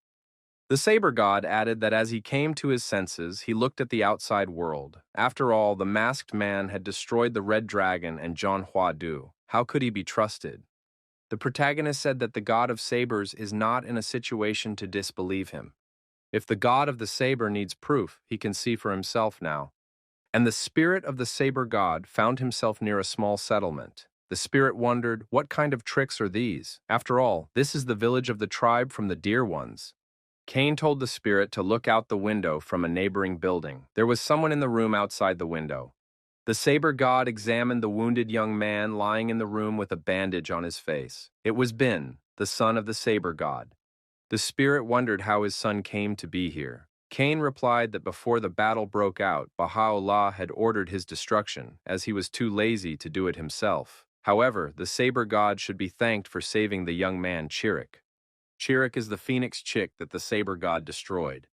Cain said he didn't want Bahal to suspect anything. It was a great opportunity to avenge Phoenix's death, but Chirik stopped him, even though he was the son of the one who had destroyed his mother. He said he didn't want anyone to be in a similar situation and suggested that it wasn't worth taking his life. The god of sabers marveled. Is such a thing even possible in the tower? After all, thousands of offenses are born there every day. The Tower World was a place where people easily took the lives of others for their own gain. He remembered how he'd wanted to take the stone from Leonte, threatening to kill him if he didn't. The god of sabers said that he would not forget the fact that Cain had generously saved his son. The saber god knelt down and said he welcomed his master. The creation of a spirit familiar was successful, and the second messenger of doom, the Knight of Doom, was born. The knight swears allegiance to his master. His name is Hanryong. Looking at this knight, our hero thought that his stats had noticeably decreased. No matter how much dark magic he would absorb, it was still not enough to even approach the higher rankers. However, our hero has decided that there is no cause for concern. As the time of his existence increases, it is possible to regain lost abilities. Hanryong said he would have a request for the Lord. He would like to have his 9 blades returned to him. Hanryong explained that it had to do with his skills. In addition, he has 2 signature skills that symbolize him specifically: Tomb of 9 Blades and Whirlwind of 9 Blades. In order to activate them, strict conditions must be met. Hanryong said he needs strong blades, and the bigger the better. The strength of his skill grows depending on the size of the blades and the area they cover. Kane said that the Internian would probably have a few suitable blades, and Hanryong could use them to start with. Hanryong thanked sincerely. Kane thought that this knight was worried about whether he would get permission to do so. The masked man met with the king of the one-horned tribe. Our hero immediately sensed the approach of a destructive force. The king decided to immediately deliver an attacking blow to his disciple. Our hero thought that the head of Mu could wipe him out with such a blow. He can't show his opponent all his trump cards at once. Kane thought, as much as he didn't want to hide his strength, but his opponent is King Mu. He is the strongest person who can't be defeated even if you put in your best effort, so there was no choice. Our hero activated his fiery dragon wings and delivered a devastating energy strike to the enemy. Master Mu noticed with satisfaction that Kane had figured out a way to fend off his strike. Kane couldn't believe that his mentor had become even faster and stronger. Until now, Master Mu had fought by adjusting to him. The protagonist has decided that he can no longer just defend himself and take damage. The young man activated the Blue Spirit Blessing and the Rain of Fire. Master Mu said that it was incredible. The disciple didn't become much stronger, but his combination of skills was interesting. The mentor noticed that the young man had a lot of nerve. It turned out that he had been hiding his real power all this time. Kane declared to his mentor that from now on he would fight with all his strength. Adora, watching this battle with her brother, asked in surprise what was going on. If these two hadn't set up a barrier around them beforehand, the entire area outside the tower would have turned into ruins. Eudora wondered, when had Kane had time to become so strong? Pant noticed that he had always been a monster, but now he resembled one even more. The girl pointed into the distance and said that that cliff was her favorite place. The king inquired if the student had any more cards left to reveal. Kane thought that his magic was almost exhausted. He had to be careful because this wasn't like a normal training session at all. Kane told his teacher that he had already recovered and wanted to continue climbing the tower. Head Mu replied that the student could continue this ascent, but first he would have to pass another test. Our hero had no idea that this test would go this far. Kane thought that if he didn't show all his abilities now, he might as well say goodbye to his life. He was aware of his limits, of course, but the master was ruthless. To achieve his goal, the protagonist decided to once again make a breakthrough. After a confrontation with the master, Kane lost. The master thought that if you endlessly push each moment to the limit and simultaneously develop it, it becomes curious where the edge will be. In just 2 weeks of battles, this apprentice had grown noticeably, and now there was no need to train him. Head Mu said that Kane could now set out to conquer the tower. However, our hero decided that it wasn't enough. Although King Mu said that he was doing better, but now he would surely have to develop based on his own experience. The process itself is important. Not a second should be wasted on the development process. There was a much bigger gap between him and King Mu than he thought. Thanks to the mentor, our hero was able to know his limit. In the end, the teacher taught a good lesson. However, the young man wanted to someday show his teacher where he stood in a one-on-one battle. Pant wondered, was Kane really leaving already? Was he really made of metal? He'd been beaten for 2 weeks, and he'd come to his senses in just 3 days. Even the doctor said he needed to rest. Kane replied that he felt fine. Pant stated that Kane is in too much of a hurry. It would be good if he stayed here for a while longer. For his friends, our hero was in critical condition. It felt like a real brother was taking care of him. Kane said that Adora and Pantu needed to focus on preparing to create a divine being and not forget about training. Pant sighed heavily and said that Kane was worse than his father. Adora told her brother to be careful. Kane replied that he would take his time so those two could catch up with him. Our hero was here again. Was it worth coming back? However, Kane realized that he was here to make blades for Hanryong, but he cannot disregard the connection between Heneva and Bahal. The dwarf must have heard about Bahal's death by now. Heneva is as open-minded as Jungwoo. After the breakup of Ardia, the news of Jungwoo's death became a heavy burden for him. The dwarf has always had warm feelings for the protagonist's brother. He will probably grieve greatly for Bahal as well. Heneva approached the house and asked the young man why he froze like a stiff and did not go in. In the house, the gnome said that he did not even have anything to offer the guests. There is only dried fruit compote. The masked man asked the dwarf, had he started trading again? Heneva replied that he had resumed his old trade so as not to die of boredom. Kane noticed that the gnome's house was unusually clean. Could it be that someone was helping him? Heneva replied that the Knights of the Night had gone completely mad. He still didn't understand what the young man had done to them. They come regularly and beg, almost in tears, to be allowed to clean up the place. They've caused rumors to circulate that the blacksmith is in cahoots with bandits. He doesn't like it at all. The dwarf told the Knights of the Night to stop doing that. They clean his equipment without asking. They're a headache. Heneva said there are rumors that the masked man has a lot of interesting things going on lately. Kane said that he had nothing interesting going on. The dwarf remarked that modesty doesn't suit this guy. He can behave as usual. Heneva wondered why he had come here again. If he had just come to see her, he could leave. There was no need to waste time. Kane said he was disappointed. Couldn't he just see an old acquaintance? The dwarf said that Kane was deceiving him. It was time to come clean about why he was here. Our hero said that in that case, he would like to ask for the blades to be made. Is that possible? Heneva asked about sizes and materials. Kane said he hadn't found anything special, but he would like the blades to be stronger than any other. The masked man added that these blades must also be the sharpest. The dwarf noticed that this guy was always very amazing. The protagonist wondered, was it really too difficult? Though it must be awkward to ask such a thing of a man at such an age. The dwarf was angry. How dare this boy label him as an old man? Our hero said that there was a misunderstanding and he apologizes. Henova used to be one of the strongest warlords, but now he must not have the same strength. The dwarf said that the young man was definitely sick of living. Couldn't the boy see the shape he was in? Kane wondered. Was it really muscles? Did they look like that? The old man took a paper and pencil and told the young man to tell him immediately what kind of blade he wanted. For him, it would be easy. Kane said that the blacksmith might find it a little difficult. Heneva declared that the boy should speak only business. Sketching, Kane decided that the blade in front of him was not just a simple blade, but a ghostly or even magical one. If you make such a weapon, it could easily be the best in the world. The work promises to be interesting. The blacksmith thought that such sketches could not be found in ordinary players. Where could this guy have found them?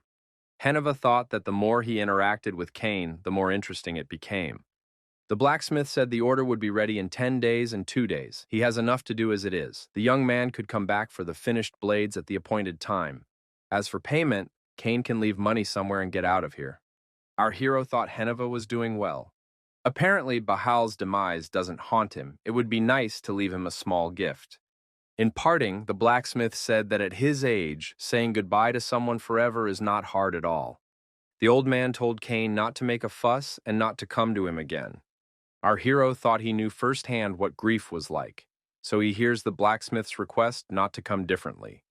Kane was grateful to Heneva for being healthy and continuing to move forward. The blacksmith temporarily closed his shop to visitors. Deep in a dark cave sat a wounded, bleeding warrior. Water dripped from somewhere above. The warriors, repelling the attack, saw that the enemies had sent reinforcements. It is necessary to hurry and protect the gods. The god of the spear, accompanied by a support group, went on a combat mission. The young man thought they were shards of his memory, all that was left in his head. Then what happened? The magic power system was almost destroyed. The body was also terribly damaged. It's a miracle that he was able to come out of anabiosis. The wounded warrior realized he was alone here. His voice control was also barely working. If this kept up, he'd just go back to the beginning. In a sunny meadow under a huge tree, 3 bullies were harassing a boy. They demanded that he listen carefully and do as they told him. The villain pondered, what could be done with this boy? He realizes it doesn't end here, doesn't he? We have to think of something to make this child more pitiful to others. Maybe tear off an arm or a leg. The boy thought that for him, a child born with a disability, persecution, and scorn were the norm. However, because of this, he realized something before anyone else did. The strong devours the weak. In the world of this huge tower, the fate of the invalid was predetermined. The boy realized that he was to be the prey of the stronger ones. Suddenly, a stranger emerged from the forest and swiftly began to approach, shouting for no one to move. Who could it be? The bullies determined from his appearance that it was one of the one-horned tribe. It was one who perceived the boy differently, and this boy was not as weak as he was. A young man with a spear in his hand drove the bullies away and asked how the boy was feeling. Would he at least like to thank him? In response to the silence, the young man with the spear asked, "Does the boy really not know how to talk?" Convinced, the young man apologized, for he did not know that the boy really did not speak. The wounded warrior, moving through the cave, thought that it was a mistake to remember the past. It was foolish. A light appeared ahead. Could this be the way out? There were some people at the exit of the cave. The wounded warrior approached them carefully. Among these men was a warrior from the road with a spear in his hand, arrows sticking out of his body. On the outside of the cave, many destroyed opponents lay in front of the silent warriors. The young man thought that he was only able to get better because the spearmaster was around. At this moment, the gungnir on the sword god's hand began to vibrate, and all the emotions bubbling within it subsided as if they had never existed. But the sword god was too weak, both physically and magically, to control the gungnir. It might take him a few years to recover, so revenge was out of the question for now. However, he wished for nothing else. So he decided that now was not the time for pride. He could have power in his hands that he had never seen before. Taboo. Cannibal. This is an energy drain skill that allows you to internalize the skills a person had when they were alive by simply digesting their heart. If he gets the chance to live up to the expectations of his subordinates and the friend who protects him even after his death, he is ready to set aside all pride. Now Plan, the spearmaster, wasn't just by his side. He would always be by his side. Queen Letha inquired, "Is he really going to leave?" The young man replied that he thought their deal was over. Or is he wrong? The queen replied to the god of bows that he was right. Chang Wei was able to become one of Cheon Huado's 5 hosts. Because of this, the red dragon was able to win with relative ease. The queen said that she recognizes his merit, which is why he is part of the 81 Eyes. However, she wants to offer him a higher place. Chang Wei replied that things are changing. He thinks it will be difficult for him to be under someone else's control. Queen Leda reminded him that he was well aware of the privileges of a higher position in the 81 Eyes. And even after that, he still wants to refuse? The queen didn't think this guy would turn down such an offer. Previously, she had heard that he was a rather famous S-rank mercenary, but still, she couldn't imagine that he would turn out to be so outstanding. Another such talent would be hard to find, and with Bahal dead, she needed such an individual. Chang Wei was a true treasure that one would definitely want to obtain. However, one must not be greedy for the time being. Considering that the hair is getting bluer and bluer, it's safe to say that the dragon's heart is weakening. If this continues, it might turn to stone. Although the servants search every corner of all the floors, it's hard to find the philosopher's stone, even if they can find the sword god. The queen was certain that someone had taken it, and that someone had taken not only the philosopher's stone, but also all the materials needed to complete it. By all means, we must get on his trail. Queen Lethe has set herself the task of dealing with this point. The queen asked lastly, is the Bow King really not going to work for her? He knows full well what her blessing will mean. Chang Wei apologized and added that he already has a god he serves. The queen said she couldn't even think of a better rejection. The woman stated that in that case she would book this guy for a job. Queen Lethe added that she would pay as much as Chang Wei wished for the job. The completion time was unlimited, but it would be good to complete the task as soon as possible. Chang Wei will have to find someone. Chang Wei stood at the edge of the forest in front of the fiery red portal. The boy wondered how long the new job would take this time. He hoped as long as possible. In an empty tavern, a knight offered our hero a cup of hot coffee. He said he personally ground the beans and made a coffee filter, spilling it by the drop. He used only the best beans for this coffee. Kane said that this knight had changed a lot. The knight stood at attention and said loudly that it was because of the masked man. Our hero wondered, was it all thanks to him? The knight repeated his thought with an appreciative look. Kane said if they both realized that long conversations were tiring, it was better to get straight to the point. The knight covered himself in sweat and said he was listening intently. Kane said that he had to find one man, Bram. The knight asked, Is this really an exile? Bram was originally a member of Elohim, one of the 8 clans. This clan selected members by blood type and heredity. There was no counterpart to this clan in the tower. It was a gathering of the bourgeoisie. As a descendant of a superior species, Bram held a high position in the clan. He himself laughed at his origin, saying it was useless. As a result, he was kicked out of the clan and became an outcast, though he himself apparently enjoys such a nickname and wears it with pride. Knight said he only needed 4 days and would be in touch after that. Kane told the knight to contact him as soon as he found Bram. Our hero liked that this guy didn't even ask why he was looking for Bram. The knight showed the ring and asked if these things could be used. It was a communication artifact designed for long distances. Although it had its own limitations on use, such a thing was not at all easy to find.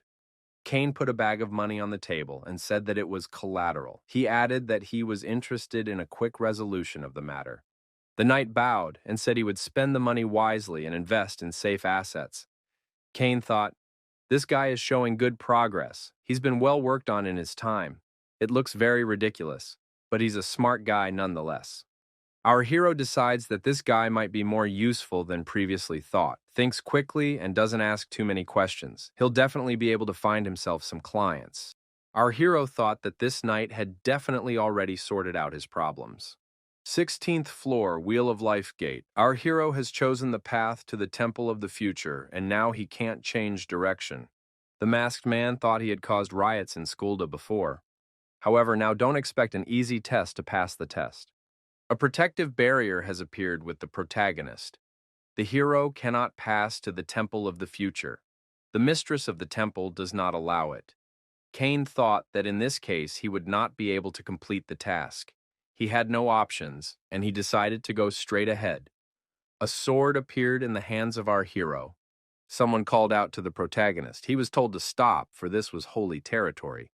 A girl appeared nearby and asked to refrain from using weapons.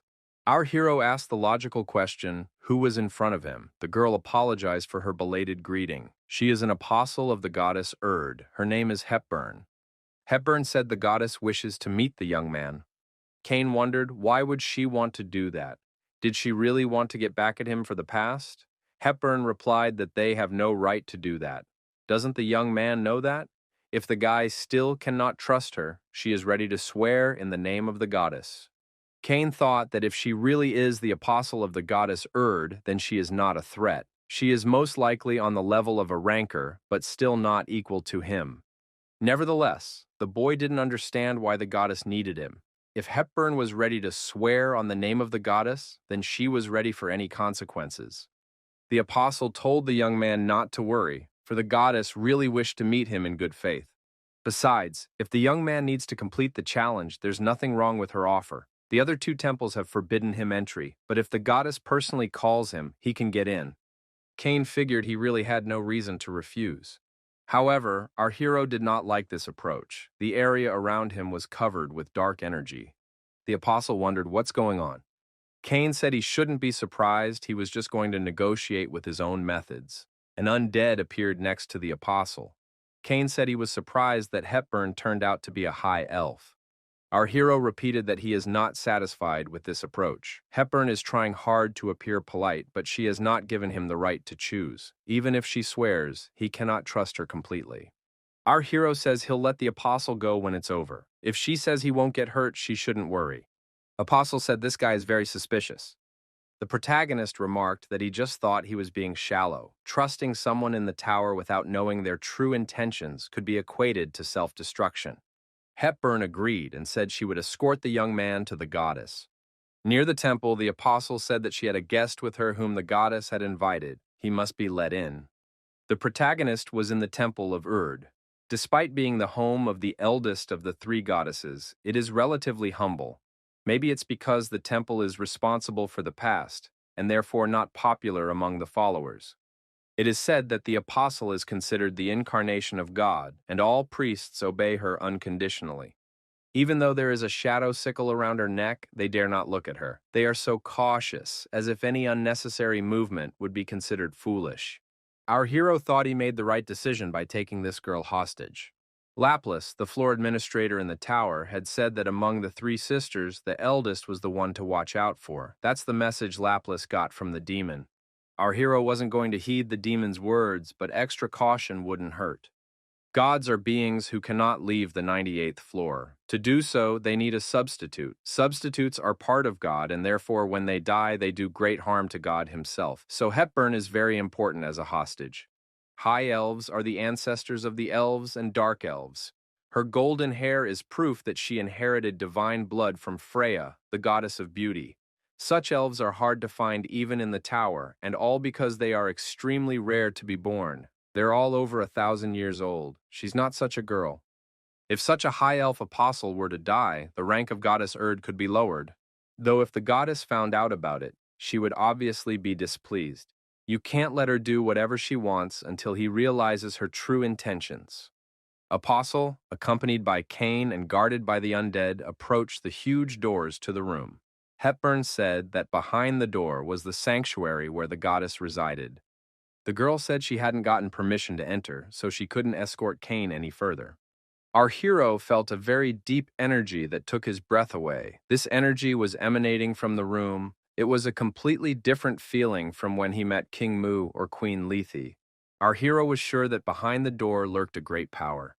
Hepburn said the young man must be feeling everything. Sometimes you meet people who feel the power even though the doors are closed. Usually such people are very sensitive or deeply spiritual, or have already experienced the power of the gods. Our hero asked what was behind the door. The apostle replied that God was behind the door. Cain was surprised, for gods cannot leave the 98th floor. He had heard that the goddess did not want to stay on the 98th floor, so she left a part of herself on the 16th floor. But she can't physically be here. The apostle again told the young man not to worry too much. He would understand everything when he just went inside. Cha Junwoo thought that was even better. He was curious about what the real God was like. However, the force that Cha Junwoo felt from behind the doors was far more powerful than he could have imagined. It was so big that it seemed to have no limit. A voluminous, deep, and powerful force, and all that power began to engulf our hero. Cain felt as if his existence had become infinitesimally small and miserable, as if he had turned into a firefly. To God, man is nothing but a miserable creature. It would not be strange if Cain dissolved in this feeling and disappeared completely. However, our hero didn't want to let that happen. He had to activate his fighting will because he didn't want to end up so miserably. Our hero thought that if he didn't stay focused, he might disappear. We need to stop the interference in his mind at all costs. God said that the man was persistent. The masked man wondered where he was now. Is this space really God? The goddess wondered why the man was so afraid of her. She promised that she would do no harm. Cain admitted that he did not know her true intentions. Erd stated that for an heir to the power of an ancient dragon, he was overly cautious. Snakes are usually nothing if you take away their pride. Our hero was feeling the pressure. If this went on, we'd have to destroy Hepburn. Cain wondered why the goddess had summoned him. Erd said that they remain gods first and foremost. Even those who hate them try to keep neutral and do not become their enemies. Cain didn't care about that. She was curious, so they met at this spot. All the trials were completed. The hero successfully met the goddess Erd. He got the achievement, which is not so easy to get. The goddess said that she had seen many people since she had been here. All of them were bound by memories of the past and had regrets. They couldn't get out of the swamp of the past, and they wanted only one thing. They begged to be delivered from the memories of the past. However, this man is different from them. The goddess noticed that regrets weren't dragging this guy down. Erd noticed that the young man, on the contrary, was deliberately looking back at the past and deliberately condemning himself for what had happened. There's no him in his past. There's just his dead brother. A brother who's been betrayed by his closest friends, and he wonders what will happen next. Can he trust the people around him? He thinks these people are completely different, but his brother thought the same. Betrayal always catches one by surprise, so one keeps his distance from them. He does the right thing. He should be suspicious. You can't trust anyone. The goddess said that Cha Jung-woo had always lived like this. The armed men were retreating to the helicopter. They were surrounded. They had half a minute left. They couldn't wait any longer. The helicopter with his comrades took to the air and flew away. The warriors did not wait for their slightly retired comrade in arms. The young man was left alone with the enemy. Even close comrades can betray you, even those he's willing to sacrifice his life for. But regardless, the bottom line is the same: betrayal. The young man tried to hide in the woods, fleeing under enemy crossfire. Cha Junwoo couldn't die. The anger that had awakened towards his comrades who had abandoned him was forcing him forward. Left alone, the soldier's only thought was that he must survive. Thus, the hero overcame as much as 150 kilometers. He met a great number of enemies and destroyed them. For a moment, there were no thoughts left in my head. There was no anger, no resentment, no desire for revenge. All feelings were gone. After that, our hero began to be called that Cain, the monster without feelings. The goddess smiled and said that the man could continue to delve into the memories. Now he's definitely not getting out of the abyss of memories. Now this man would be another toy in her collection. These memories are his true self. Cain must delve deeper into the memories. He must remember the monster inside him. Cha Jung-woo said it was nothing. Is that really all the goddess can do? Couldn't believe it. He shouldn't react like that. How had he managed to get out? Many people's fates and pasts are intertwined in the tower. Even though he's considered one of the best, even he shouldn't have gotten out of his memories so easily. Cain said that he had completed his trial, so there was no reason for them to see each other anymore. The young man headed for the exit of the room and thanked him for his help. Goddess had originally planned to make life difficult for Cha Jung-woo. His past was a perfect fit for her plans. This guy had no concrete hope. He was just climbing the tower. He didn't run away from the shackles of the past. He only shackled himself more tightly with them. Couldn't help but take advantage of that. After all, she is the goddess of the past. Nothing was easier for her than to press a person's memories, forcing them to go through the agony of the past. If Hepburn couldn't handle the ordeal, thought Cha Jung-woo couldn't handle it either. The young man said that he didn't expect to see the smug caught off guard one day. She looks very pathetic. The goddess told her interlocutor if he was going to talk like that, he could fuck off. The god Hermes asked if she thought it was time to stop playing with humans. She had to get used to the fact that not only high elves could escape her clutches. Said that Hermes wouldn't be able to understand. Hermes noticed that this guy was able to get out of the abyss of the past because he is different from the others. He has no desires or dreams. He just keeps going forward. Noticed that Hermes was aware of the man. Had he been following him? Hermes said that he wasn't the only one. Athena had taken a strong interest in him too. Other gods also became interested in him. To be fair, they're not the only ones watching Cain, but everyone has taken notice. It's a new trend. Almost everyone on the 98th floor would like to have him as their apostle. Hermes added, if he met the minimum requirement for an apostle and was on the 50th floor, a fuss would be made. Hermes added that the demons were also interested in him. Rumor has it that even Agares of the East is interested in him. Agares is one of the 72 demons, ranking second. He symbolizes madness and destruction, and such a demon is interested in a simple man. Hermes noticed that it was he who first noticed this guy. Hermes added, it really annoys him when his wish is infringed upon by someone else. Understands that stealing is wrong, doesn't he? Couldn't believe that she had been humiliated like that. Hermes must surely pay for this. However, it all seems strange. After all, Hermes is free as the wind and hates to be tied up. Hermes may be stronger, but there was no greed in him. His gaze read that he wanted to protect the other. Thought there was something behind it. She didn't like that Athena and Dionysus were interested in Cain. There are usurpers sitting on Olympus, with only the innocent second generation interested in the young man. Something is definitely wrong here. The goddess turned to Hepburn. If she can't have something, she must destroy it. The goddess ordered her apostle to capture this child by any means necessary. At this moment, something ominously stirred in Hepburn's shadow. Cha Jun-woo, who had not unreasonably assumed that goddess would want to harm him, hid a monstrous harbinger in Hepburn's shadow. In an instant, the apostle's soul, bound to the gods, was forcibly snatched away. The cause was but one momentary indiscretion. However, was unable to notice her because of the power left behind by Hermes, which dulled her senses. The result of this carelessness was too disastrous.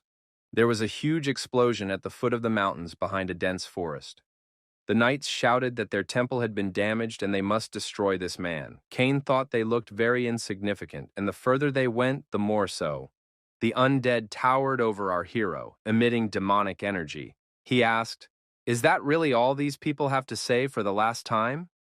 The power of the dragon to deal with them, our hero didn't even need it. Cain thought it was a waste of souls. Even the Temple of Erd was crazy if they hired mercenaries. It was even better for him in that case, since he would get more souls. The undead reported to their master that all nearby enemies had been defeated. The undead said it wasn't interesting. These wars were very boring. Is that really all there is? It is even humiliating to fight commoners. Cain replied, "The higher they rise, the stronger the enemies will be. You don't have to worry about that." The masked man said that the undead are now gaining strength from the souls they absorb in an instant. He doesn't even have time to draw his weapon. The undead responded by saying that she wouldn't argue with that. In truth, she was curious about something. How was the master able to break free from the shackles of the goddess Erd? Was he really able to control his thoughts? No matter how special a person was, they could never compare to the beings called gods. Even while inside the bracelet, he could feel himself being literally devoured by the infinite power the gods possessed. The Erd can wipe out even the higher races, such as the High Elves. You could say the master got off easy. The undead added that she thought it was only impossible if his past and what Erd sees are different. Cain said that what the goddess showed was true. He realized it too. Everything in the past had only created distrust in people. That was why he treated everyone with contempt, even when he entered the tower. The masked man added that things are different now. He listened to the message in the watch again from his brother Jung-woo, who said that his brother was a hero to him. He shouldn't lose himself just because of what he went through. Cha Jung-woo thought that he couldn't disappoint his younger brother. Our hero thought that they would not attack again. If it continues like this, their religious cult will be ripped up by the roots, and the return of divine power will be out of the question. They might not have given up completely, but they need to regain their strength. The reputation of the three temples has suffered greatly. The power of God comes from its greatness. Now that they have lost it, one cannot worry about it for a while. So far, the protagonist has lost sight of the three crippled goddesses, and because of this, has increased the power of the monstrous harbingers. Our hero has decided what should he do with this power now. His goal was to weaken Erd's power, but he was very lucky that he was also able to get her. He didn't realize that Hepburn's soul would contain her. Cha Jun-woo realized that its value was limitless, but where to apply it to maximize its benefits? The souls bound to the black bracelet have the opposite properties. To them, this power is like poison. Chirik and the magical dragon also began to show evil tendencies. In such a case, the best option is Bigrid. If a magical sword carries the curse of countless heroes, couldn't it be purified with sacred power and become closer to its original state? The last time the curse was washed away with Aegis and holy fire, but the source does not disappear so easily. What is the true appearance of the sacred sword that everyone wanted? The purification process began. Bigrid quickly absorbing the sacred power, the sword began to lengthen and the runes became clearer. It will take time to awaken his full capabilities once the curse is fully lifted. Once the cleanup is complete, it will be interesting to see how Bigrid changes. Thanks to the achievements gained from battles and training with King Mu, our hero already possessed the power of a ranker. If necessary, he could use the information from his brother's diary and dragon knowledge, so the lower floors were easy enough for him. Somehow, the young man had gotten here in just one day. The 20th floor, the gate of the 5 mountains of repentance, it was a notorious place. The protagonist had been waiting for it for a very long time. The trials of the 20th floor have begun. Those who want to become God must accept repentance and learn how to surpass their limit. The hero began to climb the first mountain. The first penance is the blocking of the vision. The blocking of the senses was there from the beginning. The darkness made the protagonist feel a bit uncomfortable. Cain activated the sense amplification. Is it really that easy? Our hero found himself on the threshold of the first mountain. It is necessary to repent properly. The warriors were on a dangerous path bordering a cliff. Something was wrong here, one wrong move, and they would not be able to go to the end of the world. One of the knights suggested to increase the distance. They had enough time, so there was no need to rush. Suddenly, there was a strong gust of wind. The warriors wondered, What was that? Had something run alongside? Perhaps it really was just the wind. Kane thought, if these people made it to the 20th floor, they must have much better developed senses. It couldn't be that they were so dependent on sight alone. One of the warriors got into a swamp and started asking for help. Our hero began to climb the second mountain, the second penance, hearing blocking. The warriors present were frustrated, for even their hearing was now blocked. At this rate, they would soon be unable to go any further. Kane thought there was something wrong here. Was this really it? The 5 Mountains of Penance system. The 5 Mountains of Penance test the player, giving him no rest until he has passed all 5 mountains. The first mountain is vision. The second is hearing. The third is the sense of smell, and the fourth is the sense of taste. On the 5th mountain are the tactile senses. Any person in this world makes decisions based on the 5 senses, but as soon as these senses disappear, a person is left alone with himself. There are times when players cannot endure such trials and go off on their own. For more advanced players, the 5 Mountains of Penance can be a place where they get a great chance. The more the player was able to achieve, the more they will gain by passing the 5 mountains. Our hero has heard that many people purposely put themselves in a rigid framework, but after all, it wouldn't make much sense. The 20th floor is the most visited place by the players. Cha Jun-woo had read in his brother's diary about Ardia's ordeal on the 20th floor. As it was, Cha Jun-woo had always unknowingly pushed himself to the limit, testing and surpassing his limits without stopping there, moving to the next limit farther and farther away. The 20th floor was the logical continuation of what the player had achieved to this point, so everything depended on the person. Cha Jun-woo had already been able to make the most of all 5 senses during his training phase, successfully reading the movement of the arrows. Even then, he stood out among the others. Even from his days in Africa, he managed to dodge multiple bullets and survive. This guy had even acquired dragon sense. The enhanced senses reached 80% and were not much different from passive skills. So, with a specific target on the 20th floor, he was used to what was happening here. Cha Jun-woo was willing to put on shackles himself, but he needed to increase the level of difficulty. The boy thought it best to suspend the artifacts and go back to the way he came to the tower. Magic circuits have been voluntarily suspended. We need to act like a normal person. Cha Jun-woo voluntarily blocked his senses and skills. Our hero felt as if he had jumped into an abyss of emptiness. He had felt this way before when he first opened the gate to the tower. It reminded our hero of his time in Africa. If he had known it would feel like this, he would have blocked out his senses immediately. However, considering how many enemies he had, the young man could have gotten himself into trouble, for he didn't know when and where he might be attacked. However, this inner turmoil only helped him. Cha Jun-woo realized that he was playing with fire, but this game was worth the candle. It's time to suppress your ego. The hero began the ascent of the 3rd mountain. The 3rd penance is blocking the sense of smell. In fact, it is quite difficult to climb the mountain, deliberately disabling the amplification of the senses. Even though our hero is used to it, but if he makes a mistake, it could be the end. At the moment, the protagonist had lost his 3rd most important sense, his sense of smell. He didn't realize how much time had passed, whether he was making any progress at all. All that remained were tactile sensations. Cha Jun-woo felt himself colliding with something and felt the wind blowing. Was this really the only way to figure out where to go next? However, there was something else. Faintly, but our hero felt it. It was the images around him. Although he had felt them too faintly at first, which made him ignore it, it was much more vivid now. Each object had its own image. If you miss it and don't touch it, the image disappears altogether. Right now you need to focus on the fighting will, focus on the feeling. It is necessary to try to feel as much as possible what is around you. The level of mastery of the battle will increase noticeably, but there is a danger of getting lost between mind and body. The mental abilities automatically connected with the dragon's knowledge to intensify. Through constant training, the hero has been able to grasp a part of the soul. The protagonist has discovered spiritual control. Spiritual control is the weight of the soul.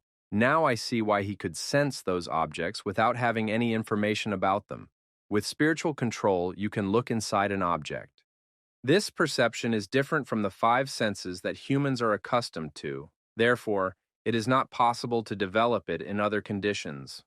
Now Cha Junwoo understood why the anchors were looking for these 5 mountains of repentance. King Mu and Queen Leda have an aura so strong that simply being around them can chill one to the bone. They have developed spiritual control without much difficulty. If the player is weak in spirit, then staying in the mountains will do nothing. Cha Junwoo decided to start by recognizing small objects. Once one was able to capture their images, one could achieve much more than the rankers. These players are presented with a whole new set of opportunities. It's only worth taking a new skill under control, and this could be the beginning of the Yin sword. King Mu said that the Yin and Yang swords were something their tribe had long dreamed of. Few people know what these swords are. King Mu asked his disciple if he knew where their tribe came from. Cain said that their founders were the discoverers of the tower. The mentor confirmed that they are the heirs of Soho Gyumchun who continue to build on what he built. He talks about martial techniques and different types of gate, but there's something they've never been able to touch. It's about yin and yang swords. They were created by the fusion of the 2 strongest martial techniques, a legacy of their tribe. The teacher noticed that he had always been drawn to the techniques used to create the tower, but even to him, yin and yang seemed distant. Fortunately, the Yang sword ended up in the possession of the sensitive Idora. However, the Yin sword is a mystery covered in darkness. The master tossed the manuscript to the young man and said he could try to take the legacy for himself.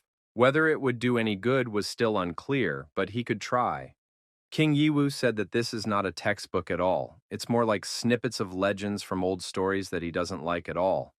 The master said that this was his last homework as a teacher. He wished the student good luck. Cha Junwoo thought he was on the right path, even rewriting everything by hand, but he still didn't understand anything. Initially, a giant arose and tore everything apart. What rose up became light and illuminated the bottom, and what fell down became a solid support for the world.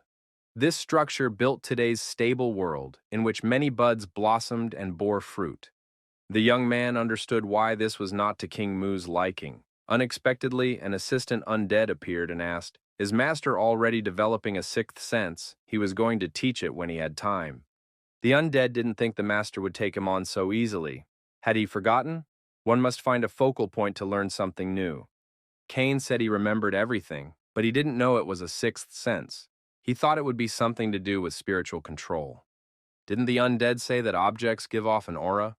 Cha Junwoo recognized that he himself had started using this skill not too long ago, so much for thinking that this was spiritual control. Cha Junwoo didn't think that this was the 6th sense. It's actually quite useful. Our hero wondered, why did those 2 get so serious? You shouldn't be so quiet. The undead said that since the 6th sense is connected to the subconscious and instincts, it could be considered a doorway to spiritual power.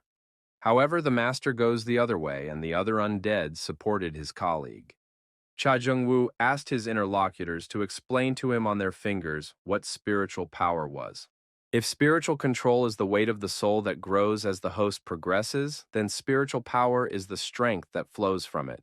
Usually the level of magical power grows along with it, and it is the one that extracts mana from the general flow. Since this power is deep in the subconscious, it is usually dormant. The 6th sense is based on instincts, so it is on the border between the conscious and unconscious. The undead added that as one becomes stronger, one is able to unlock a 6th sense, which can be a doorway to the subconscious mind. However, consciousness is 80% subconscious, and it is hidden so deeply that it is difficult to reach. If a mistake is made, the brain can be affected and the person is trapped.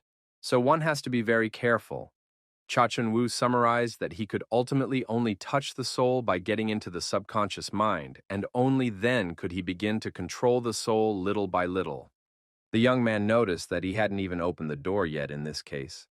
The undead recognized that it was not an easy thing to do. A person doesn't even know for sure if it's possible. What does a person do when he enters a building? He enters either through the front door or the side door. The undead said that in this case, the man jumps into the attic and walks down to the front door. Cha Junwoo asked, "And what's the big deal? After all, he feels spiritual control, but he can't use spiritual power." The undead said that man had already accomplished so much by simply understanding spiritual control.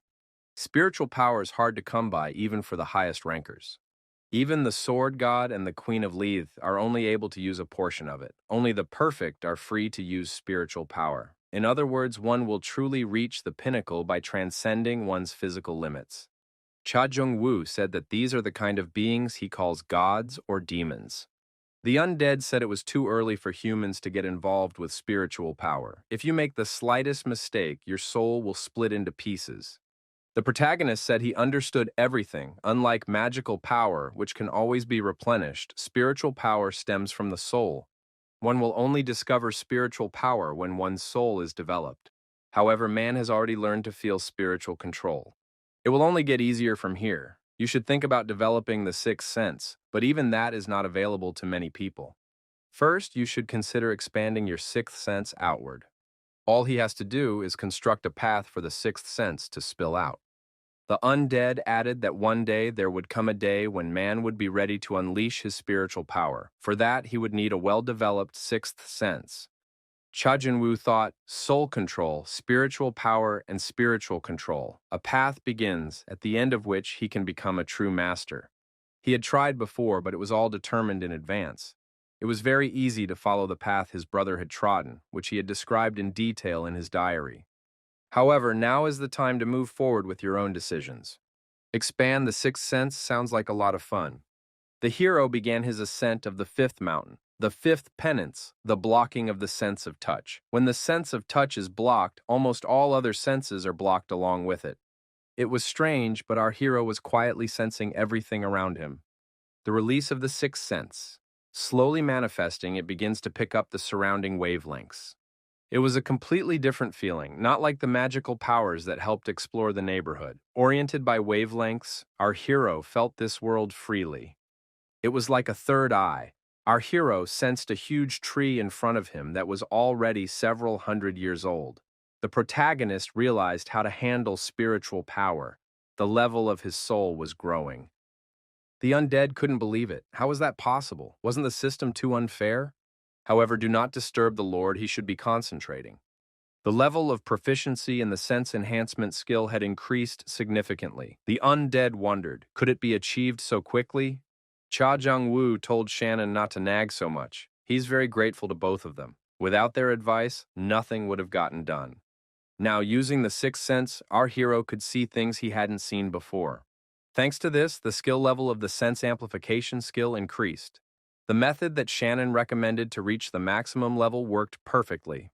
Shannon said he seemed to have noticed something. When changing the sixth sense, didn't the skills reach the maximum level? Wu noticed that it was because the master had mastered spiritual control. Our hero noticed that the inspiration skill kept improving as well. It seemed strange to him. It was the first time he was getting such skills one after another. Cha Jung-woo noted that the inspiration skill has reached its maximum. The system is starting to search for skills worthy as rewards. The ground beneath our hero's feet lit up, and it was as if he himself began to emit radiance. The skill of extrasensory perception was created. This skill combines the five senses and the sixth sense, allowing you to recognize things that could not be sensed before. Psychic perception is one of the best skills among the sensory skills. Its kind can be listed on the fingers of one hand. Mastering such skills so early, developing higher-level skills, and gaining your own special skill is the path most often taken by ranchers. It is harder to improve superior skills than inferior ones. Shannon couldn't believe the host had extrasensory perception. However, the person who has proven that this is possible is their master. Cha Jun-woo felt that the reach of the sixth sense was growing. This sensation was different from the awakening of consciousness that increased after completing the dragon body. Through extrasensory perception, our hero senses his surroundings very clearly, as if all his other senses were revealed. Cha Jun-woo had a new perspective on the world around him. Was it possible to feel so much with just one psychic perception? The young man waited impatiently for the ordeal to be over and for all the senses to open up. Shannon said he now understands why Pant is always sighing heavily when looking at his master. But what's the point, to get something that some people have to work their whole lives for? The five senses train through sense amplification, sense of mana flows. The sixth sense affects spiritual control, and there is also dragon sense. Obviously, it was bound to happen. The flow of mana from the master could now be seen. In other words, the master had reached the point where he could clearly feel the flow of mana in the atmosphere around him. The protagonist said he understood everything. He could now feel the entire mountain, and very clearly at that. The woman in the cave sensed a familiar spirit. The woman thought that he must have come here and had a new realization. If he has that kind of spirit, wouldn't they recognize it? There's finally a new guy. They've been waiting for this for so long. The guy tossed the bucket of water aside and said he had to meet him and would be back later. Our hero sensed someone approaching and told Shannon and Hanryong to hide immediately. The stranger appeared on the branch of a nearby tree and asked our hero, and his name is Kane, isn't it? The young man asked, how did Kane get here? What happened to him? Our hero saw this guy and realized that Khan was standing in front of him. Khan wondered why Kane didn't answer, probably because he had only recently learned the basics of his consciousness. It's called open speech. It would take some time to master it. Our hero thought it was indeed Kang. The voice and manner of speech matched. But why is he here? This guy said he'd wait for the next meeting, and he and Dale retired together. He can't be here. Plus, the tutorial level opens at the dictates of the tower, but it hasn't been heard to open. Kang said he knew they would meet again, but he never imagined it would be under these circumstances. Kane said he learned open speech. Kane tried it, and he succeeded too. Khan smiled and said what you'd expect Kane to say. Kane asked, how did Khan get here, and where is Dale now? The protagonist saw Khan hesitate to answer and decided he was getting suspicious somehow. In addition, he is very different from the Kana he went through the training level with. He used to be immature and could not control himself, but now he is balanced and knows how to control himself. Someone asked Kang, he's not going to introduce himself to this guy, is he?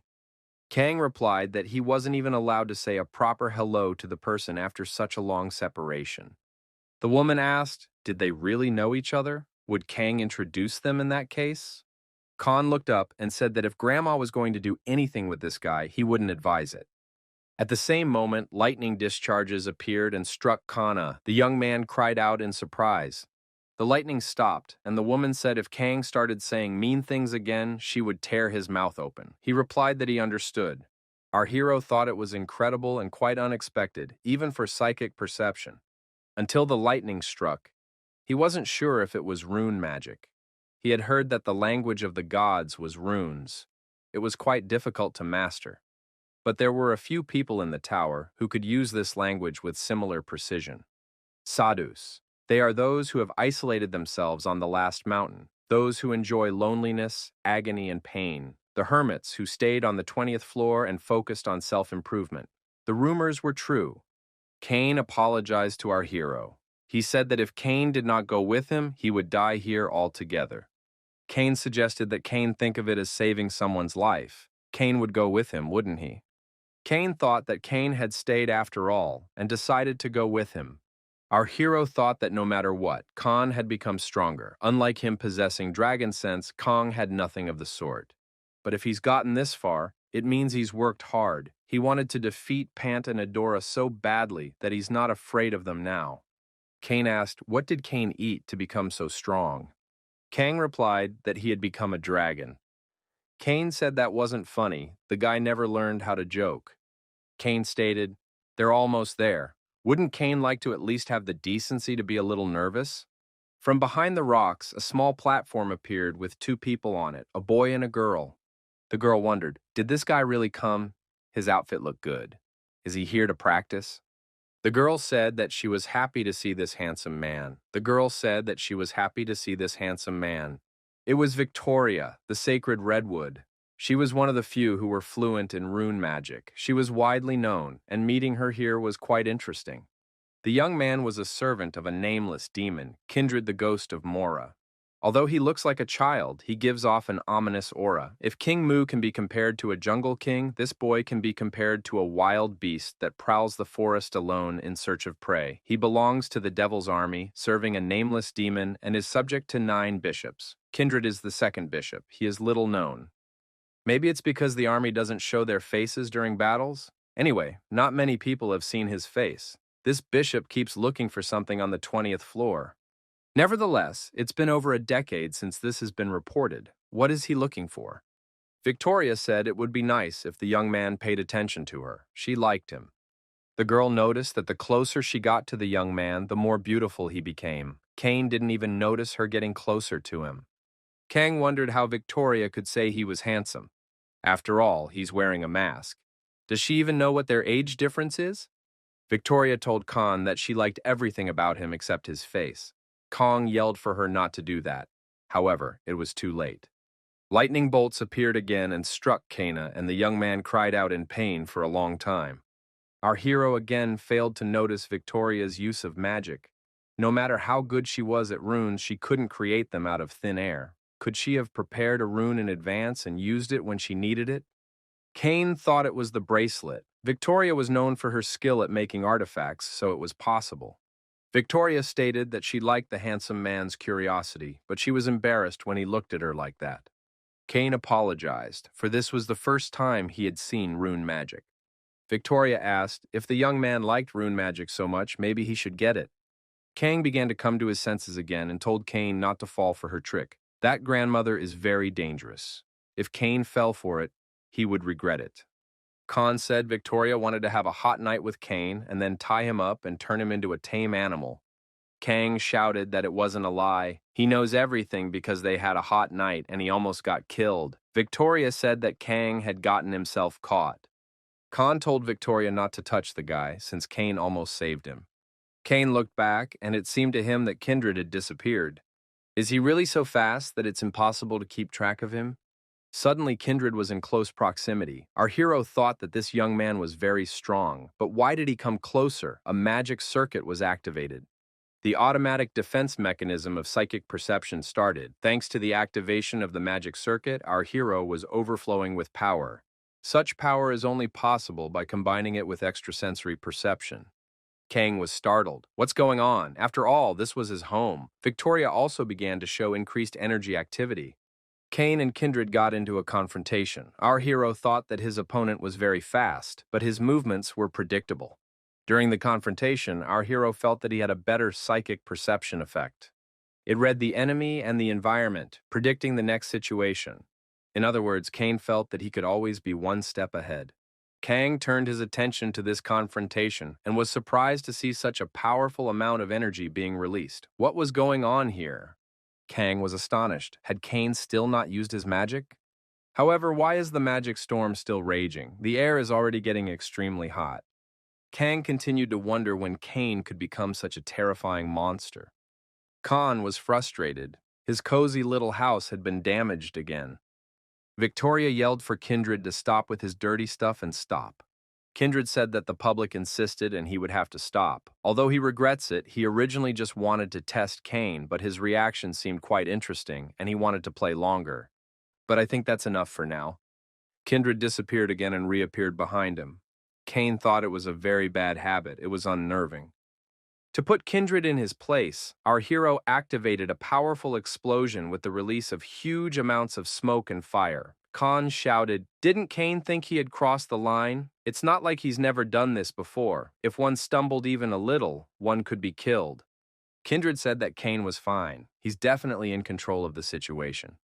And indeed, when the smoke cleared, Kane appeared safe and sound. Our hero thought that the second bishop of the Devil Army was extremely strong. Even Hanryong in his best days wouldn't be able to defeat him. Thanks to his psychic perception, our hero was able to guess at Kindred's power. Kane thought that the apostles' attacks were as powerful as cannonballs, and it was extremely difficult to stand against them.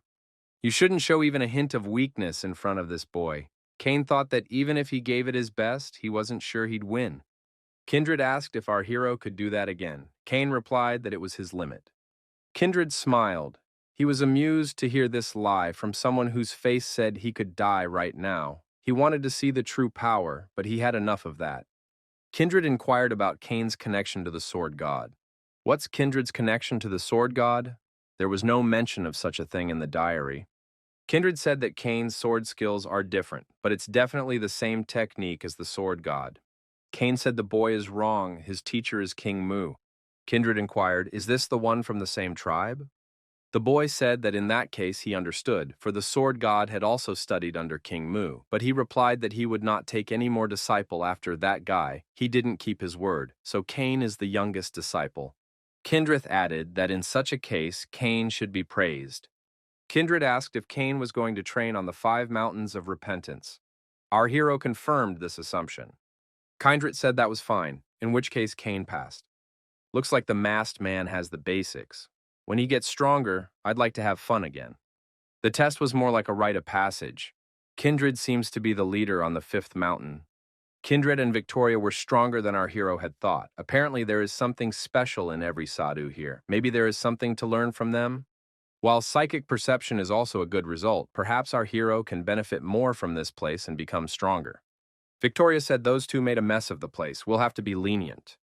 Kang said that Cain could stay here for the time being. There was everything he needed to live inside. Air conditioning, a refrigerator, and a color TV. However, he would have to get water and food on his own.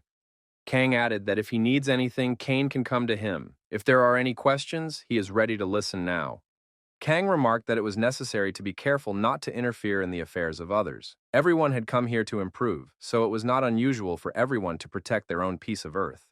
Even though Victoria and Kindred act radical, sadhus are not bad. If you stay out of their business, you can stay close to them, and sometimes they give good advice. Khan asked how long ago Cain entered the tower. Our hero replied that it was about 2 months ago. Kang said that he thought he had gotten stronger, but after looking at Cain, he wasn't sure anymore. Cain asked what had happened to Dale. Khan replied that he wasn't here, they'd broken up a long time ago, and he didn't want to go into details. Our hero thought that 2 people who were like brothers to each other ended up splitting up. Definitely should not interfere in their affairs. Now I see why no one heard when Bloodsword entered the tower. He was hiding, no longer caring about fame, quietly doing what he wanted. Dale was smart enough to be nicknamed the Foxtail. If he went up to the tower, maybe they'd meet someday. Kang said the battle with Kindred was amazing. Usually everyone fails this test. Kang said that from this day forward, the youngest would be Cain, but if possible, he would treat him as before. Cain said that Kang is still just as easygoing. Kang remarked that Cain is still as stale and still does things that are hard to understand. Either way, the masked man must train hard. Kang noticed that he has changed a lot since he came here. It's a hard lifestyle, but unlike him, Cain will accomplish more. Cain offered to have a practice bout if there was time. Cain didn't mind. Our hero was meditating in the lotus posture on top of a mountain. Shannon didn't realize if this was normal. After all, the master had been sitting like this for quite a long time. It didn't matter if he possessed a dragon body or not. If he stayed in this state, sealed by magic contours, it wouldn't end well. Hanryong said their master is doing something that doesn't make sense again. That's the key to learning the yin sword. Previously, no one knew the way to solve this riddle. Shannon remarked that they had misinterpreted dragon knowledge then. This method was not available to the tribe of one-horned men. Will the host be able to figure something out in 3 days? Shannon gave a long shout to wake the master. Cain opened his eyes. Shannon breathed a sigh of relief. It had taken so long for the master to respond that they were getting worried. After all, meditation should last no more than 2 days. How could he sit like this for a month? What would happen to his metabolism now? Cain was surprised to hear that he had been in the process of meditating for a month. Shannon asked in surprise, how was it possible to study something for so long? And what had been learned? Cain said he hadn't learned anything. Shannon didn't believe it. What was all this for then? Cain said that the more time passes, the more he is sure the sword is real. One thing, Cain doesn't know how to approach it. He feels like he's wandering in a fog. Even mastering Mugong for the first time, he hadn't felt anything like this. Shannon said, if it's like wandering in a fog, what about moving in small steps? Even if sword yin is so complicated, it's just a sword technique. Shouldn't they have trained Cain in swordsmanship first? First of all, the skill level of the swordsmanship should be raised. The masters are fully proficient in martial arts. Experts have pushed the boundaries and taken it to a whole new level. Our hats are those who have surpassed even the latter. Shannon said it was a good idea to become a master first. He asked how strong you have to be to become a master. Shannon replied that a master must learn how to create an aura. Our hero thought that aura was the one area in which his brother did not excel. He could not master this with the 10,000th purity. 10,000th purity is a power that can approach all the elements that make up the world. The aura is a form of energy that is difficult to control. This is one area where it won't help. However, fortunately, our hero had two outstanding teachers, the undead. Shannon, though he didn't become a ranker, was a true master of the swordsmanship arts. If only martial arts were taken into consideration, Hanryong was something between an expert and an archon. The difference between the two was that unlike Shannon, who chose to lead others to master martial arts, Hanryong had fought in battles from a young age and had actually become a martial arts apostle. Our hero contacted the knight remotely and asked if he had found Bram. The knight said he was still following him. The knight said that Bram was on the 23rd floor, and he seemed to have been there for a long time. Kane noted that it was necessary to keep watching him and report as soon as he moved to another floor. The 23rd floor was overgrown with trees that bore demons. These trees were called demon trees. The forest was the home of demons, and the floor itself was famous for being completely different from the other floors. Bram, as an expert in alchemy, must have been interested in such a place. Kane was worried about what to do if Bram got above the 50th floor, but there was no need to hurry and look for him yet. In the middle of the night, our hero contacted Adora with the help of a communication ring. The girl was surprised by such a late call and asked if Kane was feeling well. The questions continued. How does Kane eat? How does he sleep? Does he get cold at night? Where is he even now? The girl said she was very worried that her brother would not be harmed. Kane thought he had caused the girl a lot of trouble and said that nothing serious had happened to him. However, he wanted to ask her something. Adora blushed with embarrassment and said as she listened intently to Kane. Kane wondered if Hanova had contacted her by any chance. They had a pact, but too much time had passed and he must be worried. Adora stated that he had already come by several times and said that Kane had not shown up even though they had agreed. The girl added that the dwarf was now living in their village. Was that all Kane wanted to ask? The boy answered that he had no more questions. Adora ended the communication session. Kane thought he must have called too late. Our hero participated in a sparring match with the undead Shannon. The opponent said that the aura can be mastered after the host has mastered the sixth sense. The sixth sense requires the participation of the entire consciousness. The master has learned extrasensory perception, which is a level above the sixth sense, so he will have no trouble understanding how it works. It is a kind of exchange of the intangible for the physical, but it must be balanced by magical power, which in turn must be powerful. Kane, fending off another attack from his opponent, said he knew that, but what is consciousness? Hanryong, who joined in the sparring, said it's quite difficult to explain. Everyone has their own consciousness, so the way of comprehending it is different for everyone. For example, it could be the desire to win. The desire to win in this case is the will to get stronger. Kane said that in that case he shouldn't stress too much about it. For in his case, it is a force designed to destroy everything in its path. Hanryong agreed that the master was close to becoming a master, but defining consciousness didn't mean he was any closer to knowing aura. If the master has understood the right direction, one should try to concentrate on the 8 censures of the 8 extreme fists. Our hero said that he was trying to cognize the aura through the cognition of the 8 extreme fists.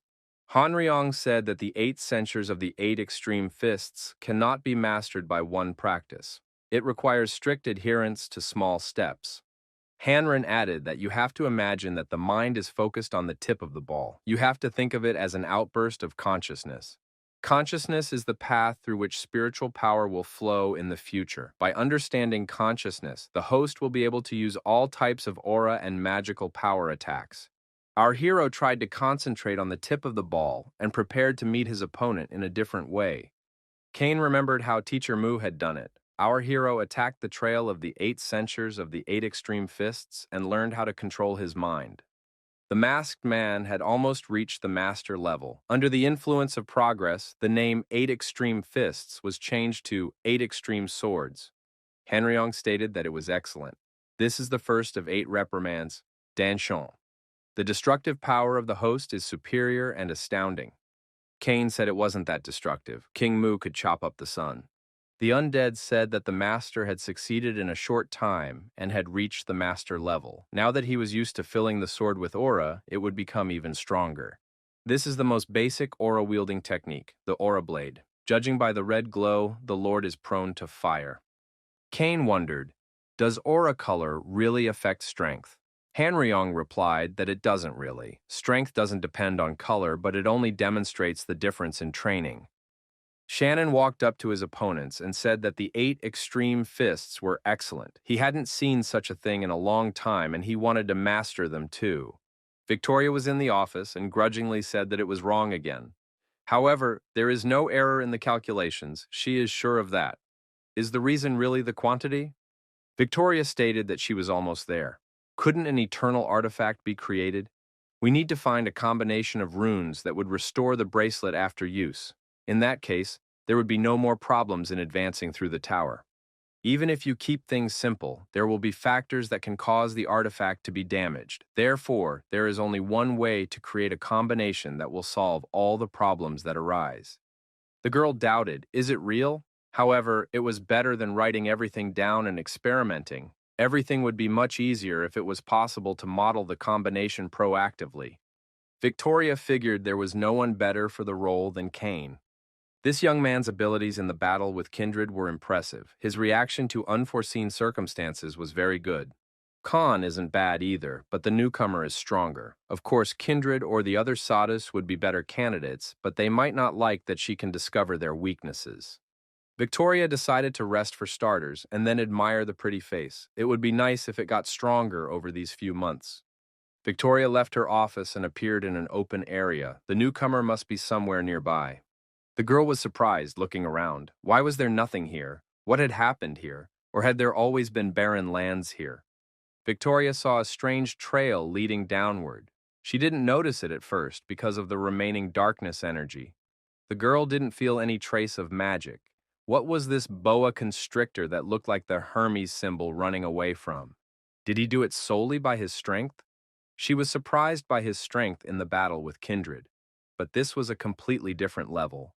Had he really pumped up that much in just 3 months? Besides, what's with the darkness energies? After all, there shouldn't be undead on the 20th floor. Victoria found everything she saw simply excellent. Now the main thing was to draw the right conclusions. The masked man thought that his training with Shannon and Hanryong had been quite successful, and now he had achieved unexpected results. The hero learned to experience the time spent in the outside world inside his mind. The relentless pursuit of asceticism was recognized. An excellent time difference skill was created. The skill is affected by the characteristic of asceticism. The character can use accelerated thinking and focus on assessing a situation. He can transcend time frames and move freely beyond them. Cain thought that thanks to the time difference, he could think freely beyond the time limits of the physical world. Now there was less risk of information overload than before. Because of this, our hero has perfectly mastered the 3 reprimands of the 8 extreme fists. This kind of power is worth learning the skills.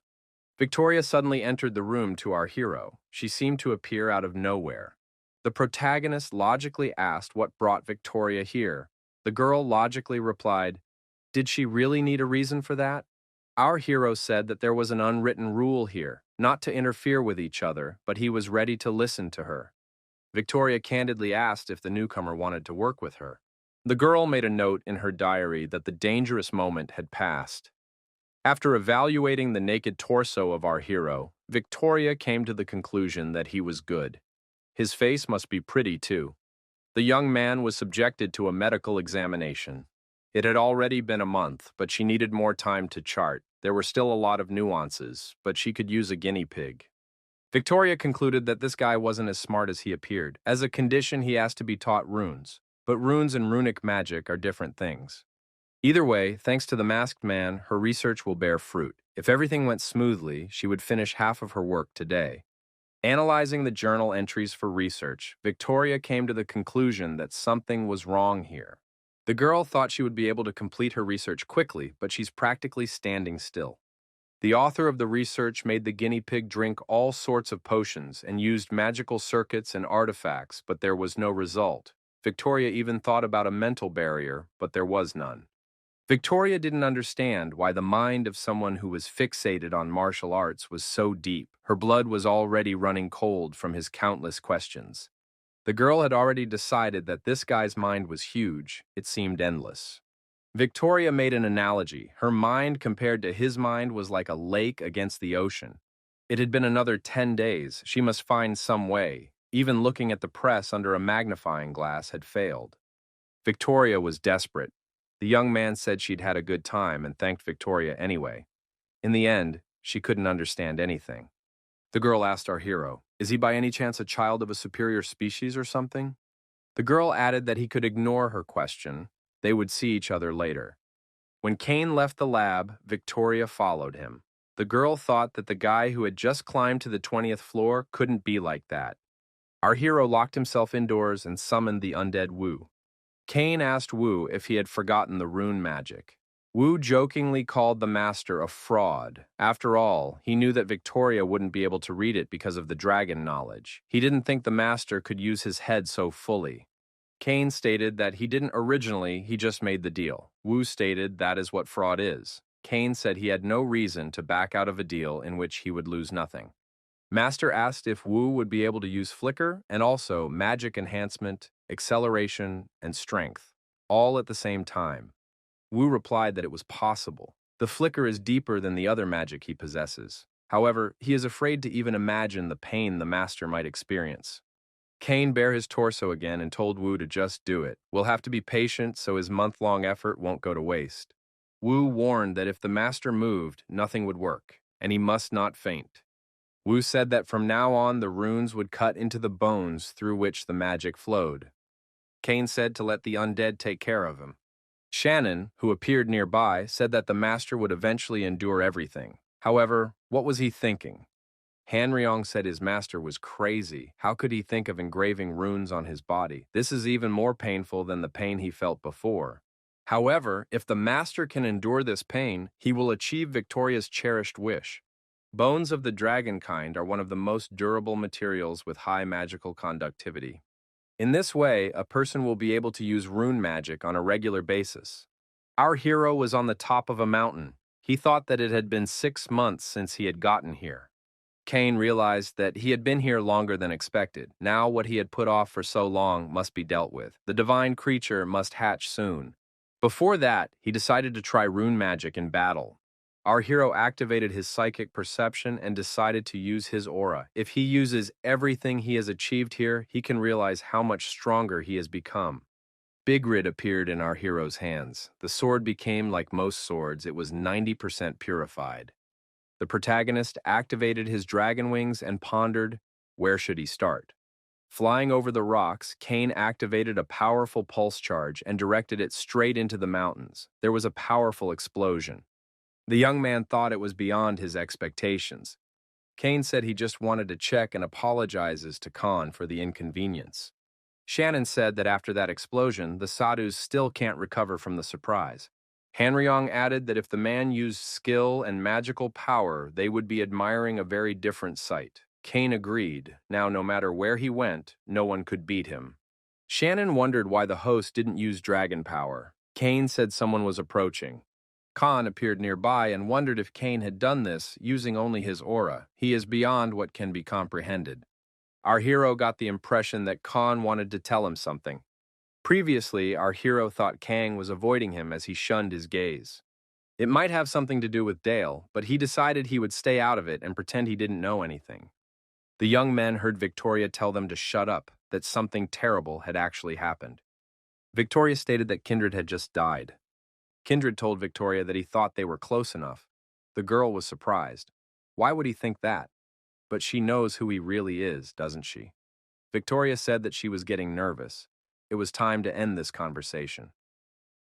Kindred asked, because Victoria had magic that could track him, right? The girl replied that she would never do that. Kindred stated that he is not stating that she is doing it, he is just asking for it if she can. Kindred said he was asking Victoria for a favor. The travelers who appeared in the cave couldn't believe that Kindred had really died. Someone like him couldn't have died on the 20th floor. The young men said hello to Victoria and said they hadn't seen each other in a while. They were Ghost Sword Saul Luna, an apostle of the god of hunting Kernun Rebecca. The young men said it was a complex case and couldn't be let go. Kane and Khan arrived at the site when everyone was already here.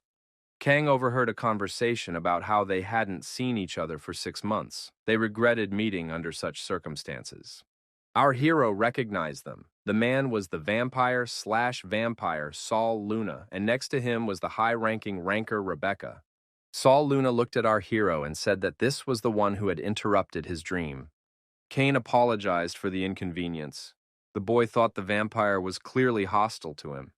Victoria apologized and motioned for everyone to come inside. It looked like their conversation was going to be a long one. Rebecca asked what had happened. Had something found something that could destroy him? Victoria replied that she didn't know.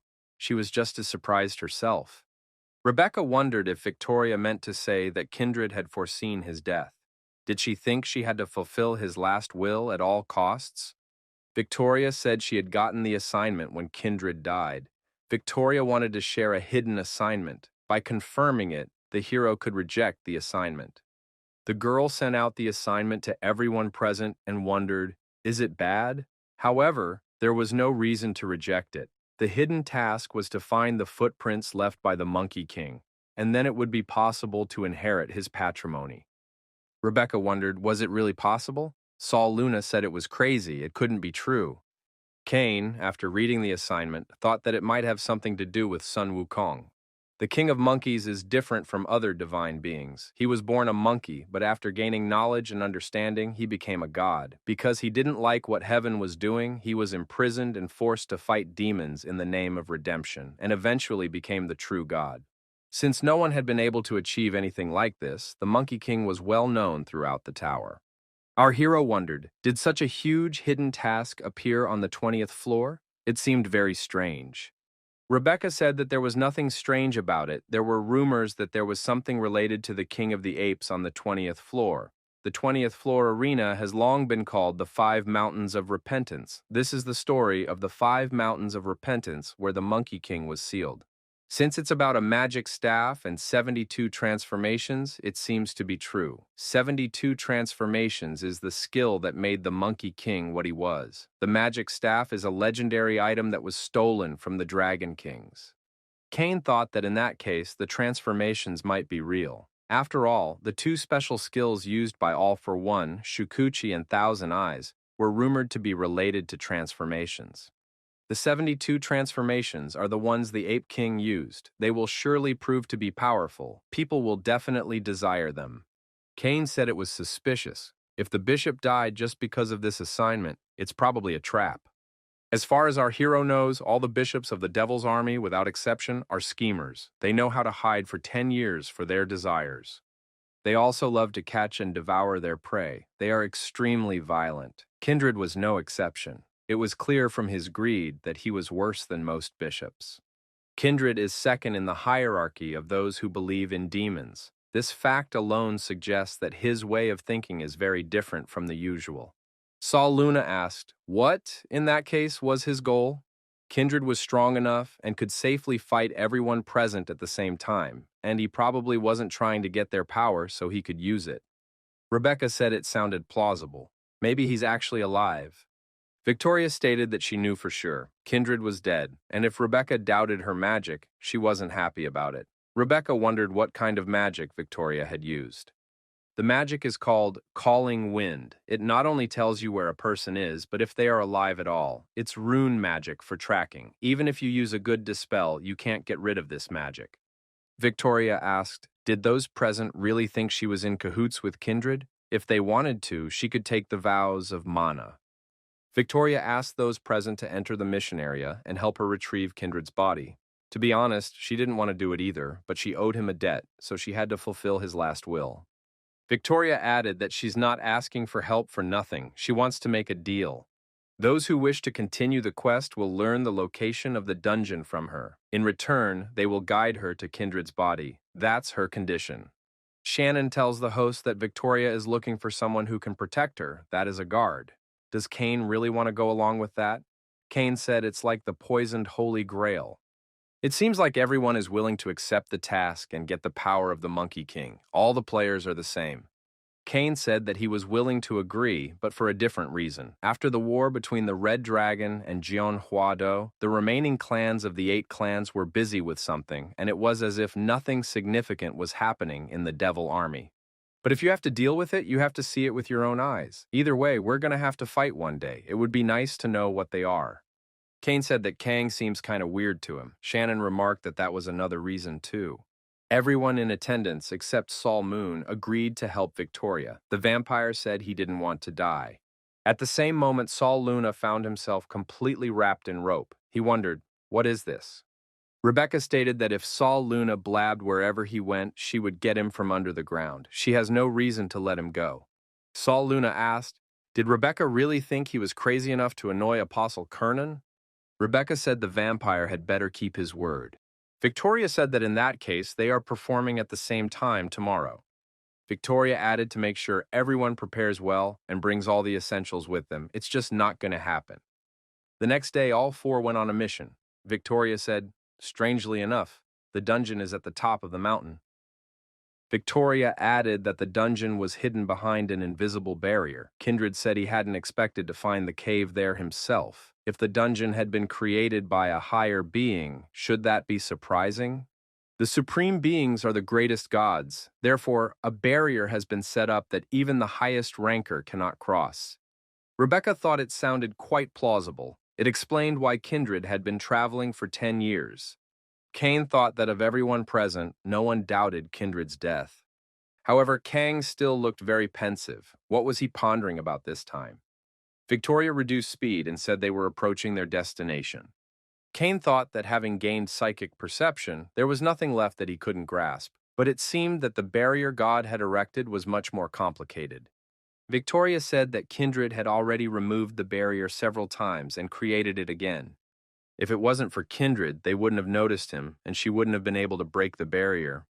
Such power made our hero's heart go pitter-patter. It's even a bit like the power of the Erd. The difference is huge, assuming it's the barrier of a supreme being. The power inside is nothing but the remnants of the Ape King's energy. It was impossible to reconnoiter with the knowledge. It dissipated right at the entrance. It felt as if there was only an absorbing void beyond. It was necessary to concentrate and remain vigilant. Suddenly, the consciousness cleared. Rebecca said she would lead the way. The participants have entered the dungeon of the Monkey King's palace. The spirit trail of the Monkey King fears the intrusion and tries to put a curse on the group. Victoria wondered, is there really no limit to the number of curses? She tried to set up a protective screen. Victoria succeeded, and the group moved on under the cover of the protective screen. Cain thought the situation was not going well, but why the curse? He wasn't sure if he could completely shield himself from external energy. All his senses were blocked, so he would have to make further decisions with his head. Was also on edge, but decided they should continue on their way. Since the Monkey King was imprisoned here for over 1,000 years, his spiritual trace is very strong. Everyone needs to concentrate. The travelers stopped. They had to make a decision. There was a fork in the road ahead. It felt as if they were just walking in a circle. Rebecca said it was better to focus on the screen. Victoria remarked that he was very hard to maintain. Cain thought, if this keeps up, they won't last much longer. Even though our hero couldn't figure out exactly what skills they were using, Rebecca has to use quite a bit of magic. Victoria's runes are almost out. Kang's defense is the best. Instead of scattering his consciousness over a large area, he centered it around himself to ward off the spiritual trail. Are Victoria and Rebecca so consumed with convenient rune magic and god power that they have forgotten the basics? They are now at the very beginning of the dungeon. By the time they get to the middle, both of them will be completely depleted. Would he really have to make the first move? The spiritual trace of the King of the Apes tries to impose the curse of clogging. The characteristic of equanimity was used. It is the power to remain calm and keep one's composure regardless of the situation. While our hero was evolving, this trait played a role, but now it's been reactivated. Freed from the influence of the spiritual trace, our hero could increase the reach of consciousness. Cain couldn't suppress the spiritual trace right now. One must gradually increase the radius. In a way, the spiritual footprint of the King of the Apes is like a tide that rushes in from within and spreads out in all directions. Therefore, it is necessary to construct a consciousness shaped like a breakwater. Cain saw weaknesses and decided to strike at them. Rebecca said that the spiritual trail is gone, someone is pushing back the Monkey King's spiritual trail attacks. Everyone present looked at our hero. Rebecca asked how Cain had done it. Cain replied that he had a skill that was perfect for such a thing. Everything else is not easy for him either. Rebecca said that if it weren't for the situation, she would have asked Cain some questions about the subject. Victoria said that Cain was the reason they were still alive. Rebecca added that she didn't like that the young man was hiding something from them. Why couldn't he help them faster? I mean, he knew they were all struggling, but they were grateful to him anyway. Cain couldn't tell if she was angry or grateful. Our hero didn't want to deceive them, but he wasn't going to flaunt his power for nothing either. With the help of psychic perception, the protagonist begins to understand the inner workings of the dungeon. The dungeon was in the form of a complex labyrinth, tangled like a spider's web. Cain thought that he could no longer see the entrance. So even if he turned around, there would be no result, although he didn't see a way out either. In places, there were traps set up here, and monsters created by the spirit trail roamed around. In a normal situation, dealing with them was a breeze. However, in the current situation, fighting monsters can be a devastating blow. Rebecca, as the highest ranker, can handle them, but it will be an uphill battle for Victoria and Kana. Cain thought there was nothing he could do about it, so he told them to get out. The undead began to appear in the cave. Our hero said to him and destroyed all the enemies. Our hero's aides, following their master's orders, immediately jumped into the fray. Cain decided that everything was going according to plan, just as he had designed it, because it was better to get rid of the traps beforehand. Monsters are the perfect snack for monstrous harbingers. Thanks to them, it was possible to explore the dungeon faster, and at the same time, understand how the dungeon of the King of the Apes works.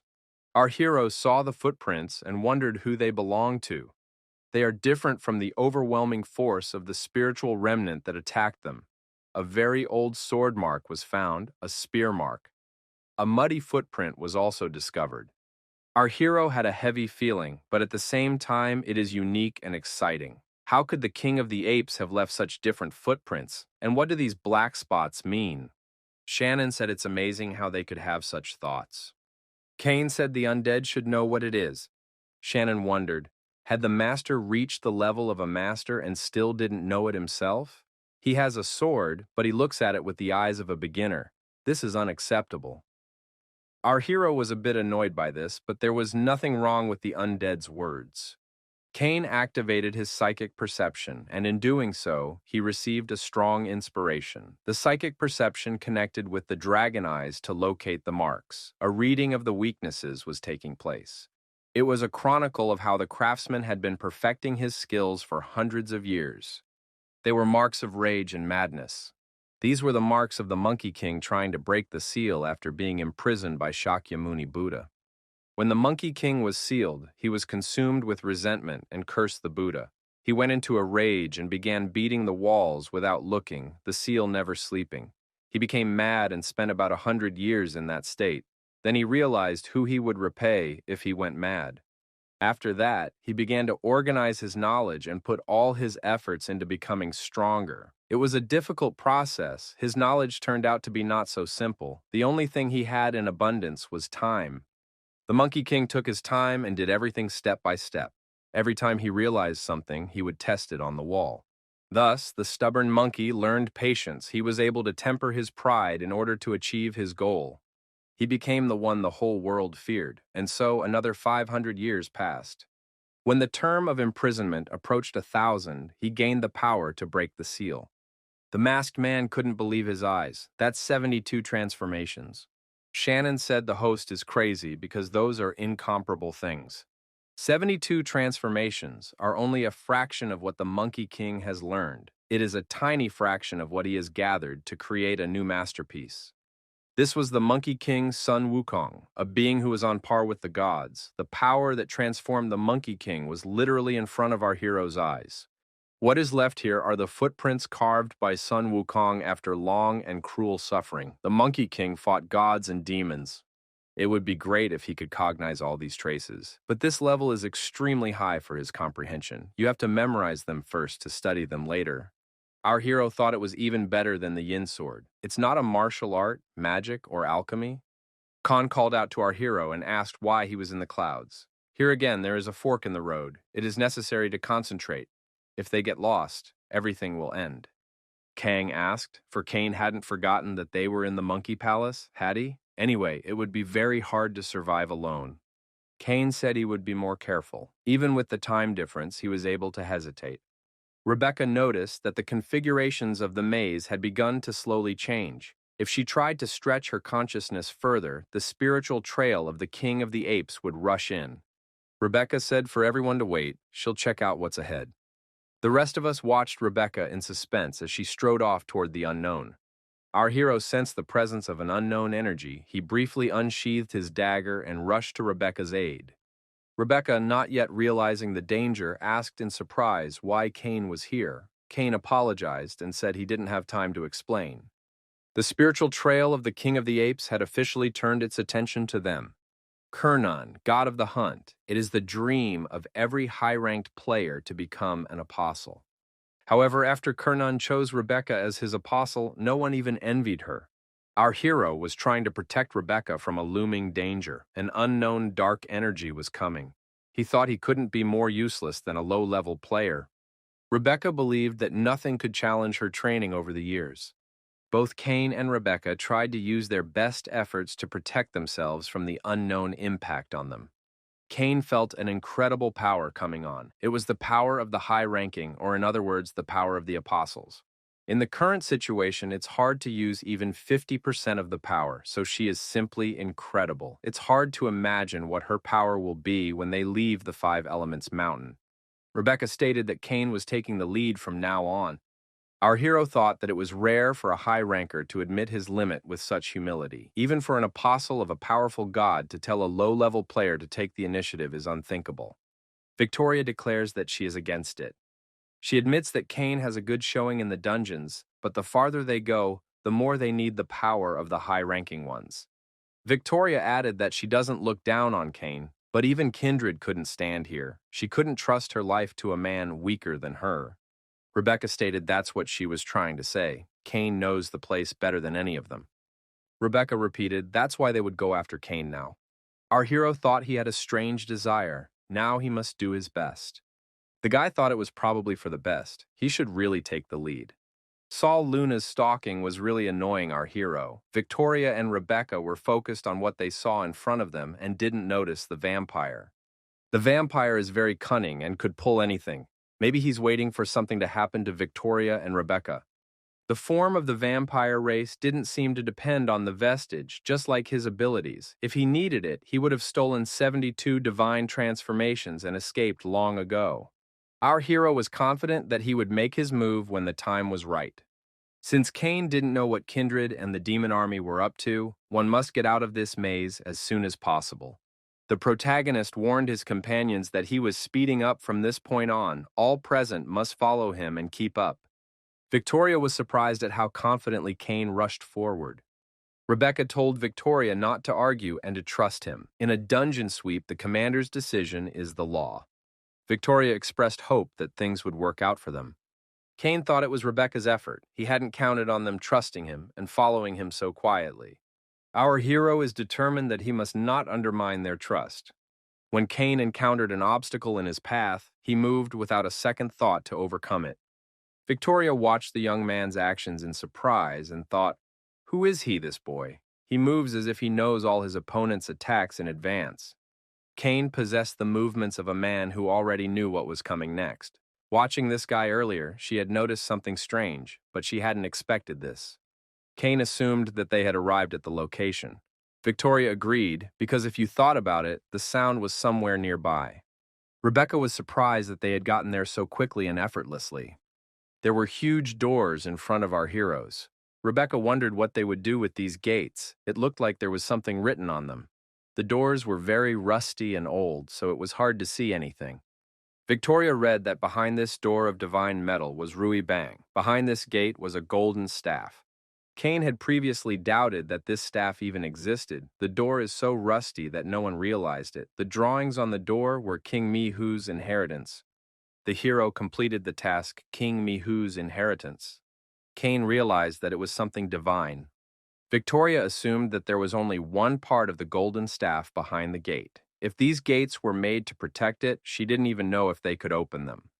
In favor of this version is the fact that the gate is made of divine metal. It is a legendary metal that can restrain gods and demons. It is so strong that it is almost impossible to destroy. Everyone present tried to use the best of their abilities to make an impact on this gate. Our heroes took a breather. There was not a single new scratch on the gate except for the old rust. Victoria had used all her rune magic. How had Kindred even managed to get in there? Cain thought, if the power of these three wasn't enough to open this door, perhaps it couldn't be opened by brute force at all. Most likely, Kindred used another method. The protagonist walked to the door and calmly put his hand on it. The unbelievable happened. The doors opened. The young men made their way inside. In front of them were stone sculptures of ape warriors. Rebecca recalled that the king of the apes was known as the ruler of the apes. It seems that his reign over his domains was displayed here. Rebecca stepped closer and scrutinized these monuments. Victoria stated that each of these giant stone statues had powers beyond those of Cain and Khan. The travelers saw Kindred ahead, lying in a pool of blood. In front of him was an obelisk with writing on it.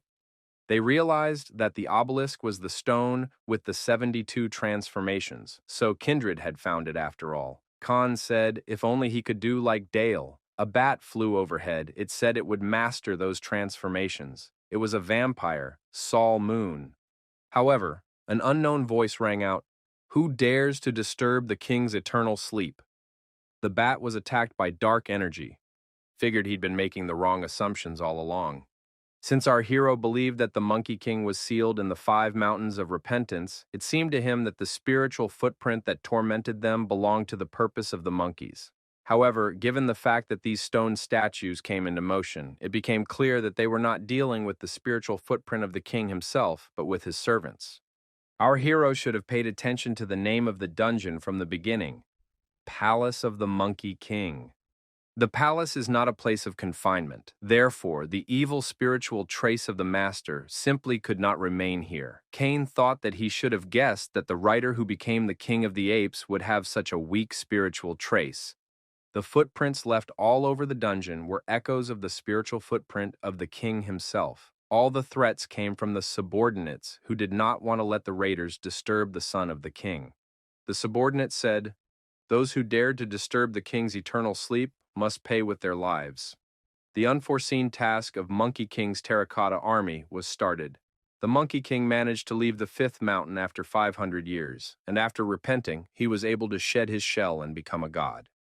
The monsters who met God on Mount Huago were saddened that they would again have to wait for the return of their king. In anticipation of the day of his return, they built an underground palace on the spot where he had left his shell and placed terracotta warriors to protect it by placing their spiritual traces in them. The hero must leave here safely with the shell, proving himself worthy to become the heir to the king of the apes. Repelling the attack of terracotta monkeys, our heroes notice that they do not break at all. They cannot be let out the door. It is necessary to block the exit to avoid being surrounded. Our hero's sword appeared to be covered with blood. Cain ordered the sword to scream.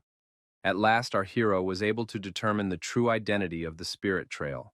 If these individuals possess a single spiritual trace, one should just focus on destroying the statues. The dragon eyes were activated. Cain saw each statue had a core to be struck. These were the places where the apes had placed the seeds of their consciousness. Using his energy abilities, our hero showed the audience where the cores of the terracotta monkeys attacking him were located. Cain said that it was necessary to attack where he pointed. The concentration of the spiritual footprint was there. Kang was surprised. Do such stout men really have weaknesses? Rebecca said that in that case it makes a difference and activated the Daughter of Arrows. Our heroes successfully passed the first test. Rebecca said it was just crazy. Victoria warned that she was out of magic power, having used up her rune magic. Sol Luna began to appear out of the dark fog. He said that these people were amazing. Victoria wondered, is he really still alive? Said that if she had any strength left, she would have torn the undead Sol Moon apart. He must have taken some serious damage too, so it would take time for him to recover his body. Kane said for Shannon to deal with this undead. Shannon stated that he didn't like tricksters either, and we needed to make this undead suffer a little. Kane wondered why, when it came down to it, did the Devil's Army never show up? Was it because they hadn't gotten what they wanted yet? Or are they waiting outside to take care of everything? Despite the fact that our hero spread his psychic perception throughout the cave, he did not find a trace of the Devil's Army. Apart from them, there was no one in the dungeon. They are just waiting for a clue as to where the magic staff and the 72 transformations are located. Victoria walked over to Kindred lying on the floor and said that there was something else here. Victoria stated that it wasn't Kindred but a fake. The girl couldn't believe her eyes. So Kindred was alive? Kang stood in front of the obelisk and tried to figure out all the inscriptions because they were the same transformations. The young man thought that the assignment had said that it was necessary to retrieve the king's shell. Maybe the shell was some kind of metaphor? After the Monkey King created his art, the 72 transformations became just a shell for him. To prove themselves worthy, they must learn all of these transformations. The army of monkeys is going to brainwash whoever master them and pull them to their side. The first test was designed to test their basic skills.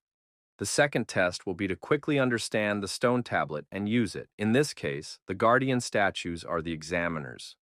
But why exactly was the fake body left there? If he was abandoned by the Devil's Army, there must be a reason for it. Perhaps the fake body is a pointer. A cloud of dust began to loom over Victoria. Kane thought he might be too late and rushed toward the girl with sword in hand. However, because of the dust cloud, nothing could be seen. Suddenly, Rebecca was attacked and flew far back. Our hero managed to repel the terracotta monkey's attack. It had incredible strength. The monkey's sword was fast and heavy. The wounded Rebecca was bleeding and on the verge of life and death. Other statues also gave signs of life. Kane figured he just had to come up with something. 72 transformations wasn't some cheap skill that could be learned in 5 minutes. So, there must be a reason why so little time is given to their study. To become the heir of the king of the apes, one must first show respect or fear for the king. Kane approached the terracotta monkey and knelt down. Victoria and Khan followed his example. The warrior monkey looked at our hero silently and intently. Kang thought it was over. This is some kind of madness. Is this really such a game of respect for the place where the king was? Victoria remembered how Rebecca had pushed her aside in the mist, trying to protect her. Victoria tried to use healing magic, but it didn't work as there was little or no magical power left. Khan has run out of stamina, and Victoria has runes. Even if you make the right decisions, these quests are very difficult and dangerous. Our hero decided that in this regard, these two would only get tangled underfoot. The protagonist thought that if things developed this way, he was going to take the legacy of the Monkey King. The legacy isn't just those transformations, it's also a magic staff made of divine precious iron. If you get your hands on it, you can learn a little more about the black bracelet. The protagonist decided that no one should interfere with him. He assumed that the purpose of this dungeon was to determine the heir to the King of the Apes. The quest says that they must obtain the shell and prove themselves worthy to become the heir to the King of the Apes. Surely by shell, they mean 72 transformations. Learning 72 transformations and proving yourself worthy of becoming the heir definitely made sense. Kane decided it was a trap from the start. Not knowing how to find a solution, Kindred wanted to use them as test subjects and see if there was no other way. Victoria cursed at Kindred, but they would decide what to do with him later. First, they had to get out of here. There was a small door next to the huge gate. That would be the way out. However, there were 12 other statues present here that were difficult to bypass. The bait must be used. Kane said he would stall for time, and Khan and Victoria should run for the door when he signaled. Kane counted to 3, and the young men ran to the door.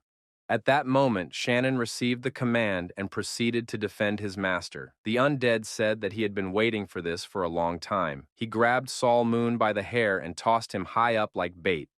The terracotta monkey spears flew into the undead vampire at the same moment. One of the monkeys blocked the path of the retreating Kane. Our hero used magic equipment and successfully repelled the attack. The magic equipment really worked, and the protagonist was able to withstand. Khan and Victoria managed to get to the door safely. Khan went to this door and closed it, finding himself in a room with terracotta monkeys. The protagonist decided to use Interiana. He also thought that now he didn't need to hide his power. Khan and Victoria knocked on the door, but our hero did not respond. Kang didn't understand why it kept happening to him. It was the same thing every time, with his mother, with Dale, and even now. He practiced hard, thinking he wouldn't be a burden anymore. 72 transformations were right in front of his nose. It was a shame, but now he needed to trust Kane and take care of his safety. Kane on the inside told Victoria that Kindred was probably outside. Our hero added that he had an idea and he could voice it now. The protagonist has decided to declare his territory. He can now exert power over his chosen territory. Although the pressure of the stage has increased, this territory now belongs entirely to the dragon. This is also where all restrictions from the fifth mountain are removed. The five senses are back again. The training of the past 6 months was not in vain. The psychic perception became clearer. Our hero began to see all kinds of wavelengths and streams of mana. The young man felt that he had become incomparably stronger than before. Bigrid had also changed. He was not the same as before. With the help of the unknown owner's divine power, most of the curses have been cleared, and Bigrid is slowly returning to her pristine appearance. A purification of the sword takes place. The more it fights enemies, the more thirst for destruction it absorbs, strengthening the wielder. The stronger the enemy, the greater its combat power. The chance to strike a decisive blow also increases. Our hero summoned all the undead at his disposal. It was the greatest power he could demonstrate. The terracotta monkeys demanded that this man prove his claim to the claimed territory. He had to prove that he had the right to be the king's heir. The proof followed immediately. Shannon said the host does business with dumb plasterers. You can never get bored with him. Kane activated his dragon wings and, accompanied by the undead, headed towards the terracotta monkeys to prove his claim to this territory. There was plenty of room to run wild here. They must have been inspired by the heavenly they saw in the monkeys' palace. The endurance of these monkeys seemed endless to Kane, and they grew stronger and stronger. Time was working against our hero. The essence of the quest was to prove that he was worthy to become the king's heir, not to destroy statues. Therefore, it was necessary to quickly master all the transformations and demonstrate them. The movements of these statues seemed very strange. Each statue had 6 different types of main movements. There were 12 statues in total. These were the 72 transformations. Thanks to the time difference, our hero was able to calculate the speed of their attack and the sequence of their movements. If he didn't understand something, he could just go back to the legacy of the King of the Apes and identify the patterns of transformations. Kane thought his brain might explode from such exertion. The young man began to achieve success. One of the terracotta monkeys lost its limb. Our hero solved the first transformation and successfully understood the shell of the King of the Apes. Kane mastered the technique of covering a certain area and gaining a general understanding by executing a blow. Terracotta Monkey said that man dared to disturb the king's eternal sleep, but proved his strength. They had done their job. Our hero showed one of the transformations, and the terracotta monkeys decided he was worthy. The protagonist successfully passed the second test. Kane found himself standing on the edge of a cliff. There was a dragon circling in the sky. The dragon flew up to our hero, holding a golden glowing ball. The protagonist felt a strong energy emanating from the dragon. Could he be a sea king?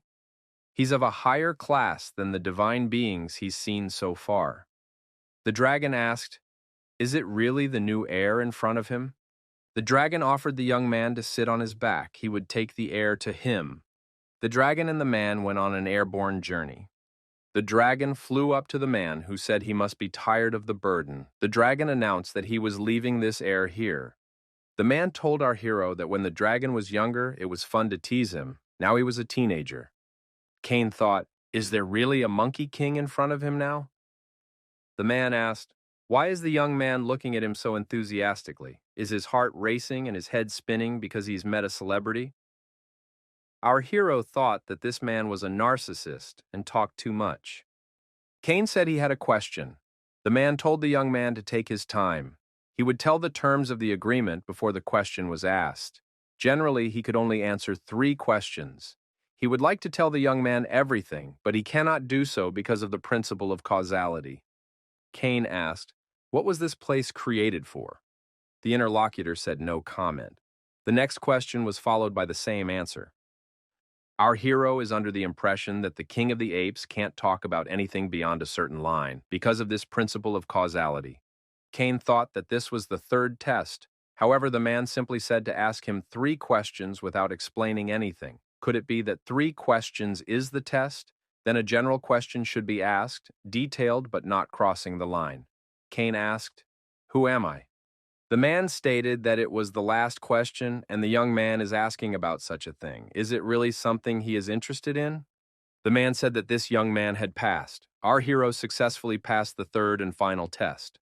The protagonist was given the title of heir to the Monkey King. The man said that he was the spiritual footprint of the Monkey King, Sun Wukong. He is only a shell that he left behind when he disappeared to an unknown destination. He's just a shell. And this world is an imaginary world that the spiritual footprint has created. Cain asked, "Does the spiritual footprint of the King of the Apes not know where he really is?" The man said he didn't know that. The spirit of the Monkey King is freer than he is, trapped here. The reason he's here is because he has to test the future heir. He doesn't want to be stuck here all the time either. He is relieved that someone worthy has come after a while.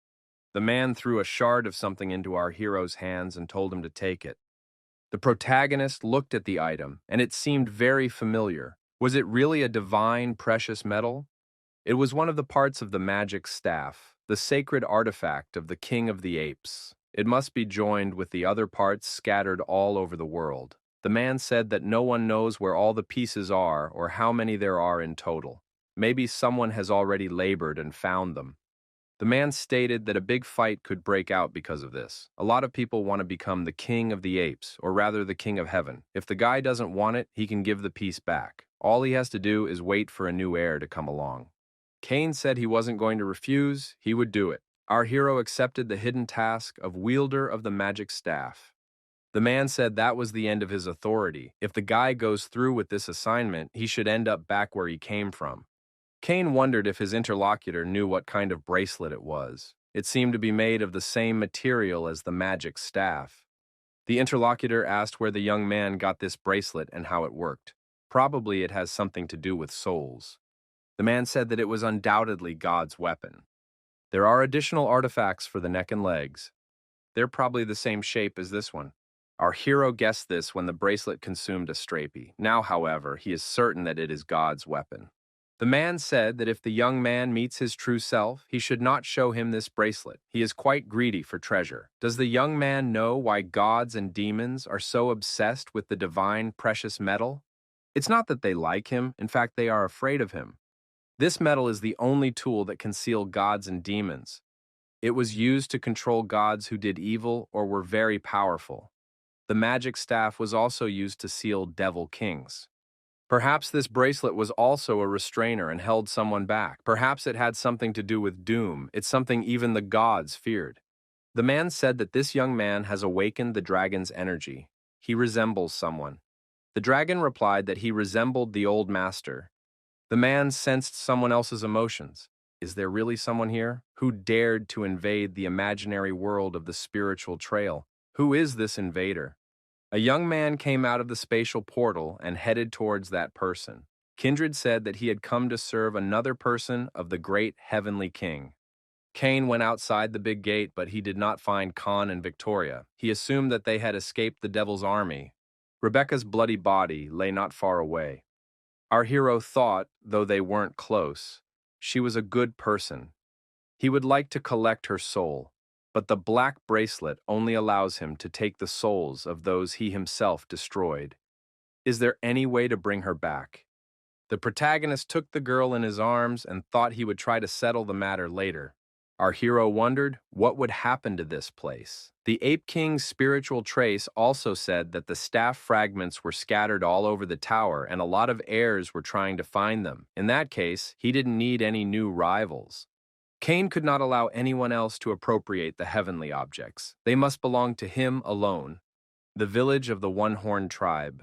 Pant recognized our hero and said, "Isn't that Cha Jung-woo who appears once in a blue moon?"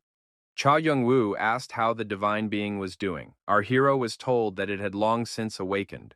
Kant took offense. "Can you be so disrespectful to someone who is talking to you?" Cha Jung-woo asked to be escorted to the divine being. Cha Jun-woo followed the young man, and Pant thought that this man was becoming colder and more aloof with each visit. Said he heard that the divine being had something to do with Cha Jun-woo. He thought it didn't look like a divine being, and now he knew the reason why. Cha Jun-woo said that this guy was kind of weird. Pant wondered, didn't the masked man remember him? Pant laughed. It seems Cha Jun-woo doesn't even remember the face of the person he beat up. He likes that trait. Cha Jun-woo asked, who was he? Pant replied that it was Jung. Cha Jun-woo had fought with him when he first came to the One-Horned tribe. That young man was hurt pretty badly back then. He probably still hates the masked man. Pant said that this guy was on drugs or something else. That's probably why Cha Jung-woo didn't recognize him. Our hero felt the demonic energy emanating from Yang. What had he done to make such a dark power emanate from him? The elder, smiling, said that they had recently started potty training Greenie. Greenie must be hungry, so we need to bring him food right away. The elders fiddled with the green one like a small child. Our hero saw a big nest and griffins in it. There was a green one among them. Griffins are known as the most perfect of creatures. Judging by their appearance, they have absorbed the energy our hero shared with them. They have great potential. Lately, our hero has been feeling like he needs protection and weapons. What we have will do just fine. Pieces of turtle head shell and snake tail. The shell is as hard as adamantium, and the snake skin is tough and strong and poisonous. It will definitely come in handy. The dragon said that this buddy would take the place of the deep turtle. Chirik told his master that he too was awake. Our hero thought that Krang had been sleeping inside the Philosopher's Stone for 6 months. The dragon said he warned him not to call him Krang. He didn't like that name. Kane replied that he couldn't think of another one. Dragon stated that you can't laugh in a situation like this. Kane asked if the name Nemesis suited him. The dragon said it was the name of a goddess, the goddess of retribution, who punishes violations of social and moral order. The name of God is powerful in itself. It is a blessing that endows the bearer with the power, character, and status of God. The bearer of such a name is endowed with divine power, but one must not misuse it and desecrate the glory of the patron. Cha Jung-woo asked, what would be the answer? If they don't like it, then they'll keep the name Krang. The dragon agreed. Chirik said he wants a new name, too. Our hero remembered that the phoenix bird had asked to change its name a long time ago. Cha Jung-woo asked the bird if the name Nikki suited her. It's the goddess of victory. Chirik said he liked that name. Cha Jung-woo said he had something to tell Nemesis. The dragon asked why the humans had summoned him. Our hero said that Nemesis himself should know. He didn't say how he was reborn. Why is the ancient dragon Kaladas still alive? Nemesis said that all this time he was floating in the middle of nothing. Nothing is a dimension that flies between two worlds. There he waited for Jung-woo to come back for him. Kaladas told him to wait there. As he knows, Kaladas closed his eyes after giving everything to Jung-woo. In addition, he even gave his precious dragon heart. They kept his promise and even saw him return to Manu. However, when he, having never avenged Jung-woo, was surrounded by Jeonhwa-do's men, he heard the voice of Kaladas, whom he thought was long dead. Kaladas said, wait, this child will return soon. Ever since our hero entered the tower, he wondered who had brought his brother's body back to Earth. Was it really Kaladas? Cha Jung-woo asked Nemesis where the collapse might be. The dragon replied that he was on his bier, the 50th floor, the Dragon Temple. Cha Jun-woo thought that was where his brother had closed his eyes forever. It's quite possible that Kaladas could be waiting there. Our hero thought he should get there, but the problem is that he doesn't have time for that right now. He needs to get his name in the Hall of Fame. But to do so, our hero must again climb to the 21st floor. Cha Jun-woo reappeared on the 21st floor near the gate of the Shadow Dojo. It was a huge building. At the entrance to the dojo were 5 numbered doors. The higher the number, the higher the difficulty. After entering the door once, the player must go through all 33 sections. The objective is simple: defeat the shadow that the section produces, or pit against its attacks. The shadows are illusions that copy the players registered in the Hall of Fame, who are among the top-ranked players. Most of them later became lords or apostles. This was the place to learn the weaknesses of the enemy and hone your skills. It was a place to meet and study the younger versions of those opponents that the player could probably face in the future.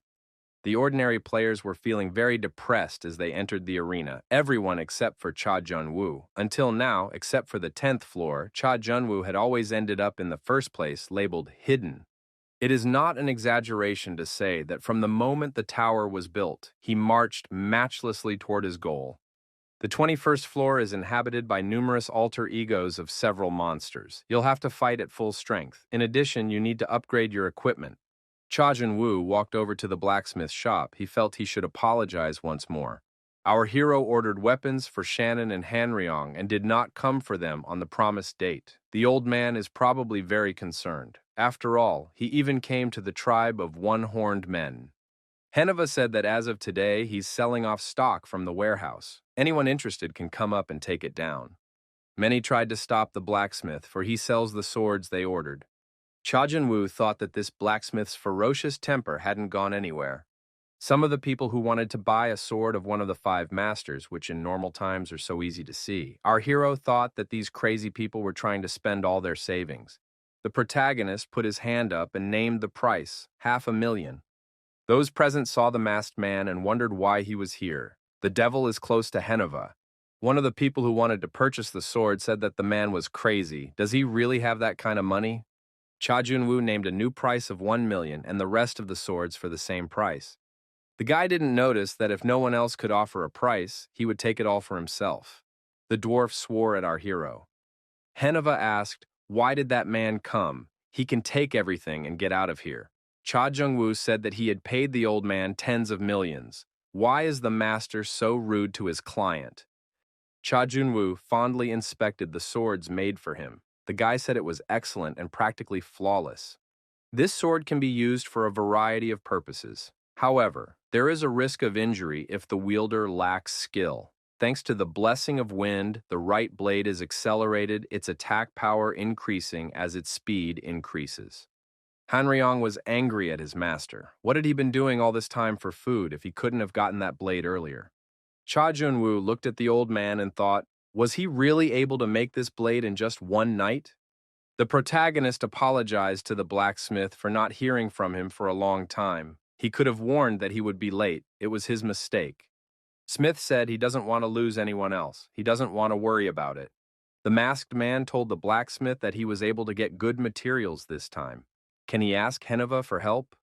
The protagonist said that he was the one who received the reward from the deep turtle and the dragon of the void. The blacksmith was very surprised when he saw such materials. Heneva asked what Cha Jung-woo was going to do with them. Our hero replied that he would like to upgrade all his equipment.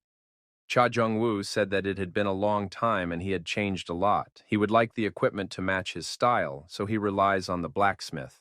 Creating gear that completely fits the player means giving the blacksmith all the information about the player. It means showing all your strengths and weaknesses. Heneva thought this guy trusted him like a naive child. The blacksmith said he would help the masked man. The old man stated that the guy would assist him, but if he was lazy, he would get a hammer to the head. Smith prepared to study the player's information. After looking at everything thoroughly, the old man thought, who would have thought that this is a player from the lower floors? He could probably easily defeat most rankers. Even if important information is withheld, he's handed over all the information about himself. It's either stupid or he's testing how trustworthy he can be. The most important element of defense is the cuirass. Although it is the center of a set of magic armor, it should be added as well. The magical bayonet was originally meant to go to someone else. However, it was never able to return to its original owner. Maybe he found another fate and adapted to it. In that case, we should make some more friends. A few weeks later, the artifact Heneva's magical armor was completed. The protagonist looked at this work of art. He had never seen such armor before. The blacksmith said that the armor was not ready yet. The last but very important touch was left. The old man decided to give our hero the tears of hell, obtained by hard work. Our hero was surprised, for he thought the old man had used them long ago. However, he still had them. The Tears of Hell is the last legacy of Princess Hell of the giant family. She was powerful enough to be called the mother of the dungeons. The tears she shed were the highest-ranked item if you didn't count divine materials. The old man said he got them years ago. He's been thinking about where to use them all this time. He decided to use them on this armor. The blacksmith noticed that the young man was developing dark and fire properties. The protagonist has successfully completed a masterpiece with Manhwa. This work of art will bless many gods and demons will be envious. The old man said for the young man to try it on. The armor should adjust to him. Our hero tried on the armor and said it fits him very well. He feels comfortable. The dragon and the bird asked, "Why did the master call them?" Our hero noted that Chirik and Krang were pleased with their new names. Cha Jung-woo said that those two had changed a lot. He just wanted to check them out. Dragon asked his master, did he know he had skills like Empty Sleep and Dragon Pillar in his arsenal? Dragon Column is an ability that allows you to create a storm that blows away everything in its path. Void Sleep is an ability that allows you to reduce magic power in a certain area. The dragon said it would be best if the master saw everything with his own eyes. The protagonist wondered, after being in the void for so long, has the dragon retained the power of those times? Anyone would be confused if they were here. Cha Jun-woo asked, isn't such an activation phrase too much like a middle school student's fiction? Our hero thought that with this, he could focus on Wu and the undead army. Nemesis could then take care of claiming his territory and Wu could take care of commanding the undead army. The dragon said that the master can now see the power of this body. Cha Jun-woo said that he now understands why it is activated by a middle school student's phrase. Next, it was Nikki's turn. The phoenix bird could dissolve into the flame whenever it wished and control it as it wished. Our hero thought that if Nikki dissolved into his sacred fire, his firepower would increase. Previously, when using fire wings, our hero faced restrictions. Now these restrictions have been removed. To begin with, Cha Jun-woo decided to choose a target and ascended on dragon wings over the forests and mountains. Now Cha Jun-woo understood why the fire spirit was not tied to one rank. Different attacks were possible, but what would happen if you added an aura, or combine it with the rain of fire? What if you awaken its dragon body? Shannon wondered what the master was thinking. After all, that's crazy. Hanryong stated that if he had sensed it before his death, he would have been in danger. Cha Jung-woo asked what would have happened if they had met when he was at his best. Hanryong said he would still be in danger. Hanryong said he wouldn't be swept away by the storm or give his opponent time. This power is dangerous because it doesn't distinguish between friends and foes. It's best not to wield something you can't control. Cha Jun-woo thought that there were still many things he wanted to practice at.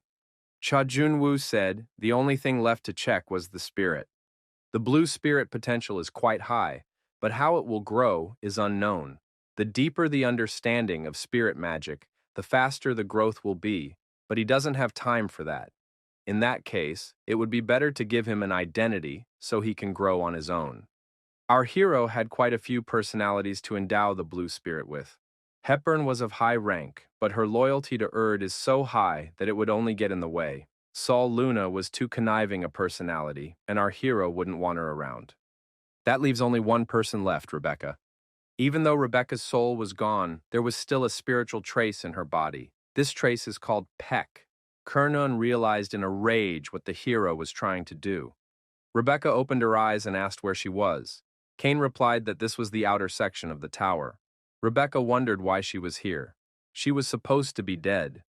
The girl looked at the masked man in bewilderment. Could he really be capable of that? Kane replied that it was exactly what she was thinking. Rebecca said that guy was crazy. How could he think of waking up her Peck? Our hero says he wants to borrow Rebecca's power. Rebecca said she was an apostle following her God. That's not real life. The young man wondered if she didn't have all her emotions and memories stored. She is no different from a living person. Kane added that he was offering a treaty. Isn't that a better option than perishing? She might have some regrets. He'd help with that. Rebecca thought of regrets.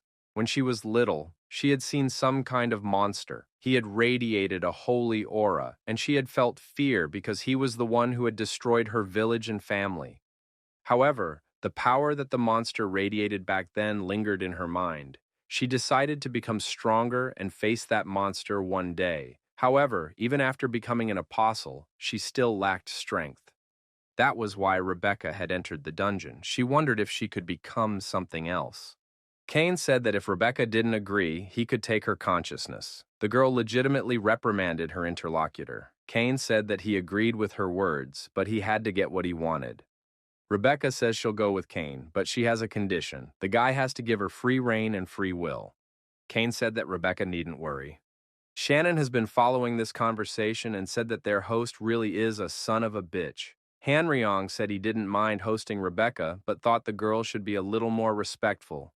Kane, hearing this conversation, asked, "Aren't these two like those who have free will?" Rebecca said that in that case, she would need to create a new body. Even a homunculus would do. The masked man asked what Rebecca would say about spirit life instead. He was tethered to a deep turtle. He doesn't have a personality yet, so entering him would be easy. The protagonist added that he would also give the girl the soul of Apostle Erda and Sol Luna. With them, she will be able to regain some of her sacred power. If Rebecca became part of his family, she would not be treated politely. Rebecca said she didn't even count on that. The merging of the blue spirit with the spiritual residue was successful, and a personality began to form. A low-level blue spirit named Rebecca is created. The spirit took possession of Hepburn and Sol Luna's soul. Erd is furious and says something to Kernun. Kernun looks at the masked man strangely and does not want to talk about the incident. The gods and demons trapped on the 98th floor never interfere with the events of the lower floors. They can't do anything about the player's achievements. Our hero got his achievements with the help of a black bracelet and can't stop them. The demons begin to discuss our hero as someone brought up the subject. Kane wondered what kind of demon had been paying attention to him for some time. Test. The shadow always follows the hero silently and faithfully. However, some shadows gain their own will and do what they want. They try to take over the bodies of people passing by. The 5 doors behind which the shadows dwell are divided into 33 sections. You have to choose a section and fight the shadows. Our hero felt someone standing behind him. Who could it be? A child with a toy nearby asked if the masked man was really as scary as they said he was. It was Lupi of the 12 earthly branches. Lupi's highest guardian. Despite his appearance, he was a hedonist. He cared about nothing but thrill-seeking. Lupi inquired if Laplace had come. Kane wondered why Laplace was here. Lupi said Laplace is now suspended and taken into custody, so they are investigating his entourage. Our hero wondered, was the High Guard really suspended? Was it because he was the demon's messenger? Could he really be prosecuted just for sending a message? It seemed very strange. Lupi said that if Laplace wasn't here, he had no more questions. Lupi asked if the masked man needed help on the 21st floor. Kane replied that he was not interested in help. The masked man opened the doors and walked inside. The knights present recognized the greedy devil. He hadn't been seen for a long time. They said he had spent a lot of time on the 21st floor. Kane looked around. Kana and Victoria weren't here. Could they really still be on the run? Could they really be hiding from the devil's army? The knights didn't even try to speak to our hero. Kane liked that these people were cautious. The protagonist chose the 5th door. Here, the shadows of the players who had taken seats in the Hall of Fame on the 21st floor would appear one by one. Kane decided to go through all the doors completely. The fight with Creighton should be starting soon. The young man realized what the supreme rancher of greed looked like when he was younger. He specialized in using fake swordsmanship techniques. Rebecca wondered what she had to do. A duel with the guys who had become spirits was expected. Kernan did not reap the seeds of divine power, but contrary to expectations, his power could be borrowed. It will be very different from what it was when he was alive, and it is also necessary to immerse oneself in the study of spiritual magic. The masked man told Rebecca to just stay close. He wanted to try something. Our hero was holding Karshina's dagger. 2 types of rune sigils were engraved on the dagger, reinforced with Heneva's help. The point was to make the darkness even darker. The rivals began to approach each other at top speed. One of the knights wondered, why did the greedy devil enter the 5th door? It seemed like he had to pick the first door to take the top spot again. Another knight suggested that this guy was going to go through all the doors. No matter how young he is, there are monsters with doors. No matter how great he is, how will he be able to defeat all the monsters behind the door one by one? The knights asked Heidi what she thought about it. Suddenly, everything shook. Could it be an earthquake? But how could there be an earthquake in a dungeon on the 21st floor? A shuddering and rumbling sound came from behind the door behind which our hero had hidden. Heidi couldn't believe her eyes. The masked man had been outside the doors for over 9 minutes. It took over 2 hours to get through the second door. Kane thought it had taken quite a while this time. Nevertheless, our hero has learned the tactics of some players and learned 2 transformations thanks to this. It's foolish to ignore such strong opponents.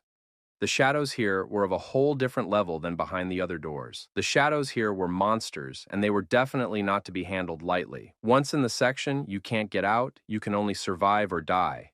The first person to encounter will be the one our hero must study, the half-giant swordsman Waldbeach. Waldbeach. This was the first friend Youngwoo hated, but was also grateful to him. When he saw this 5-foot-tall guy, he was scared. However, when they went through sections together, Waldbeach helped him. In the end, it was thanks to Waldbeach and Vera Dune that Ardia was created. However, after Jungwoo's death, Waldbeach disappeared. Cha Jungwoo didn't know the details, but one thing was certain: he was the one who led Ardia to her downfall first. This guy was no better than Bachalin Leonte, who literally stabbed his brother in the back. Our hero decided he was going to do it. The first section of the first door begins. The half-giant is ready for battle. Shannon heard Waldbeach and said that crazy yell always annoys him. Kane activated his magic equipment and rushed at his opponent. The trial of the 21st floor was over. In a small house on the edge of the forest, a frightened man cried out to be spared, for he knew nothing about it. It had been 6 months since he had received the order from Queen Lethe, but how many times had he made a mistake? In that time, he studied Bachal and his entourage, but there's no way to find this guy. The man thought, is it really about a player named Kane, whom Bahal valued very much? It would be hard for a loser like him to contribute to such a great cause. Queen Leda believed that both Red Dragon and John Hua Du had played a role here. However, he trusted Queen Lethe's gut. It was said that the dragon species was famous for its eyes that could see the truth, though it seems her senses are dulled now. The man decided that he would have to do more than one investigation to find those connected to Bahal. This man was interested in a teacher, the dwarf Henova. Fire Anvil, one of the 5 masters of... The masked man was aiming for the 21st section. In the 3rd section, the first of the 9 tales of one of the 8 great clans appeared, and in the 4th, with the 2nd bishop of the Devil's Army, Kindred. Now the god of swords may also have an influence. The first apprentice of the master, a man who mastered the 8 extreme fists on his own and even modified them to suit himself. In other words, he invented his own technique. In battle, if limited to just the sword, probably even King Mu himself wouldn't be able to defeat the sword god. Alone now, the protagonist believed he could prevail over him. The warriors watching the change in stats thought this guy was crazy. Wasn't he just recently 15th? How did he move up to 8th place so quickly? What would happen if he even took the top spot on the 21st floor? The knight asked the silent Heidi again what she thought about it. The elf replied that she didn't know. If she did, she would have opened a psychic shop long ago. Number 11 appeared, Nocturne. But who is it? This guy wasn't in the diary. The masked man thought his technique very similar to that of the master. Kane remembered Master Mu congratulating him and saying that he had passed the exam and was his 3rd disciple. The first was the god of swords, so is this the 2nd disciple of Master Mu? If you compare it to the sword god's technique, was there really anyone more talented than him? He certainly has the feeling of the 8 extreme fists, but his technique is a bit different from them. Our hero asked for forgiveness for being willing to destroy this man the first time he met him. Kane thought, even though she's dragon-looking, it's a bit unfair that way. Number 5, Queen of Summer. The first thing the red dragon did was to stun our hero with a loud roar. Compared to that Summer Queen that Kane had seen during the war with John Hua Do, it was smaller and weaker. However, it was still a red dragon. Either way, the protagonist felt he had to pass. Next, the test of the 33rd section began. Cold blood was activated for an unknown reason. Suddenly, the protagonist saw his brother, Youngwoo, in front of him. It was like an electric current ran through the protagonist's body. Kane tried not to worry, for he knew it was only a shadow. Cha Jung-woo asked for forgiveness. He thought his brother had abandoned him and ran away somewhere. He hated him for that. It was the same when the player left the country. His father had died when they were young, and ties with the rest of his relatives had cut off long ago. He hated it all and decided to leave the country to forget everything as soon as possible. Cha Jung-woo lived like a madman. It was during that period that the nickname Kane was coined. He probably wanted to go somewhere where he could die, but he was never going to die. The mother in the hospital bed said that Cha Jung-woo should keep the house safe until his brother returns. Our hero was surprised. The Skywing had the same face as his mother. Shannon said he had some speculation about that. Now he seems to know why. Krang asked if the host had gathered his thoughts. Kane said that the dragon must be out of sorts too and apologized. The dragon asked if the master was sure he could handle it. If it was difficult, he could always ask for help. Kane said he had never lost to his brother before. The test of the 30th section had begun. Our hero thought, would it be strange if he now lost to his brother's shadow? The dragon replied that it would be strange indeed. The dragon said that he wouldn't want to be in his master's shoes. Jung-woo was accompanied by a large white dragon. Kane thought, what would happen if there was an overlap of one dragon species representative's territory with another? It would be like beasts fighting over territory. The moment they met, our hero realized that his level was very different from that shadow's. Cha Jun-woo, as always, felt that he should win. The protagonist fell into a stunned state for a moment. In the next instant, Cha Jun-woo gained resistance to the dragon pressure. During the violent confrontation, Kane seriously injured his brother. The damage seemed significant, but Jung-woo would be able to recover quickly.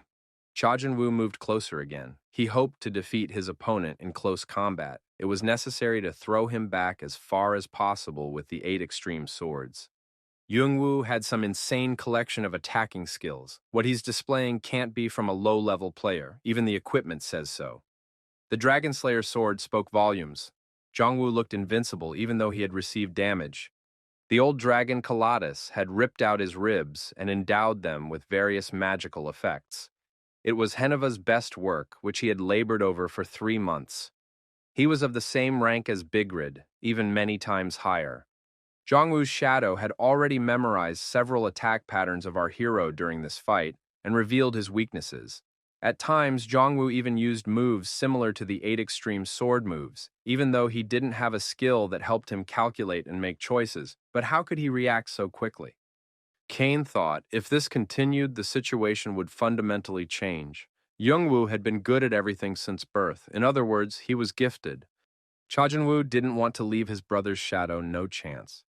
Our hero noticed that his opponent started hiding for some reason. What's he up to? In the next moment, Jung-woo spread his wings and found himself in the epicenter of a bright light.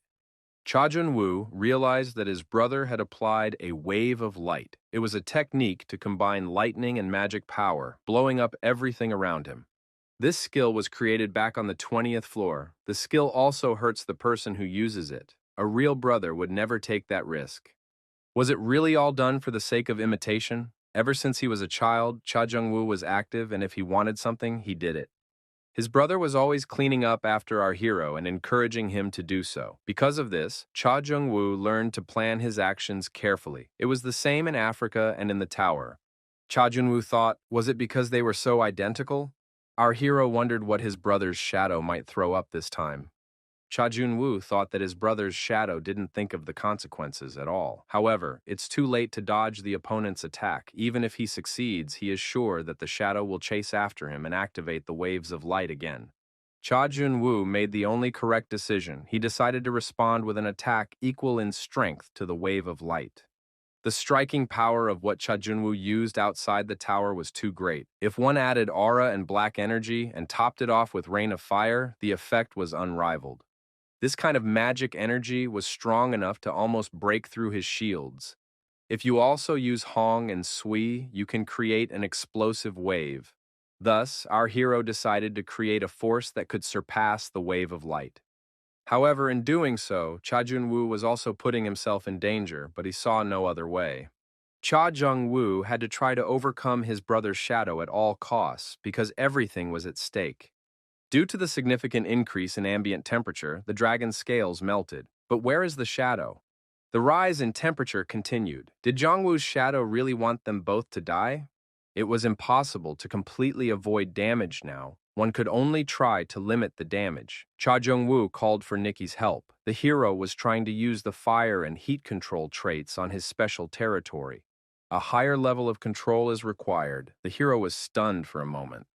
The dragon's blessing is applied. Thanks to the equanimity trait, the hero's calmness is restored, the stunned state is weakened, and the protagonist has gained a strong resistance to fire. The protagonist has gained more knowledge of fire and light properties. The hero has learned the concept of dragon pressure. Due to his strong will, the hero has increased his control over fire-light properties. Cha Jun-woo studied the concept of demonization. The power of the dragon blessing grows. Information about the new power is revealed.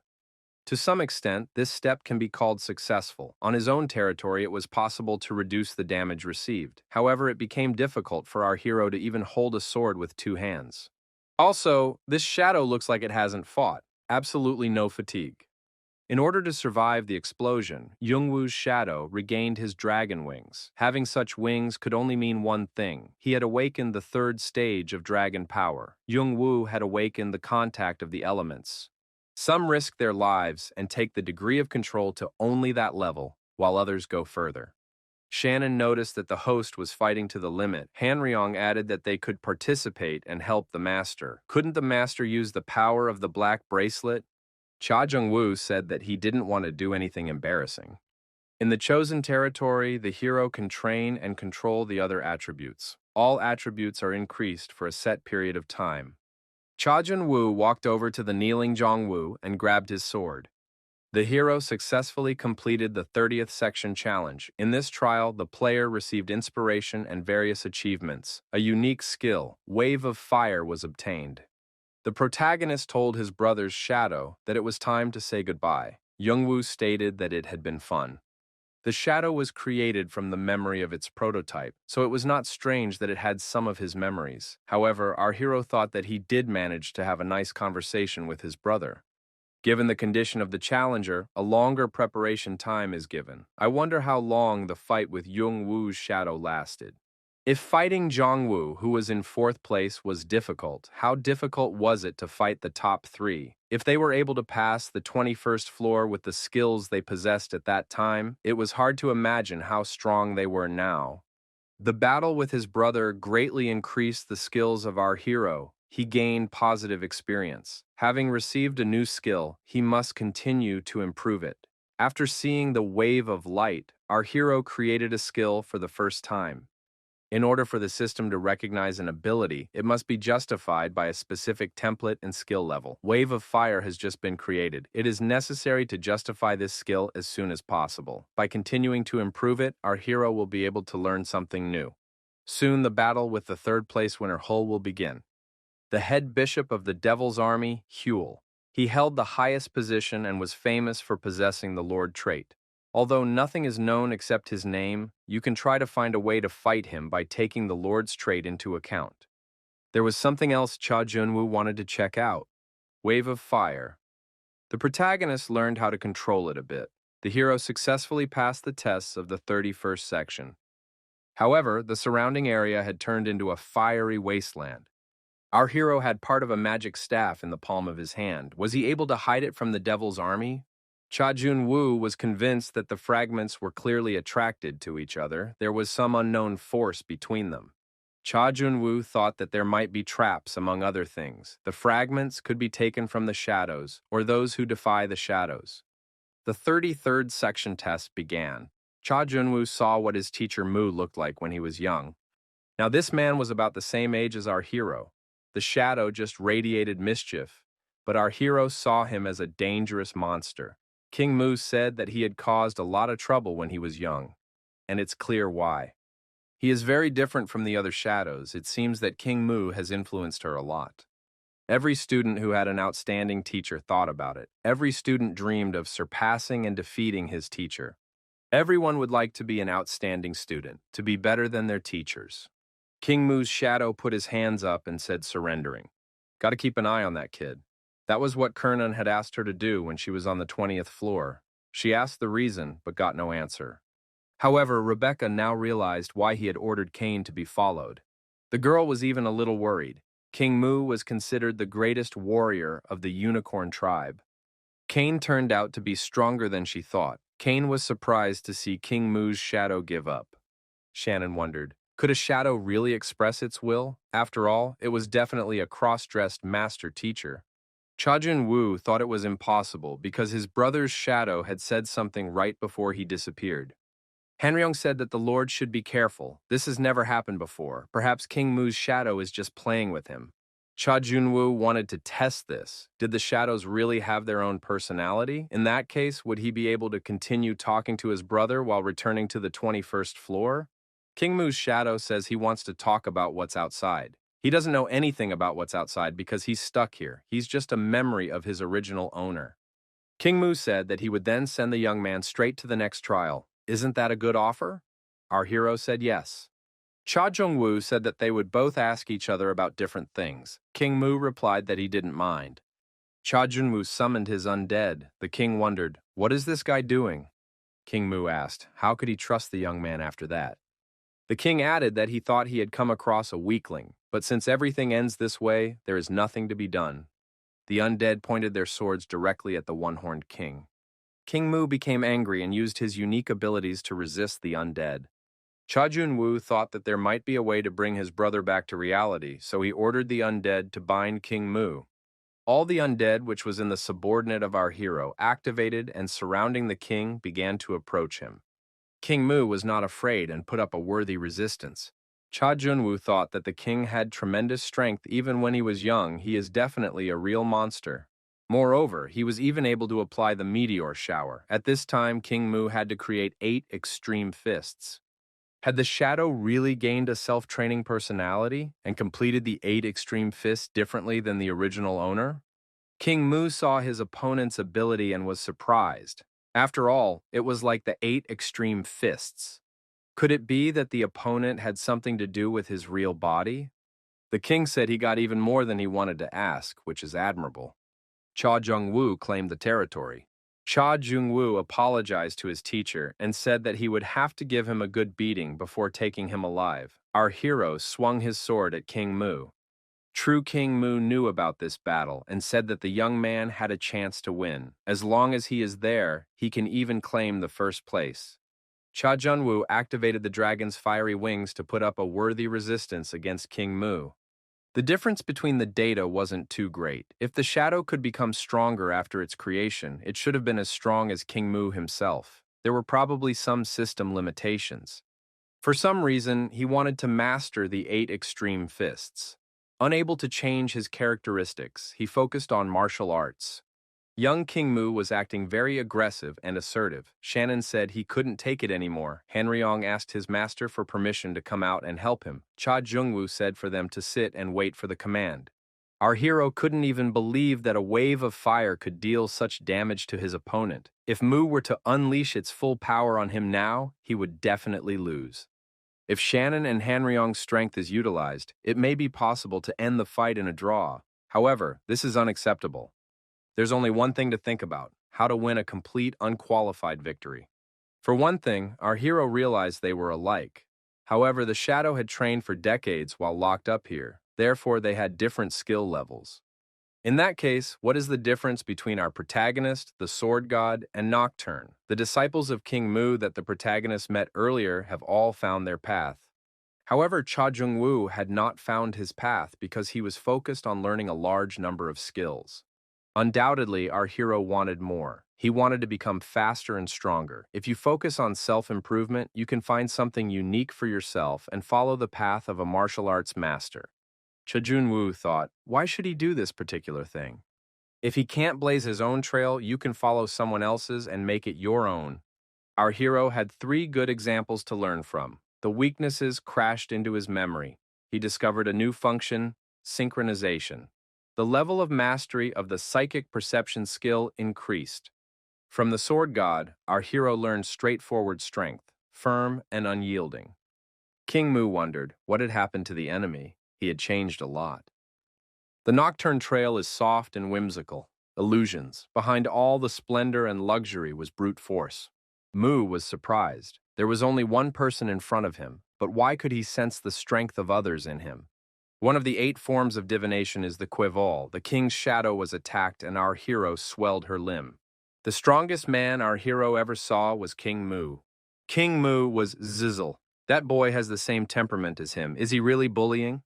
Our hero applied the last divination. He understood King Mu's path perfectly. A force was activated, tearing apart everything in its path. Our hero with fiery dragon wings swept through like a hurricane and sliced King Mu's shadow body into two pieces.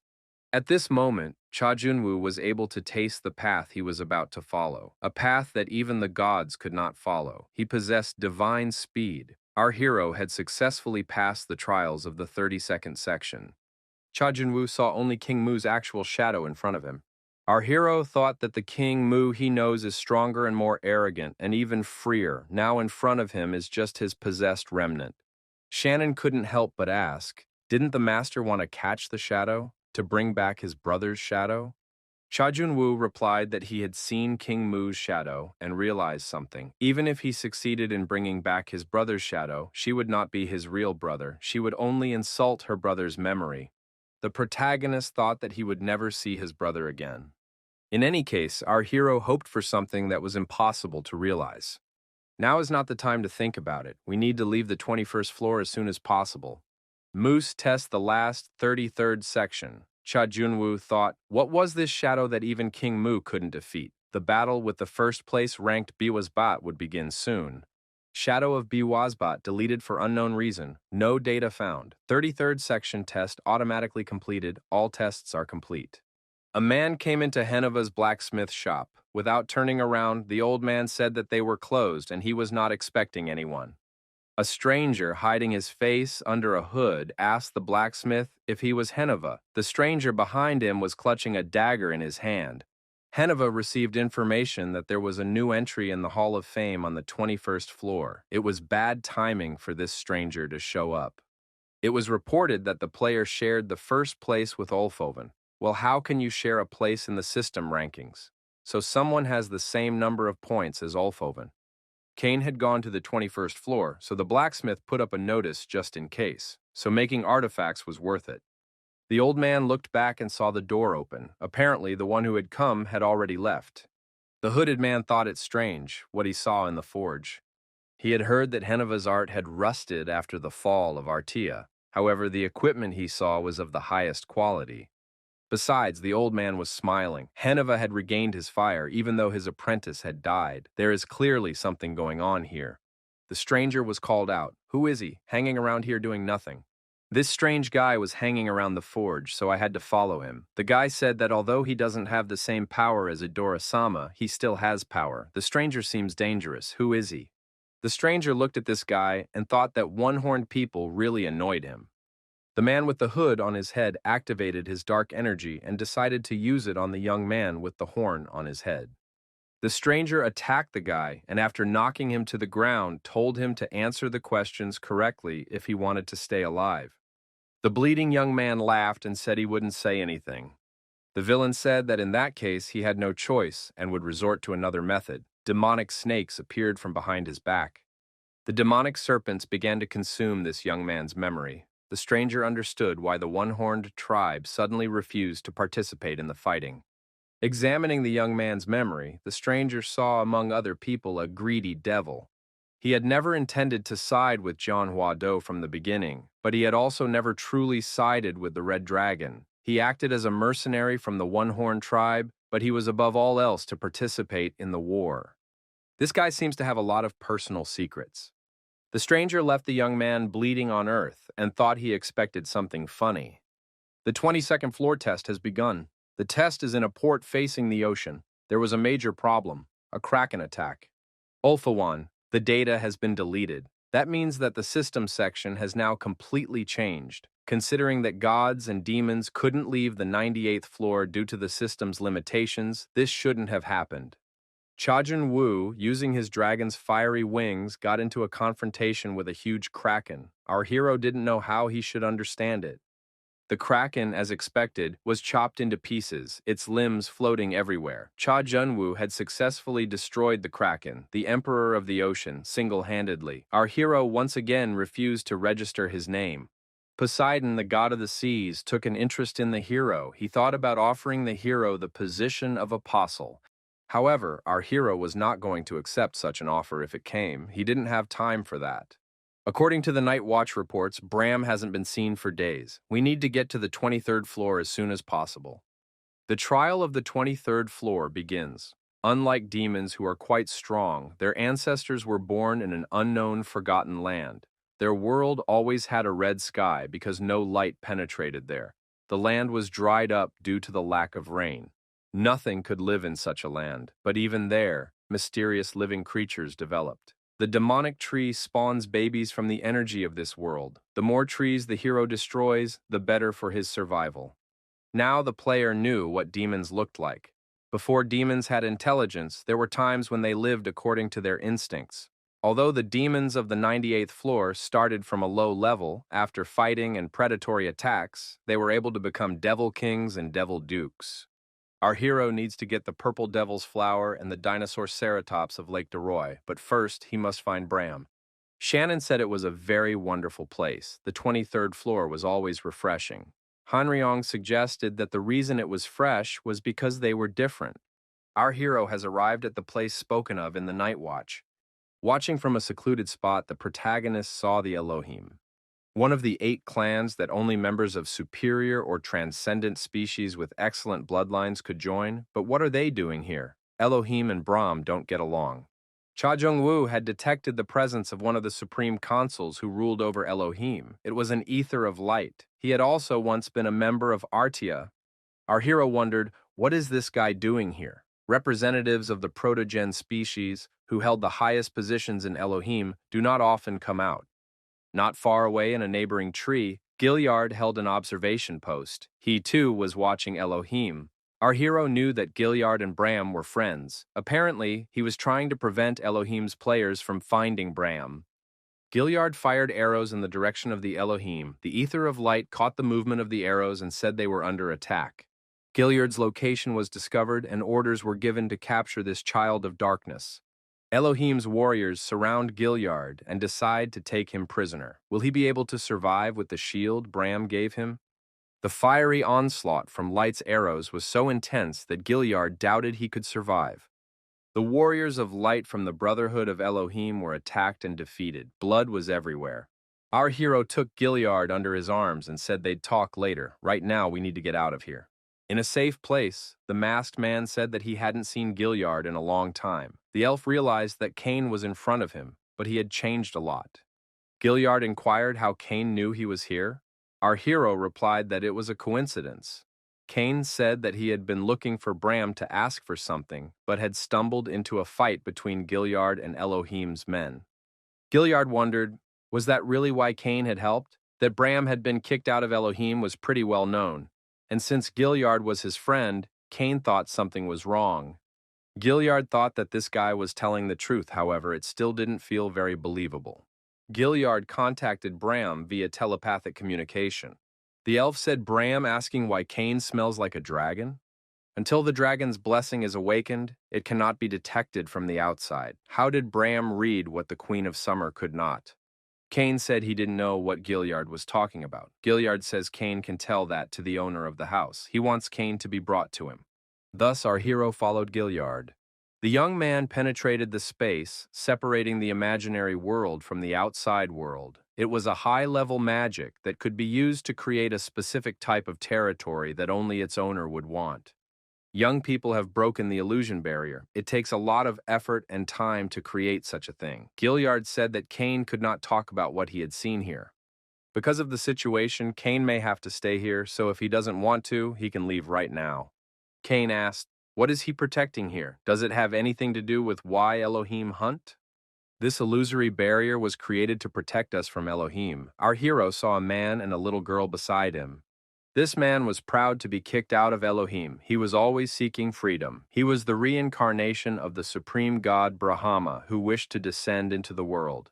Bram asked, is this really the guy with the dragon's power? Our hero said his name was Cain. The girl had dragon eyes and wings behind her back. Her origin was more or less obvious. It was a human dragon. A dragon man is a half-human, half-dragon, a heterogeneous creature that transcends one race, born from the union of a dragon and a human. After the death of the dragon Calatus, there are only 3 dragon-affiliated humans left in the tower. The last dragon is Queen Lethe, the half-human, half-dragon Ananta, and the heir to the ancient dragon Young Woo. However, Ananta disappeared for unknown reasons. Our hero knew why Ananta disappeared because the last person she saw was his brother. However, here was a new dragon man. Kane asked, "Is this Ananta's child?" Bram wondered, "Does Kane really know Ananta?" Our hero said he had only heard of her. Queen Lethe refuses to have offspring, and the heavenly wing is dead. That leaves only Ananta. Kane wondered if, running from Elohim, didn't Brahm bring him here because of this child? Maybe he wanted to make a deal? Kane thought that compared to Ananta, the girl had weaker potential. This child is only a quarter dragon. Perhaps Bram wants to awaken the dragon's powers and habits in her with his help. Bram said he first wanted to see if the young man was strong enough to make a deal. Who is he? Kane's hand was covered with dragon scales, and he said he saw no need to answer that question. Is what Bram sees enough? Bram replied that he was satisfied and told the young man to follow him. Kane followed Bram into his office. The boy asked him how it was that he had come to care for Ananta's child. After all, they say he is not interested in other people's affairs. Our hero thought Bram was so rigid in following his rules that he didn't even help his brother when he was dying. Bram said that he had made a deal with Ananta. Isn't it more important for them to give each other what they need? He asks only one thing. While the young man is here, he must teach the child the knowledge of dragons and guard her sometimes. Kane agreed and asked what the girl's name was. Bram replied that the child's name was Sisha. The masked man said he would then state his terms. He wanted to study the Book of Mercury. He is interested in the book that Bram wrote. The Book of Mercury is a magical work that Bram wrote based on all his memories and knowledge from his time as the god of the lower floors. Bram looked wary at first. Of course, our hero didn't need all the information, so they agreed that he would study only what was related to alchemy. From then on, our hero received daily 2-hour lessons in alchemy. Fortunately, the knowledge that the protagonist gained from Manhwa helped him a lot in this regard. It was enough to learn from Bram. Kane studied alchemy at night and was a babysitter during the day. The girl was always wary of the masked man. Shannon warned that the girl might be about to cry if her master tried to teach her anything. Kane noticed that he could watch the children. The young man made the child a dessert for breakfast and offered to taste it. Shannon and Hanrun were pleasantly surprised. They didn't know about this side of their master's character. The child looked at the treat with interest. Seisha tasted the fruit fritters and said it was delicious and asked for more. The Elohim clan's Apostle of Light resented with anger. He had taken high-level talented people with him, but only 4 people were left alive. The Apostle of Light considered gathering more strength and returning again. Under no circumstances could he allow himself to be defeated.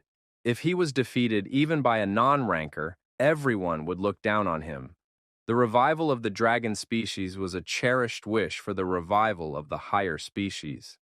He intended to revive the extinct dragons and giants and make them slaves of Elohim. To do this, a child, the only dragon offspring left in the tower, must be kidnapped. This opportunity had been missed once, so I didn't want to make a mistake the second time around. If only he had gotten the body of Heaven Wing Yung-woo, he wouldn't have to endure this humiliation. Life Chimera appeared and asked what the Apostle of Light was going to do in such a form.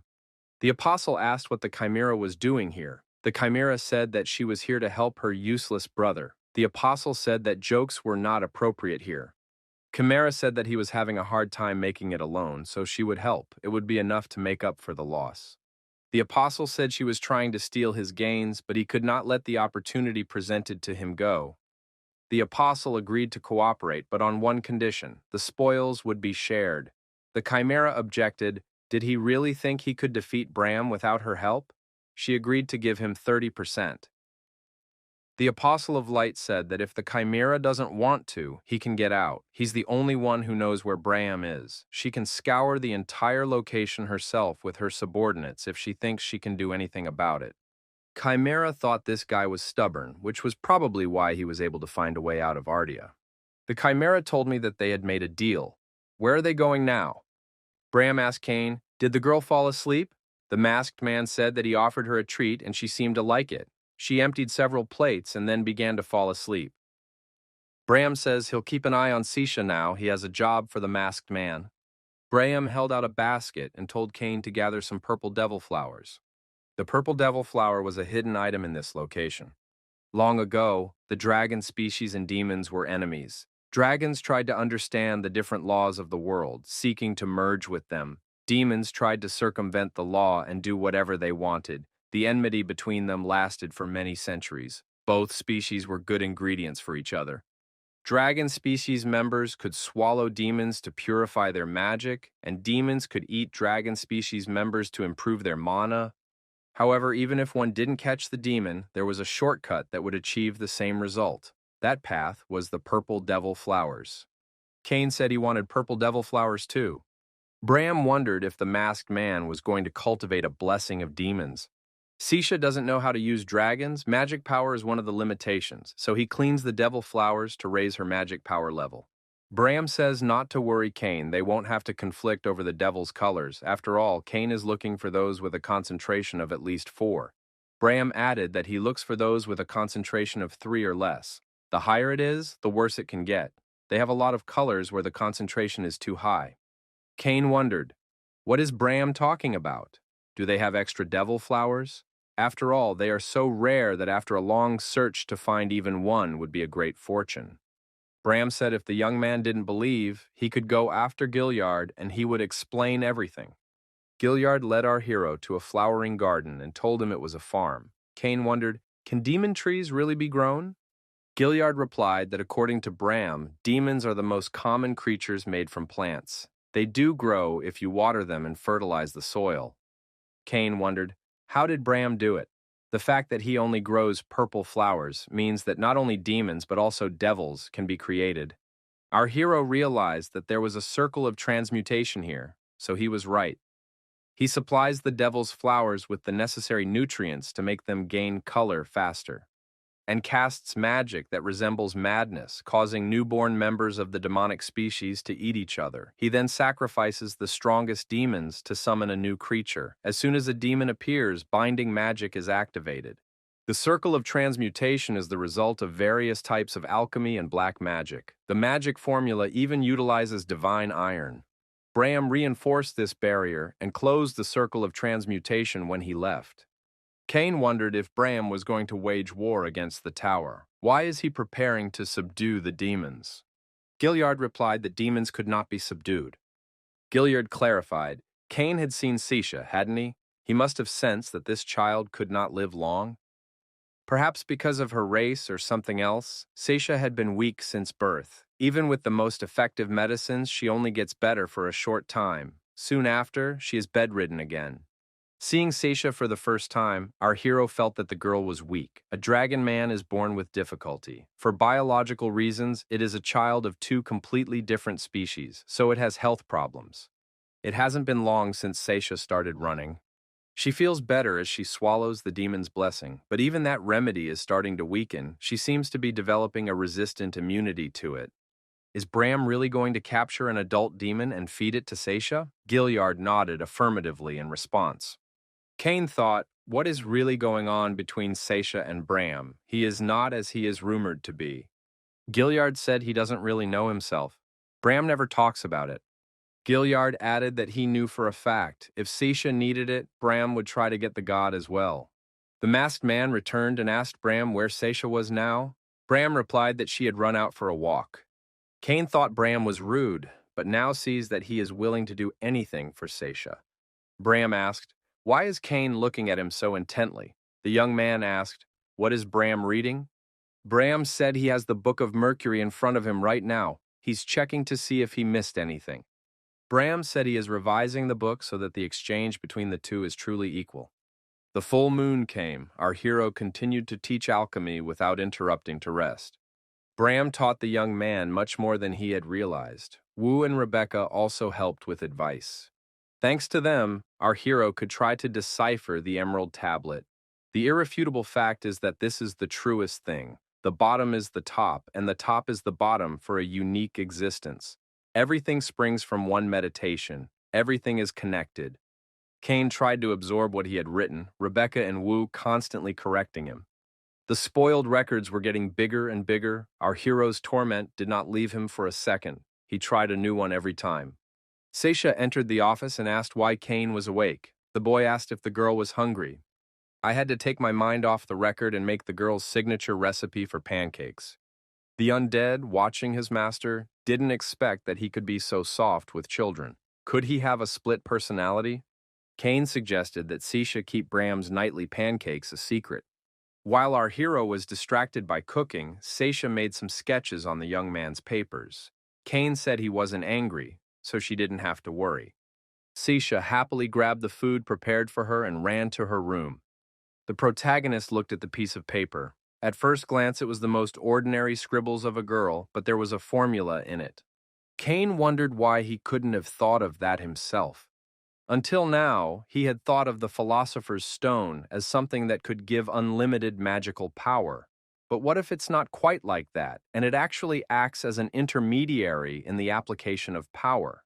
This plaque had information about the sun path. This was the name of the circulation of magical power. Now our hero understood why Leonte and Bild could not finish the Philosopher's Stone, so the missing part of the stone is the source. A magical source must be found, though it will not be easy. We need the demon that Gilliard and Bram are looking for. If we can get something similar and encase it in the Philosopher's Stone, it will be more than enough. Our hero thought he could create a source of magic equal in power to the dragon heart. Kane was sure he could get 2 organs of magical power. In this way, one can obtain an unlimited source of magical power. Pant said he would go along with Adora. The air is very heavy, even on the 12th floor it wasn't that bad. The brother and sister discussed their relationship for some time in light of their relationship to Kane. Adora assumed that they had come to the place they were looking for. And indeed, after a while, Adora and Pant saw Kane with some girl. Adora said that Kane looked tired. The young man replied that he was doing a routine. He shouldn't have bothered. Bram was surprised. How could strangers just be brought here? Gilliard said it would be all right. The masked man told the girl that they were his friends. Seisha was pleased. Bram thought that if it hadn't been for the girl, the 2 men would have had to be thrown out of here. Gilliard told Bram that an interesting thought had occurred to him. The elf suggested that the girl might be lonely. Does she spend too much time incommunicado? Bram looked at the girl and thought that she was actually laughing a lot more than usual right now. Bram suggested that by thinking only of the girl, he was making her even more lonely. Bram asked Kane to come over. I have something to show him. Adora glanced at the masked man. She wondered if Kane was acting the same as before. They would be pleased if he said he was glad to see them and missed them. Seisha looked at Adora and wondered, did she like Kane? Adora blushed with embarrassment and asked, why would a girl think that? Seisha smiled and replied that she kept looking at Kane. Adora thought it was so obvious that even a small child could see it. The girl said it wasn't so obvious. The girl offered to help her. Bram tells Kane that the circle of transmutation and the barrier are almost complete. Fortunately, there's no news of Ether and Elohim showing up nearby. They're probably still busy searching, but once the barrier is complete, and we don't seem to be able to get here as easily. The protagonist thought that at the end of the illusory world, this place would completely become Bram's territory, and so he would be able to declare it his sacred territory.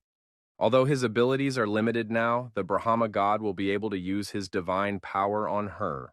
Bram added that when the work on the transmutation circle was over, they would be crazy busy again. Kane can leave the place to them and come back when he's done what he needs to do. Our hero thought that the interlocutor wanted him to take a break. Gilliard asked, why can't Bram say it directly? Pant said he wanted to do a joint raid. He was extremely bored here. Pant thought that his father felt some resentment, but didn't want to show it. It was because Kane and Ulfoan shared the first place on the 21st floor. Pant thought that he too would like to catch up with Kane someday, so he should train harder. The knight asked, why is Adora so sad? Pant replied that she had been struck from where she had not expected. Pant asked his interlocutor why he had adopted such a look. The young man replied that he was tired and didn't want to be bothered. Pant inquired, does he mean to say that he is now a celebrity? Adora told her brother that they needed to disguise themselves as well, since everyone knows that Kane walks around with a sibling from the one-horned tribe. Pant disguised himself as an old man and said he was very uncomfortable. Adora told him to keep quiet and walk faster. Kane inquired, what is this? The Pant replied that it was a leather mask. It's a special thing their tribe grows. They use them when they do things that require privacy. Pant explained that the item was not accessible to outsiders, but if Kane asked, Head Mu could allocate one to him. As they approached Lake de Roi, the young men wondered, why is it so crowded? Pant said, a little annoyed by this. What do these people want to see in these ruins? Kane suggested that they wanted to get a Ceraptos dinosaur. The Ceraptos dinosaur was a member of a demonic species that had grown stronger by devouring other members of it. He could be called a chrysalis that was trying to be reborn into something bigger. Pant inquired, didn't Kane say it was a hidden element? Kane stated that he would be embarrassed to call it a hidden element now. Pant asked his interlocutor if they couldn't just disperse these people. Or is Kane going to hunt peacefully with them, holding hands and singing a song? Notice they're going to have to steal a dinosaur. Perhaps the players made a general deal to catch this dinosaur. I guess I'll have to join them. Kane said it wasn't worth pissing them off just yet. If they get caught, Pant might not survive.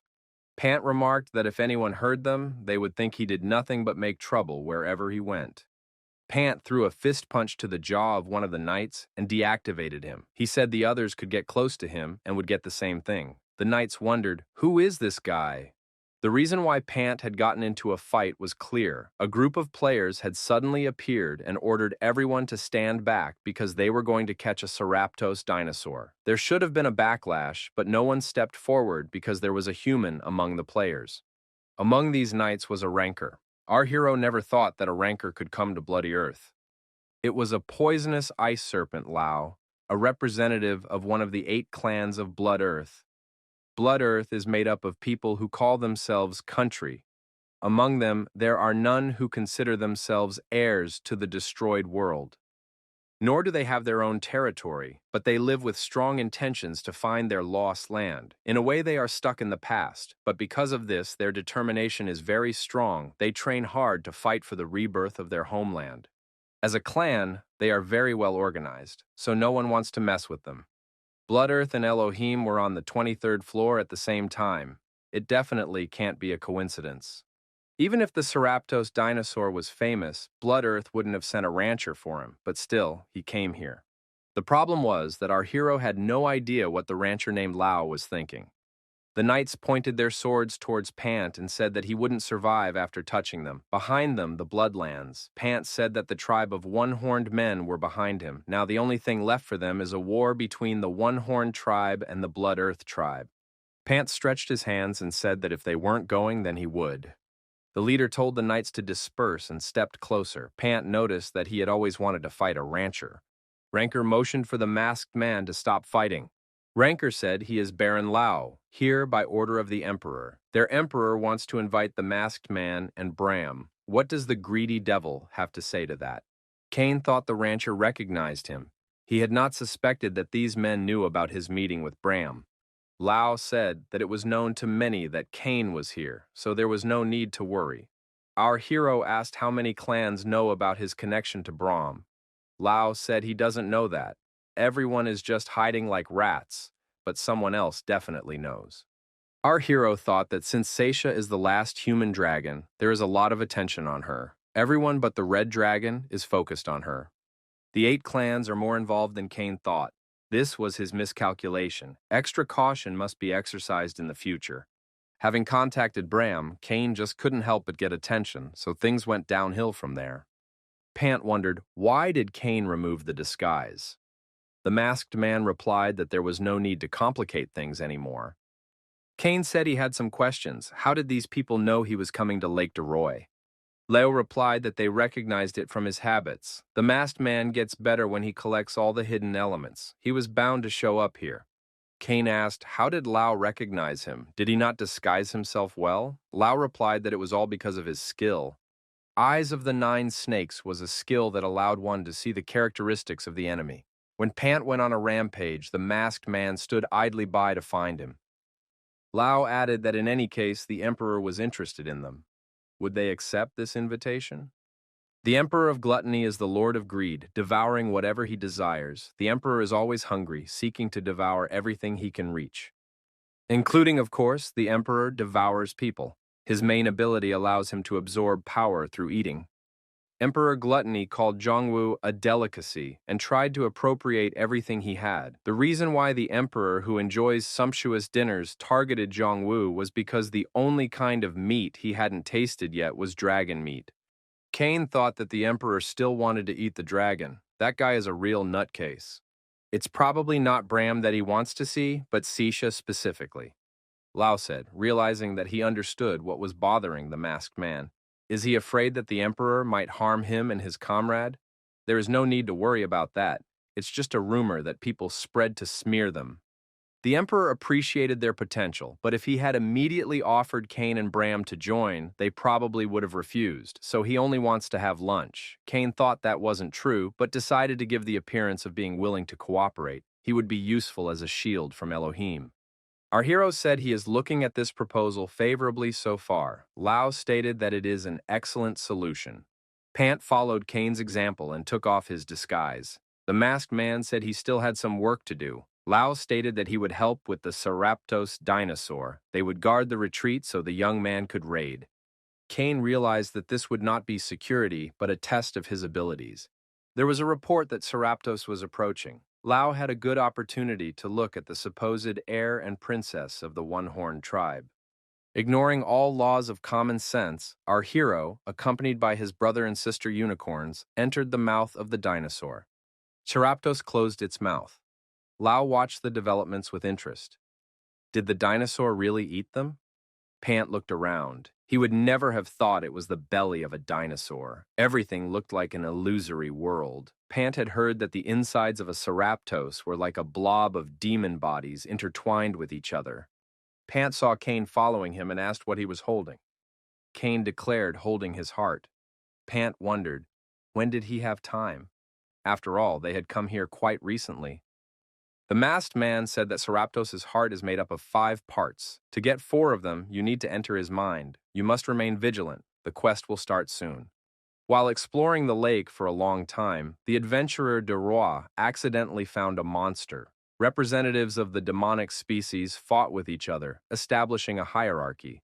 Now, to completely get rid of this creature, we'll have to make a lot of effort. The hero voluntarily broke into the mind of the dinosaur. It is necessary to dodge the attacks of his mind while he searches for the rest of the hearts.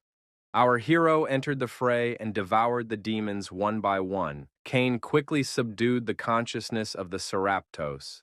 The masked man told the one-horned men to focus. It was especially important now and then what decisions they would make. Cain added that he had to sneak forward to those 2 points. That's where the dinosaurs' hearts were. They must be taken. Shannon wondered, why hadn't the master left it to them? Why did he drag those 2 one-horned men with him? Cain replied that he had other things to focus on. The protagonist has decided to activate the true body. This is a great opportunity to get the experience of fighting a creature very close to a demon. The devil's venom is particularly destructive to the dragon species. However, Seraptos excreted it in huge quantities, even though it had only recently become a dinosaur. Our hero was under the impression that someone had deliberately raised Seraptos. Cain decided he had to get rid of him and take possession of the devil's blessing. He claimed the territory. The protagonist activated a wave of fire. Lao was puzzled. What was going on? Seraptos opened its mouth and roared loudly. Lao assumed that these people had already been eaten by the Seraptos, but it turns out that's far from the case. They were clearly doing something inside the dinosaur. Lao was surprised. He hadn't heard that Blood Earth and the One-Horned Tribe had joined forces, but why did Elohim appear here? Lao didn't think they would show up this time. Greedy Devil humiliated them here when they almost captured Gilliard. Apparently, that's why they emit a powerful negative aura. Lao said that the Elohim were wrong. They did not join forces with the One-Horned Tribe, but with the Greedy Devil. The warrior warned, if Lao didn't leave, Elohim would hold Blood Earth responsible for what had happened. Lao said that Elohim is, as always, very annoying. Lao put an ice crystal barrier between himself and the Elohim. Lao warned that these people shouldn't even be thinking about attacking. Rancor ordered his men to withdraw to the lake and take a more favorable position. The Elohim leader ordered his warriors to pursue the knights. Elohim couldn't miss the opportunity to deal with the dragon, the greedy devil, and the Blood Earth. In a whirlwind of furious attacks, everything was mixed up. The area near the lake was on fire. Warriors screamed for help. The wounded commander Elohim did not believe that such a thing was possible. After all, he is the heir of the great goddess Freya. Elohim felt he could not lose to this pathetic masked man. The commander told our hero, even if he died here, the ether would surely get to him. Cain replied that he didn't doubt it. Cain, striking his opponent, asked, didn't he think it all might have been a trap? When Cain spoke to Gilyard and Bram about his idea, he suggested that he would do away with Elohim the moment they summoned the demon. The masked man said that Elohim would prepare a trap, but it was possible to turn the situation in his favor. Lao didn't understand why he was being attacked. After all, he had helped the masked man. Our hero lifted his mask. Perhaps this would satisfy his curiosity. Lao stated that he understood. Cain was just using them. The bleeding Lao said to the masked man to act wisely. Bram, using the magic orb, said that they were already here. They must have gotten their act together in the meantime. Chimera's here too. Ether and Chimera may be ready to bite each other's heads off, but they're still twins. In this world, you can only rely on your brothers and sisters. Bram said brother and sister love is pretty ridiculous. They'll even kill their parents to get what they want. The Chimera could certainly try to destroy Ether. Bram added that this is a divine community, and they are capable of more than that. If necessary, they will stab each other in the back. Even though they're united, they'll fight each other if they get what they want. Seisha must be well taken care of first. Bram thought that Ether and Chimera would be sacrificed today in the name of extracting Seisha. Bram thought it was the last thing he could do for her mother, Ananta. This will be payback for the guy who's gone. Ether sensed something amiss and said that the magic had activated. Caution was needed. The Chimera asked in surprise, what's going on? Where did Abel go? Ether and Chimera began to notice that the knights accompanying them began to disappear one by one. One of the knights frightenedly told how his colleague had been dragged away by something. The Chimera told them to stay together and not to split up.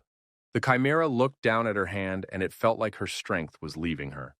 It wasn't the fog that was present everywhere. There was something in the earth itself that was eating away at its sacred power. The Chimera began to use her magical abilities and summoned white light. However, huge dragons and demons appeared out of the forest, soaring through the air. A bloody battle ensued. Chimera suspected it was all Bram's fault. There are too many of these dragons. We need to get out now. Seizing the opportunity, Ether stabbed his sister's body with a magic sword. The girl called him crazy. Ether said he wasn't going to die. He had other plans, and it was all thanks to his sister. Someone's voice said that everything in this world belongs to the great God who will one day descend to earth. Those who try to take it away will fall. A spatial portal appeared in the forest, and people began to emerge from it. Some of the knights recognized them as the Devil's Army. Ether knelt and greeted the bishops. Ether apologized and said that he had not yet been able to retrieve the body. The bishops replied that in that case there was nothing they could do. It was necessary to destroy them. Seisha tells Gilyard that Bram is in danger. Seisha has the ability to sense things that most dragonkin and no human dragon can have. Gilyard said that Seisha should stay in a safe place, as she was the one those people needed. Seisha demanded to go back to Bram. Bram, through the observation sphere, saw the Devil's Army that had destroyed the dinosaur. He realized he had miscalculated. One of the representatives of the Devil's Army was Kindred. The girl held an infant in her arms and told the interviewer to take care of the child. Bram said she's crazy because it's not even her baby. The girl said that this child did not come out of her womb but out of her heart, so the father should help her to take care of the child. It was the only time he had ever heard the word father. It was a desperate plea from a daughter who had hated him all her life. He couldn't say no. Bram thought his concern for Seisha was payback for the sins of his youth.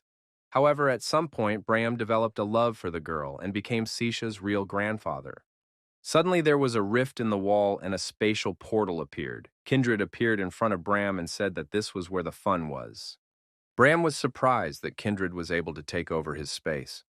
Bram thought, as strong as Kindred is, he moves around too freely here. Bram, without letting go of his weapon, continued to watch Kindred. At some point, Bram realized why Kindred could rampage through his space. He had the blessing of the god that the Devil's Army worshipped. Bram knew all too well what kind of god that was. It was a god, and not quite a god, a demon, and not quite a demon. The players of the tower nicknamed it the Devil God. Ironically, this creature was closer to the light than any other. It had a contradictory ideology: destroy everything and rebuild it.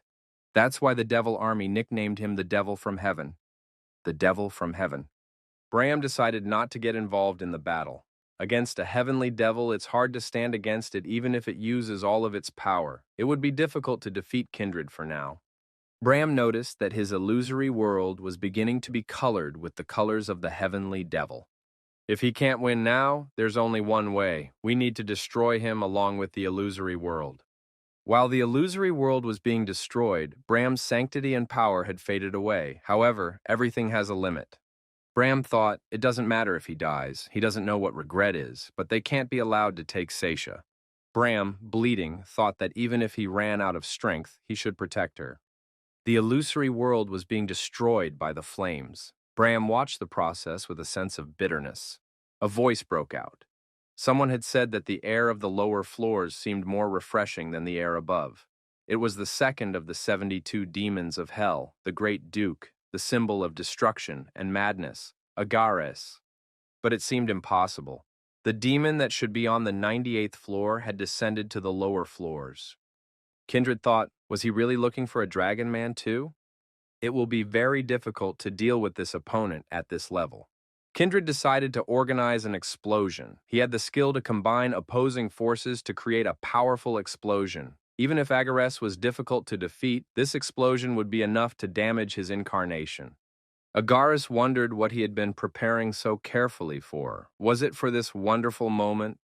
Agares told Kindred to disappear immediately. Agares remarked, was it really only a shadow? How like a servant of a fellow who does nothing but sleep. Agares said, if all interference is removed, the signer must name his wish. Bram thought he was calling on someone like Veliel or Dantalion, but why is Agares here? Agares responded with a question to the question, what does Bram himself think about this? Bram said, if you want the body of a dragon, I have the body of one of the previous ones. It is very valuable material. It will be enough, won't it? Agares wondered, what is Bram talking about? After all, he knows everything. Agares said she would take the dragon man, even though this girl is nothing more than a piece of trash. She's a heaven-winged child? Isn't that enough for me to take her? Gilyard, who heard this conversation, was amazed. Is Seisha really Yongwoo's daughter? Bram said he would announce his wish to Agares. Bram declared, Agares must be sacrificed to my granddaughter, Seisha. At the same moment, Agares was trapped, his arms wrapped in metal chains. Bram jumped to his feet and continued to recite the spells. He felt that both he and the Book of Mercury were at their limit. Aging, held in check by holiness, was progressing rapidly. Bram thought he wanted to see Seisha healthy, but there was nothing he could do about it. He could lose the rest of his life now. The player realized a lot about the Devil's Blessing. The player destroyed Deroy's notes. Additional use of the artifact is impossible. The skilled demonic research has been created. Pant and Adora were holding a dinosaur heart and asked the masked man where to put it. Suddenly, a hostile tornado appeared. Kane thought, judging by the dark energy the wind brought, it was definitely Agares. The protagonist told the one-horned man that he was alarmed and must see Bram immediately. Spreading his fiery dragon wings, he flew away. Kane knew that Agares was obsessed with his younger brother. Jongwoo had been trying to master demon magic, and Agares had been teaching him, offering to join him. However, Jongwoo refused every time. These rejections made Agares really stubborn. Every time Jongwoo rejected his proposal, Agares stopped all contact with him. Agares showed up a few years later when Jongwoo was dying alone. He said, if you take my hand, I will heal the disease eating away at your soul. I will give you the power with which you can take revenge. Jongwoo replied that his decision is unchangeable. He refuses. Agares laughed. You are insolent, but in the end, you will have no choice but to belong to me. Kane wondered, why would Agares show up in person? He could have just sent his servants or an inferior demon. In addition, there were black clouds in the air, shards of Bram's world. Had the illusory world been destroyed? The hero wondered what had really happened here. There was still a spiritual trace in the shards. We need to find out what happened. Cain saw Ether massacre his sister, Chimera. Then he saw the confrontation between Bram and Kindred. Bram's train of thought was chaotic, even the hero could feel it. What was troubling him so much? Cain heard Bram mention that he had summoned someone like Velial or Dantalion. What was he even talking about? From the scraps of phrases, the hero realized Seisha is his brother's daughter, which means that she is his niece. The diary did not say anything about the child.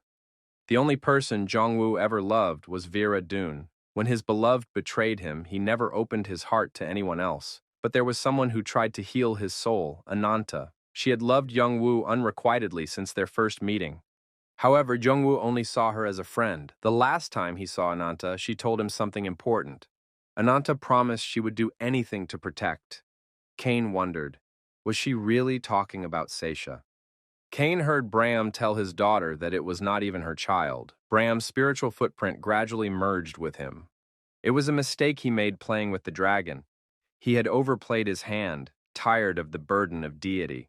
He desired this child, but couldn't recognize her as his.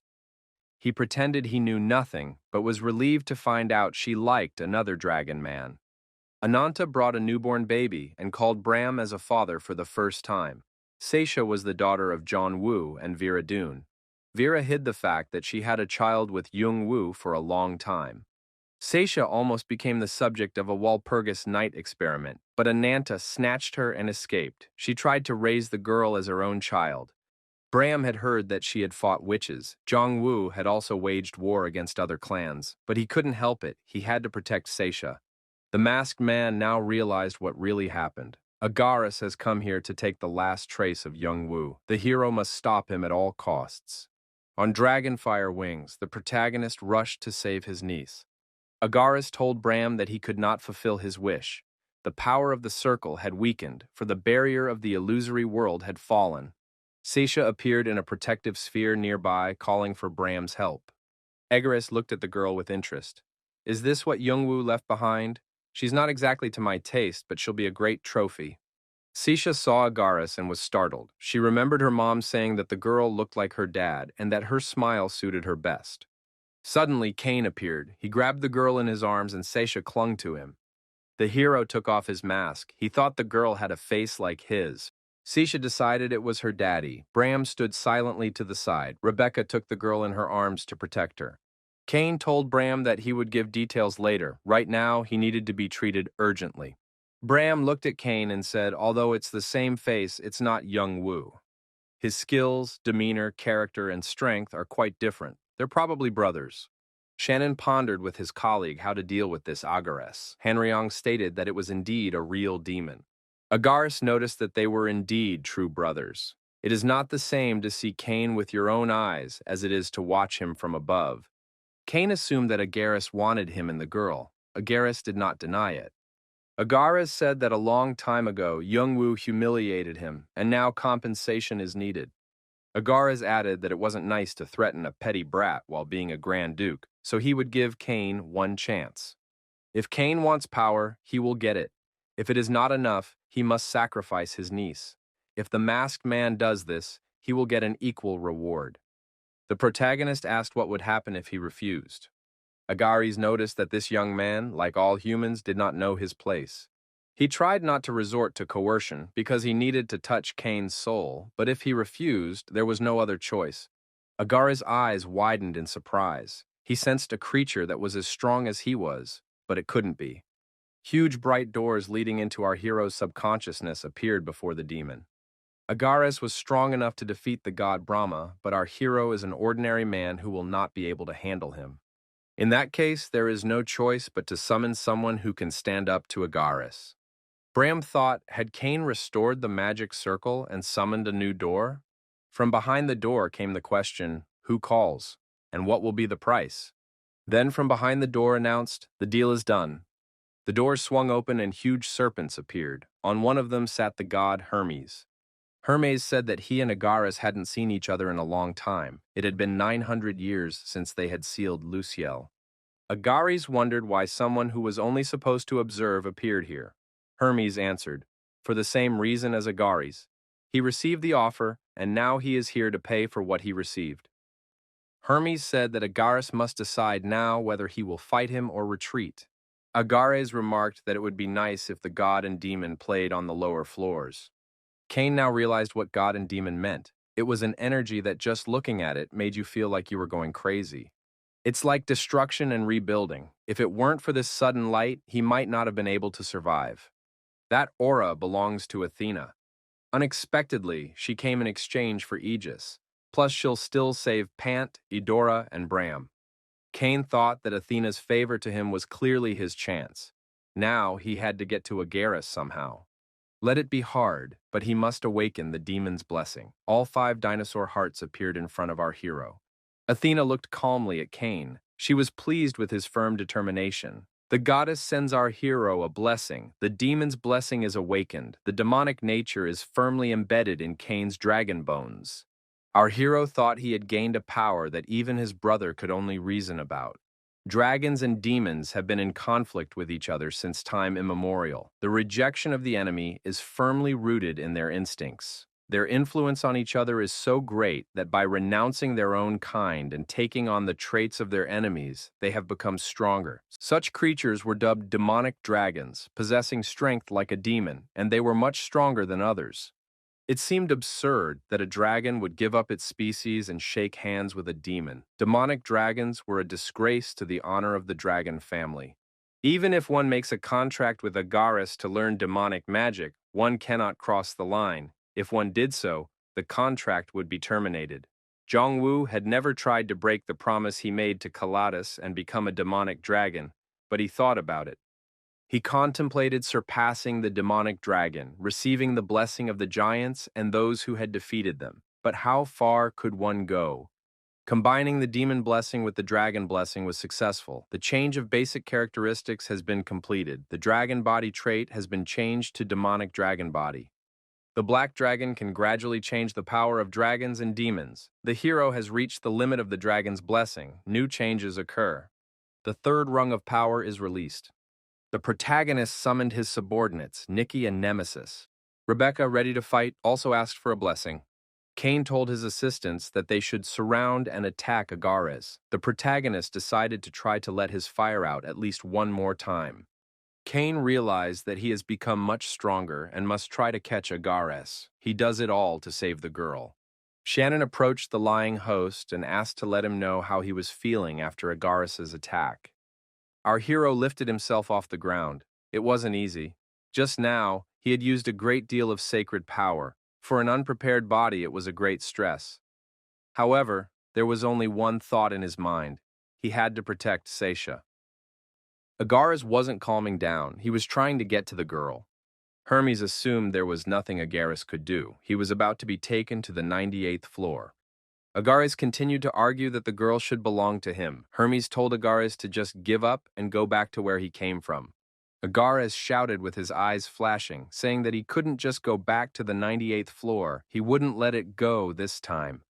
Using cunning and guile, Agares was at one point able to enslave and restrain our hero's movements. Agares grabbed Cain by the throat and said that this time the young man would go with him.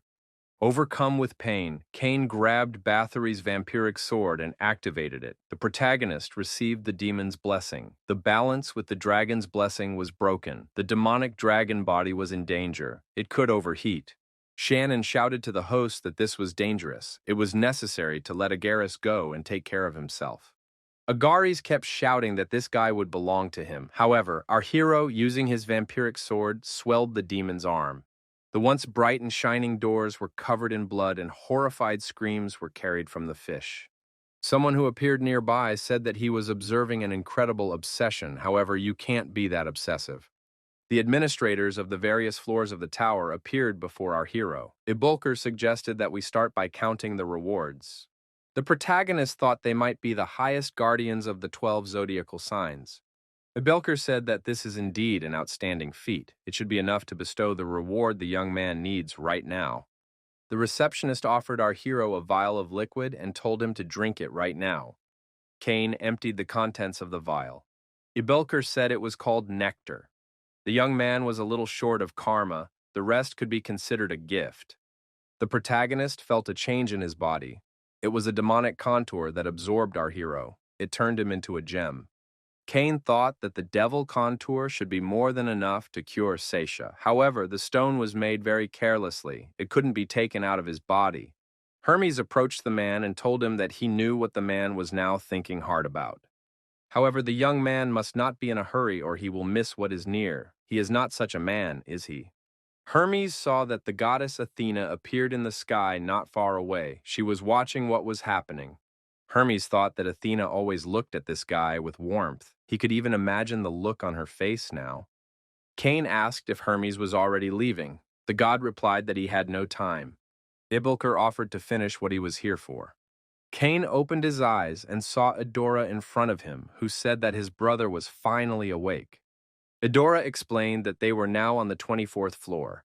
The air in the forest was too dark, so they moved Cain here at once. Our hero felt that the mask was not on his face at the moment.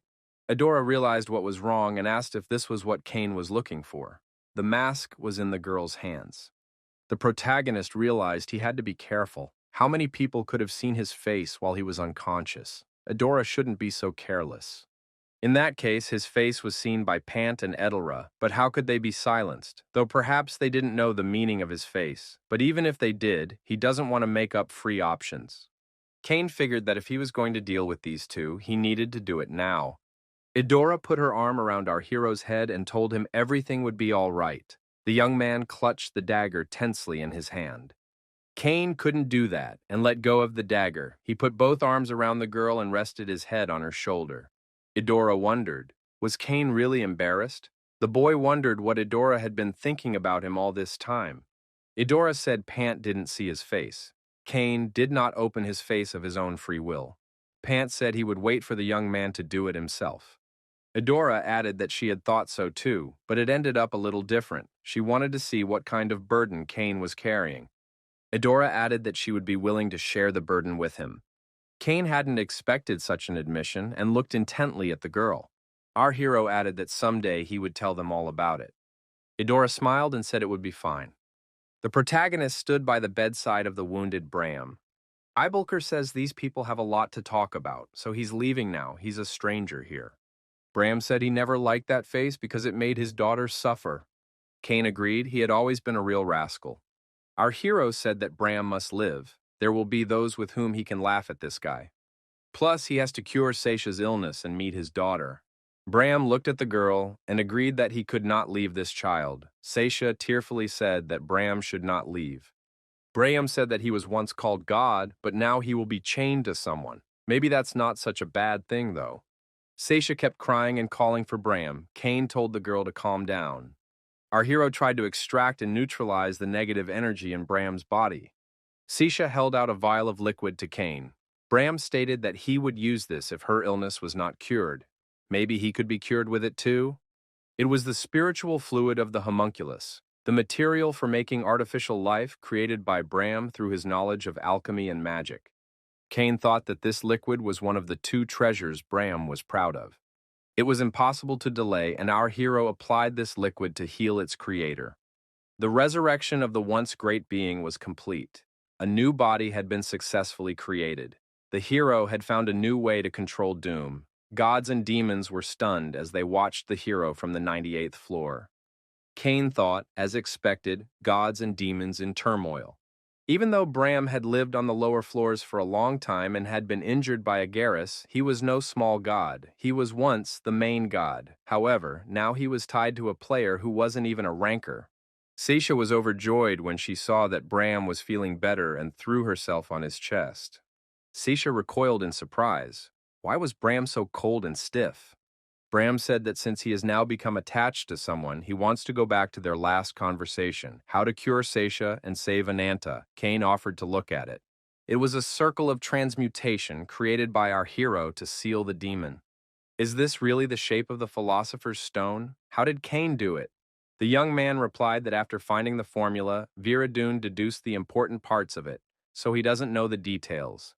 Cain said he stumbled upon the formula by accident and is now working on deciphering it. If you combine this with the Book of Mercury, what might happen? Bram replied that the philosopher's stone could be completed. Then this formula could be applied to create the circle of transmutation. Bram thought that this time he could really catch the demon and cure Seisha's illness.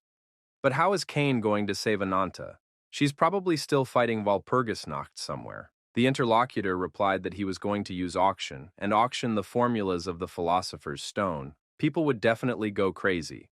In that case, the Red Dragon's reaction will not be long in coming. Queen Lethe's heart is now drying up, desperately searching for the Philosopher's Stone. Cain said that the rest of the main ones, led by the Red Dragon, would become desperate and frantically search for the true formula of the Philosopher's Stone. Bram wondered, in case Cain turns everyone's attention to Walpurgisnacht. The young man added that they could then begin their witch hunt. The receptionist reappeared nearby and asked if the two had finished their conversation. Ibelker added that in such a case one should follow him. The masked man crossed the spatial portal with the administrator, who offered our hero a seat to wait. The administrator offered tea made from precious herbs. The tea purifies the blood and the spirit, you should try it. Cain said he was ready to get right down to business. Many gods watching from the top floor began to show concern. The demons were also watching our hero. The administrator was silently waiting. Cain inquired, "What is it?" Ibelker said that the gods and demons were interested in the young man, they wanted to get him, and each offered to become his apostle. But as the young man already knows, one of the conditions for becoming an apostle is that he must be a ranker, so they wanted to make a temporary contract first. Some offer the young man their power immediately after the contract is made. Our hero thought that he has the powerful abilities of a dragon, so he doesn't need their power. In any case, he's not going to depend on anyone. The protagonist said that he would refuse, not considering it necessary to tie himself to something. Suddenly, our hero had an interesting thought. What if there is a way? Ibulker said that even if you show someone the greatest treasures but they don't want them, there's nothing you can do about it. In that case, he would close that channel of communication. Cain said he is not turning down what the administrator wants to offer him. If the gods and demons are so eager to get him, let them tell him what they can give him. However, even so, our hero was not going to bend to them. The administrator asked if everyone had heard about what the masked man wanted. It seems that the masked man is the second person to play with the representatives of the 98th floor like this. The administrator thought that the gods and demons weren't even offering contracts, but gifts. That's how badly they want to get this man. The masked man said he would only pick the 4 powers he needed right now. Stigmata of the goddess is the power bestowed by Athena. Third spirit is the power bestowed by the god of Malak, Azrael. Shanshin Aisha is the power granted by the demon of hell, Agaris. Faceless Law is the power granted by the demon Talagant. Cain thought that Faceless Law would become Wu's wings. The gods and demons were left unhappy with the decision of a man like our hero, but they are proud, so it is unlikely that they will take their gifts back. The administrator stated that the masked man was quite intelligent. Ibulker noticed that the battle between Hermes and Agaris was very intense. The damage was so great that they had to close the floor. Most of the players on the floor are also dead. Clans and other players are protesting. The administrator added that no further sanctions will be imposed by the Bureau, but clans and players may hold a grudge against the masked man. The administrator added that he was now done for the day, his mission accomplished. He hoped the young man would do well on other floors. Just as the administrator had warned, this situation had not escaped the gaze of the big clans. Since those who were following Bram and Seisha might have changed their location as well, it was decided that it was dangerous to stay on the 24th floor. Thus, the heroes left the tower and traveled to the village of the One-Horned Tribe. At the approach to the village, Adora expressed surprise. "Why is it so noisy here?" Pant and Adora ran up to their father and asked what had happened. King Mu replied that Yanu had died. The person who massacred him was the Bow King from Jeonhwa-do. The group sent to capture him was also defeated. Cain was confused. Why would the Bow King suddenly attack a tribe of one-horned men? Pant asked what his father was going to do. The clan head replied that they should pursue the man again. If he attacked them, it meant he thought they were weak. His neck must be snapped. King Mu said for everyone to get ready. The protagonist thought that it would be quite noisy in the tower for a while. If so, it would be worth going to Hanova now. Cain asked the blacksmith what he knew about the Philosopher's Stone. The blacksmith wondered, what is the young man talking about? Is he a drug dealer? The masked man replied that he was not in the mood for jokes right now. This was a very important case. Bram once told our hero that he can only help with theory and experiments. Heneva is the only one who can conduct them properly, and we can't do without his help. Our hero told the blacksmith the essence of what was happening and asked if he could help. The dwarf said that no one would help the boy but him. He had come to the right place, and the philosopher's stone sounds interesting. Bram said hello and said he and Heneva hadn't seen each other in a while. The blacksmith stated that it had been 20 years. How did Bram get mixed up with that boy? But in any case, he was glad to have met him. The one-horned clan elder hoped that this old man wouldn't hold them back. Our hero also invited Rebecca and the other undead to the meeting. He said that if everyone was gathered, we could begin. The protagonist stated that they had set out to complete the Philosopher's Stone by their own efforts. Gathering all together, the heroes would revise the formula several times and make improvements. If the changes turned out to be correct, Heneva tried to put them into practice. Research was progressing rapidly, and it seemed that the Philosopher's Stone would be ready soon. However, there was one problem. After a month, Bram stated that it was very difficult, but they had almost completed the work. They found a way to stabilize the vessel and its contents. But how do you put the contents in the vessel? Rebecca asked if they should ask for help from an expert in another field. They could find a solution if they looked at the problem from a different angle. Cain replied that everyone here was trustworthy, but he couldn't trust outsiders. In the current situation, Seisha might be in danger. Rebecca said that there was one suitable candidate. The masked man wondered if such a person really existed. Rebecca replied that it was Victoria. Cain remarked that he would like to get in touch with her, but he didn't know where she was. Rebecca suggested that she knew of one place where Victoria could go. Cain and Eudora visited a revelatory establishment. The girl could not believe that the great sorcerer could be here somewhere. Rebecca said that Victoria had a teacher who taught her witchcraft. If she wanted to hide, she would probably go to him. The masked man couldn't believe it. Could a teacher really dwell in a place like this? Cain hoped to get out of here as quickly as possible before anyone recognized him.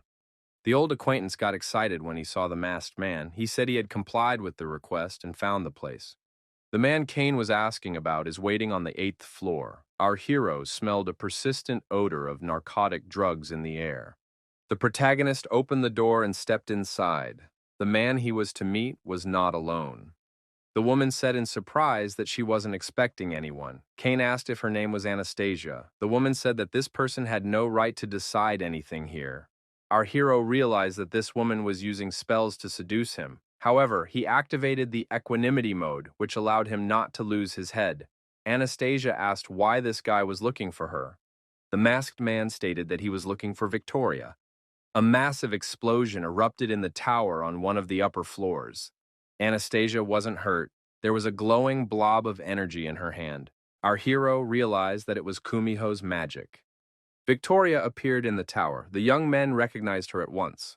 Rebecca approached Victoria and told her she was fine. But how had Victoria been doing all this time? Victoria sat silently at the table with her head down. She pondered where to begin her story. After they had escaped from the palace of the Monkey King, they had been chased by unknown people. These people were definitely not from the small clan. Cain thought they were representatives of the Devil's Army. Victoria stated that they pursued them for several days. Eventually, Kang decided to attack them. After that, Kang disappeared. She looked for him but could not find him. Anastasia said that she didn't know why the man had come, but Victoria wouldn't be able to help them, so they'd better leave. Rebecca said that she had lived with Victoria for several years, and this was the first time she was seeing her like this. Alibeka knew Victoria as a shameless and selfish mage with a good heart. She was a strong person, probably because of the guilt she felt towards her and Khan. A book appeared in our hero's hand. Rebecca wondered, what is it? Anastasia said that her student had asked her to pass on at least this because she couldn't help.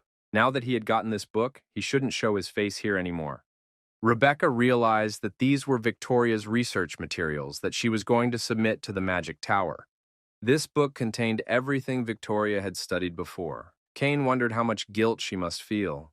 However, perhaps with this book, their council will make progress in researching the Philosopher's Stone. Victoria's research was so perfect that even Bram admired it. Having gained new knowledge, the council began the research again. After a long time, it was still possible to complete the formula for the Philosopher's Stone. However, even with the results, they can't try again. Using the souls of tens of thousands of people is insane. Hanova said they had everything they needed, but if the formula fell into the wrong hands, there would be trouble. Bram was unstoppable and said they were ready to start. The process of absorption had begun. Kane realized that he had only one chance. If he failed, he might die. Despite all doubts, the vessel was ready. Now it was necessary to combine it with the source of energy, the devil's contour of Agares. The purest energy in the world is the human soul. The stone was created after purifying the souls according to the instructions on the emerald tablet. It is filled with fear, so special measures are needed. The emotions in the stone received the energy of demon Agares and slowly expanded. It was now necessary to bind the magic circuit to the stone. The two magical powers synchronized with the trait, the demonic dragon body. A magical hurricane formed. Bram told the elder to put up a barrier, Kane's power starting to surge out. Rebecca noticed that the divine power shone brighter. If this continued, she could become a divine spirit. Our hero felt the fear contained in the philosopher's stone. It was very dangerous. If he was not careful, the fear could completely consume him. Kane heard a voice. He was told that it was not yet time. Later, after he had matured, they would come back to him and devour him. After a while, the masked man opened his eyes and said he was fine, but what had been happening to him all this time? Bram assumed that Kane had no idea what was going on outside. It was sheer chaos. The elder of the one-horned family asked what Kane could say about the philosopher's stone. Is it useful? Seisha said that her uncle has been acting very strangely lately. He is busy with something important and is not playing with her. Bram is also not seen. The girl was talking to the phoenix bird. Seisha said that Chirik had become taciturn. The bird replied that his name was not Chirik but Nikki. Seisha grabbed the bird by the throat and declared that she would call it Chirik. Phoenix thought that both his uncle and his niece were making fun of him. Seisha asked Chirik what uncle was doing now. Phoenix replied that his uncle was playing with his friends right now. Through force and indignation, our hero tested the philosopher's stone.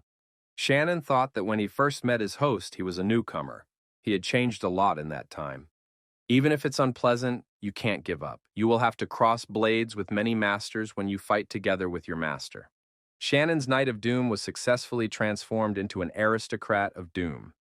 Rebecca said that Shannon has become extremely creepy. Even now, he's capable of striking his master. Bram wondered why the servants looked so much like their master. After testing the philosopher's stone, Bram asked how Kane was feeling. After all, this stone has great power. Our hero expressed regret, for he knows that the power of these three won't stop there. Neither Hanryong nor Rebecca could regain the power they had when they were alive. Kane said that Bram must regain his holiness. Bram grinned, for the young man knows it is not easy to do. Since the tower's founding, there had never been a single instance of a player gaining sainthood. There were only rumors that Ulfawan had achieved it. Bram thought that in order for him to regain his holiness, the master must become superior to his former holiness. Kane said that they were convinced of the stone's capabilities. Now the next step must be taken. They must destroy the witches and save Ananta. Kelat Auction House. At any given moment, the town square is always very noisy, even on the most ordinary day. The protagonist borrowed a leather mask from a one-horned tribe and imitated someone else's face. Kane came to the place where his brother often made deals. It was the trading floor of the West Wind Union. The merchant said that he loved all his customers and hoped to meet him here again next time. The guy's voice sounded familiar to our hero. Kane recognized him. It was the same mysterious merchant he often made deals with at the training level. The merchant inquired as to what brought this young man here. The merchant inquired if this was the guy's first time here. The merchant added that the young man had found the right place. Their union is the most conscientious and honest of all trade associations. The goods must be appraised first, so they can be laid out on this table. The guy took out a high-quality weapon and laid it out in front of the merchant. Isn't it beautiful? The merchant wondered where an expensive guest could get something like this. All of it was really of decent quality.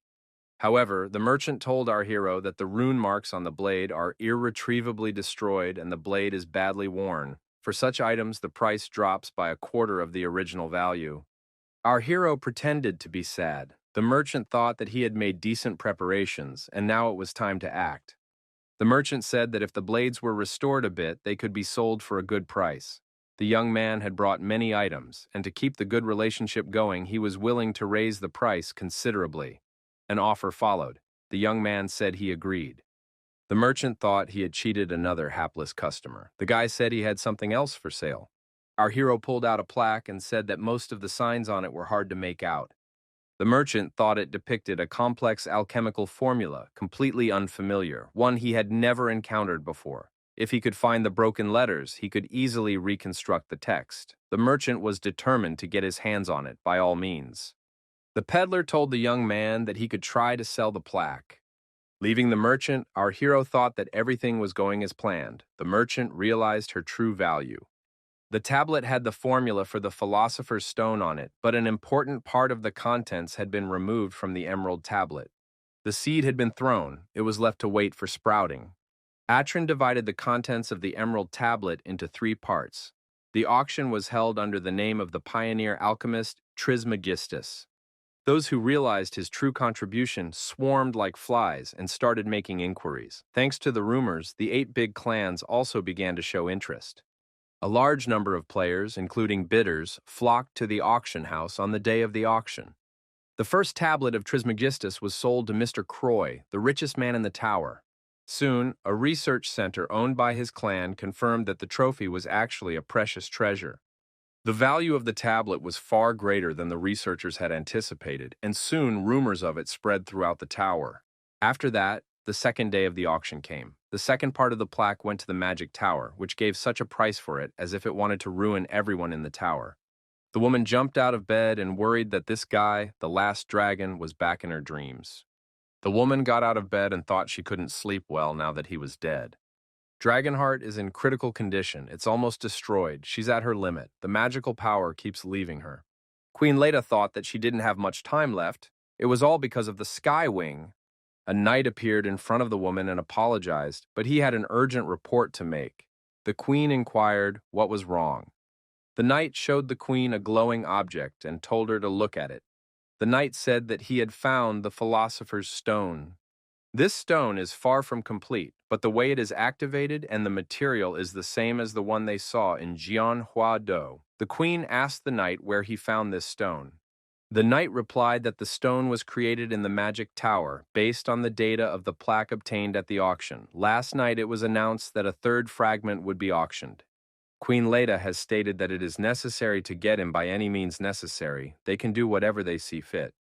The queen gave orders to bring the rest of the fragments as well. The day of the auction had arrived. The important representatives of the 8 big clans gathered. The 5 bishops of the Devil Army also came. There were even some people here who are famous for not showing up anywhere. A representative of the Red Dragon, the offspring of Queen Lethe, was present at the auction. It was rumored that Queen Lethe had transfused her dragon blood to her 9 children. Apparently, the leaders of the 81 Eyes, the 9 living dragon sons, possessed immense power in the clan. The merchant said that he would like to thank everyone who honored this humble place with their presence, and began bidding immediately. The 3rd fragment of the Tablet of Trismegistus was presented to the attention of the audience. The Red Dragon raised his hand, declaring his willingness to bid. He offered the elixir for a portion of the tablet. The elixir is a divine medicine that cannot be bought with all the gold in the world. That's what Heavenwing and Ardea were trying to get. The price of the elixir was as high as the price of the philosopher's stone. The Red Dragon said he thought it was okay to pay with items instead of money, or have the rules changed. The merchant said that those willing can now bid higher. Is there anyone willing to bid higher? The knight said that the Red Dragon was being immodest as usual. He thinks he can acquire this lot for himself. The Red Dragon stated that he wanted to purchase more than just this lot. He was interested in all of the fragments. At that point, the buyers of the first 2 signs were told that their homes had been attacked. Their signs had been stolen.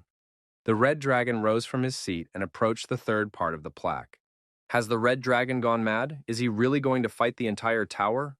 The Red Dragon looked at the tablet and said he finally had it in his hands. He held the answer that would heal his mother and make him ruler of the entire tower. Cain and Bram, in devising this plan, assumed that the Red Dragon would do just that. Bram correctly suggested that even with the plaque, they would not recognize anything. The tablet contained a clever trick, the formula for the devil's poison. The poison is life-threatening, as demons are the natural enemies of dragons. Queen Lethe's condition was already grave, and it worsened after the dragon heart ruptured. When she realizes that something is wrong, her body will already be poisoned. Queen Leda will then direct her anger to where the tablet came from. Then the red dragon will learn that the original source was the emerald tablet created by Walpurgis Night. Graham added that that's when this witch's night will end. That's just perfect. Kane suggested in that case that he leave Deroy's notes and mind his own business. Queen Leda thought she was holding the true philosopher's stone. The reason everyone in the tower feared the red dragon was because of Queen Lethe's dominance, and the reason her clan was powerful was because she shared her power with them. In other words, she was the foundation of the red dragon and was a red dragon herself. But what would happen if she made a mistake? The queen's well-being deteriorated and she sank to her knees. The woman's body began to undergo changes. The queen cried out loudly in pain. The queen's offspring asked the aide if they had found the original owners of the plaques. The aide replied that they were in the process of doing so. But after visiting Faust Leonte's laboratory and Walpurgis Night, witnesses said that they got something like a stone monument. Could that have something to do with it? It is said that representatives from Walpurgis Nacht were at the auction. Is there any connection between that? The Red Dragon was furious. Did these scoundrels really dare to do such a thing? Our hero destroyed Deroy's records, but not all of them. In fact, some parts of the recordings were easily obtained with the help of an auction house. Now Kane could indoctrinate the souls with his thoughts and use them at will. Sometimes he could steal the bodies to control them like puppets. Now all that was left was to disappear. The demonic beasts began to devour each other. Bram was shocked. His way was very different from the way the masked man acted. Bram, with the Book of Mercury in his hand, warned everyone to get ready. It's about to begin. The demon began to come to its senses and said it felt a refreshing breeze. A low-level demon was successfully created artificially. The demon said he wanted to express his gratitude for being awakened from a deep sleep. The demon wanted to say something else, but our hero grabbed him by the throat and told him to shut up. Kane put chains around the demon and told Bram to continue. Pant was surprised at the behavior of the masked man. After all, when he saw the demon, he said only 2 words, shut up and continue. When the process was complete, Bram showed the masked man the freshly prepared philosopher's stone. Bram declared that with this, they would be able to cure Seisha's disease. The masked man was approached by unidentified men, and their leader asked if he was the greedy devil. It was the Marquis Caliburn of the Bloodlands. He's one of Emperor Gluttony's swords that the latter emphasized. Kane wondered if he was being sought out because of Baron Lao. The Marquis said that he valued Lao very much. Under the Emperor's orders, Lao went to invite the exile and the greedy devil, but did not return. Marquis Caliburn said he wants to know what happened. He knows something that Elohim did. The protagonist decided that he would have to lie. He replied that he had accepted the invitation, but suddenly they were interrupted by Elohim. Kane added that Elohim outnumbered them. But Lao said he could not allow the guests invited by the emperor to be endangered and told them to flee while he was buying time. The masked man added that fortunately they were able to survive, but Lao did not. The Marquis asked what were his last moments. Kane replied that Lao had died as a knight. Edora, who had witnessed this conversation, thought that her brother was a master of deception. Marquis Caliburn said Lao was his comrade and fellow Blood Earth. According to Lao's will, since the greedy devil had never betrayed them, they would consider him their ally and protect him from danger. The Elohim shall pay for this act. After talking to the greedy devil, the Marquis went outside the gate and saw that his men had been destroyed. What happened here? The Marquis has been informed that the Red Dragon has gone berserk. Magic Tower, Magnate, and the Bureau, they've turned everyone into their enemies. Duke said he'd heard of the Elohim before. Seems like they're out of their minds, too. The Duke turned to the Marquis of Caliburn. They are going to prepare their troops. You need to get ready. The Duke has decided to exterminate everyone from the Red Dragon to Elohim, anyone who interferes with His Majesty the Emperor's will. The Marquis shouted that for the sake of the Emperor he was willing to do anything and fulfill the Duke's orders. Blood Earth has declared war. The world created by the demise of the group called Ardia was finally ready to crack. The protagonist ordered the undead to find out what happened here. Bram thought, This guy is getting more and more amazing. The masked man asked what Bram was talking about. This guy was probably pretty famous when he was alive. Even if he is a lich, that kind of stature is impossible. By players' standards, he was one of the 9 kings. Wu was originally at the level of the 9 kings, like King Mu and Queen Lethe. How could such a person become a soul bound to an artifact? Wu, following his master's orders, showed him where the emerald tablet came from and who did it. That's when the girls decided to deal with the sign and go from there. Cain thought they were familiar faces, Dark and Margaret, the first witches born to the mother of witches, Night, godmothers of Vera Dune. Wu said he found them and opens a dimensional portal. The masked man said that the most important thing for them is information about Ananta. No one knows what traps may be waiting for them, so they must be careful. Our hero felt himself back in Africa, in the days when he had to lead his men through an unknown land. The travelers entered the endless world of night. They entered on private property. Permission must be obtained from the owner of this world. Bram stated that this is the form of the ghost world. The ghost mist is distributed artificially to confuse the invaders with illusions and to take away their time of life by fear. Cain inquired if Bram could get rid of it. Bram replied that it was difficult to dispel it, but he could reduce the effect the fog produced. 2 unexpected hidden quests have been created. It was necessary to capture or destroy the Red Dragon players in the allotted time. The second task was the destruction of Walpurgis Night. After reviewing the information, Cain said he familiarized himself with both assignments. It turns out that the Bureau has intervened and the Red Dragon will fight back without any restraints. Queen Lethe sacrificed Walpurgis Night to divert attention away from the Red Dragon. In the dissipating fog, the aftermath of the battle could be seen, with the bodies of destroyed knights lying everywhere. Ahead of him, our hero saw Adora, who said it was a relief to her. Cain swung his sword and attacked the creature in front of him.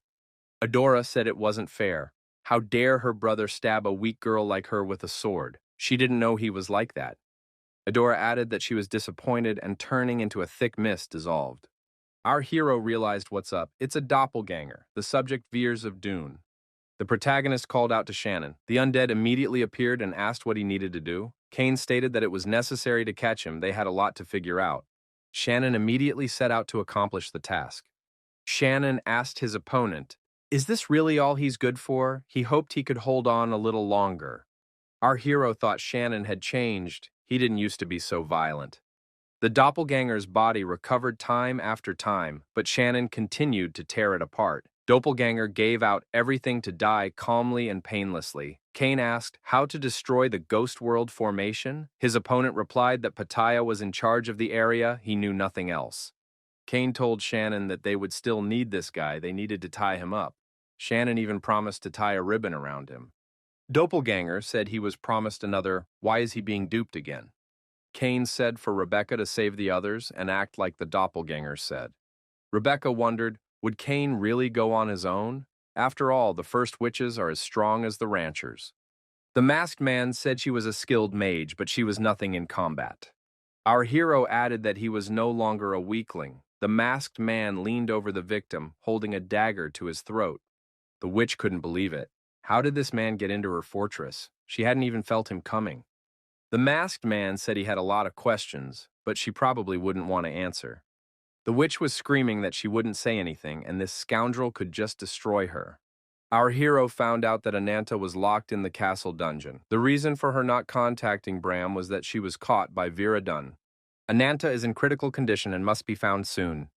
The knight thought he barely had time to get his feet away. This tribe of one-horned men were simply ferocious scoundrels.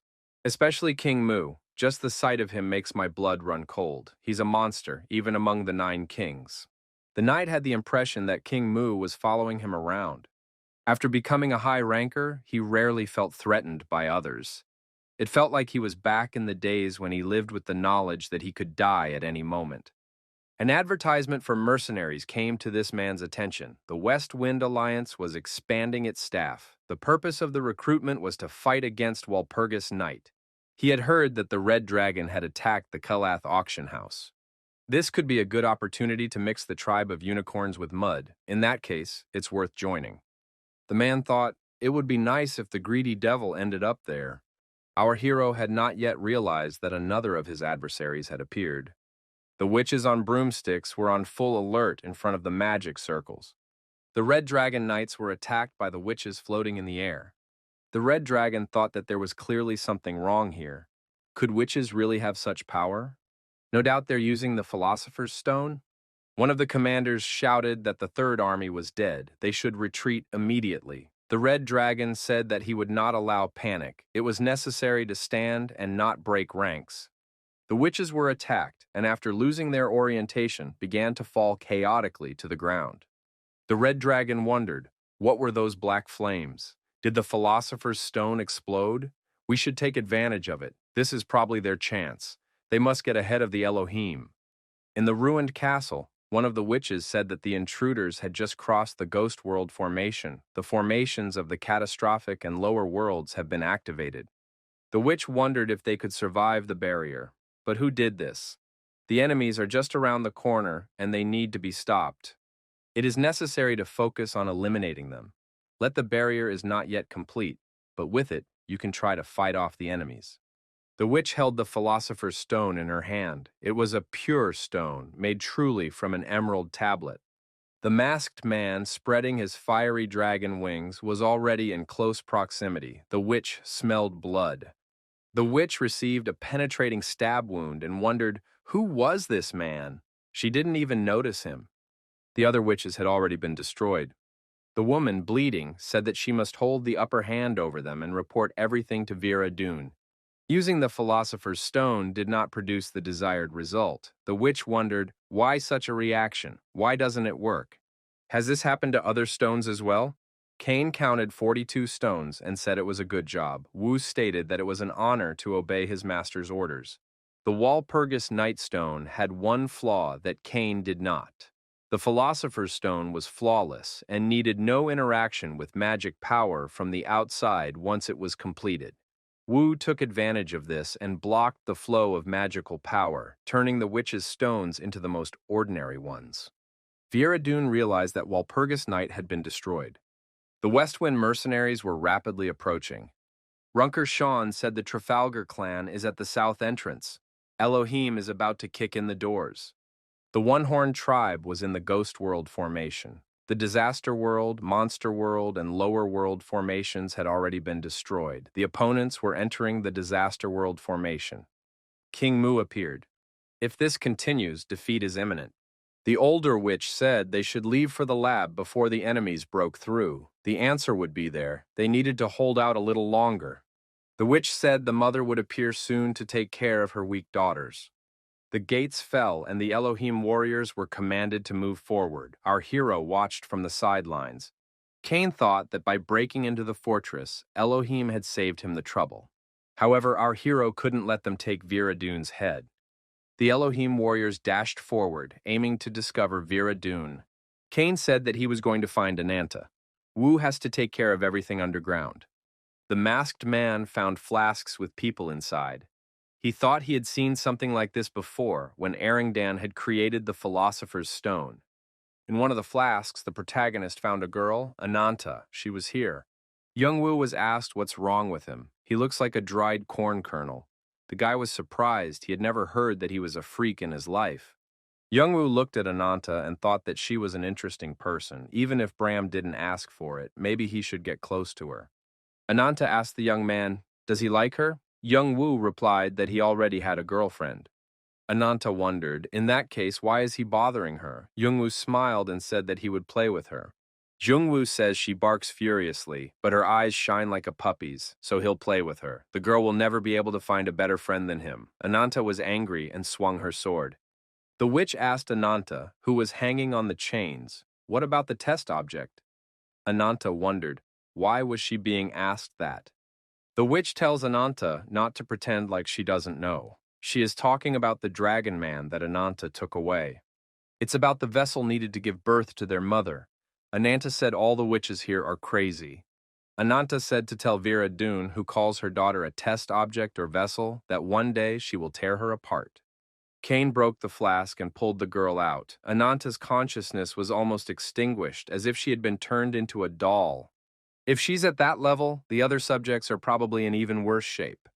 Cain decided it would be more appropriate to let them go so they would no longer feel pain.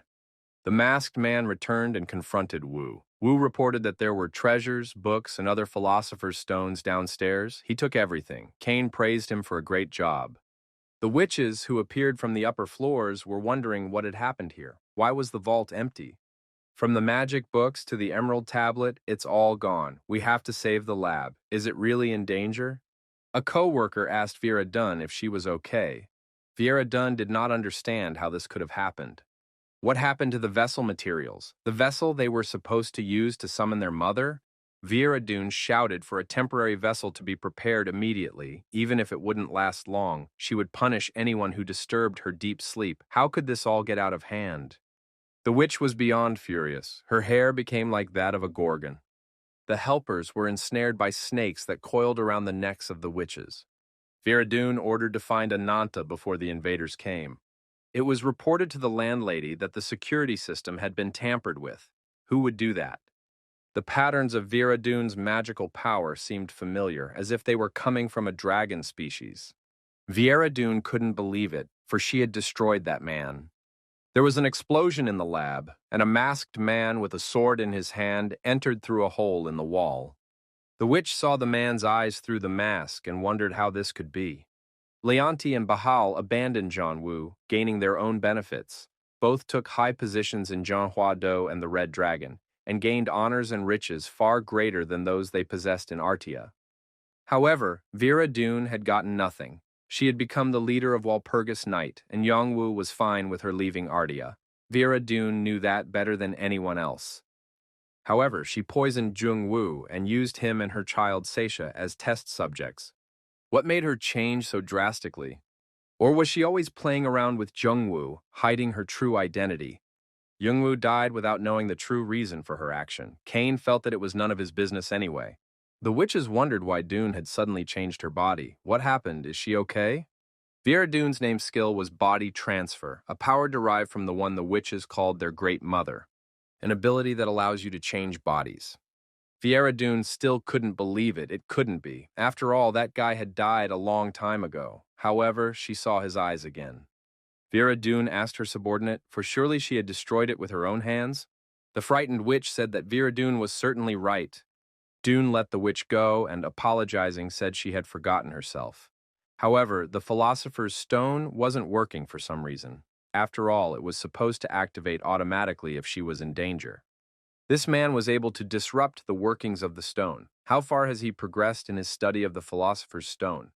Vera Dunn tells the other witches that Ananta must be caught. She's sure the girl is with that guy. However, a masked man on the premises asked where she was going. One swing of the sword, and Vera Dunn lost her head. However, that was the reason Vera Dunn was a witch. The next moment, the head was in place, and the woman began to run away. The masked man could not believe it, but he rushed in pursuit. Cain caught up with the woman and put his sword to her throat and told her not to run away again. The masked man said that Ananta suffered more than her. Even Seisha and that guy suffered more from her. She shouldn't scream in pain if she wants to pay for their suffering. Vera Dunn cried out in fear. Who is he? Our hero said he wore it all the time, but for her, so be it, he'll open up. Cain took off his mask. He said he hoped it would come back to life again, and each time he would destroy Vera. Suddenly, there was an explosion between the young men. The protagonist took back his mask and managed to jump back. A man hiding his face under a hood appeared at the scene of the explosion. He said that the masked man was quite good. Most ranchers would have run away. The man raised his head and showed his face. He said that Cain's senses had become much sharper than when he was on the 5 mountains. Our hero recognized Kindred. Kindred asked how Bram was doing. Cain replied that Bram had died. Kindred smiled and said that he knew everything, but Cain doesn't think that Bram is still walking among them on his own feet, does he? The protagonist wondered, how did the Devil's Army know about this? Could it be that Kindred was following him? Kindred said he was waiting for the masked man. Kindred added that it was the will of the heavenly demon. The heavenly demon proclaimed that from now on Cain must be with them. The masked man asked, "Is this really all about Seisha? Why do they need her?" Kindred replied that he did not know that, but that everything was the will of the heavenly demon. Heavenly demon tells him what to do, and he just follows his orders. The protagonist thought it had been too long since the heavenly demon had manifested itself, and Kindred wasn't telling the truth. Kindred declared that he was tired of talking, the pesky heretics would be coming soon, and Cain must go with him. The masked man asked what would happen if he didn't want to. Kindred was angry. Does Cain dare to resist the orders of a heavenly demon? It's not respectful. Cain has no choice. Our hero said he always chooses for himself. The protagonist added that he has his own plans for the future in this case. The barriers of the ruined castle have been destroyed. But what is Bram going to do next? Didn't he say that there was a huge price to pay for magic? Bram stated that he had already prepared everything. Bram took out the philosopher's stones and said they were to be used. The witches never imagined that what they had created for protection would end up hurting them. Bram activated a meteor strike on the destroyed castle. At the same moment, the castle was subjected to a meteor attack. Meteor Strike was a spell of devastating power that even a dragon species had to use half of its energy to use. After such an attack, even S-class mercenaries would flee in different directions. All of them were nothing in the face of disaster. Cain thought that with this attack, Viradun wouldn't have any bodies left to carry. It would be necessary to find her body. The injured Kindred shouted that the masked man dared not do that to him, and activating his negative energy, pounced on our hero. The protagonist was surprised that Kindred was still alive after such a meteor attack. Our hero warned Kindred that he had more than one meteor attack in store. Kindred, using his unique abilities, managed to dodge the fireball flying at him. Cain thought that this guy, as always, had proven to be tenacious. After all, he'd introduced a shadow instead of himself. But even if it was a shadow, an attack on his mind wasn't something that was easy to recover from. Viradun's hair peeked out from under a huge rock. The protagonist thought that it was a very pitiful death. However, considering the share that Sisha, Ananta, and Jungwoo had endured, it should have been a more painful death. Cain absorbed life and life force.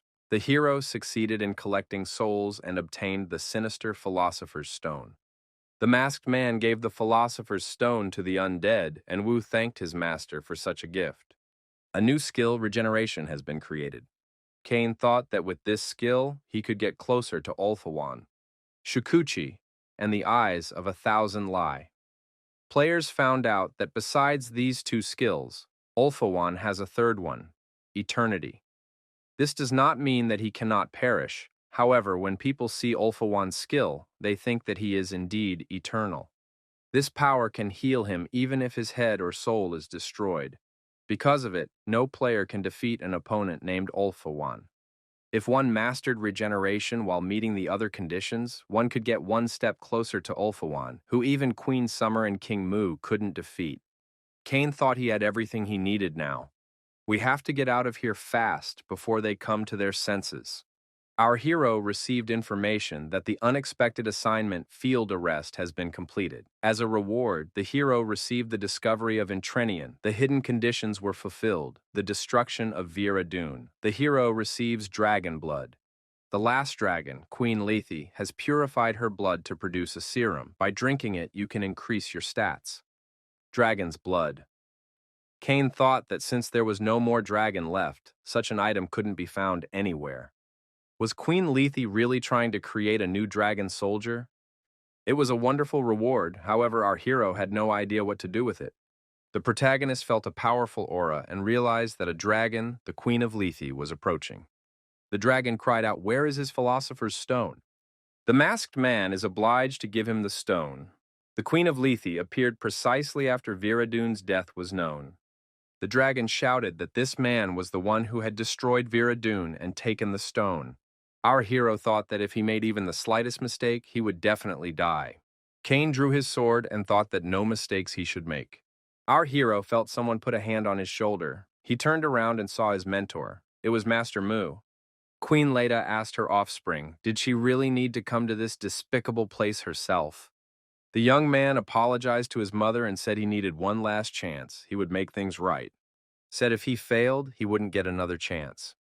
At the top of the mountain, a ruined castle was on fire. The Philosopher's Stone was supposed to be there. The queen could feel the devil's inferno eating into her marrow. She must end it all. The woman realized that she had used the last remnants of her magical power. As the last dragon, the last descendant of the dragon family, she must survive. She can't die in a place like this. The queen turned into a red dragon again and screamed loudly. The red dragon said he needed the philosopher's stone. They should give him the stone. King Mu looked at the dragon and asked, "What is this woman talking about? What does she need to give her?"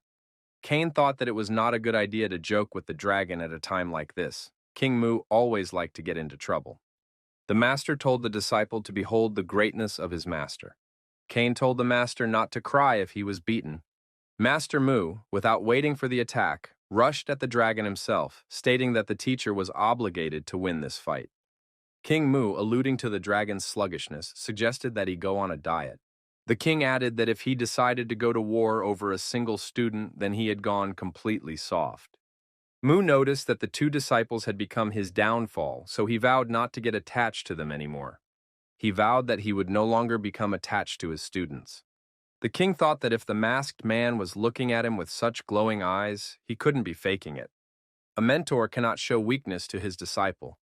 Queen Lethe's companions couldn't believe that her mother could be crowded, for there was no way such a thing could happen. The heir to the queen said this was his chance, his last chance to keep his seat. The girl, another heiress, shouted that he couldn't do that and it had to be stopped. The girl declared that the rascal had decided to take her place and ordered her subordinates to apprehend him. Suddenly, an elder of the one-horned tribe appeared at the scene of the battle. The red dragon girl recognized him. It was a blood-red philosopher. The old man said he was honored. He didn't think people still remembered an old man like him. The blood-red philosopher, once the ruler of the tower who could rival King Mu in power, stepped aside and became the chief elder of the tribe. The knights, representatives of the red dragon, looked at this old man with reverence. The old man asked if it was worth continuing the conversation further, for the knights understood what would happen if they disturbed King Mu again.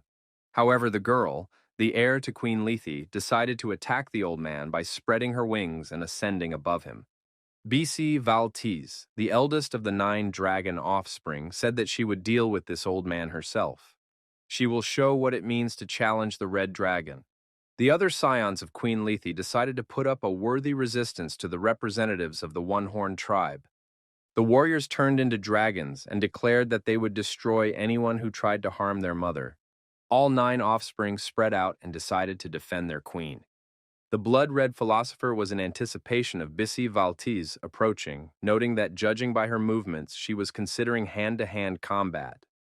The old man said that it was a great absurdity, for even King Mu avoided sparring with him. The old man effectively dodged his opponent's swift attack.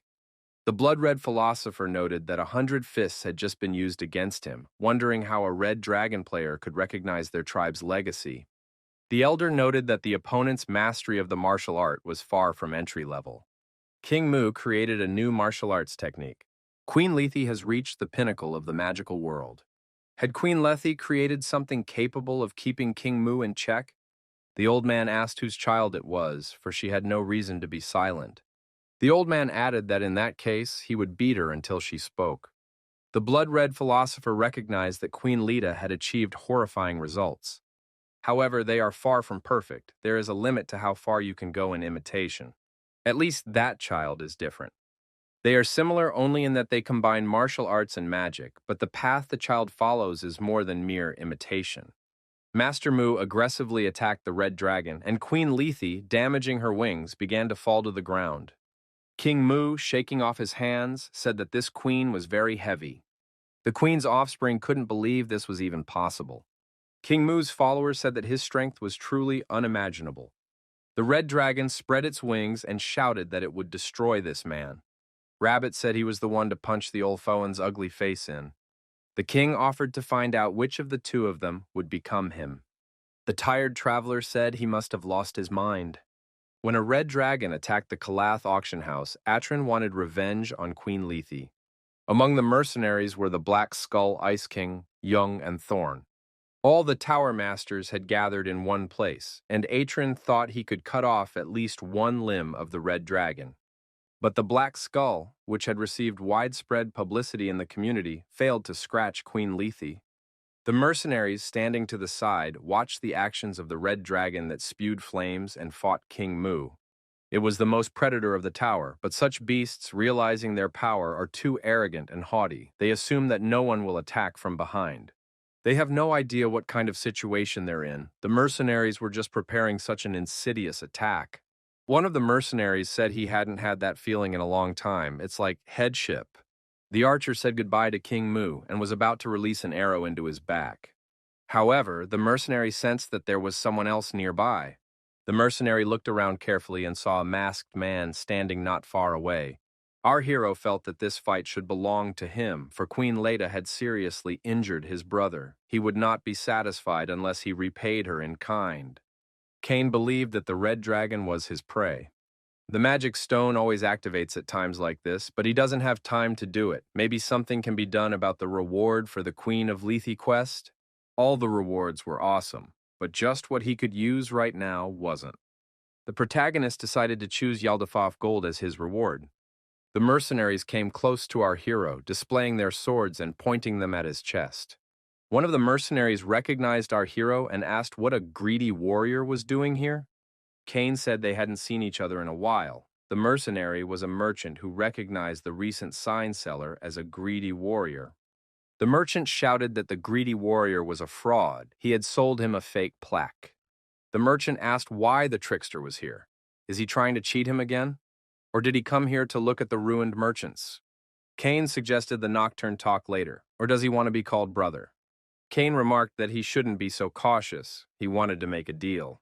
Our hero showed the mercenaries a gold bar. It was the gold of Yaldabaoth. It is popular due to its high conductivity of magical power.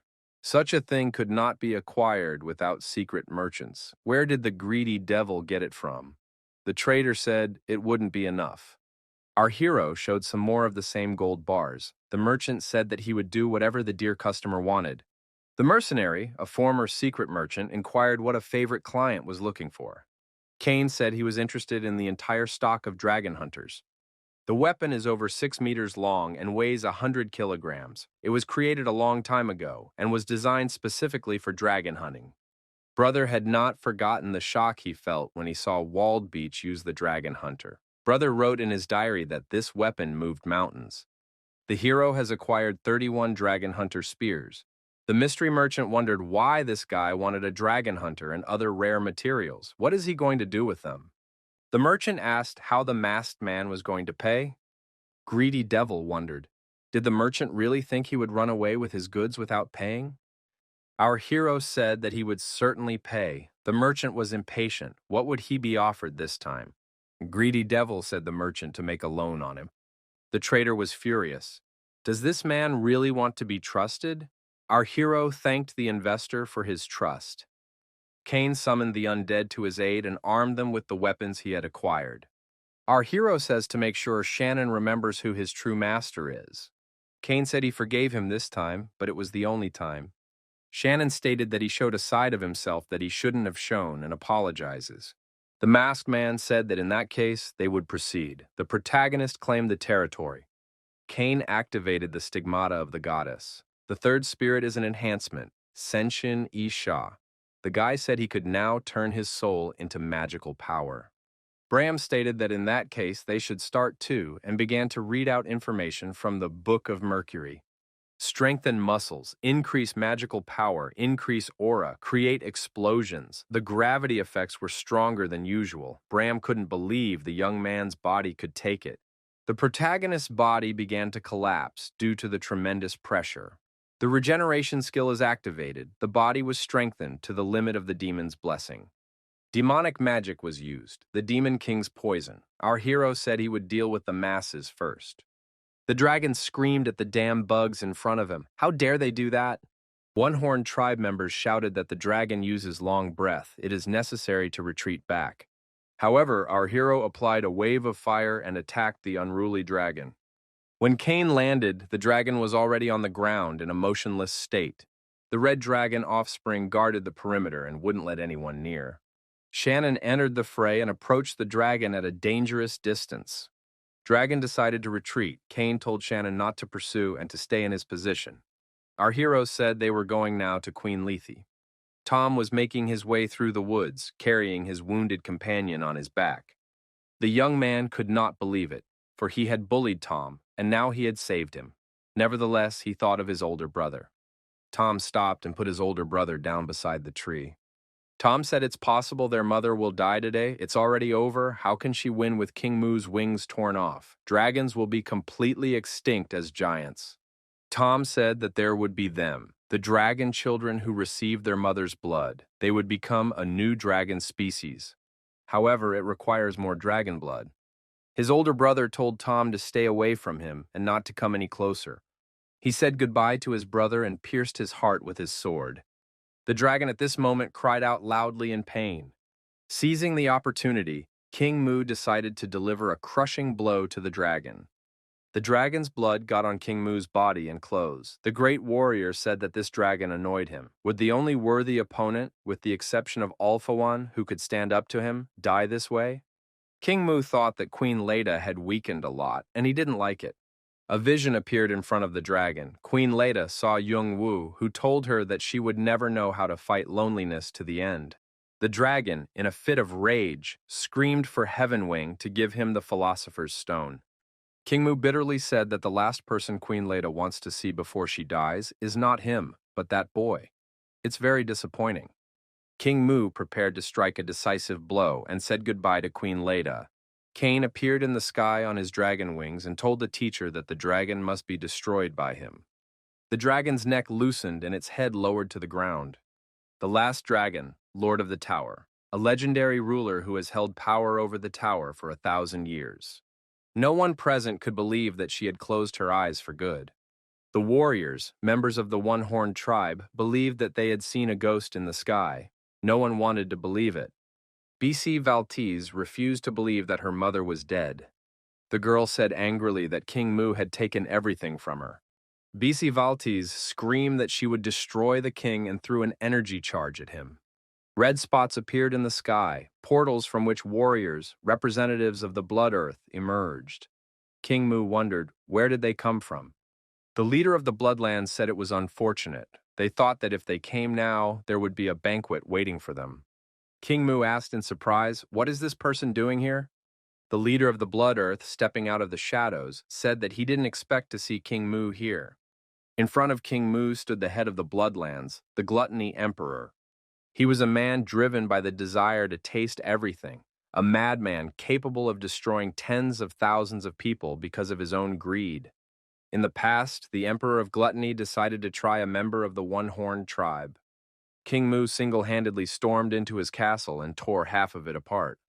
The Emperor of Gluttony thought that just thinking about it made his old wounds start to ache. Queen Lethe is dead. Alphawan hasn't been heard from in a long time. The only absolute being in the tower is King Moo. It's best not to argue with him. King Moo asked, why did the Emperor of Gluttony show up here? Does he really want to pay back for his past defeat? The Emperor replied that he was here to help another old friend of his. The Emperor of Gluttony pointed his finger in the direction and said that he meant that man. Pointing at the masked man, the Emperor said that the young man must be relieved. The Emperor of Gluttony smiled and said that he wouldn't spoil the festive atmosphere. Should be enjoyed, they will have a feast tonight. The Emperor of Gluttony thought, would he finally be able to taste the dragon meat? One of the Red Dragon warriors approached BC and said that it was dangerous here. Now was not the time to do anything. BC wanted to stand to the end and avenge her mother, but now she had to take care of the rest of her siblings and her subordinates. The order to retreat was given. The Emperor of Gluttony shouted that the prey was escaping. It was necessary to eat them all, not to miss anyone. The hero has completed the quest, gaining high achievements, received the Body of the Last Dragon award. The masked man heard Queen Leda's soul speak to him. Removed the mask from her face and asked, would that help her answer the question? Queen Leda's soul was surprised. However, as I turned out, she appeared to be out of control. Suddenly, hatred appeared in King Moo's eyes, and he headed towards the masked man. The king swung to strike and approached Cain. The young man didn't even blink an eye. The king hit the masked man on the head with his fist. King Moo says this guy ate everything his teacher created, and the only thing he can do now is stand silently. He'll only start by getting 1 foot on the banks of the Styx and seeing Queen Lethe on the opposite side. Cain replied that he just wanted to help his teacher. After receiving another blow, the young man couldn't stay on his feet and fell to the ground. The mentor added that the guy has already done everything anyway, so he should clean up after himself and go back. King Mu pointed at one of the mercenaries and said that he should be captured and disarmed. Cain thought, had King Mu vaguely guessed why he had destroyed Queen Lethe? One of the warriors approached King Mu and said that they hadn't seen each other for a long time. That masked man is his disciple? He looks just like King Mu. The head of the one-horned men asked, was that a compliment or an insult? The king looked at one of the warriors, and their gazes met. However, these men did not utter a single word. The mercenaries said they were leaving and turned around and left the area. Even though Nocturne was King Mu's disciple, he passed by as if he wasn't even there. Had he cut all ties with him? Nevertheless, the surroundings were a terrible mess, with the tortured bodies of warriors lying everywhere.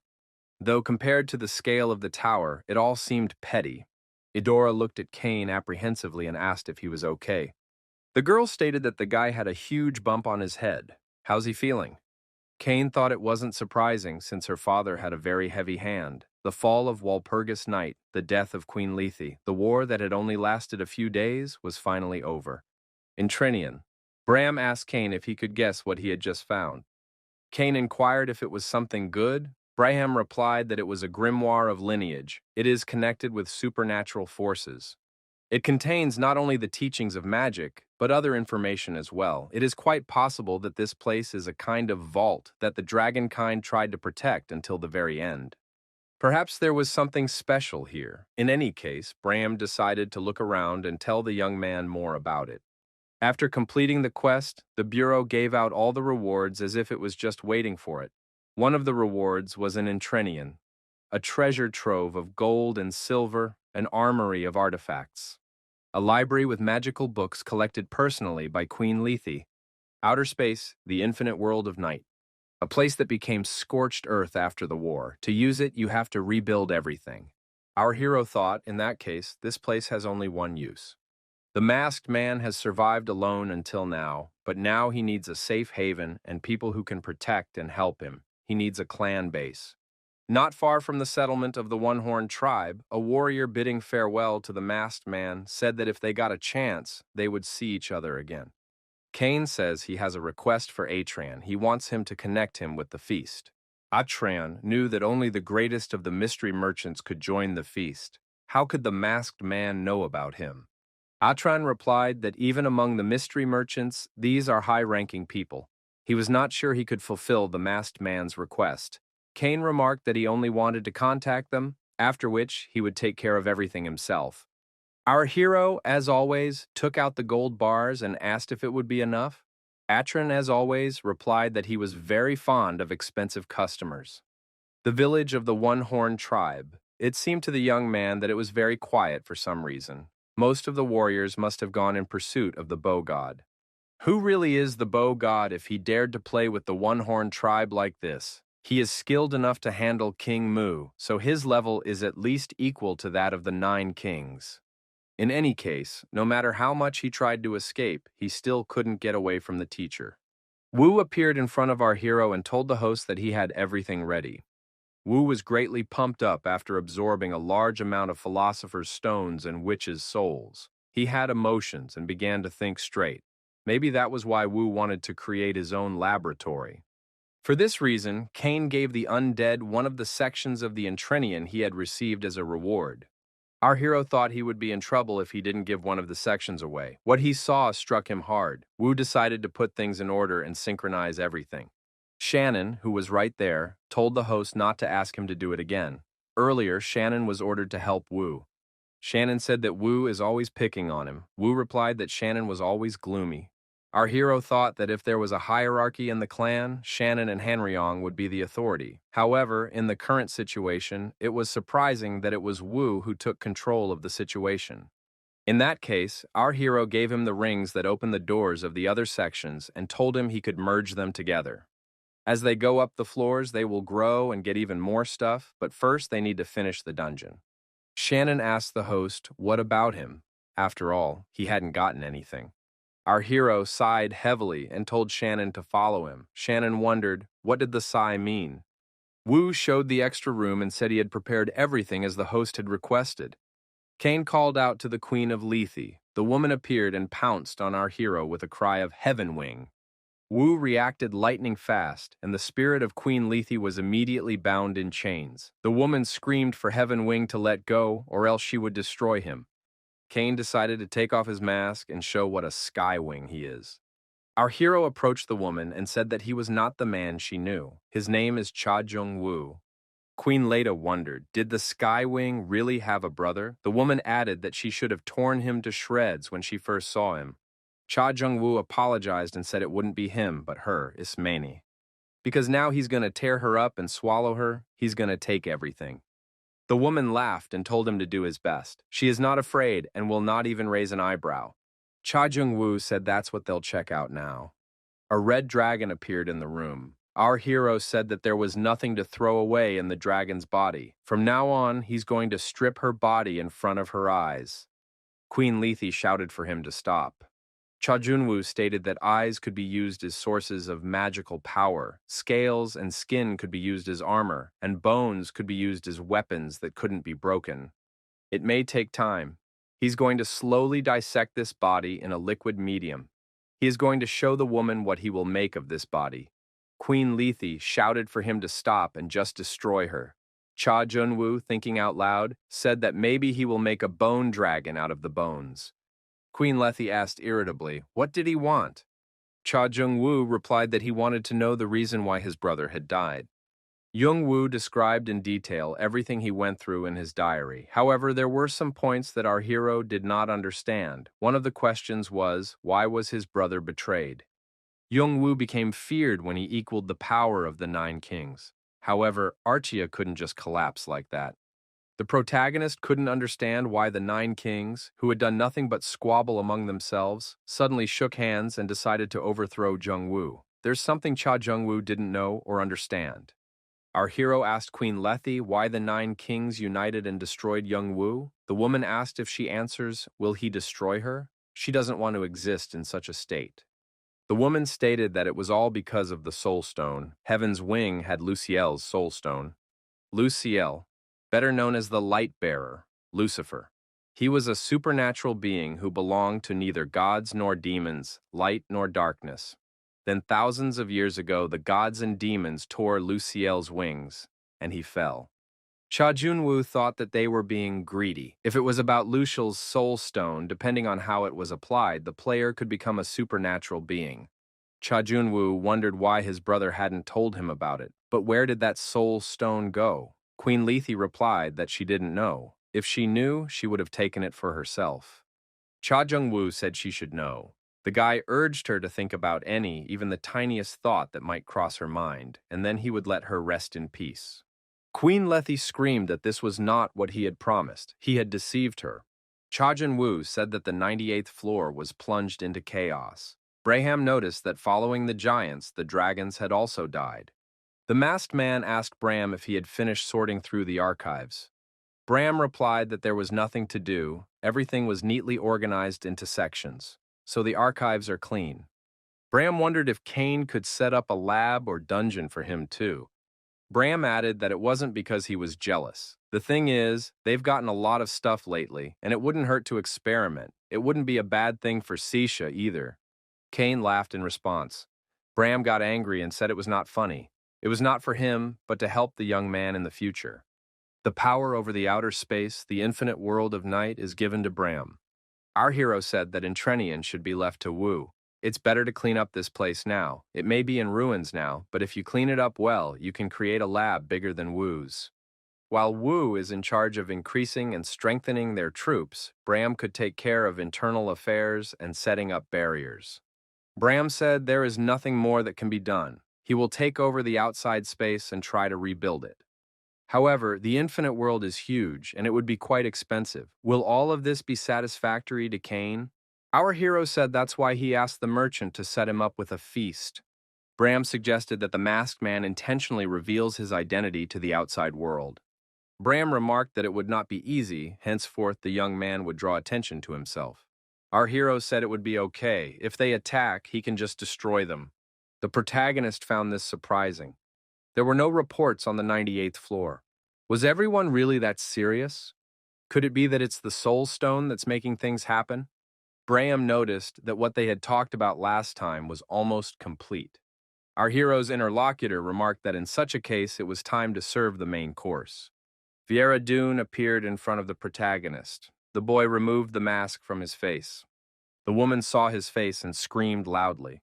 Kane figured he didn't even want to talk to her. Wouldn't Bram want to be the first to start? The witch screamed to be let go. Bram turned to Vera Dune in a stern voice. He said they had a lot to talk about. Bram held the Yunsan elixir in his hands. He made it because he was curious if it was possible to injure monsters in the form of ghouls. The man didn't realize if this elixir would work on Vera Dune. The witch screamed that she would tell everything if only Bram would just stop.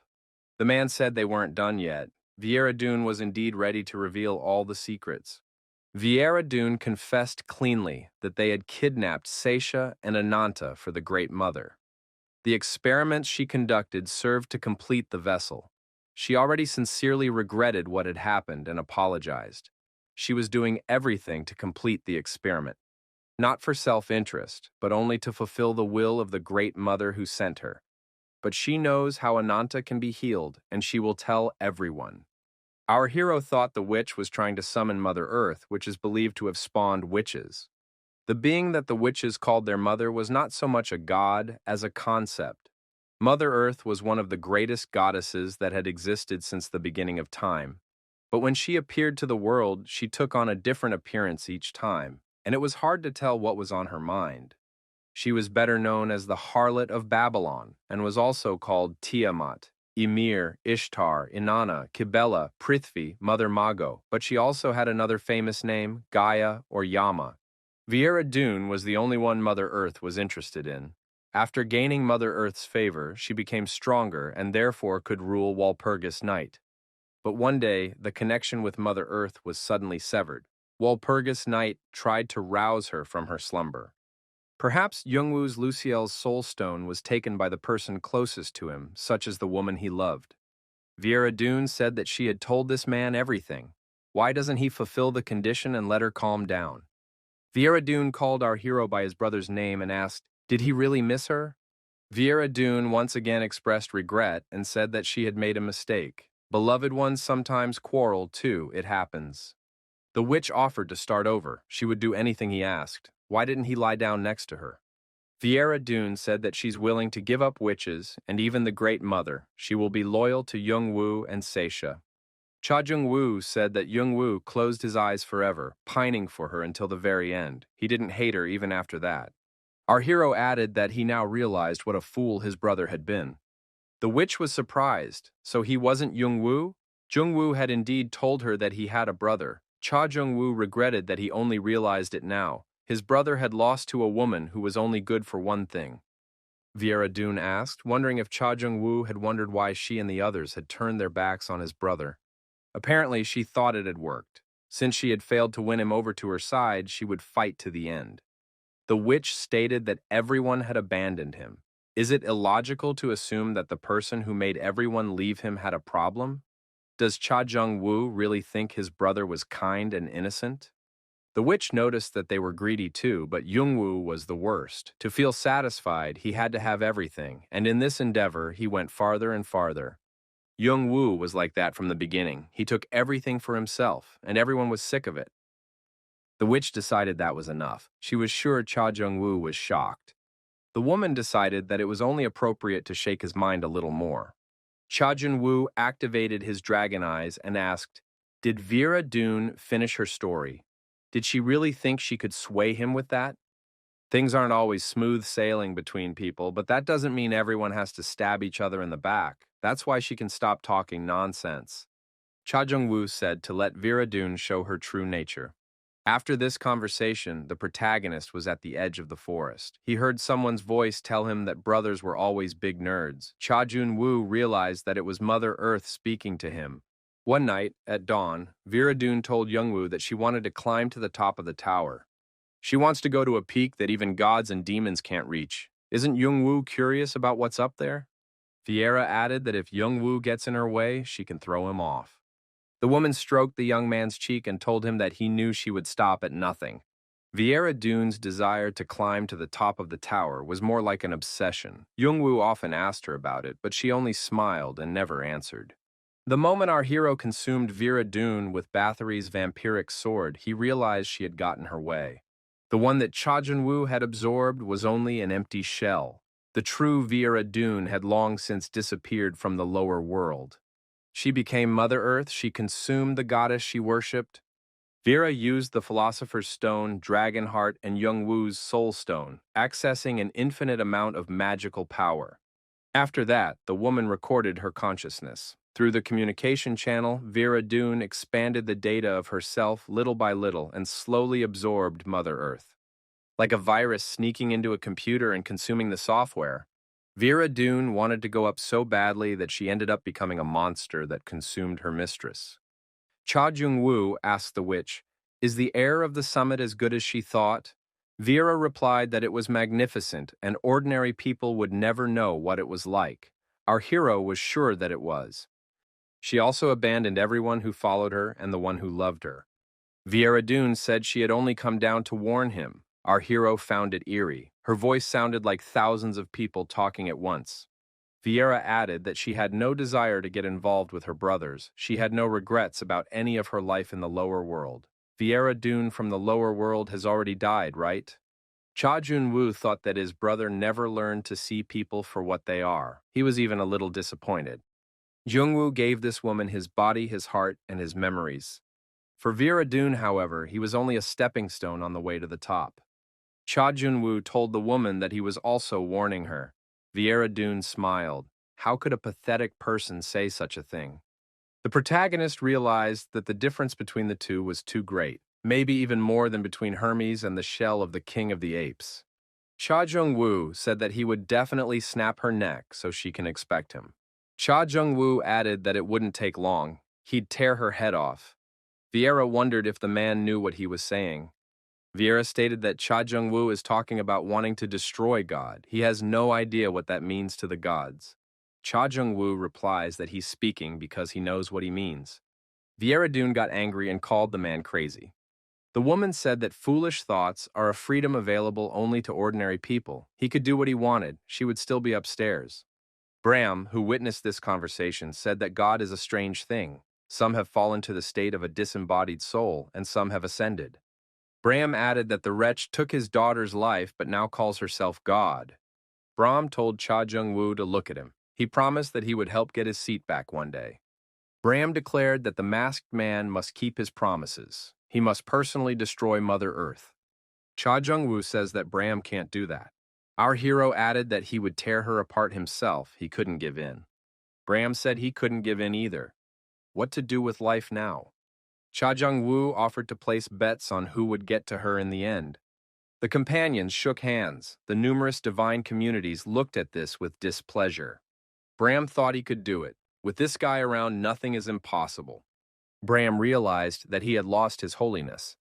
However, in the prophecies that he could barely see thanks to the small amount of sacred power remaining, everyone looked happy. After the death of Queen Lethe, the red dragons scattered to different places, and the offspring clashed in a battle for the empty throne. After some more time, the red dragons split into 3 parts. White dragon Valtiz, Queen of Spring. Black dragon Tom, Lord of Autumn. Xiao Lisu and Baratan were the backbone of the green dragon. Once things settled down on the 76th floor, the clan split into 3 parts, and a new war began in which they tried to absorb each other. As if unwilling to lag behind, the other large clans were also trying to change. New organizations appeared that were strong enough to threaten even the 8 big clans. Every day, dozens of newcomers became rankers. In other words, there was turmoil. Force was now the rule of law in the tower. Even though most of the tower had fallen into chaos, Cha Jun-woo and his group were experiencing a new phase in their lives. They were able to heal Ananta based on the information told by the Viera Dune shell. Ananta actually opened her eyes. Bram, putting his arm around his daughter's shoulders, walked with Ananta through the bamboo forest. Sisha recognized Ananta and said it was her mom. Sisha, waving her dragon tail, ran up to Bram and Ananta. Ananta looked at the girl without expressing any emotion. Sisha stopped in indecision. Ananta's gaze startled her. When Ananta woke up, Bram asked if she recognized him. Through a combined effort, Ananta finally opened her eyes after being asleep for a long time. However, her gaze didn't focus on anything. She didn't recognize anyone and remained silent, just staring in front of her with empty eyes. The masked man felt extremely frustrated. This was not the return Ananta had counted on.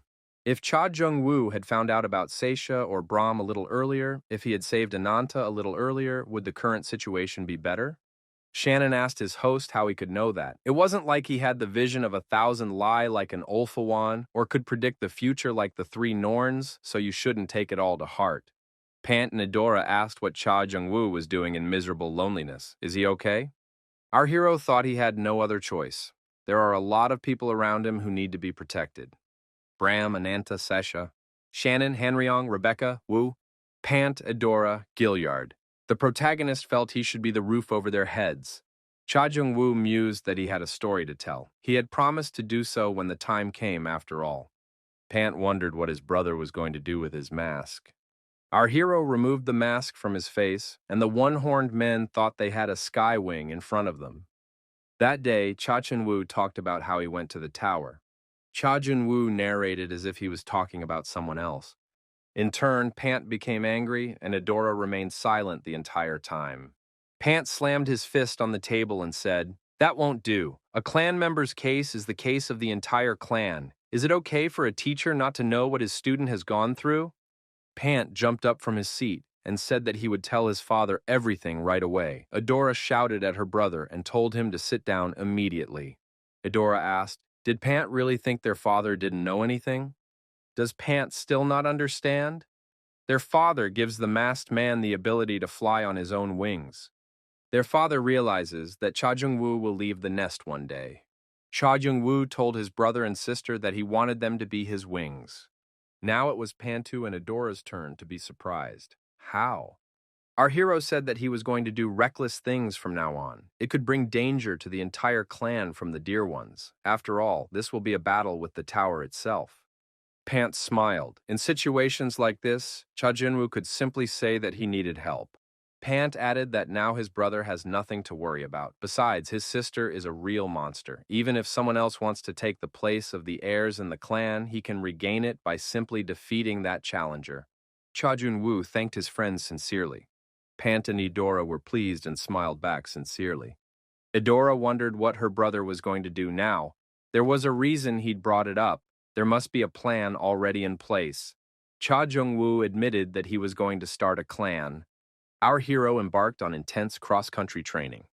Cha Jun-woo practiced hand-to-hand combat techniques and the art of camouflage in the forest from morning to night. The protagonist believed that this was only the beginning. In order to protect his people, he needed to become stronger. Shannon advised his master to transfer his consciousness into the sword. One must not just focus on it, but become a part of it. Only then can perfection be achieved. Cha Jun-woo decided to become one with his sword and body, to become one with his sword. The boy closed his eyes and kept remembering that image, so he could at least touch the feet of King Mu, the king of martial arts. The protagonist wanted to gain even a modicum of the overwhelming power that the king possessed. After a few months of intense training, the results were evident. Cha Jung-woo was not the same as before. However, our hero felt that he had not yet achieved the desired result. The demonic dragon body, the philosopher's stone, and the third stage of awakening. The body was developing very fast, but the consciousness couldn't keep up with it. Our hero did not know where the limits of the body's capabilities were and what its potential was, so he pushed himself to the edge. Sometimes it was possible to awaken his strength and overcome the limits. At some point, however, it felt as if he had hit an insurmountable wall. During another training session, Cha Jun-woo decided to take a break and sat down under a tree. Gilliard passed by.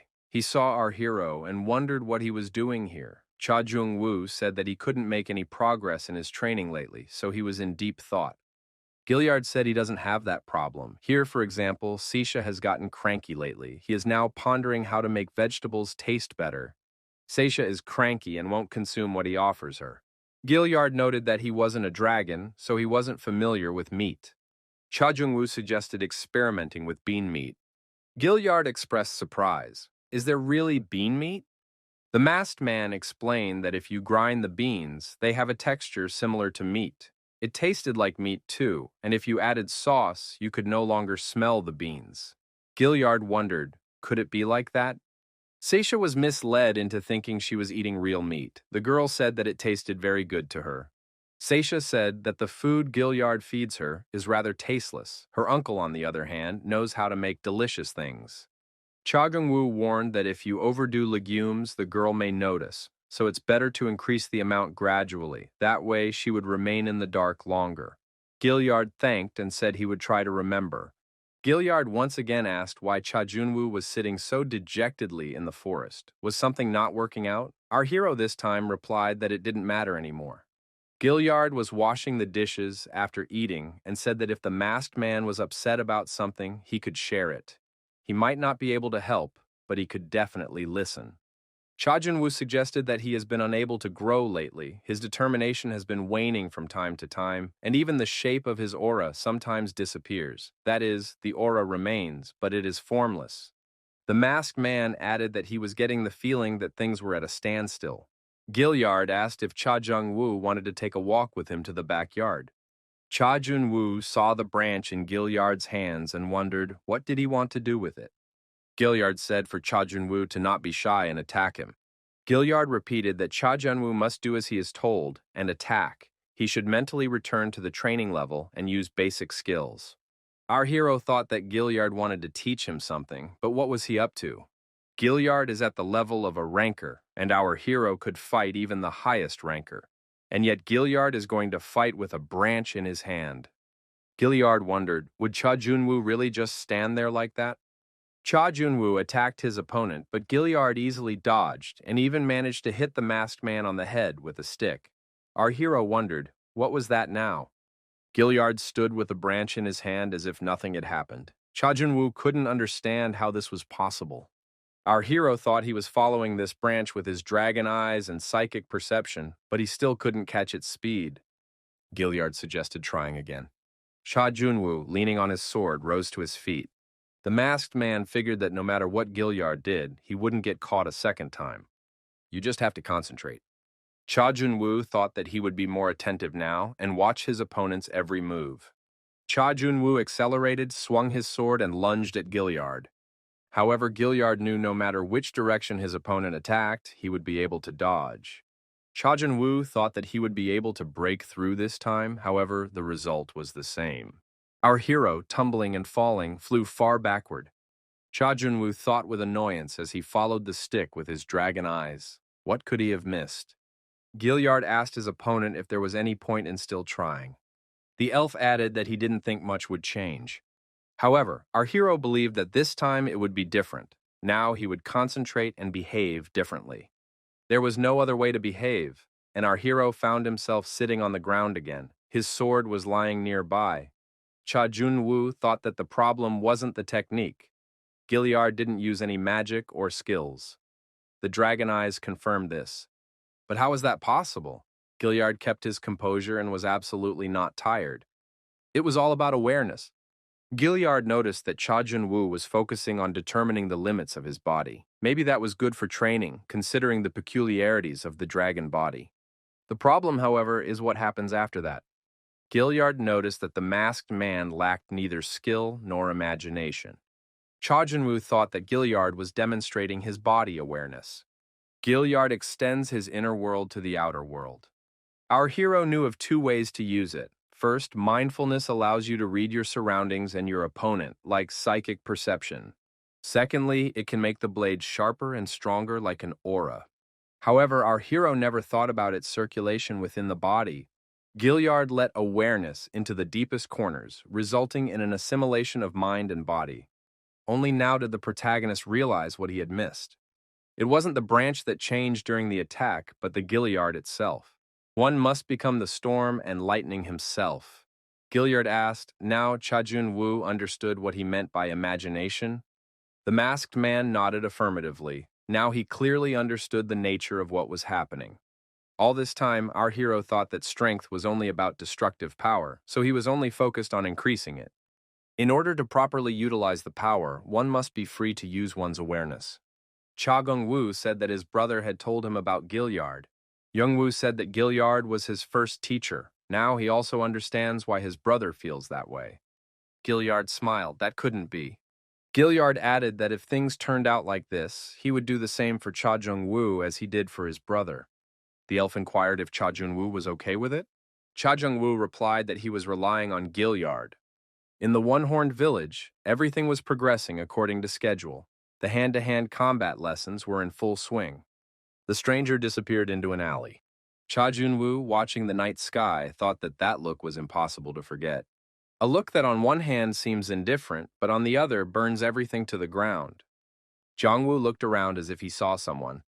The young man bent over his bleeding sister. The commander was reported to have entered the tower. The man told the commander that what he couldn't do on the ground, he would finish here. Gilyard asked the masked man, did he now understand the importance of mindfulness? To use mindfulness, you must learn to control your body. To learn to control your body, there is nothing better than Boshinkyon. Boshinkyon is a way of moving the body, and learning how to make your body lighter. In Boshinkyon, Sunpo is important, the foundation of Chuji, one of the 3 basic skills of the Ulfowan. Gilyard remarked that since Cha Chun-woo already had a bit of Sunpo, he should know the basics. However, Sunpo is not just fast. Gilyard added that it can still mean easy. It can also mean hard. In some cases, it can mean spectacular.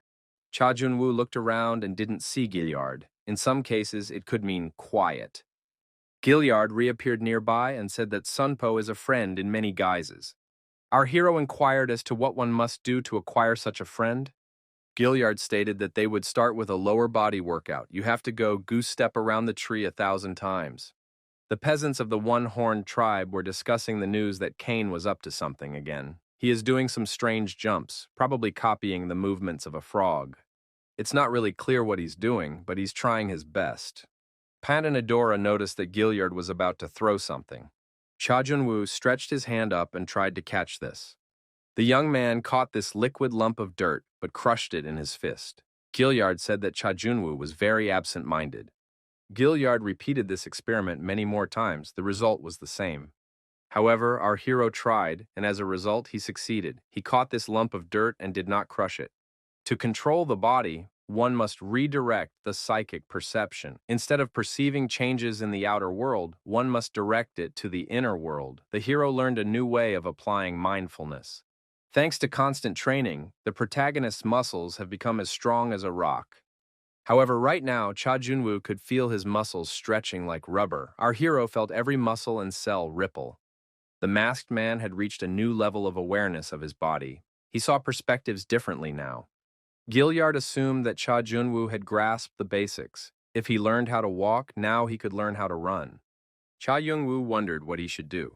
Gilyard replied that a real fight would help best in this situation. The elf had the stick in his hands again. Cha Jun-woo, using the knowledge he had gained and looking at the problem from a different angle, attacked Gilyard again. Pant and Adora watched in silence as events unfolded. After the failed attack, the protagonist thought, why can't he even get close to his opponent? Pant remembered their recent conversation. Cha Jung-woo then stated that he wanted Pant and Adora to be his wings. Pant that time said to just have the brother just ask them for help. After that conversation, Pant felt the gulf between them continue to widen. Since their first meeting, Cha Jung-woo had always been a wonderful person. He had always been stronger, and here he is again. Pant thought he had convinced himself of this himself to hide his inferiority complex. Pant decided he didn't need to chase. He needed to get stronger. Pant, determined, stormed into the elder's office. Pant shouted for the old man to give him his bloody lightning bolt. The blood-red philosopher wondered, did Pant mean to say that he knew what blood lightning was? Pant said, as if in an exam, that this lightning control technique based on the Chonram family's divination.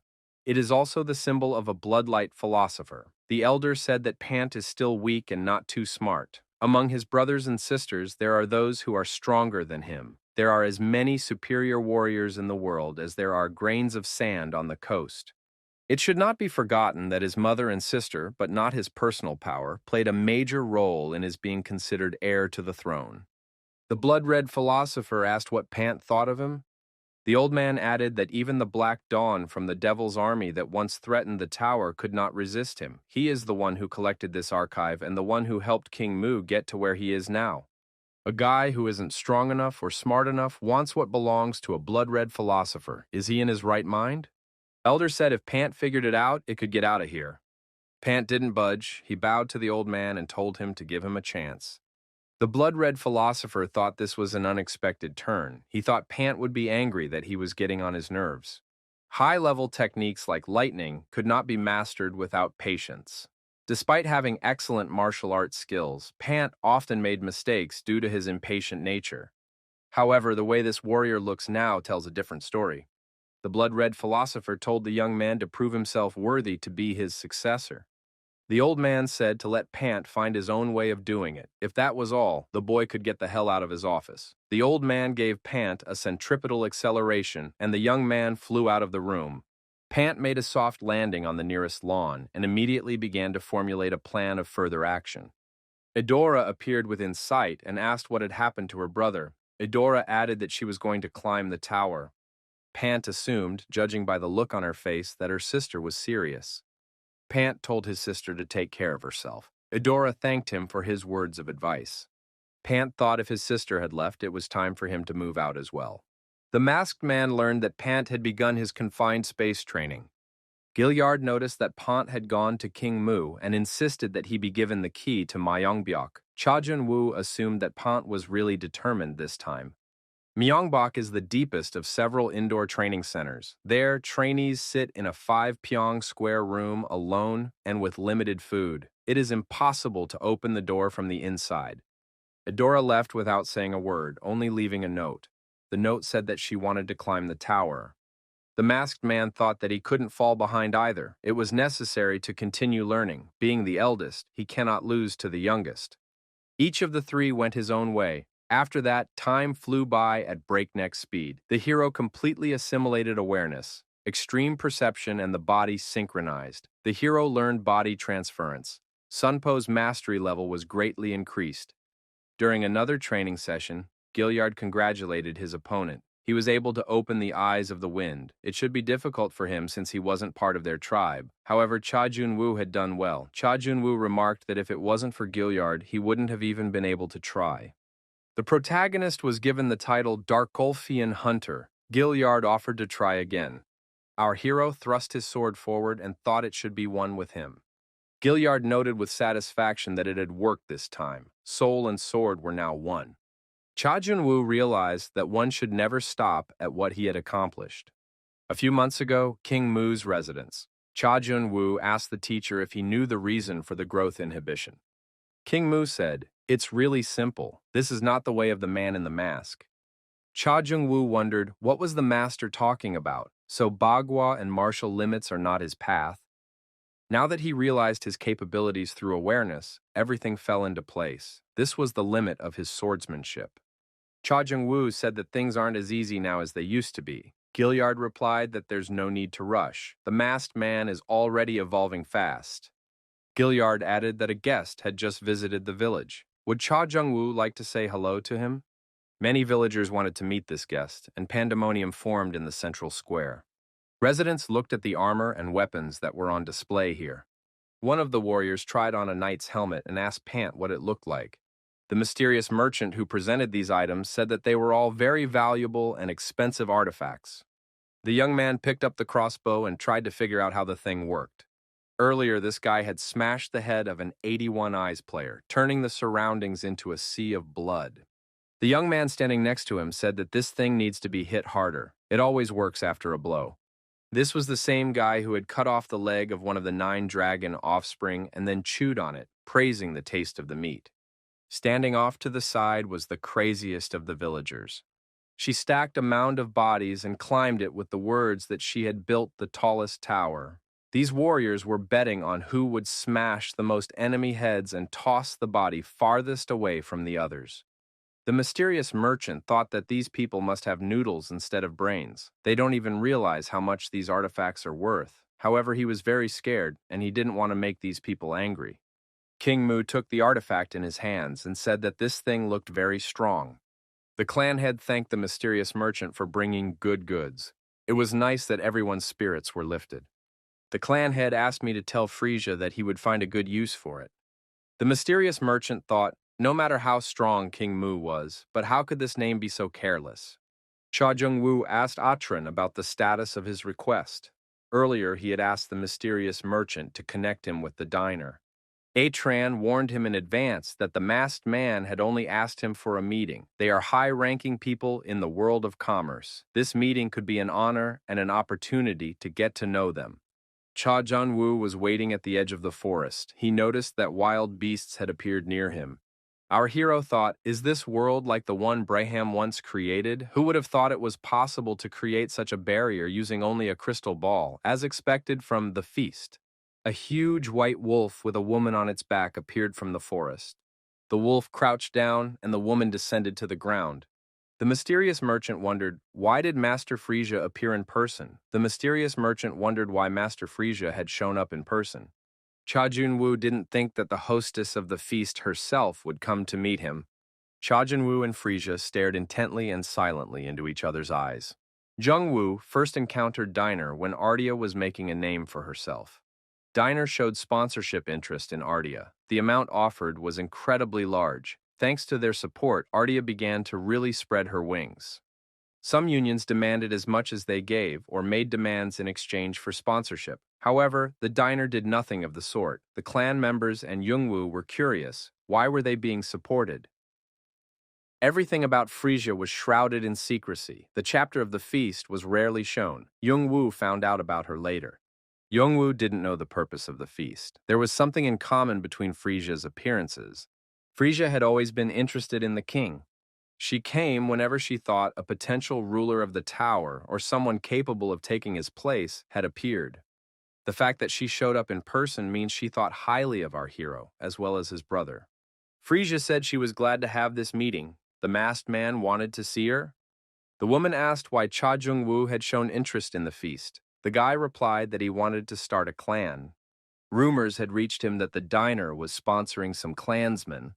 Frisia asked, does the masked man want his new clan to be one of those? Our hero replied, if such a thing is possible. Frisia said some contact them, like the masked man, but most are turned down. The woman added that her opinion won't change this time. The protagonist said regretfully that there was nothing to be done about it and thanked him for the meeting. Our hero turned around and went the other way. Frisia wondered, what is he doing?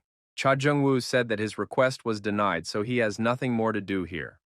The woman wondered, what is this guy's agenda? Does he really think that if he behaves like this, she will take a sudden interest in him? The man known as Greedy Devil she had been studying was not so simple. The masked man is a crafty man who knows how to wait for his time. Frisia remarked that they could talk some more anyway. Cha Jun-woo remembered his brother's story about Frisia looking for someone of the king's level. The woman said she had some questions. Our hero replied that he was listening attentively. Frisia said she heard, the masked man got his hands on Queen Lethe's legacy. Why would he seek their sponsorship if he has that kind of money? Cha Jung-woo said he didn't have that money. Frisia stated that she had information that Queen Lethe's legacy was in his hands. Our hero replied that he had spent it all. Queen Lethe's legacy was of immense value. The vault contained astronomical sums that even large clans could not dream of. However, the funds that would have sufficed for anyone else were not enough for our hero. He needed resources to create a dungeon and rebuild the outside space. Some of the funds also went to rebuilding a large laboratory and creating his own forge. Our hero signed multiple bills that devastated his fortune. Frisia wondered, how could he spend an astronomical amount of money in such a short period of time? Cha Jung-woo replied that he had sold off all but the essentials in Entranian and had already spent the proceeds. The mysterious merchant thought the man was crazy. How much money did he make? It would be enough for a large clan for several years. Frisia inquired how much money the masked man needed. The protagonist replied that the more the better, he'd probably be broke soon. The woman marveled. This guy talks like his money is flowing away like water. Frisia says Cha Jung-woo can discuss the details with Atron, but before he leaves, there's something he needs to know. Frisia added that she doesn't work at a loss to herself. Cha Jung-woo shouldn't get involved if he can't pay the principal and interest. Cha Jun-woo thought that this woman was talking like the ultimate loan shark. The woman said she was honored to meet the masked man and added that it was time for her to leave. The protagonist thought he had managed to get the funds to start a clan. Now it was time to return to the tower. But before that, he must see the end of Queen Lethe. Hermes was pensive. What was this masked man up to? On the 98th floor, Hermes and Athena were discussing our hero. Hermes asked, "Does the masked man really bother his sister? It had been a long time since she had shown emotion. It seems their uncle has decided to destroy this young man. Poseidon said that any player who offended the god would be punished." Hermes told Athena to take her time. After all, they know that this guy has dealt with Agaras. Athena said nonchalance is nice, but they can't help it, and neither can their uncle. All because of the system and Alphawan, who deserves not just death, but more suffering.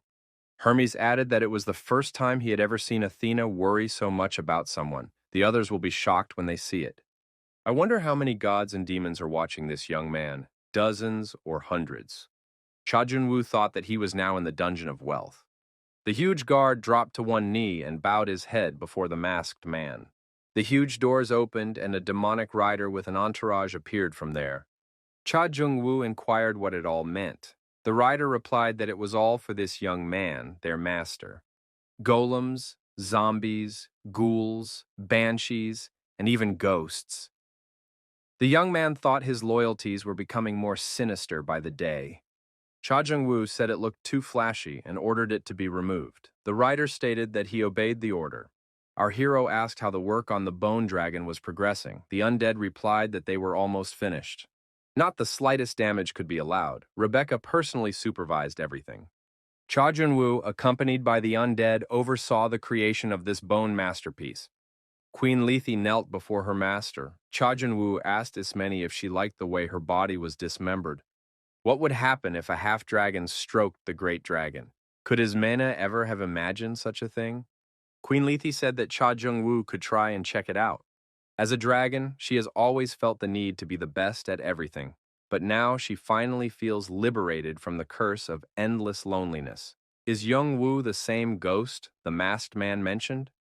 Who would have thought that realization would come to her at the moment of her death? The protagonist said goodbye to Queen Lethe.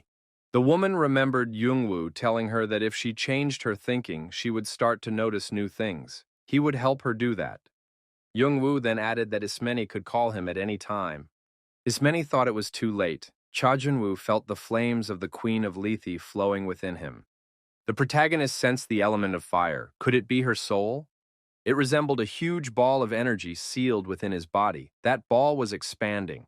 Our hero was vaguely aware that Woo was trying to bring him to his senses by constantly repeating his name. Cha Jung-woo came to his senses and Woo congratulated him. The boy wondered, what was he talking about? Woo said that the master had successfully possessed Ismene's soul. The dragon blessing takes the dragon's soul. Cha Jun-woo didn't feel like anything had changed. One must visit the world of the mind. The limits of his body and soul had expanded far more than he could have imagined. Cha Jun-woo began to feel that there were many eyes watching him. Before, our hero had only a feeling that someone was watching him. However, now that his senses were sharpened, he knew for sure. Cha Jun-woo felt warm glances on him. Some views, however, were brimming with anger. These looks were unpleasant to him, and he decided he needed to get rid of them as soon as possible. Bram said that he planned to complete the lab soon and work on Ananta's treatment. Cha Jung-woo is going to go up to the tower and lay the foundation of the clan. He can stop worrying about the rest and focus on conquering the tower. Bram added that if there were useful things or creatures there, the young man could bring them, but it was not a good idea to drag everything here. 26th floor, Wailing Wall. Cha Jun-woo realized that this was going to be a test on the snowy mountain. However, at this moment, he found himself on the fortress wall. There were armed knights below the fortress. One of them said that it would not be easy here. The presence of the greedy devil had been noticed. Shannon, hearing this conversation, said that their master was quite popular.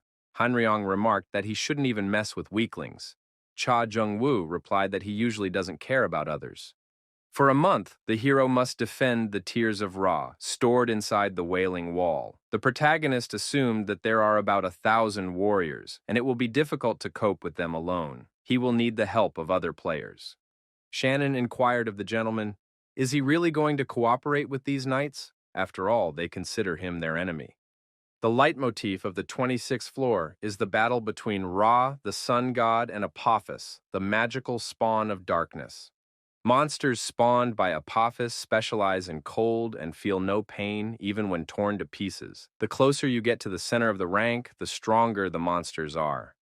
There are two ways to pass this test. The first is to defend the Tears of Ra against attacks for a month. Ice monsters will attack every midnight. The problems will start when the food and water supplies run out. Most players fail because of the strife that has started.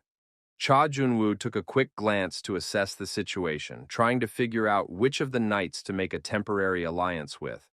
Many looked at him with undisguised disbelief. Apparently, no one was going to work together. Conflicts between players could become as much of a headache as monsters. No matter how troublesome it was, we would have to solve the problems on our own. Cha Junwoo decided that he needed to check something out. The knights were startled to notice the undead emerge out of nowhere. The outraged warriors asked what the greedy devil was going to do. Our hero told them to stay focused and keep defending the citadel. He would provide them with supplies. Cha Junwoo looked at the crystal and said that the Tears of Ra would stay with him for the time being. The warriors were surprised. How did the greedy devil have it? He didn't have time to explain. In one fell swoop, he jumped off the fortress wall. There was a second way to pass the test. Steal the poisonous fang of Apophis hidden by the snow monsters. Spreading his fiery dragon wings, Cha Junwoo resembled a dive bomber. Undoubtedly, stealing the poison fang of Apophis was much more difficult than defending the Tears of Ra. After flying a sufficient distance, he summoned Shannon and Hanryong. Cha Junwoo said that it was not necessary to wait until nightfall to attack the monsters. At that moment, the knights saw a snow avalanche bearing down on the fortress. The protagonist had to plunge single-handedly into the very thick of a million-strong army of frost monsters. The monsters were infinitely numerous. However, what was this light that appeared ahead? What would happen if you fed the holy sword with dragon blood, with which Queen Lethe created 81 eyes and 9 dragon offspring? Bigrid was once a sacred sword that all heroes wanted to wield. However, as it passed from one hero to another, it shed too much blood and became a demonic weapon that cursed its wielder. In its true form, Bigrid was incredibly strong, and now Cha Junwoo might not be able to hold back. Shannon warned the host to control the energy expenditure and the force of the blow. Cha Junwoo replied that he felt fine. If his body couldn't handle the power of fire, he would use the skills he had learned in the battle with Gilliard. Now he understood what it meant to use imagination. You have to become the storm and lightning itself. Remembering Gilliard's lessons, he decided he would become fire. After the 50th strike, the sword shone even brighter. After the 90th blow, the flames disappeared. Only the wind remained. On the 95th blow, the wind subsided, as if in the center of a storm. Light, heat, and wind were locked in his awareness. On the 99th strike, the aura darkened, turning black as pitch. A black, ominous energy appeared. The leader of the monsters screamed in fear. A monster was standing in front of him. The hero successfully destroyed the 13th Company and its commander. Cha Junwoo had discovered a new way of applying mindfulness and was able to create a strong energy. He was now able to lock the fire in his aura. The protagonist has fully completed the Fire Will skill.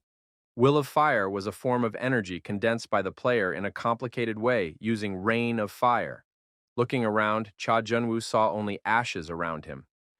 Shannon notices that his master seems happy to frolic here. However, his servants are suffering. His master seems to be literally glowing with happiness. Cha Junwoo had advanced much deeper. The huge snow dragon Apophis said that the man had gotten this far. It was commendable. Apophis grinned. Was the man really scared? Moreover, he had almost used up his health and magical powers. Apparently, he wouldn't even have to personally intervene. Apophis called out to his minions, "Let them swallow this man." Each of the heads was a monster equal in strength to the commanders. The appearance of Apophis was terrifying. The protagonist had expected his shell to be different. Our hero added that he was extremely disappointed. Cha Junwoo was able to inflict significant damage to Apophis. Apophis didn't even have the strength to stay on his feet. Cha Junwoo thought that he needed to rest for a while. In that case, his health would return and his magic power was already constantly overflowing. Our hero declared the right to this territory. The awakening of the dragon body was activated. Stigmata of the goddess, Xianshan and Sha. Cha Jung-woo once again refused to be registered in the Hall of Fame. However, the hero's accomplishments will be recorded even if he does not register. Shannon reminded his host of the hidden object, the fangs of Apophis. There was a huge explosion, and Apophis was destroyed. Cha Jung-woo said that they needed to go back, but if the explosion hadn't been so strong, the scales might have survived. Our hero has obtained a hidden item, the Fang of Apophis. However, the item was badly damaged in an explosion. It requires the assistance of an eminent master to restore it. The Tears of Ra is a treasure protected by the castle walls of the 26th floor. It is a sacred artifact given to the people by the sun god himself to protect the castle from the snow monsters of Apophis. Hanryong was angry. How could his master throw him into the fire pit? Cha Junwoo replied that no one was hurt by it. One must choose between two attributes, sacred or demonic energy. In the past, Youngwoo was unable to make up his mind. He ended up giving the power to the ether, which he desperately needed. Ether chose the sacred power, absorbed it, and then used it to betray Youngwoo. Shannon wondered, is the host torn between sacred and demonic energies? Cha Jung-woo stated that he had already made his choice. Our hero chose the sacred power. God's sleeping blessing has been awakened. However, this power is clearly not enough. The blessing of God that the hero received after submitting to Brahm has finally awakened. 27th floor, River of Souls. The hero arrived at the waiting room. Normally, the move is to the starting area, but now it is to the waiting room. The reason why the start of the test on the 27th floor is different from the others is because it will proceed differently. On the lower floors, most of the trials take place in the same world. However, starting in the middle floors, where the world is divided into sections, there is one major trial made up of smaller, separate sections. These trials begin between the 27th and 30th floors. In the three trials, mistakes are unacceptable. One wrong step will have a huge impact on the next floor, resulting in incredible challenges on the 30th floor. Our hero thought that now he would have to worry about several trials at once. However, he had already faced something like this at the training level. The scale is slightly larger than before, but the challenge has not changed. The protagonist opened the huge doors and stepped inside. Our hero found himself on the bank of a river. Nearby were knights and broken boats. Cha Junwoo tried to assess the scale of the disaster with his naked eye.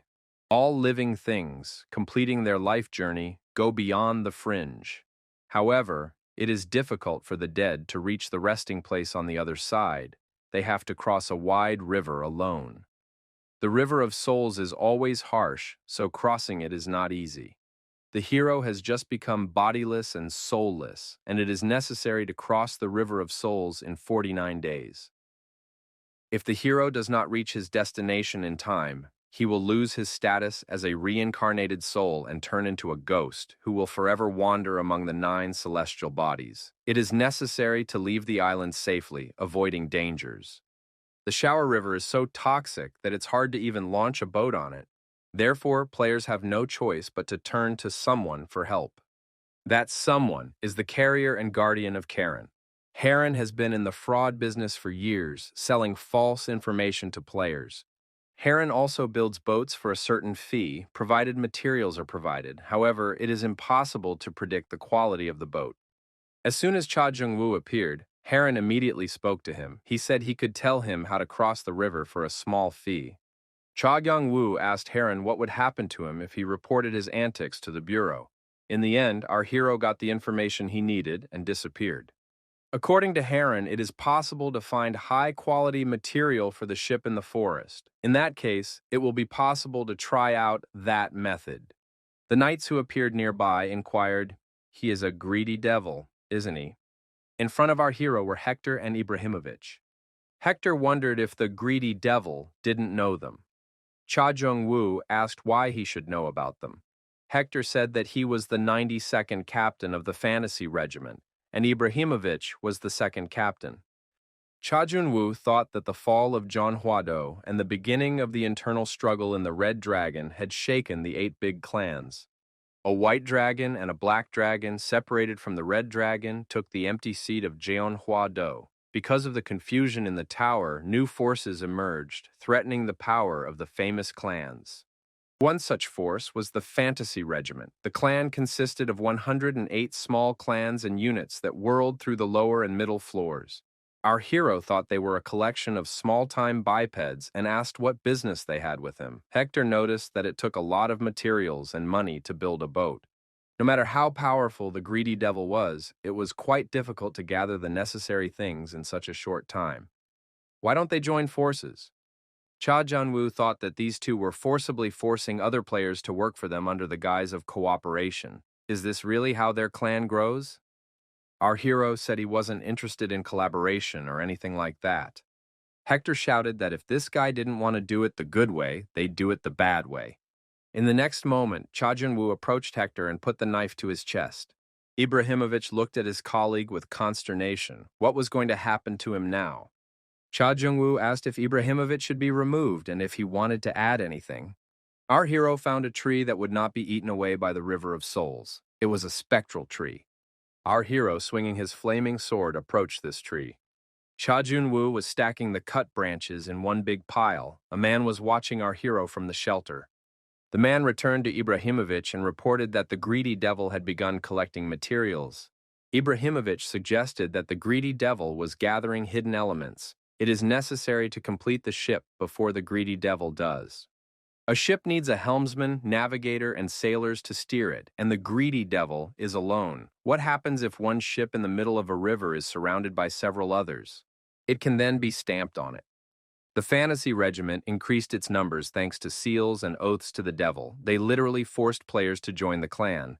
Ibrahimovic said that it was necessary to hurry and get everything they needed. They should also give Harun more money so that their boats would be ready before the greedy devil's boat.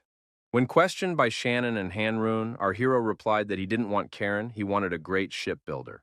From the neighboring trees, unfamiliar warriors watched the masked man. It was a tribe of cannibals. The cannibals living on the 27th floor were disturbing the players. They are quite intelligent as they have built their own civilization. However, players treat them as monsters because they hunt players and enjoy eating them. Shannon wondered why there were so many people around his master who wanted to do away with him. Cannibals used poisoned darts to hunt. Cha Junwoo was able to identify the hidden attack and used his internal energy to repel it. The darts changed direction and returned to their masters, striking the cannibals in various parts of their bodies. Cha Junwoo asked his opponents where their village was located. One of the cannibals wondered how this man had learned to speak their language. However, they had nothing to reply. The cannibals tried to attack the man again. Our hero systematically continued to destroy his opponents. He grabbed one of the surviving cannibals by the throat. Shannon said that the host has eliminated a lot of cannibals. If we keep this up, there will be no one to get information from.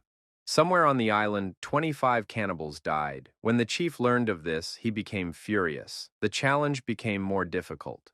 The knight saw that demonic cannibals had been sent to them. What was the cause of this? The warriors knew that man-eating monsters were common in this forest, so extreme caution was necessary. The group of warriors saw before them the corpses of the team members who had gone ahead. The leader of the group suggested that the victims had been attacked by cannibals. He told Heidi to take a look at it. Cannibals usually treat players as prey, so they try to catch them with a minimum of damage. However, in this case, it was as if someone was playing them like toys. Heidi shouted that danger was near. The cannibals surrounded this group of warriors and tried to attack them. The girls screamed that they were being attacked by demonic cannibals. Cannibals have unique racial skills. Thanks to the blood bond, they share power with their blood relatives. If someone dies, their power is passed on to another member of the tribe. The more cannibals die, the stronger the remaining ones become. The leader of the group yelled for everyone to immediately hide in the bushes and duck as low as possible. The men ducked to the ground, hiding behind bushes, hoping the cannibals wouldn't notice them. The commander of the cannibal squad was traveling on a huge monster, surveying the area from above. Heidi was terrified. The cannibals and monsters were very strong and could wipe out her squad members with a single blow. Fortunately, the cannibals seemed to have passed by. The cannibals discovered the group of warriors and massacred them mercilessly. The huge monster also had its paw on the extermination of the knights. The surviving Ibrahimovic was hiding behind a huge rock nearby. Ibrahimovic couldn't understand what was really going on here. He remembered the greedy devil and thought it was clearly his doing.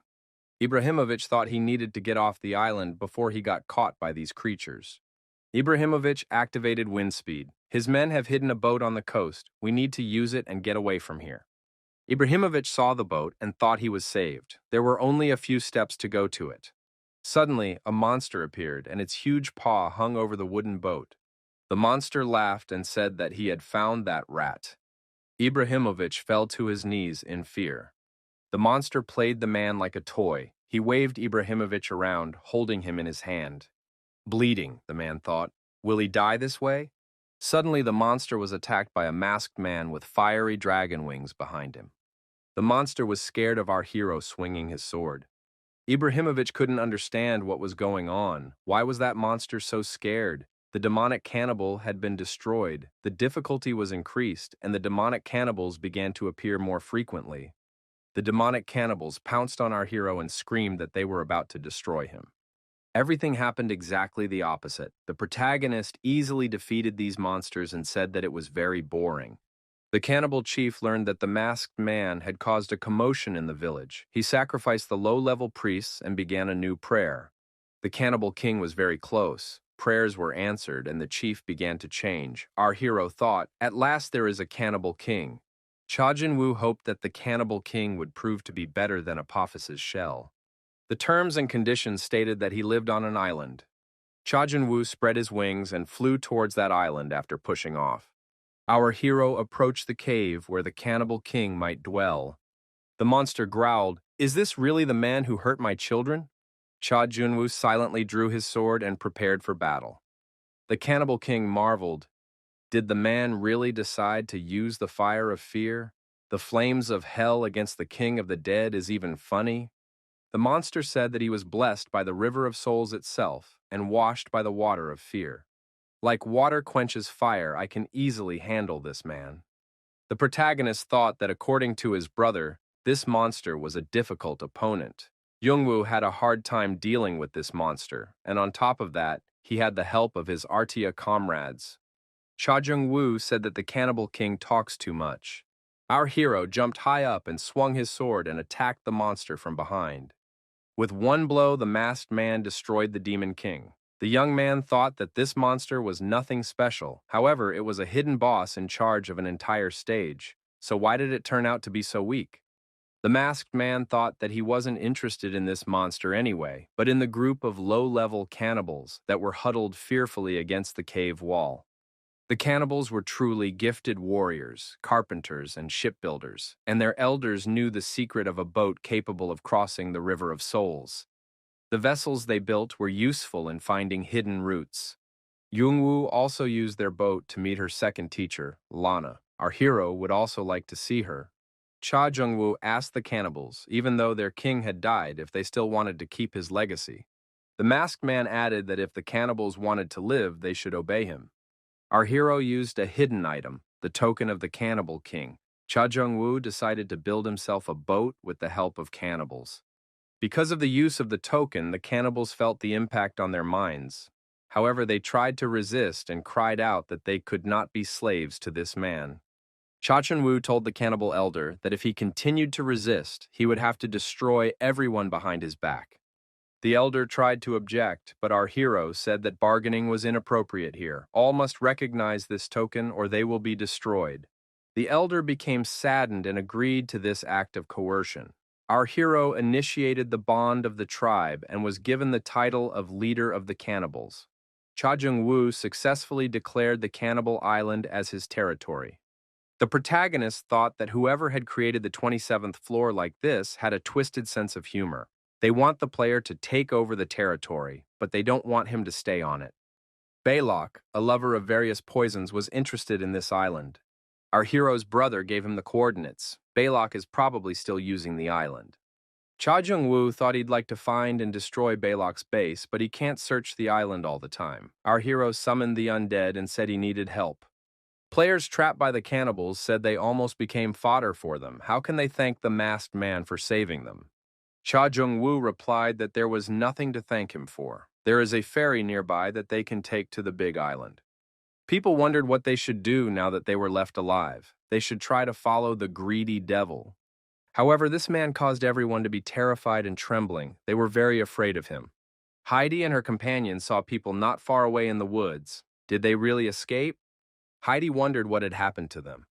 The girl was told that the greedy devil had killed off all the cannibals on the island. He subjugated the remaining ones and built a boat. They managed to stay alive, but there wasn't much time. Heidi figured that many of the people present had suffered from cannibals. The foggy air made her body heavy and her mind weak. The crew members still have strength, so they too can build a boat and cross the river. But if we leave these people here, they will die. Heidi figured there was no way she was going to be like Dad. The girl asked to be taken to the greedy devil. She needed to talk to him. Cha Jung-woo asked Heidi, does she really want him to move them? The girl said they weren't asking for a goodwill gesture. They are willing to give up half of their karma. Also, he can ask to do anything he wants to them. Cha Jung-woo looked intently at the girl and asked, is she willing to answer for her words? Heidi felt fear from the man's gaze. However, the girl could not give up because people believe in her and follow her. Heidi confirmed that she would agree to any terms. Cha Jung-woo said they had an agreement and put forward his terms. The protagonist said that he was interested in 90% of their karma and had no intention of bargaining. They must also obey him unconditionally without paying attention to his actions. The people heard Heidi's confession and became very excited. Would they really be saved? Our hero looked at the cannibals and thought that the first bunch of slaves had now been joined by a second bunch of slaves. After a bit of thought, the protagonist added that he has 3 bunches of slaves. The first set of slaves is undead. Cha Jun-woo looked at the girl and remembered that she called her name, Heidi. Our hero thought that there might be some good from this girl. If you help her develop, she might be useful. The protagonist looked at Heidi and thought, not everyone has eyes like that. It made sense to keep an eye on her. Western Fantasy Regiment Clan Headquarters. The knight's training was in full swing. The losing knight said that he couldn't catch up with his opponent. The difference is too great. The opponent said that the young man had gotten noticeably better and he could win next time. The winner of the battle was the commander of the fantastic regiment, Kreutz. An aide approached the commander and said he had a message. Commander Kreutz read the message about the greedy devil. Kreutz thought the leader of the regiment would be furious when he heard. Several days had passed since Cha Jun-woo's boat had departed from the shore. Heidi understood exactly why Cha Jun-woo had previously given her such conditions. Since it was a river of souls, there were some difficulties while crossing it. River predators appeared around the boat, intending to attack it. The commander said that the boat was tilting and that it was necessary to hold on tight. Heidi was surprised. After all, one could find calmer areas on the river. Why did Cha Jun-woo choose the most dangerous path? What is the greedy devil thinking? Our hero used his wings to fly upwards and attack the water monsters from the air. Expectedly, the monsters were destroyed and dissected into several pieces. Heidi and her comrades were again rescued by our hero. The girl thought they had almost died. Someone present said that the pirates were right on course. Cha Jung-woo stated that they had come to the right place. He needed a guide. Heidi was surprised. Why is this man smiling after hearing about the pirate ship? Our hero approached the pirate ship and asked one of the sailors where the quartz palace was located and what he knew about the Blue Rose. You're glad, of course. He was scared and said he would tell everything just to be let go. Heidi wondered, was the masked man really such a murderer? Will they be able to cross the River of Souls safely? Another slave appeared at the ship's helm. The protagonist retrieved the River King's crystal.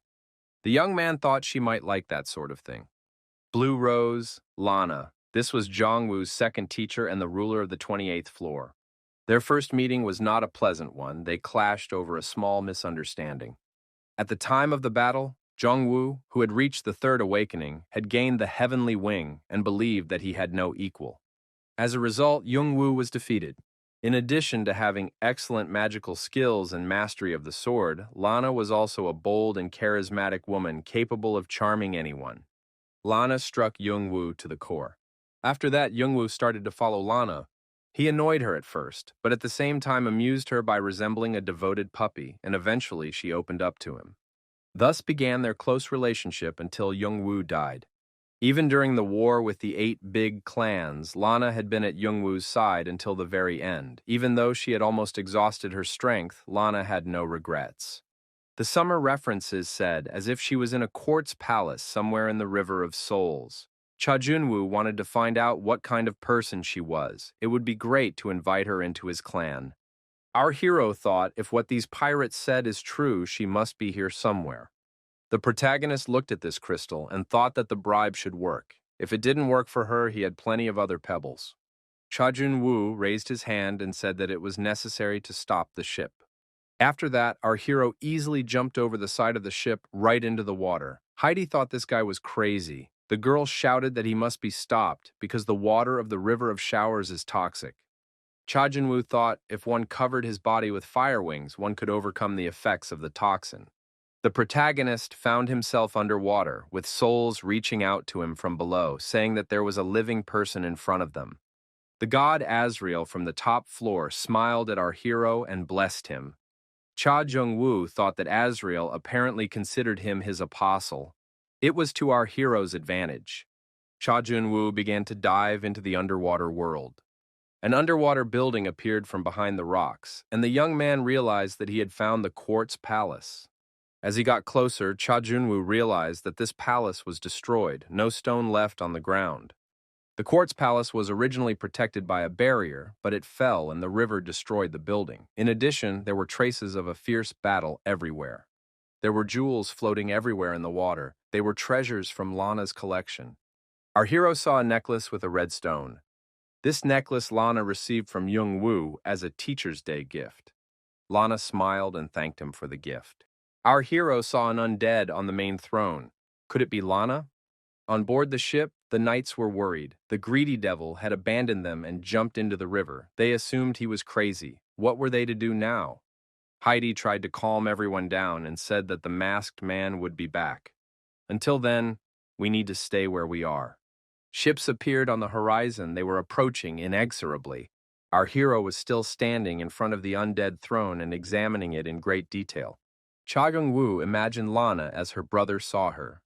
Even though Cha Jun-woo had squeezed the third spirit to the max, it was impossible to bring back Lana's consciousness. Her body had been in the river for too long. Instead, he was able to gather the tiniest fragments of thoughts and read her last memories.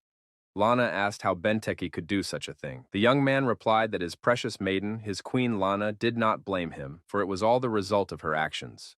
Benteke was Lana's right-hand man and lover. He was also an apostle of Poseidon, the supreme god of Olympus.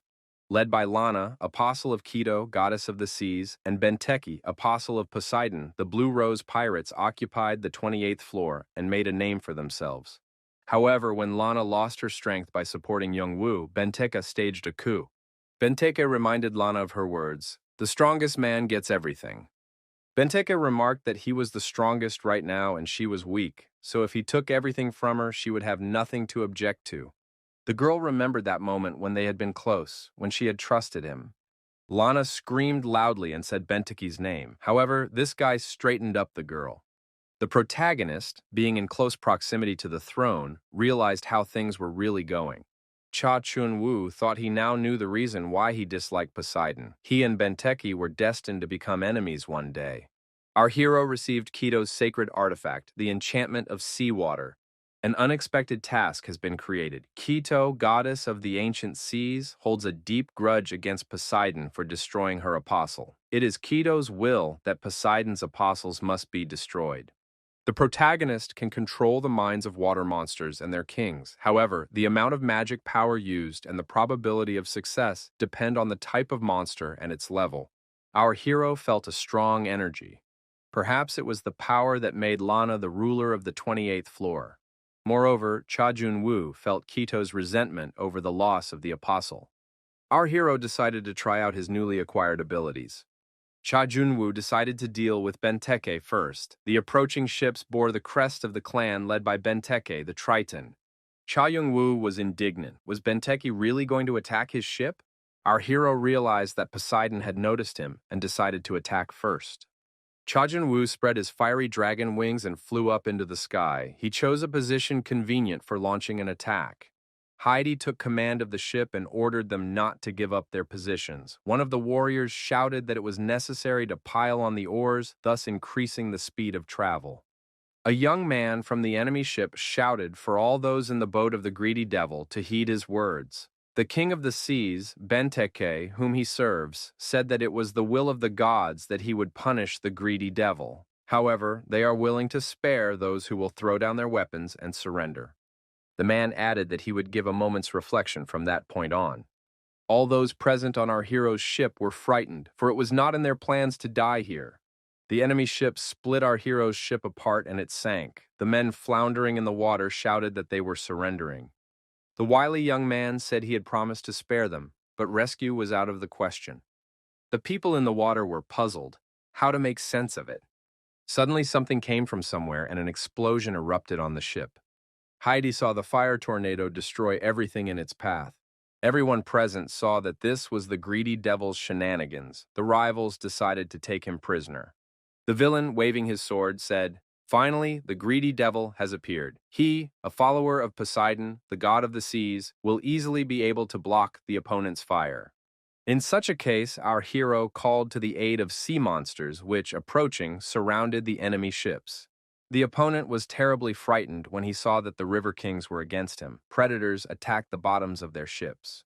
A wave of fire came up and the ships were engulfed in flames. The villains decided that it was necessary to get as far away from this place as possible. Cha Jung-woo says he doesn't need the small bipods. He's waiting for Benteke to show up. Then he can reduce the firepower. Benteke reported that their squadron had already lost 15 ships. What's the next step? Jinran, the deputy leader of the Triton, reported. Benteke calmly said he was watching a fun fireworks show. The leader said to get him a spear. For the first time, Poseidon, who usually paid no attention to the lower floors, insisted on the task.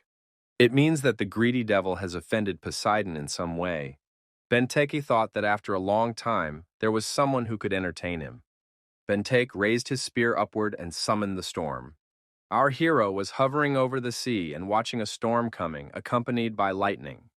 Cha Jun-woo wondered, could Benteke really release so much sacred power? It must be because of the trident, which is a sacred artifact of Poseidon. The trident is capable of compressing river water to the limit. Benteke approached our hero and said he was happy to meet the greedy devil. He activated the water bombs and claimed it in lieu of a greeting. The water bombs created a powerful jet that tried to extinguish the fire activated by the masked man. Cha Jun-woo skillfully repelled his opponent's attack and wasn't even hurt. Benteke didn't expect to find such talent on the lower floors.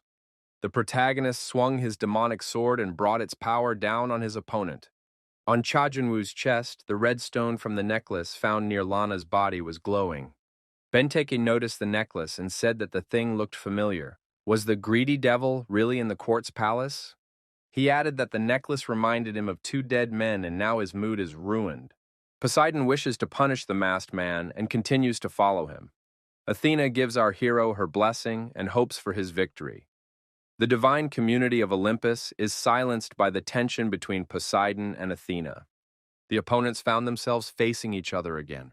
Cha Jung-woo expressed his hope that Benteke is different from the shell of Apophis and Cannibal King.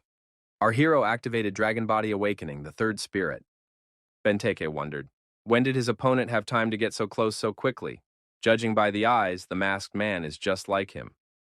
Benteke said he was interested in the necklace, but would think about it later when he dealt with the greedy devil. Water monsters emerged from the river and began annoying Benteke and slicing circles underneath him. Benteke wondered what expression was on his opponent's face and grabbed his mask and decided to take it off. Cha Jun-woo thought that this was a dangerous situation. He had almost used up all of his sacred power. He would have to hold on a little longer. A powerful pillar of fire was activated. It burned everything in its path like a tornado. The protagonist's wings were burned. Our hero thought that it was good that his ship was not damaged. Kito's artifact also lost its power. Even with the help of a sacred artifact, dealing with such an opponent is not easy. Benteke is one of the strongest players, but there will surely be more players of the same level on the upper floors. Traditionally, our hero thought he needed to get even stronger. The protagonist noted that he had not experienced such excitement in a long time. Cha Jung-woo called his opponent a monster. Benteke grinned and replied that he was hearing it from a monster. Benteke stated that his opponent had lost his sacred artifact, and Poseidon's curse had weakened his power, though both the trident and his body were also too damaged. He added that they could now fight with their true strength without outside help. The masked man said that was great and laughed. Benteke activated the dark energy. Athena covered her mouth with her hand. She was surprised by the unexpected development. The divine community of Olympus is shaken. The gods of Olympus are confused. The Black King's Sorrow is a unique artifact. Only one copy of it exists in the tower, completely bound to its owner. Our hero thought it was similar to what happened when he got the Astrope. The masked man was trying to figure out who the Black King was. Bentek turned to Poseidon reproachfully. What is it? He's a god, but he couldn't see this coming. Why does Poseidon now blame him for it? Benteke told his opponent that it was all because of his grumpy god. He added that the loss of the artifact was not important to him. He was not interested in the wrath of the god he served, but in his rival, the masked man. Benteke remarked that the only thing he cares about is who will emerge victorious from this bout. The greedy devil is only interested in that right now, isn't he? Our hero thought that if he was calculating in a fight, Benteke was acting on instinct. When injured, Cha Jung-woo relies on demonic magic and regeneration. The opponent doesn't care about getting hurt. In this case, the opponents approached each other and stabbed each other in the heart at the same time. Now it was a question of who would be the first to end the other's life. Our hero used time anticipation. Benteke was surprised. They hit each other at the same time. Why was he the only one in pain? Benteke smiled sadly and said everyone has an ace up their sleeve. He noticed that he was the ruling king and couldn't lose. Jung-woo and Lana, because they were weak. Benteke added that he wasn't going to end up like them. The protagonist thought to himself as Bigrid didn't move. Are there any other powers besides the sacred artifacts and the powers of the apostles? Benteke squeezed his opponent's mask with his hand and it broke apart. Suddenly, Benteke's assistant, Jinren, picked up his boss and told the captain to back off. The protagonist, exhausted, began to sink to the water. He thought it was necessary to recover the mask. This is the limit. A knight, a close friend of Bloodland, picked up our hero to avoid falling. Jinran pulled his captain to a safe distance and asked if he was okay. Benteke told an aide he wasn't comfortable with that. Jinran told the commander that in such a state he wouldn't be able to defeat Duke Ardbad. The knight who rescued our hero told us he needed to rest. The knight added that if he had been even a little late, it would have ended sadly. Now he hoped that the masked man was all right. The knight stated that His Majesty had ordered that the young man be brought safely to Bloodlands. The knight added that the young man's promise to meet His Majesty had not yet been fulfilled, so he had come here in person. Cha Jun-woo thought that his image in the Bloody Land had been preserved. Fortunately, he was able to quickly restore his mask, and no one saw his face. In fact, the hero suggested that this was his limit. The protagonist saw many familiar faces. Cha Jun-woo noticed that the Spring Queen was present. The guy wondered, what was she doing here? He couldn't believe that she had abandoned the white dragon that fights on high floors and showed up here. Knight said it was her primary body, an alter ego created from a blob of energy and separated from her main body. It said that it can only be used by masters of the unicorn tribe. Did Spring Queen really reach the level of a master? The knight also inquired as to what brought the Spring Queen here. The woman said that the knight himself knew the reason. She has come for the one he is protecting. The Spring Queen added that the masked man had destroyed her mother. It's not enough to tear him apart. She'll only rest after throwing him to the predators in the River of Souls. The Spring Queen activated the energy charge in her hands and asked, the knight isn't going to give up this guy so easily, is he? A bolt of energy flew at the knight, but he was able to repel this attack by using his magic sword. Knight said he sees too much power as for alter ego. The greedy devil could barely stand on his feet. The knight thought that if things continued like this, they might both die. The knight heard a voice. He was told that they were the ones helping the greedy devil. They would be on the spot soon. It was Heidi's voice. She added, "When she gave the signal, Knight should throw the greedy devil down." When the signal was given, the protagonist began to fall. Heidi was waiting for him at the bottom with her arms outstretched. The girl caught our hero and said she wasn't going to let him go. Heidi's companion said they shouldn't have helped. They should have left as they were told. Heidi kept saying she was different from her father. She's going to prove that she's different from him. Elves with silver hair and blue eyes are from one of the most powerful families of high elves. Heidi lowered herself onto the ship and said they had no time to think. They needed to get away immediately. The order was given to hoist the sails. Queen Spring shouted that Heidi dare not do such a thing. The knight told her not to leave. Doesn't she want to fight him? The Spring Queen attacked with energy charges a ship that was trying to leave the area on all sail. The masked man asked Heidi why she had saved him. After all, she could have just swam away. Heidi is honest. She doesn't want to be like someone else. That's all she can say. Cha Jung-woo replied that he understood now and he was relying on the girl.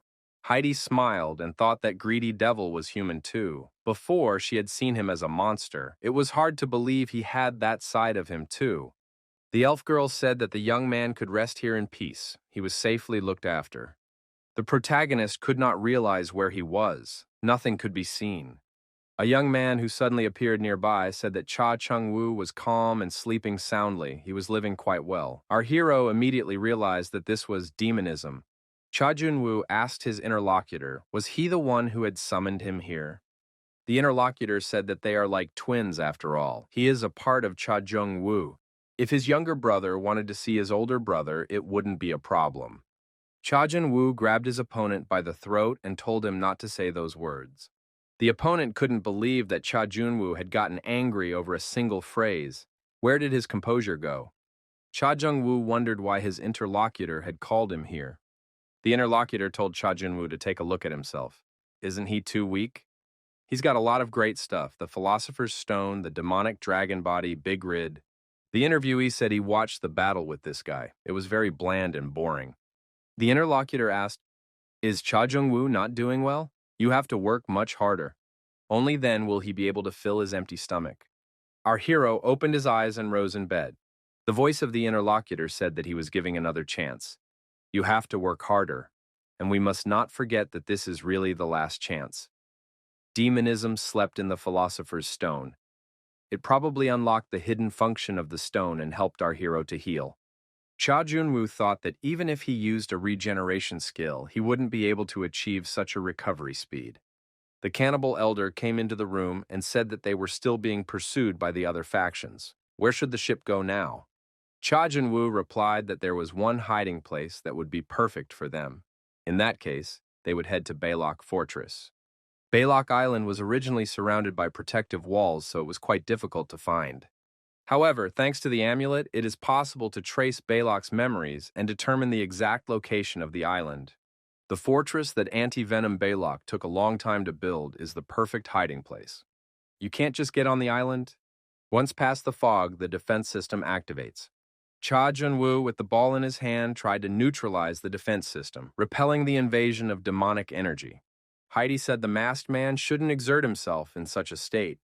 Cha Jung-woo looked at the girl and said she looked tired. Heidi smiled. She was on duty in case the enemies showed up again.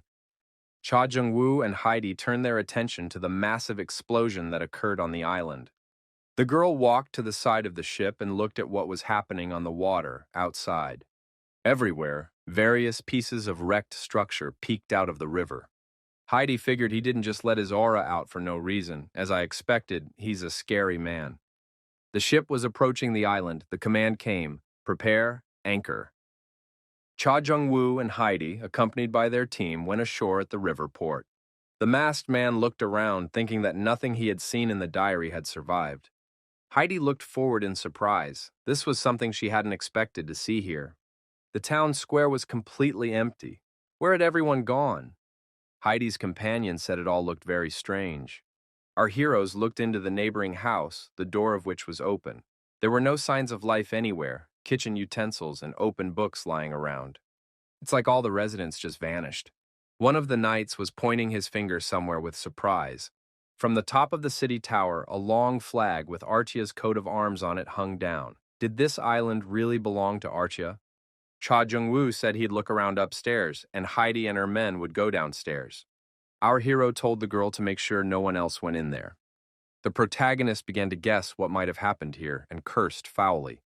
Leonti and Bahal have moved on to other factions.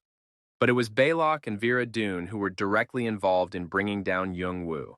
It was Baylock who invented the poison that was eating away at Young-woo's body from the inside until the end, and it was he who destroyed those who tried to help our hero's brother. Cha Young-woo was angry. How dare he use Ardia's coat of arms, and on the island that Young-woo had given him. Our hero wanted to trash this place, but first we need to find out what happened here. There were strangers on the island, but there was no reaction. Still, it was too early to say that the man had left the island. Cha Jun-woo was in one of the tower's rooms studying the manuscripts. He didn't believe that Baylock had just abandoned his precious research and test subjects. If he was going to leave the island, he would surely destroy everything here. The protagonist assumed that something had obviously happened on the island. Cha Jun-woo called for help from the undead. Master's orders were to focus and gather everything here. Cha Jun-woo explained to the undead what exactly he was interested in. As is customary in such cases, the young man went to the bookshelf and moved one of the books. In this way, a secret passage was discovered. Young-woo asked Baylock what kind of experiments he was doing if he created a testing ground the size of an island. After all, poison research doesn't require so many resources. Young-woo added that he's not saying it's a waste of money, he's just curious. Young-woo asked, what is the purpose of all this research in the end? Baylock replied that he was interested in the creation of a divine man. Cha Jung-woo found Baylock's anti-venom elixir. Baylock, in an attempt to recreate the legend that exists in his homeworld, was working on a divine man. These elixirs are needed to enhance the sacred power or blessing of a god. Since Baylock was suspicious, half of these liquids are probably pure poison. Cha Jung-woo said to have Woo conduct rapid tests and analyze the beneficial properties and possible harms. What is not needed can be put aside. Our hero figured his undead would take care of the basement, leaving the second and third floors to be inspected. Cha Jung-woo assumed that Baylock spent all his time in dark labs doing horrible research. The masked man found himself on the third floor in Baylock's office. The office had the usual domestic atmosphere. Cha Jung-woo thought that Baylock also wanted to live like an ordinary person, to enjoy luxury and beautiful scenery, and this was after he had done that to Jung-woo, his comrade. Since receiving the Black King's sorrow, the connection with the black bracelet has deepened. It has become much easier to control the monstrous harbingers, and the third spirit feels new. A kind of sticky and dreary feeling appeared that was hard to describe in words. Did the understanding of the Black King's despair also deepen when another item from the set was found? Despite absorbing the divine artifacts, Olympus remained silent. Azrael's attention, however, was becoming more intense. What is the meaning of this? The Black King's sorrow is a unique artifact that exists in the tower as a single copy, completely bound to its owner. As expected, nothing was known about the Black King, but it wasn't just the shackles that were a mystery. In the immeasurable eternity, the Black King was trembling with rage, so that the three objects that served as his fetters became his servants. The bracelet absorbed the sacred artifact of Zeus, and the shackles absorbed the sacred artifact of Poseidon. The protagonist familiarized himself with the text he found. He realized that under the Black King hides the side of Olympus. What kind of betrayal are we talking about here? The gods of Olympus betrayed the Black King. If this is true, it is now clear why despair and pain consumed Astrope and the Trident. It has to do with the fact that the Black King and Olympus became enemies. Does this mean that they were originally close? Titanomagic, gigantomagic, the destruction of Uranus and the Trojan War. Olympus has seen many wars throughout history, and many have ascended to godhood. Was the Black King one of them? It is associated with the death of someone who was part of or close to the Olympus community. All the gods were watching our hero. All the demons were waiting for his decision. Those who are connected to the other world are openly hungry to get their hands on the artifact. They are eager to know the true identity of the Black King. It was not surprising, for this power was on a completely different level, incomparable to necromancy and sorcery. With its help, you can manipulate a huge number of souls, amplify them, and turn them into your servants. In other words, it was a power greater than power. Azrael delivered a message to the protagonist. He could become the chosen one, a divine man. Azrael still wanted the masked man to be his apostle, his shadow, his spiritual receptacle. Azrael called himself his servant. Cha Junwoo was surprised by the fact that no one was commenting on Azrael's actions. Does that mean they know the identity of the Black King? But Azrael is the god of Malak. He has nothing to do with Olympus. Cha Junwoo thought he was wrong when he thought Azrael was related to Olympus. It's strange that Hades has no reaction to what's going on, because he should have been the one to react the sharpest. Could Hades be the Black King? What if Zeus and Poseidon betrayed him? Or is it Cronus who was stabbed in the back by Zeus and his followers? Or Uranus? Or Luciel, whose wings were torn out by both gods and demons?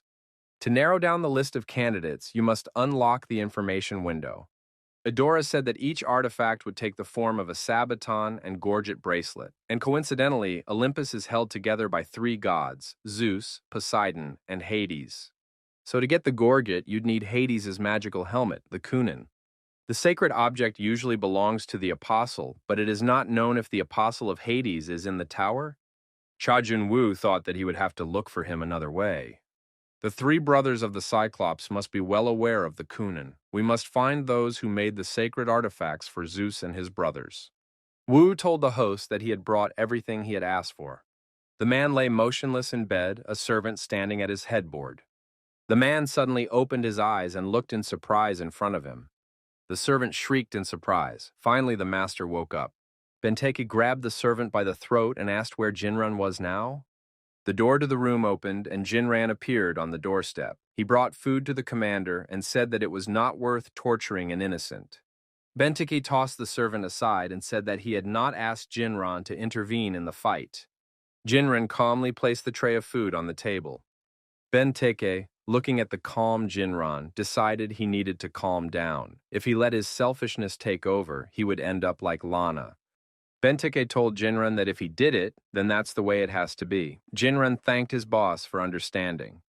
Benteke gave his interlocutor a stern look and told Jinran not to stop him from now on.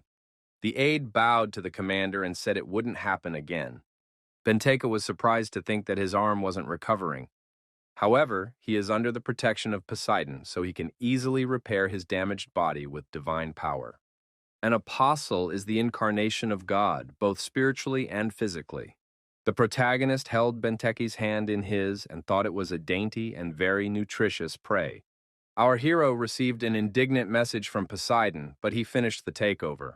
Benteke shouted that the masked man liked his hand. He now understood the answer. Benteke added for the greedy devil to get stronger and come back. They will fight another crazy battle again.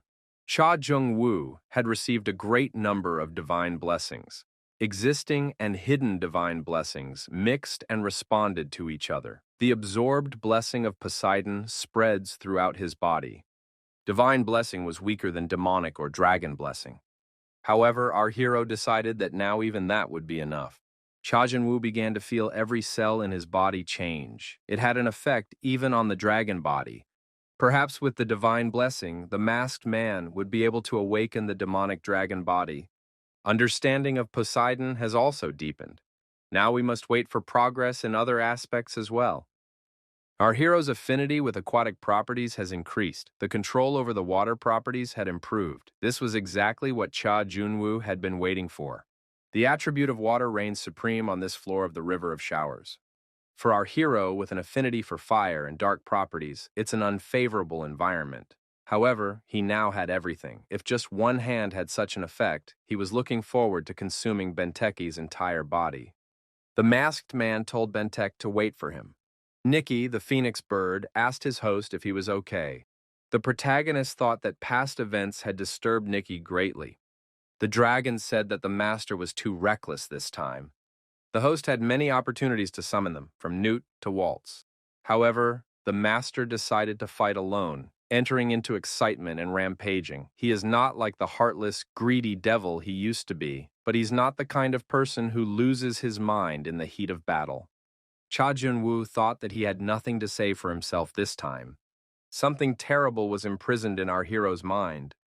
It was brutal, like a wild animal eager to take control. It was demonism, a part of himself he didn't want to acknowledge. Intoxicated from the battle, the protagonist lost control of himself. So there is nothing left but to accept the fact. He was not like himself. Our hero was looking forward to the fight. Cha Junwoo didn't want anyone to interfere. Something like this should never happen again. No matter what enemy is encountered along the way, the head must remain cool and the mind clear. Cha Junwoo was willing to admit it was his mistake. The dragon told the host to be more prudent next time, for they are always around. Nikki tells Krang not to pester his master, he's contemplating it himself. Krang offered to discuss something else besides that. The situation doesn't look good. What's the master going to do about Waltz? That horrible monster has his eye on him. Cha Jung-woo said he didn't need to worry about her. He backed up as he scurried off his feet. Now they can observe the current situation on the River of Souls. The dragon wondered, did the Bloody Land really have more people? Cha Jung-woo acknowledged this and added that Ardbad had summoned the other dukes. The dragon was surprised. Who would have thought that 3 dukes of Bloodland would enter the battle? Waltz must have used up a lot of energy. She truly justifies the title of the daughter of the Queen of Lethe and the head of a large clan. The dragon inquired about the information transfer. Did the host get hold of some kind of artifact? Our hero replied that it was a broadcast of what a member of his family sees. Cha Jun-woo remembered the moment when the knight let him go and Heidi caught him in midair. It was then that he hooked Hanryong Ardbadu. The dragon realized that it was Hanryong who was the eyes of his master in this situation. He apologized for his ridiculous judgment. Even if Waltz's alter ego falls in battle, she will definitely continue her search, so she can't be allowed to find them. However, Cha Jun-woo objected to the dragon. The larger the scale of the fight, the more enjoyable it was to watch. The knight suddenly received a stealthy blow from the shadows. His companions witnessed this attack. Horror froze in their eyes. Duke Ardbad was defeated and showed no signs of life. Waltz didn't hide her attitude to what was happening. It was revenge for saving the masked man.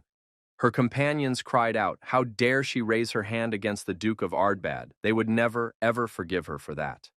Hanryong reported to his master that the deed was done. Hanrun added that he would return after picking up a goal. The masked man said that's great. Now he has a wonderful spark. The death of a beloved duke and the desire for dragon meat is reason enough for the Emperor of Gluttony to gather an army. A nice bonus is that they still consider the masked man to be on their side. Krang couldn't think that the host would stab Blood Earth in the back. It was truly an astounding move. Nikki agreed with this statement. Cha Jun-woo told both of them to be quiet. The masked man added that only fools fall for deception. He hoped Seisha wouldn't inherit that character. Knight Hanryong absorbed Ardbad's soul. As the skill increases, the old frames are destroyed. Even though Ardbad had been supplanted by Waltz, he was one of the 4 great dukes, the closest associates of Emperor Gluttony. The power contained within him was immense. He was greatly surprised when he found out about everything before the takeover. Ardbad shouted in anger that a greedy devil should not do such a thing. However, our hero didn't feel guilty. After all, he was the one who had targeted Yung-woo along with Emperor Gluttony, although it was risky. If the Duke hadn't let his guard down during the battle with Waltz, if Hanryong's strength hadn't been enough, the outcome would have been different. The masked man once again thought that he needed to become stronger in the future so that not only he but also his subordinates would not resort to such tricks. The Knight of Annihilation transformed into an aristocrat of annihilation. He paid his respects to the master. The ship, overcoming the river waves, on all sails strove to the appointed goal. Once Hanryong's transformation was complete, our hero and his men left the island of Balok. On leaving, the island was undermined so that other players could not find it. The sight of Balok's burning shelter warmed our hero's soul. Cha Gung-woo thought, if things continued like this, there shouldn't be any problems. That leaves only Benteki and Triton. Poseidon's clan, the Triton. Triton belonged to the new clans capable of taking a place among the 8 big clans. Triton was commanded by the reigning king of Benteki, Poseidon's apostle. Benteke was the only apostle of Poseidon. The others were apostles of the gods under his rule. Orion was a hunter of the constellations. Antaeus was a warrior comparable in strength to Hercules, and Charybdis was a monster capable of swallowing the sea. They were all children of Poseidon.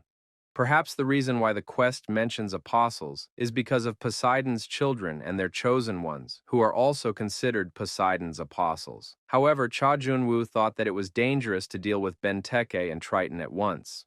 Benteke was strong but uncompromising. These were both his strengths and weaknesses. The fact that he didn't give in or give up speaks volumes about the strength of the reigning king. However, the heavier it is, the smaller pieces it can break into. All that remains is to find a way to break it. As a man obsessed with fighting, he fought alone, without the help of his subordinates. The masked man thought it would be to his advantage if it happened again in the future. The Triton, on the other hand, could be put on hold. Our hero decided that for the time being, we should prepare thoroughly. A few days later, all the tests were completed. 29th floor, the land of souls. The survivors congratulated each other for surviving and making it through. Heidi accepted the thanks, for it was largely to her credit. Heidi thought if it wasn't for the greedy devil, they probably wouldn't exist anymore. Our hero thought it was calmer on land than on a ship. However, it's time to head to the 30th floor, where the Triton is located. Now is not the time to relax.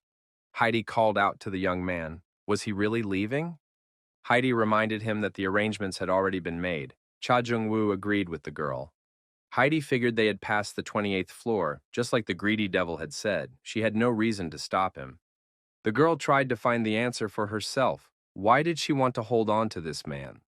Our hero, looking at Heidi, thought that such a person should not be missed. Cha Jun-woo had already thought about it. She has a good gleam in her eyes. Moreover, Heidi had a knack for leading those around her and caring for people. This elf girl has the temperament of a born leader. Saying goodbye, our hero told the girl to find him later if she wanted to. Cha Junwoo thought if it was up to him, he would have taken her with him right away. However, a lot of people rely on it, so you have to wait a bit.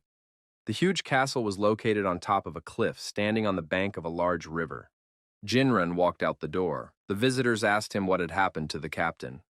Triton commanders Ted and Elaine recognized that for the first time in a long time, Benteke was having fun. Jinran stated that the captain was still resting. The injured arm has not yet recovered.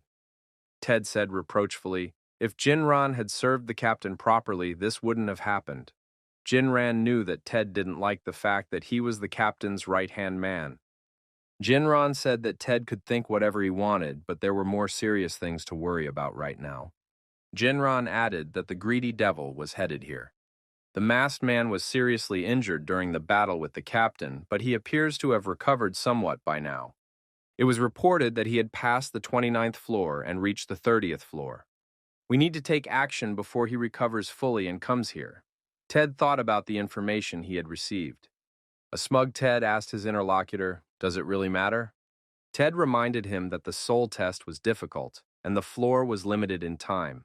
If the masked man himself is trying to get here, it won't be too difficult to deal with him. Jinran said that one should not underestimate the greedy devil. It was necessary to prepare. Ted grinned and said that only applies to a coward like Jinran. Ted has angrily declared that he is the second most powerful man in Triton after Benteke. He plans to take on the greedy devil with ease. Jinran thought that he couldn't manage to change Ted's mind, but that was even better. We should use Ted to check the greedy devil's condition and prepare countermeasures accordingly. Jinran stated that in that case, he would leave the greedy devil to Ted. He would have to make sure that he was done with it. Ted replied that he was going to do it without his orders. Ted reprimanded the departing Jinran. Elaine noticed that the guy wasn't so wrong. Ted swore again. Elaine noted that it had turned out the way he'd wanted it to anyway. Now all that was left was to prove his point. Ted added that it's obvious as it is. Ted decided he would prove that he was the real Deputy Triton. Ted decided with anger that he would definitely bring Jinran to his knees. The 30th floor, the gateway to the world of souls. Now the hero must completely cleanse his body of the poison of souls. Only then will he be granted a chance at life again. Cha Junwoo thought that this test was worthy of the 30th floor. Each 10th floor tests everything players have accomplished on the floors below. Depending on the person, the walkthrough may seem difficult or easy. Despite the fact that our hero has achieved a lot, every 10th test is still difficult. First, you have to find out what poison is inside him, then find the antidote. The protagonist set himself the task of obtaining the necessary ingredients in the vast land of souls. The size of this floor was incomparable to the previous ones, so the players will have to run and wipe their feet with blood. However, our hero's situation at the moment was different. Cha Junwoo summoned all the undead and commanded them to find all the necessary ingredients. The masked man decided that now all that remained was to determine what kind of poison was in it after all. Cha Junwoo asked if Wu had finished analyzing Balok's elixirs. Wu reported that according to the spectral analysis, 4 of the liquids were elixirs and the rest were poison, but the elixirs must be consumed in a certain order. If the sequence is wrong, the sacred power will destroy the body. Cha Junwoo thought that even the elixirs were extremely poisonous. If they were created by Balok, they were as good as demonic poison. Our hero praised the undead for research. It was just what he needed. Wu was surprised. Is Master really going to poison himself even more? Cha Junwoo confirmed that he was going to use Balok's method. Unlike those who were obsessed with finding an antidote, Balok decided to take a different approach. Watching him try to create more poisons, our hero's brother didn't understand what Balok was thinking and just watched. Everyone was shocked to see Balok injecting more poisons into himself instead of neutralizing the existing ones. As it turned out, Balok considered trying to get rid of the poison in his body a waste and opted for the method of adapting his body to poisons. The method worked and even helped Balok pump up, but it also proved his insanity. Wu wondered, but did it only require poisonous plants? Why use elixirs? Cha Junwoo said that he would take them too. Wu said it's still dangerous. Shouldn't we choose another method? Our hero admitted that he was being reckless.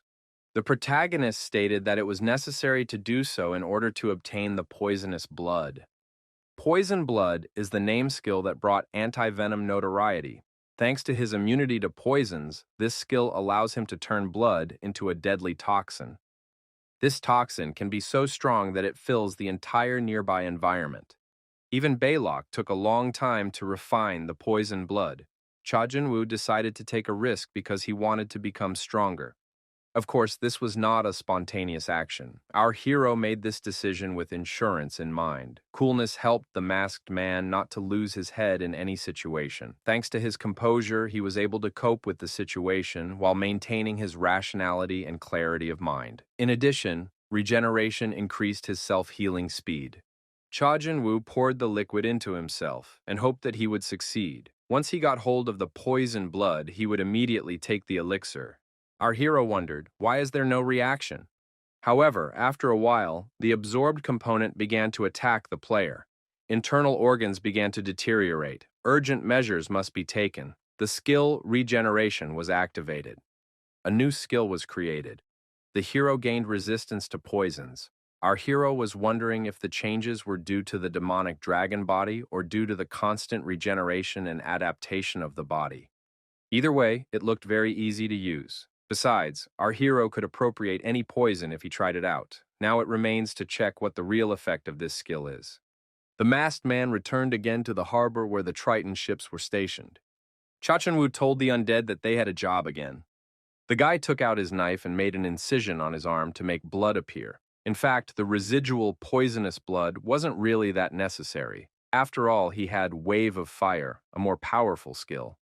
Residual poisonous blood is transmitted to the monstrous harbingers through the caster's blood. But if you use it to amplify multiple precursors, the result is much better. These harbingers will be able to break up a pretty large group of players. The routine work was going on in the harbor, carrying cargo to and from the ship. Suddenly, the whole place shook. Was it an earthquake? However, from the high ground, from behind the forest, the undead appeared. It was unexpected, and the people were taken by surprise. It acted mercilessly, and there was no escape from these monsters. One of the sailors said that these monsters were so fast that they were hard to stop. People were poisoned with residual poisonous blood. No one realized when they had been poisoned. Many began to bleed. The river was also turbulent, with vessels moored nearby beginning to sink. Our hero thought that this skill was much more effective than he had anticipated. It was a good thing he splashed the monstrous harbingers with his blood. The power of the Balok elixirs that our hero drank along with the poisons was passed on to them. Cha Junwoo thought that he would no longer have to keep the harbingers as a secret weapon. Now our hero has the power to threaten Triton, one of the strongest developing organizations. There's no point in hiding it, and it could come in handy in the future. The protagonist hoped that he would appear soon. Indeed, something in the sky was approaching. It was someone of the level of an apostle. Could it be Benteke? His strength was similar to Poseidon's, but slightly different. The man shouted for the greedy devil to stop it immediately. Our hero was disappointed. It was Ted, one of the Triton's 3 commanders. Why didn't Benteke show up? Ted thought that the greedy devil probably wouldn't be in the fight himself. He decided that the enemy had underestimated the situation and made a mistake. In that case, it would be easy enough to overpower the wounded man. Cha Jung-woo, without any help from Shannon and Hanryong, Ted wondered who were they. However, he was even more surprised when the two began to harass and oppress him, using all sorts of dirty words. Ted's self-confidence began to melt before his eyes. The residual poisonous blood had been used against him. Ted thought he was in a dangerous position. He had to unleash the sacred power as soon as possible and deal with his rivals. Shannon and Hanrian simultaneously approached Ted and also simultaneously thrust their swords into him. Ted saw a huge glowing eye in the sky above the masked man. The undead said that no one could approach their master without permission. Ted thought, after all, he is an apostle of Antaeus. He can't die here like this. The second man in the Triton, he is the one who will one day surpass the king. Ted remembered how long ago, in the midst of the battle for a place in the sun at Triton, he had lost to Benteke and become his subordinate. He had lost, however, not because he was weak, but because of carelessness. However, Benteke has now lost his trident and has been hit in the arm. Therefore, he, the apostle of Antaeus, is perfectly suited to be the leader of the Triton. The masked man told his opponent that he didn't know his place and was incredibly greedy. Ted is actually someone who blindly attacks his opponent without even knowing him. Ted accepted a foolish doom because of his own self-confidence. He is no different from his god who was defeated by Hercules. Poseidon was furious.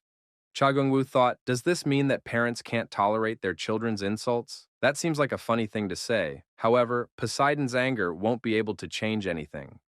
There must be as much divine power in Ted as there is in Benteke's arm. However, Ted is no match for him. Benteke is a worthy opponent. Ted is dead. Shouldn't the captain have been informed of the destruction of the harbor? Why isn't Benteke going to show up even though he's so damaged? The protagonist said to let Shannon and Hanran take care of the rest. Our hero figured if Benteke wasn't going to come out, he'd make him do it.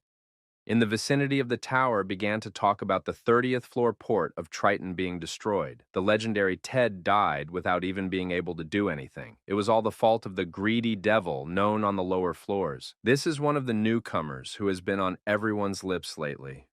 Did one player really do it? Rumor has it that he is working on destroying other positions as well. Triton's enemies will be furious. I wonder what will happen next. How high will the greedy devil be able to climb? The masked man and his assistants, Shannon and Hanryong, were advancing deep into the 30th floor. The trials of the 30th floor were passed, during which time several Triton positions fell, but Benteke never showed himself.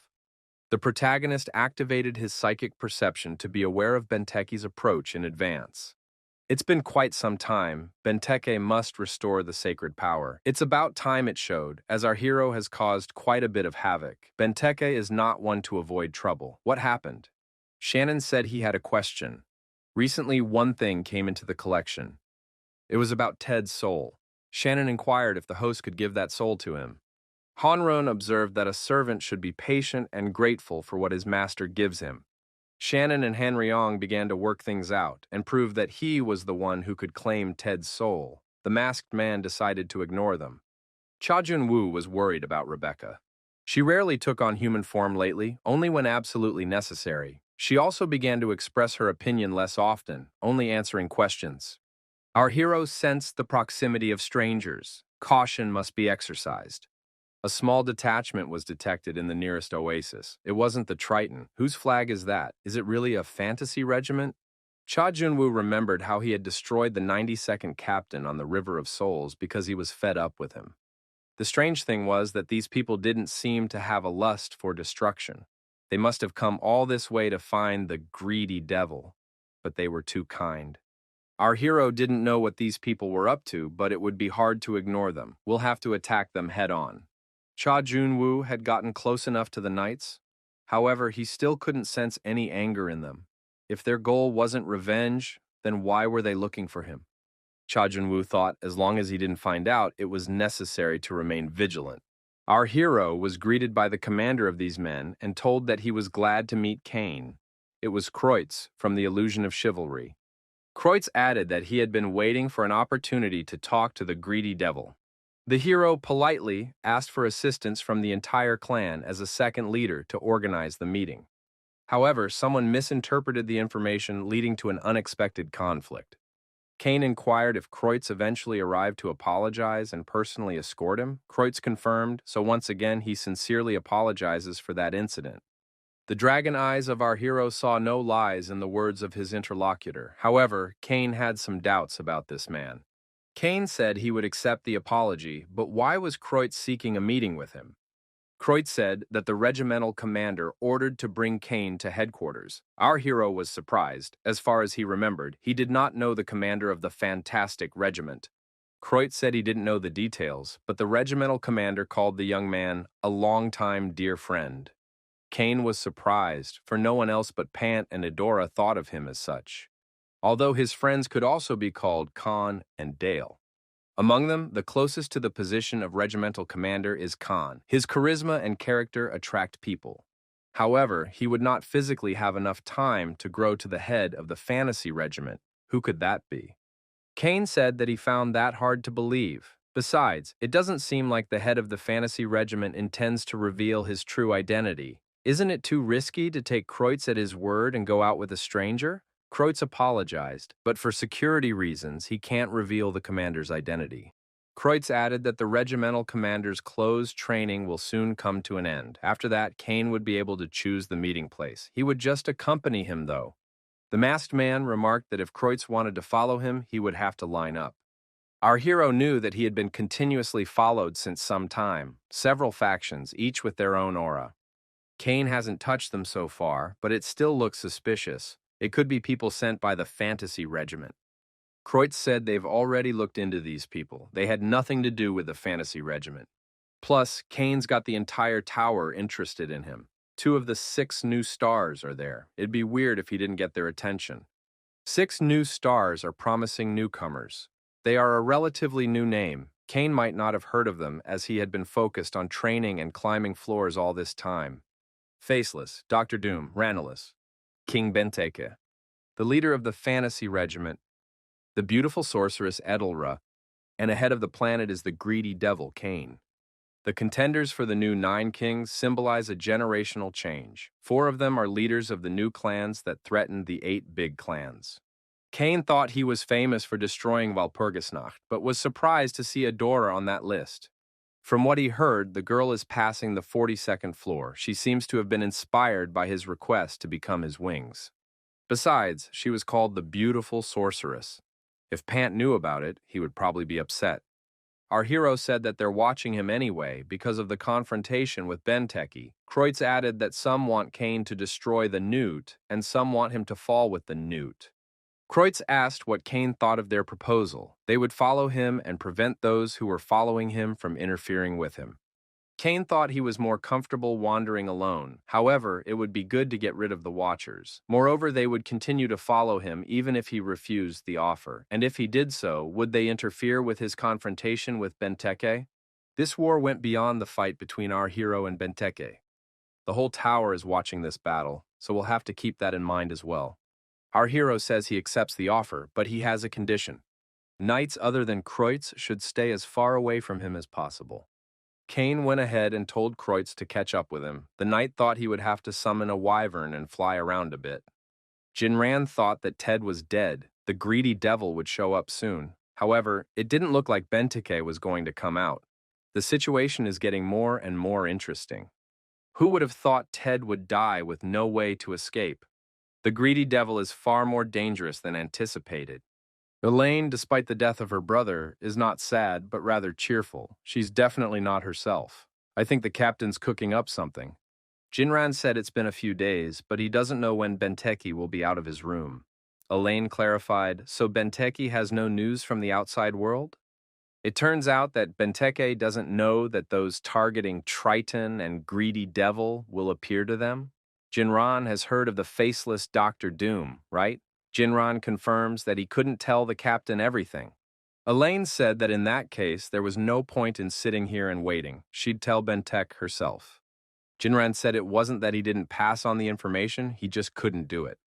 The captain appears to be talking to Poseidon. If you get too close to the door, you can say goodbye to all divine power and die in vain. So until the captain himself comes out of his chambers, they will have to face the uninvited guests alone. Our hero on dragon fire wings descended over the castle and prepared to land. The masked man thought that Benteke himself had forced him to come here. Above the castle, the protagonist felt an incredible divine power. So what's Benteke doing now? Kane chose a place to land. Everything was ready to strike the Triton. However, before you invade them, you need to check the situation. The people who stood behind our hero fell into two categories. The first are those who are after him. They will open fire after Kane strikes. That should be enough to cause chaos on the battlefield. Kane paid no attention to them until they disturbed him. The second category is a fantastic regiment under Kreutz's command. Kreutz promised not to engage until he got the signal. Such a balance of forces and the general arrangement of our hero suited him. Our hero was surprised to see that there was no one in the fortress. He would never have thought that the gates would be open. Kane landed in the castle and hid his wings, with Jinra not far behind him. Our hero recognized this man. It was Orion's apostle who had retreated with the wounded Bentek. It turns out that Jinran was waiting for him. Jinran says he's asking the greedy devil for a favor. Doesn't he want to stop this fight? Kane bared his sword and said that these men were the first to attack his ship. Jinran sincerely apologized for this. If compensation is needed, Kane only should say. Kane wondered, is the apostle willing to bow out because they don't have the strength to fight? However, there was an ambush waiting for our hero in the bushes. The protagonist said that those currently behind him were also targeting the Triton. Jinran was currently not in a very good position. Our hero has responsibly stated that all he wants is Benteke's head. Jinran said that it would be difficult to accomplish because Poseidon would become enraged. It was about that god who was always angry with the masked man. Kane said he shouldn't bother mentioning him. Jinran bared his two swords and said that in that case, they would have to grit their teeth and fight. Suddenly, a demonic beast appeared, and those who were hiding in the bushes were attacked. Our hero was sure that the locals were planning to get rid of those following him in the first place. However, there was something strange. The question concerned the legend of Orion's monsters. Our hero was attacked by a huge monster and almost ended up in its mouth. Reaction speed and spatial movement helped. Using his sword as a defense, Kane managed to avoid the monster's sharp fangs. Our hero realized that it was not Orion's power, but Poseidon's daughter, the one who commands monsters. Charybdis. Our hero is attacked by her apostle Elaine, transformed into her patroness. The greedy devil was under another attack, and Elaine screamed that she would destroy it. Our hero tried to avoid the tongues of flame and flew high up on his dragon wings. Elaine as a dragon couldn't reach him. Jinran was discouraged. How could it be? In the battle with the captain, the greedy devil looked like he was fighting at full strength. That was why it seemed to him that he and Aelin had a chance. Had he really gotten even stronger in such a short period of time? Jinran wondered, what was that eye? He felt his heart stop. What was happening to Elaine now? The protagonist couldn't believe that the girl would be scared enough to lose her disguise. Since she is the apostle of the Monster Queen, she must be the one who feels the level difference with Wu the most acutely. Kane decided to finish them both off before they came to their senses. Our hero said, "First one out." A man wrapped in bandages appeared, and he pounced on Elaine. This man wielded the bandages so skillfully that he was able to use them to cut off Elaine's head. The man in bandages gave a signal, and armed mercenaries started jumping from all the walls. The man in bandages was already looking for his next prey. Kane soared on wings above the fortress and stood watching the situation unfold. Our hero thought that these bandages contained an aura. This man not only cut Elaine with them, but he's using them as a sword. He controls them perfectly. This faceless man is one of the newcomers like our hero. If he showed up, it means he was one of those who followed Kane. Wu's inferno had no effect on him. The protagonist saw a spatial portal in the sky and realized that someone was coming this way. A man who called himself Renaud did indeed emerge from the portal. Ranul predicted a terrible fate for everyone. The release of random magic circles was activated. It reminded our hero of Youngwoo's accidental shot. On one hand, it's a basic magic circle, but on the other hand, there are many of them, and they're amplified several times. Will it do anyone any good? In the development zone of these events, a man on a dragon appeared. The man said he had promised not to interfere, but the situation had changed. In such chaos, the regimental commander's order to protect Kane takes priority. Kreutz applied the sacred sword Zulfikar. Ranul raised his head up and saw the holy cross attacking him. Yajinran shouted that they dared not do that. Why did they all come here like rats? Apostle Jinran cried out earnestly to Orion. Orion heeded this call and entered the apostle's body. Kreutz saw the tsunami coming, but where did such a huge wave come from? Kreutz shouted for Kane to exercise caution. Our hero has activated the time difference. This is what happens when rookies congregate in one place. Obviously, Benteke can't join the fight for whatever reason. These rookies probably know it too, which is why they're freaking out. An apostle who makes things happen, and the commander of a fantasy regiment. Our hero thought it was 6 stars like him. In a way, the current situation is a great opportunity. Our hero decided to test the power. He activated time anticipation. There were only 5 seconds for prediction. We need to see as much as possible and draw conclusions. Kane threw a matching punch, but missed slightly. The man in bandages stayed on his feet. Kreutz figured that, as expected, the captain had asked politely to escort Kane for a reason. Kreutz approached our hero and said it was dangerous here. Even he was confused by the sudden, large-scale attack. However, the masked man looked very calm. It was hard to imagine that he would be able to repel blows of such power. Perhaps Kane was not someone to worry about. Now it was clear why the masked man was considered the strongest of the 6, even though he was on the lowest floor. Because Kreutz trusted him and took quick action, he was able to avoid massive damage. Ranul felt serious internal injuries, blood coming out of his mouth. Dozens of spells were activated simultaneously with the goal of hitting as many targets as possible, but the recent explosion not only destroyed them, but multiplied the penalty. In addition, this eye hovered constantly above the head of the greedy devil and exerted pressure on Ranul's soul. It was not a simple pressure. Ranul could use neither black nor ordinary magic. The old man thought that he should immediately retreat to a safe distance. Ranul broke off the talisman and decided to leave the spells for later. A man in bandages appeared behind the protagonist's back. This freshman said he was satisfied with this level. He actually showed up here to crush Benteke, but now he thinks Kane can finish him off himself. The man in bandages added that if Kane continued to progress at the same rate, he would come for his soul. The newcomer pushed off and jumped high up and disappeared. Our hero thought that the tone of voice and temperament had changed dramatically. It was clearly not one person, as if there were many souls in one body. Besides, the attack hardly hit him. He knew the weaknesses and skillfully dodged. This is not an ordinary person who knows how to handle aura. It's better to be careful with him. However, the most important thing at the moment is Jaginran. Jinran was injured and dying, his body unable to withstand such an amount of divine power. This situation was to our hero's advantage. His subordinates were still alive, and it was necessary to finish with them as soon as possible. Jinran said so the greedy devil wouldn't think he had won. As long as there is a he, the masked man can never defeat the Triton. Jinran was destroyed by the greedy devil. Kane said it was an insanely loyal subject who followed a traitor. The outraged mercenaries asked, how did the greedy devil dare to destroy Jinran? Kreutz came to the rescue and said that he and his knights would deal with these mercenaries. Kane has other things to focus on. The masked man agreed. He thought Kreutz's wounds looked serious. Had he already recovered? The protagonist turned and walked silently into the castle, leaving Kreutz and his knights to restore order outside. Our hero stood in front of the entrance to the Temple of Poseidon.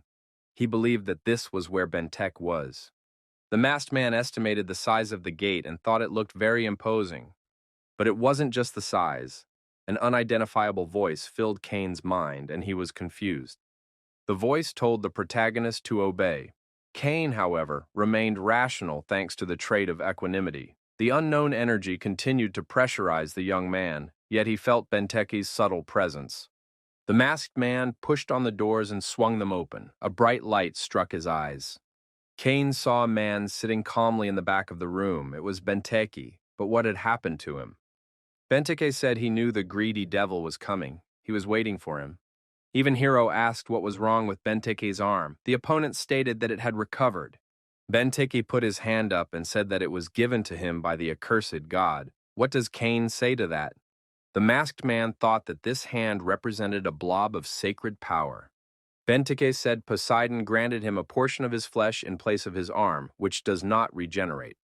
He accepted it without even realizing it. Eventually, Benteke synchronized with Poseidon and almost became his receptacle. God told the apostle that he could not fight the king of the lost. He must give up his body, and then he would be guaranteed a high position in the pantheon that God ruled over. Benteke said that he was able to keep control in his hands, but even now that hand continues to look for opportunities to consume him. He was able to suppress the sacred power and stop the erosion. However, in doing so, he lost a lot. Benteke noticed that his men were dead, and he was bound and unable to leave this place. All this time he had only to sit here and watch what was going on. Benteke added that he is no better than a guard dog now. Who would have thought that God would put so much pressure on his apostle just to destroy some man? What had Cain done to God if he hated him so much? The masked man knew that Poseidon was one of the chief gods of Olympus. Now he begins to understand why a being in such a high position considers him his enemy. It's not about Jungwoo, Lana, and Benteke. This is just the tip of the iceberg. It's not just hate, it's a reaction similar to showing aggression and fear. Poseidon fears the masked man will take possession of the Black King's power to defeat Doom. Our hero has entered the battle with Benteke. In fact, that's why he came here. The battle involved a crazy type and someone who couldn't recover from his run-in with Poseidon. The outcome is obvious, but that makes it even more fun. Benteke thought he would die with the honor of a king, not as a stray dog. Our hero didn't think that the opponent would unleash the sacred power he had previously held back, so everything is at stake in this fight. Mercenaries from the ground shouted that a greedy devil had appeared in the sky. When the smoke cleared, the mercenaries saw that Benteke was also present. Benteke asked the mercenaries, had Poseidon betrayed him the first time? Yet each time he got up, fought, and got it all. The mercenaries recognized and added that their captain was the eternal winner and ruling king. Kreutz thought Benteke was trying to boost morale and get his men to fight to the last man. Benteke said those who believe in the king's victory should listen. He told them to scatter and gain strength until he found them again. Kreutz was surprised. What was Benteke thinking right now? He ordered his squad to go in pursuit. Benteke said of Kreutz that commander had a stupid face, like he didn't know what was going on. Benteke suggested that Cain had something similar lurking under his mask. Our hero thought his rival was saying it as if he knew what he looked like. Did he really get a good look at his face then? Cain asked if Benteke was trying to save his men. The opponent says the masked man is wrong. He just doesn't want them to see him defeated. The pride of the newt lies in strength and victory. Lana died because she couldn't do it. In their hearts, he must remain the eternal victor, especially in the face of the greedy devil. Cain thought that Benteke was deliberately talking about Lana as if he knew who he was. However, it didn't matter anymore. Now it is more important to determine the winner and the loser. Our hero developed tremendous speed and struck a devastating blow to his opponent. The number of critical hits passed 15, but Benteke continued to hold on. The impression was that Poseidon's apostle was invincible. Considering the poisonous blood, he should have died more than 20 times already, but he used his divine power to neutralize the poison and restore his body. However, most of his body had turned to spirit, and from the release of divine power, the erosion only accelerated and reached its limit. The masked man said that the victory in this fight would belong to him. Poseidon was right. Even in full combat readiness, he wouldn't be able to defeat his opponent.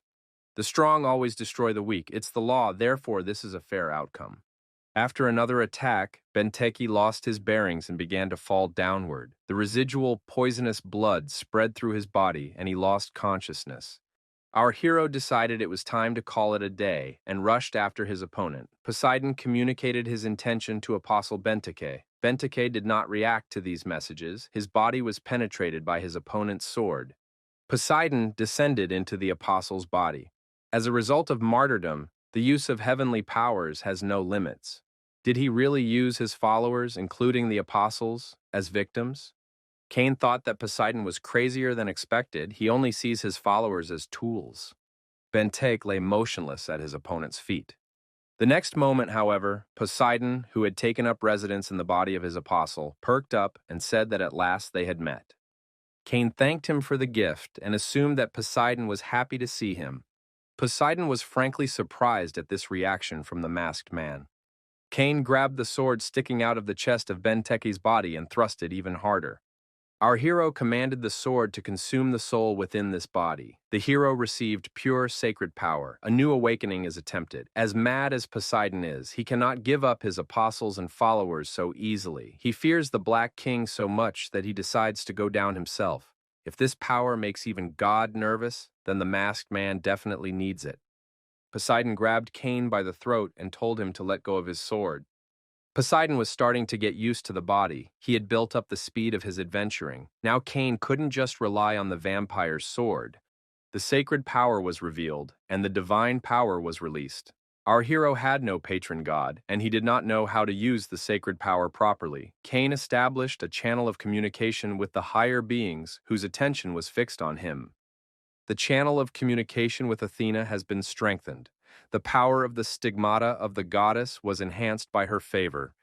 The channel of communication with Hermes is strengthened. The will of Hermes becomes united. His patronage is strengthened. The channel of communication with Azrael is strengthened. Azrael's will becomes one. The protagonist experienced new sensations, as if he had become an apostle of the gods and their receptacle. He could clearly feel the gaze and will of those who had given him their power, as if someone were beside him. Someone who was around said that this guy often manages to work miracles. Poseidon asked, how dare Hermes meddle in his affairs? Hermes said he had some things to clear up with his uncle. He did not interfere in his affairs, but Poseidon did. After all, he is watching this child very closely. Poseidon said that what the masked man tries to touch is very dangerous. Hermes knows this very well. Hermes told his uncle to just go on his way. Athena, who appeared nearby, took our hero by the shoulder and said they would go their separate ways. Poseidon looked at Athena and Hermes and said that these children had become too arrogant without a father, but if that was their answer, he would see who was right. Athena and Hermes, holding the masked man, wanted to fly off with him to a safe distance. Our hero had the feeling that he was about to plummet downward, but he must hold on. Holding the sword in his hands, Cain said he could not back down. Hermes said that he is only an incorporeal god, so he can only help with this. He believes that the young man, like Heracles in the past, will be able to overcome all difficulties and become stronger. Athena said that Cain must be strong. Bathory's vampire sword has been temporarily strengthened, God's stigmata has been strengthened, and awakening speed has been increased. Our hero was joined by other gods and demons watching the actions of the two gods. All the gods of doom were with our hero, all the demons of doom were with him. Hermes said that Poseidon would not be able to overpower so many gods and demons. With such a cluster of gods and demons, not even Agares would be able to realize the plan. Cain received an open demonic blessing. Agares was called. Agares screamed for the crazy old man to get his hands off what was hers. The god inside Bentek's body said he couldn't move. Agares said it's none of her business, but this guy belongs to her. Cain continued to hold the sword in his hands. He received a large amount of divine blessing. The physical state of the hero was rearranged according to dragon, demonic, and divine blessings. Cain thought that the battle was over. It was time to send everyone back. He was very tired. Agares admitted she was insane. Agares added that Cain cannot perish until she returns. He must not fall or lose before she returns. If he dies, she will follow him into the depths of hell and drag his soul back to consume it. The hero withdrew the demonic blessing given to Agares. The communication channel to Agares was closed. The hero withdrew the divine blessing allocated to the communication channel. Hermes said everyone had left and now it was their turn. Hermes stated that the masked man had done a good job. The channel of communication with Hermes was closed. It was Athena's turn. The goddess stepped closer to the hero. This was the first time the protagonist had seen her. He thought she would be more severe, given what was under her control. Cain thought she could be described in one word: trustworthy. He felt warmth and care in her gaze. The masked man wondered why Athena continued to help him. Aegis. Now the hero realized that at one time he did not deserve such a reward, but eventually it fell into his hands and he received protection from Agares. Cain wondered if it was because of the Black King. There was silence in response. For a being with this level of favor to not say a word was the same as replying, "I can't say anything." So the Black King had something to do with Olympus. Athena said that when Cain gets to where she is, she will tell him everything. He must keep working hard. The channel to Athena was closed. The character is asked if he has already set up a hunch about him. If so, he's wrong. He is not a being that can be categorized into a specific group of gods. It is not worth wasting one's destiny to ponder his meaning. These depths cannot be crossed, avoided, or seen by a man like Cain. Instead, one should be grateful and simply accept. This is doom, and as its messenger, one has only to remain faithful to it. Cain was offered to become an apostle and to follow his will. It was enough just to take his hand. Azrael again offered the masked man to be his apostle. Cain refused. No matter how interested he was in the Black King, there was no point in becoming Azrael's apostle. The hero thought everyone was gone and the area became quiet. The protagonist spun his wings and began to plummet rapidly to the ground. However, Shannon reacted in time and caught his master. He noted that Cain's body continued to change even in his unconscious state. Who would have thought that he would turn to the gods? Amazing master. Hanryung said it was necessary to find a secluded place for him to rest. The undead were on duty at the entrance to the cave, guarding their master's peace. The masked man was resting, sitting by a rock. The metal bracelet on his arm began to heat up and change color. Azrael, standing before the hero, asked why he was rejecting his destiny.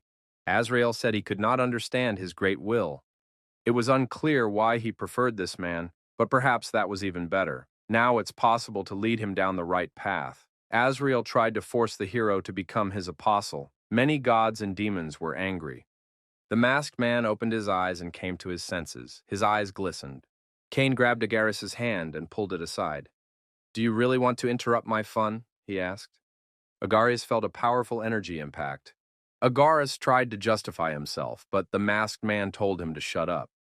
Cain continued to hold Agares' hand and they moved together. Agares saw glowing threads running through his body and realized they were leading to his main body on the 98th floor. The masked man grabbed the bundle of threads and tossed Agares aside. Agares begged for mercy, but the masked man was no longer paying attention to him. Cain had no idea that he would crumble to dust with a wave of his hand. What a jerk. The shackles on the hero's leg glowed with a strange light. However, the glow soon disappeared. The masked man satisfied the conditions, and the Black King's seal was unsealed.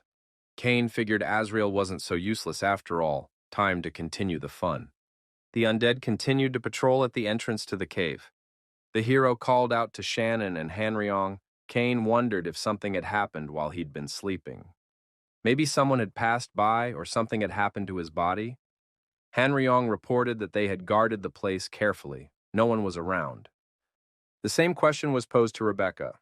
Cain figured even Rebecca didn't know anything. What could have happened? He felt no connection to Azrael at all. The third spirit granted by Azrael was also gone. The gods and demons began to reassure the hero not to worry. Cain thought that they were up there, watching him, obviously knowing something. They saw something he had missed. Maybe some messages came in while he was unconscious? The seal of the Black King had been unsealed. But why? Now the only thing left to do is to verify the information. Black King's despair and Black King's sorrow are joined. Black King's set unsealed. The limit of souls that can be added to the collection has been increased from 5 to 20,000. Black energy has transformed into black evil. If it was combined with the black aura, it would become indescribably destructive. According to the description, the hero could turn the monstrous harbingers into something more. With this skill, he would be able to raise the level of servants who had reached their limit. Cain wondered, why now? Azrael had suddenly disappeared, but after that the seal had been broken and he had gained more power. Had the object absorbed Azrael? Could it be an artifact that could absorb a god? Tower wouldn't keep quiet about something like that. The hero was racking his brain trying to figure out what really happened. On the 98th floor, in the temple of the god of the seas, Poseidon was perplexed. How dare they? Don't they have anything else to be proud of? How can they if they are immortal? If the nephews are clear, what about the gods and demons of doom? How can they turn a blind eye when this player could be a threat to all? Whatever their intentions, Poseidon can't let this man get the upper hand. Now that Zeus and Hades aren't around, it's up to him to stop the masked man. Poseidon shouted that he needed to send a message to Hera, Demeter, and Hestia. He had something to discuss with them. The masked man was in a cave recovering from a loss of consciousness. He considered worrying a waste of time. It doesn't matter how Azrael disappeared. All that matters is that he got stronger. Good thing that annoying guy wasn't around anymore. Still, he wanted to check out one of the new features that had recently appeared. Up to this point, the hero could only summon souls that he had personally collected and turned into servants. Now, however, things had changed. He could summon souls from the netherworld. Cain thought he could make a deal to learn a skill or gain power or just ask for advice. An experiment had to be done. The hero decided to summon Benteke. The summoning failed. The soul was not found. If the soul is not found, it means that it is not in the beyond. Benteke's soul could not go to the other world. He was absorbed during his advent. That's why he can't be summoned. In his next attempt, the hero decided to summon Lana. Lana asked, "Who are you?" There were two twin brothers looking at the girl, one of whom held a mask in his hand. Lana wondered, was he really alive? That's why she couldn't find him no matter how many times she tried. The girl rushed to the hero and clung to his chest. She said she was relieved. "You must have been very scared and lonely?" With tears in her eyes, Lana continued to hug Cain and tell him that he was her precious apprentice, her son. After calming down, she wiped away her tears and admitted that she hadn't shown herself at her best. The woman asked the young man, "You're not Youngwoo, are you?" "Are you the twin brother Youngwoo told me about?" The hero confirmed it. Lana said, since his older brother had called him, it meant they had something to discuss. There were mugs with alcohol on the table, and the conversation was heartfelt. The woman confessed that she missed such moments. The hero thought that souls also like to drink. Cain served Lana drinks stored in the inventory.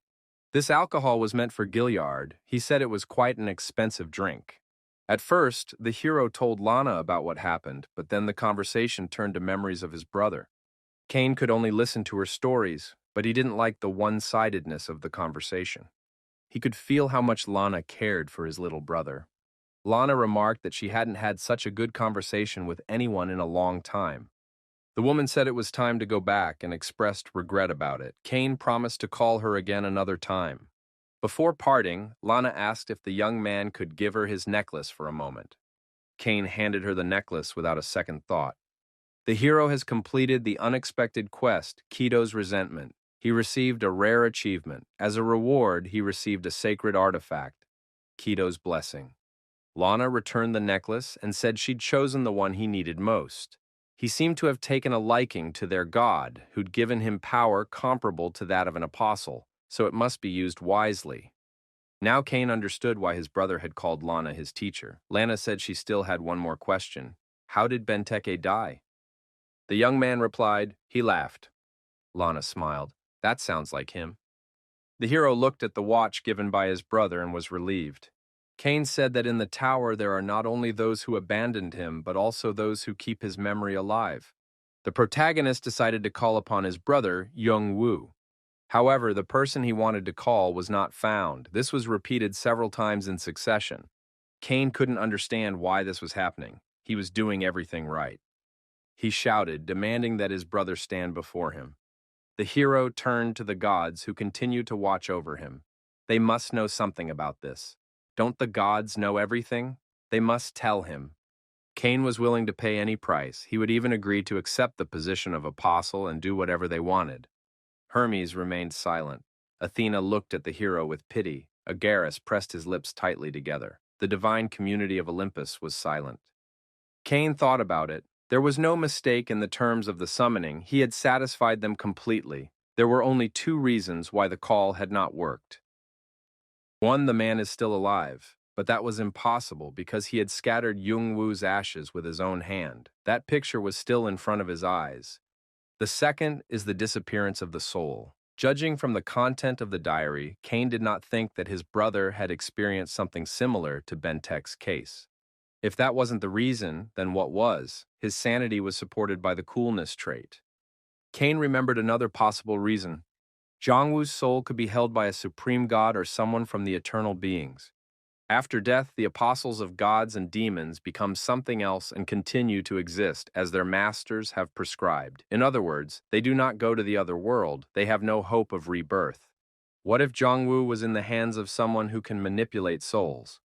He couldn't leave and was forced to serve others. It no longer seemed impossible. Yongwu was someone who suffered from betrayal until his death. Cain didn't want to see his brother suffer even after death. He must find Yongwu at any cost. The hero decided to go up to the 50th floor where the ancient dragon Kaladas, the same one who brought Yongwu's body to Earth, was located. He must know something. Nemesis turned to his master. His emotions were running high. Cain told Nemesis what had happened. It seemed that he was also upset to learn that his former master was not in the netherworld, but there was something else that needed to be solved. Cain had a mirror in his hands. If he went to the Dragon Temple and didn't get what he hoped for, it would be a waste of time. Right now, he needed a lead. It was Frisia's Jade Mirror, a communication device connected to the community of mysterious merchants of the Tablelands. Using awareness, it was possible to contact their representative. The mysterious merchant was overjoyed when he saw who had contacted him. After all, the greedy devil had never done this before. However, this man has always been a symbol of incidents, disturbances, and turmoil. The merchant thought, since this man had contacted him, something big was coming. He asked what the masked man wanted, goods or money. Cain replied that he was interested in the three Cyclops brothers. They were blacksmiths who forged weapons for the gods of Olympus during their war with the Titans. The hero was interested in information about them and their location.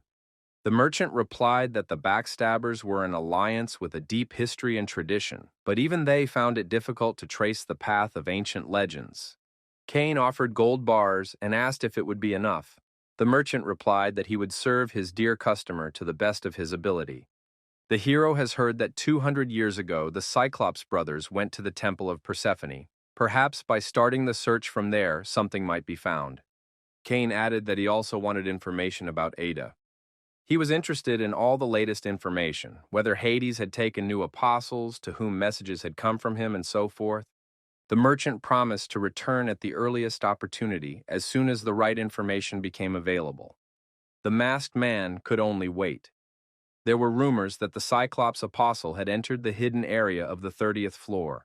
If it was true, he must be found as soon as possible. No one knew more about the bracelet and Sabaton than the three Cyclops brothers who made weapons for Zeus, Poseidon, and Hades. Cain had to learn about the third item from the Black King's kit. If he could find the sacred artifact and collect the entire set, he would gain better control over Doom. It might help to find leads related to Yongwu. While waiting for the information, the hero decided to rest a bit and think about the main thing. Suddenly, the communications mirror glowed. A merchant came on the line and asked where the dear customer had found such information. After all, it wasn't even in their alliance.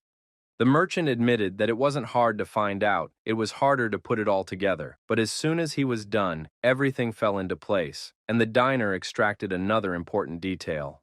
Cain thought that now the other members of the table would be able to access this information. I had to add 2 more gold bars for privacy. The merchant announced that he was now as good as a fish. The masked man asked what information was available about the Cyclops brothers. The peddler repeated, 200 years ago, 3 Cyclops brothers went to Persephone's temple. However, they did not visit the temple themselves but sent their apostles there. According to the entries in the official guest book, they did visit the temple. The hero knew its location. Persephone's temple was at the very end of the 30th floor on a hidden level. After completing the 30th level, the system prompts you to either advance to the 31st level or enter a hidden level. This level, like the 5 Mountains of Penance, is often visited by ranchers for training.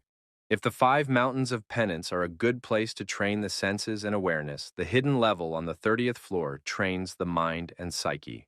The Temple of Persephone, the consort of Hades, is located at the entrance to the hidden level. Therefore, to get there, you just need to find the temple at the end of the 30th floor. The merchant assumed that the dear customer knew of several gates. The apostles of the three Cyclops brothers disappeared after the sixth gate. Cain thought they had covered their tracks. The merchant assumed they did it on purpose because accidents often happen in the sixth gate. However, they say before they disappeared, the three met someone, and the younger Argus said they were summoned by Hades. He had never been interested in the lower world, so the story of the Cyclops brothers faded into oblivion. The merchant said he needed some more information to make it easier to continue the search. The merchant received 2 more gold bars from our hero. Cain asked what the merchant had learned about Hades. The trader said he disappeared before the Cyclops brothers. That's all he knows. Our hero thought, since his powers are tied to doom, Hades couldn't help but be interested in his person, yet he remained silent. This silence may have something to do with the challenge of the Cyclops brothers. Cain said he had one last question. Does the merchant know where the sacred artifact of Hades, Kunin, is located? The merchant said since Hades had no apostles, it was impossible to find him. At this, Cain and the merchant said goodbye. The masked man thought that the first thing to do was to find the 3 Cyclops brothers. Our hero was called by someone. He raised his head and saw a man flying on a dragon.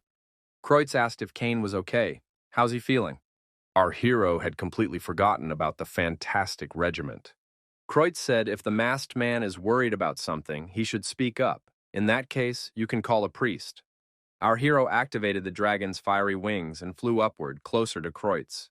Cain continued on and flew much higher towards the clouds. Kreutz shouted for the masked man to take him with him. Our hero was surprised that Kreutz still wanted him to meet with their regimental commander. I wonder what kind of man he is, if he is so loyal. Flying over the forest, the protagonist saw a lone house peeking out from behind the trees. This was the Temple of Persephone. It looked like an ordinary hut, but it reeked of strange magic. Kreutz saw the man near the temple and was very surprised. He would never have thought he would meet a green shadow. Sometimes you might see priests and their disciples here, but this was the first time he had ever seen the apostle personally come out to greet anyone. Cain thought it was only natural. Persephone would have no trouble guessing who he was looking for after the battle with Poseidon. Cain lowered himself to the ground and thought he was glad to save time.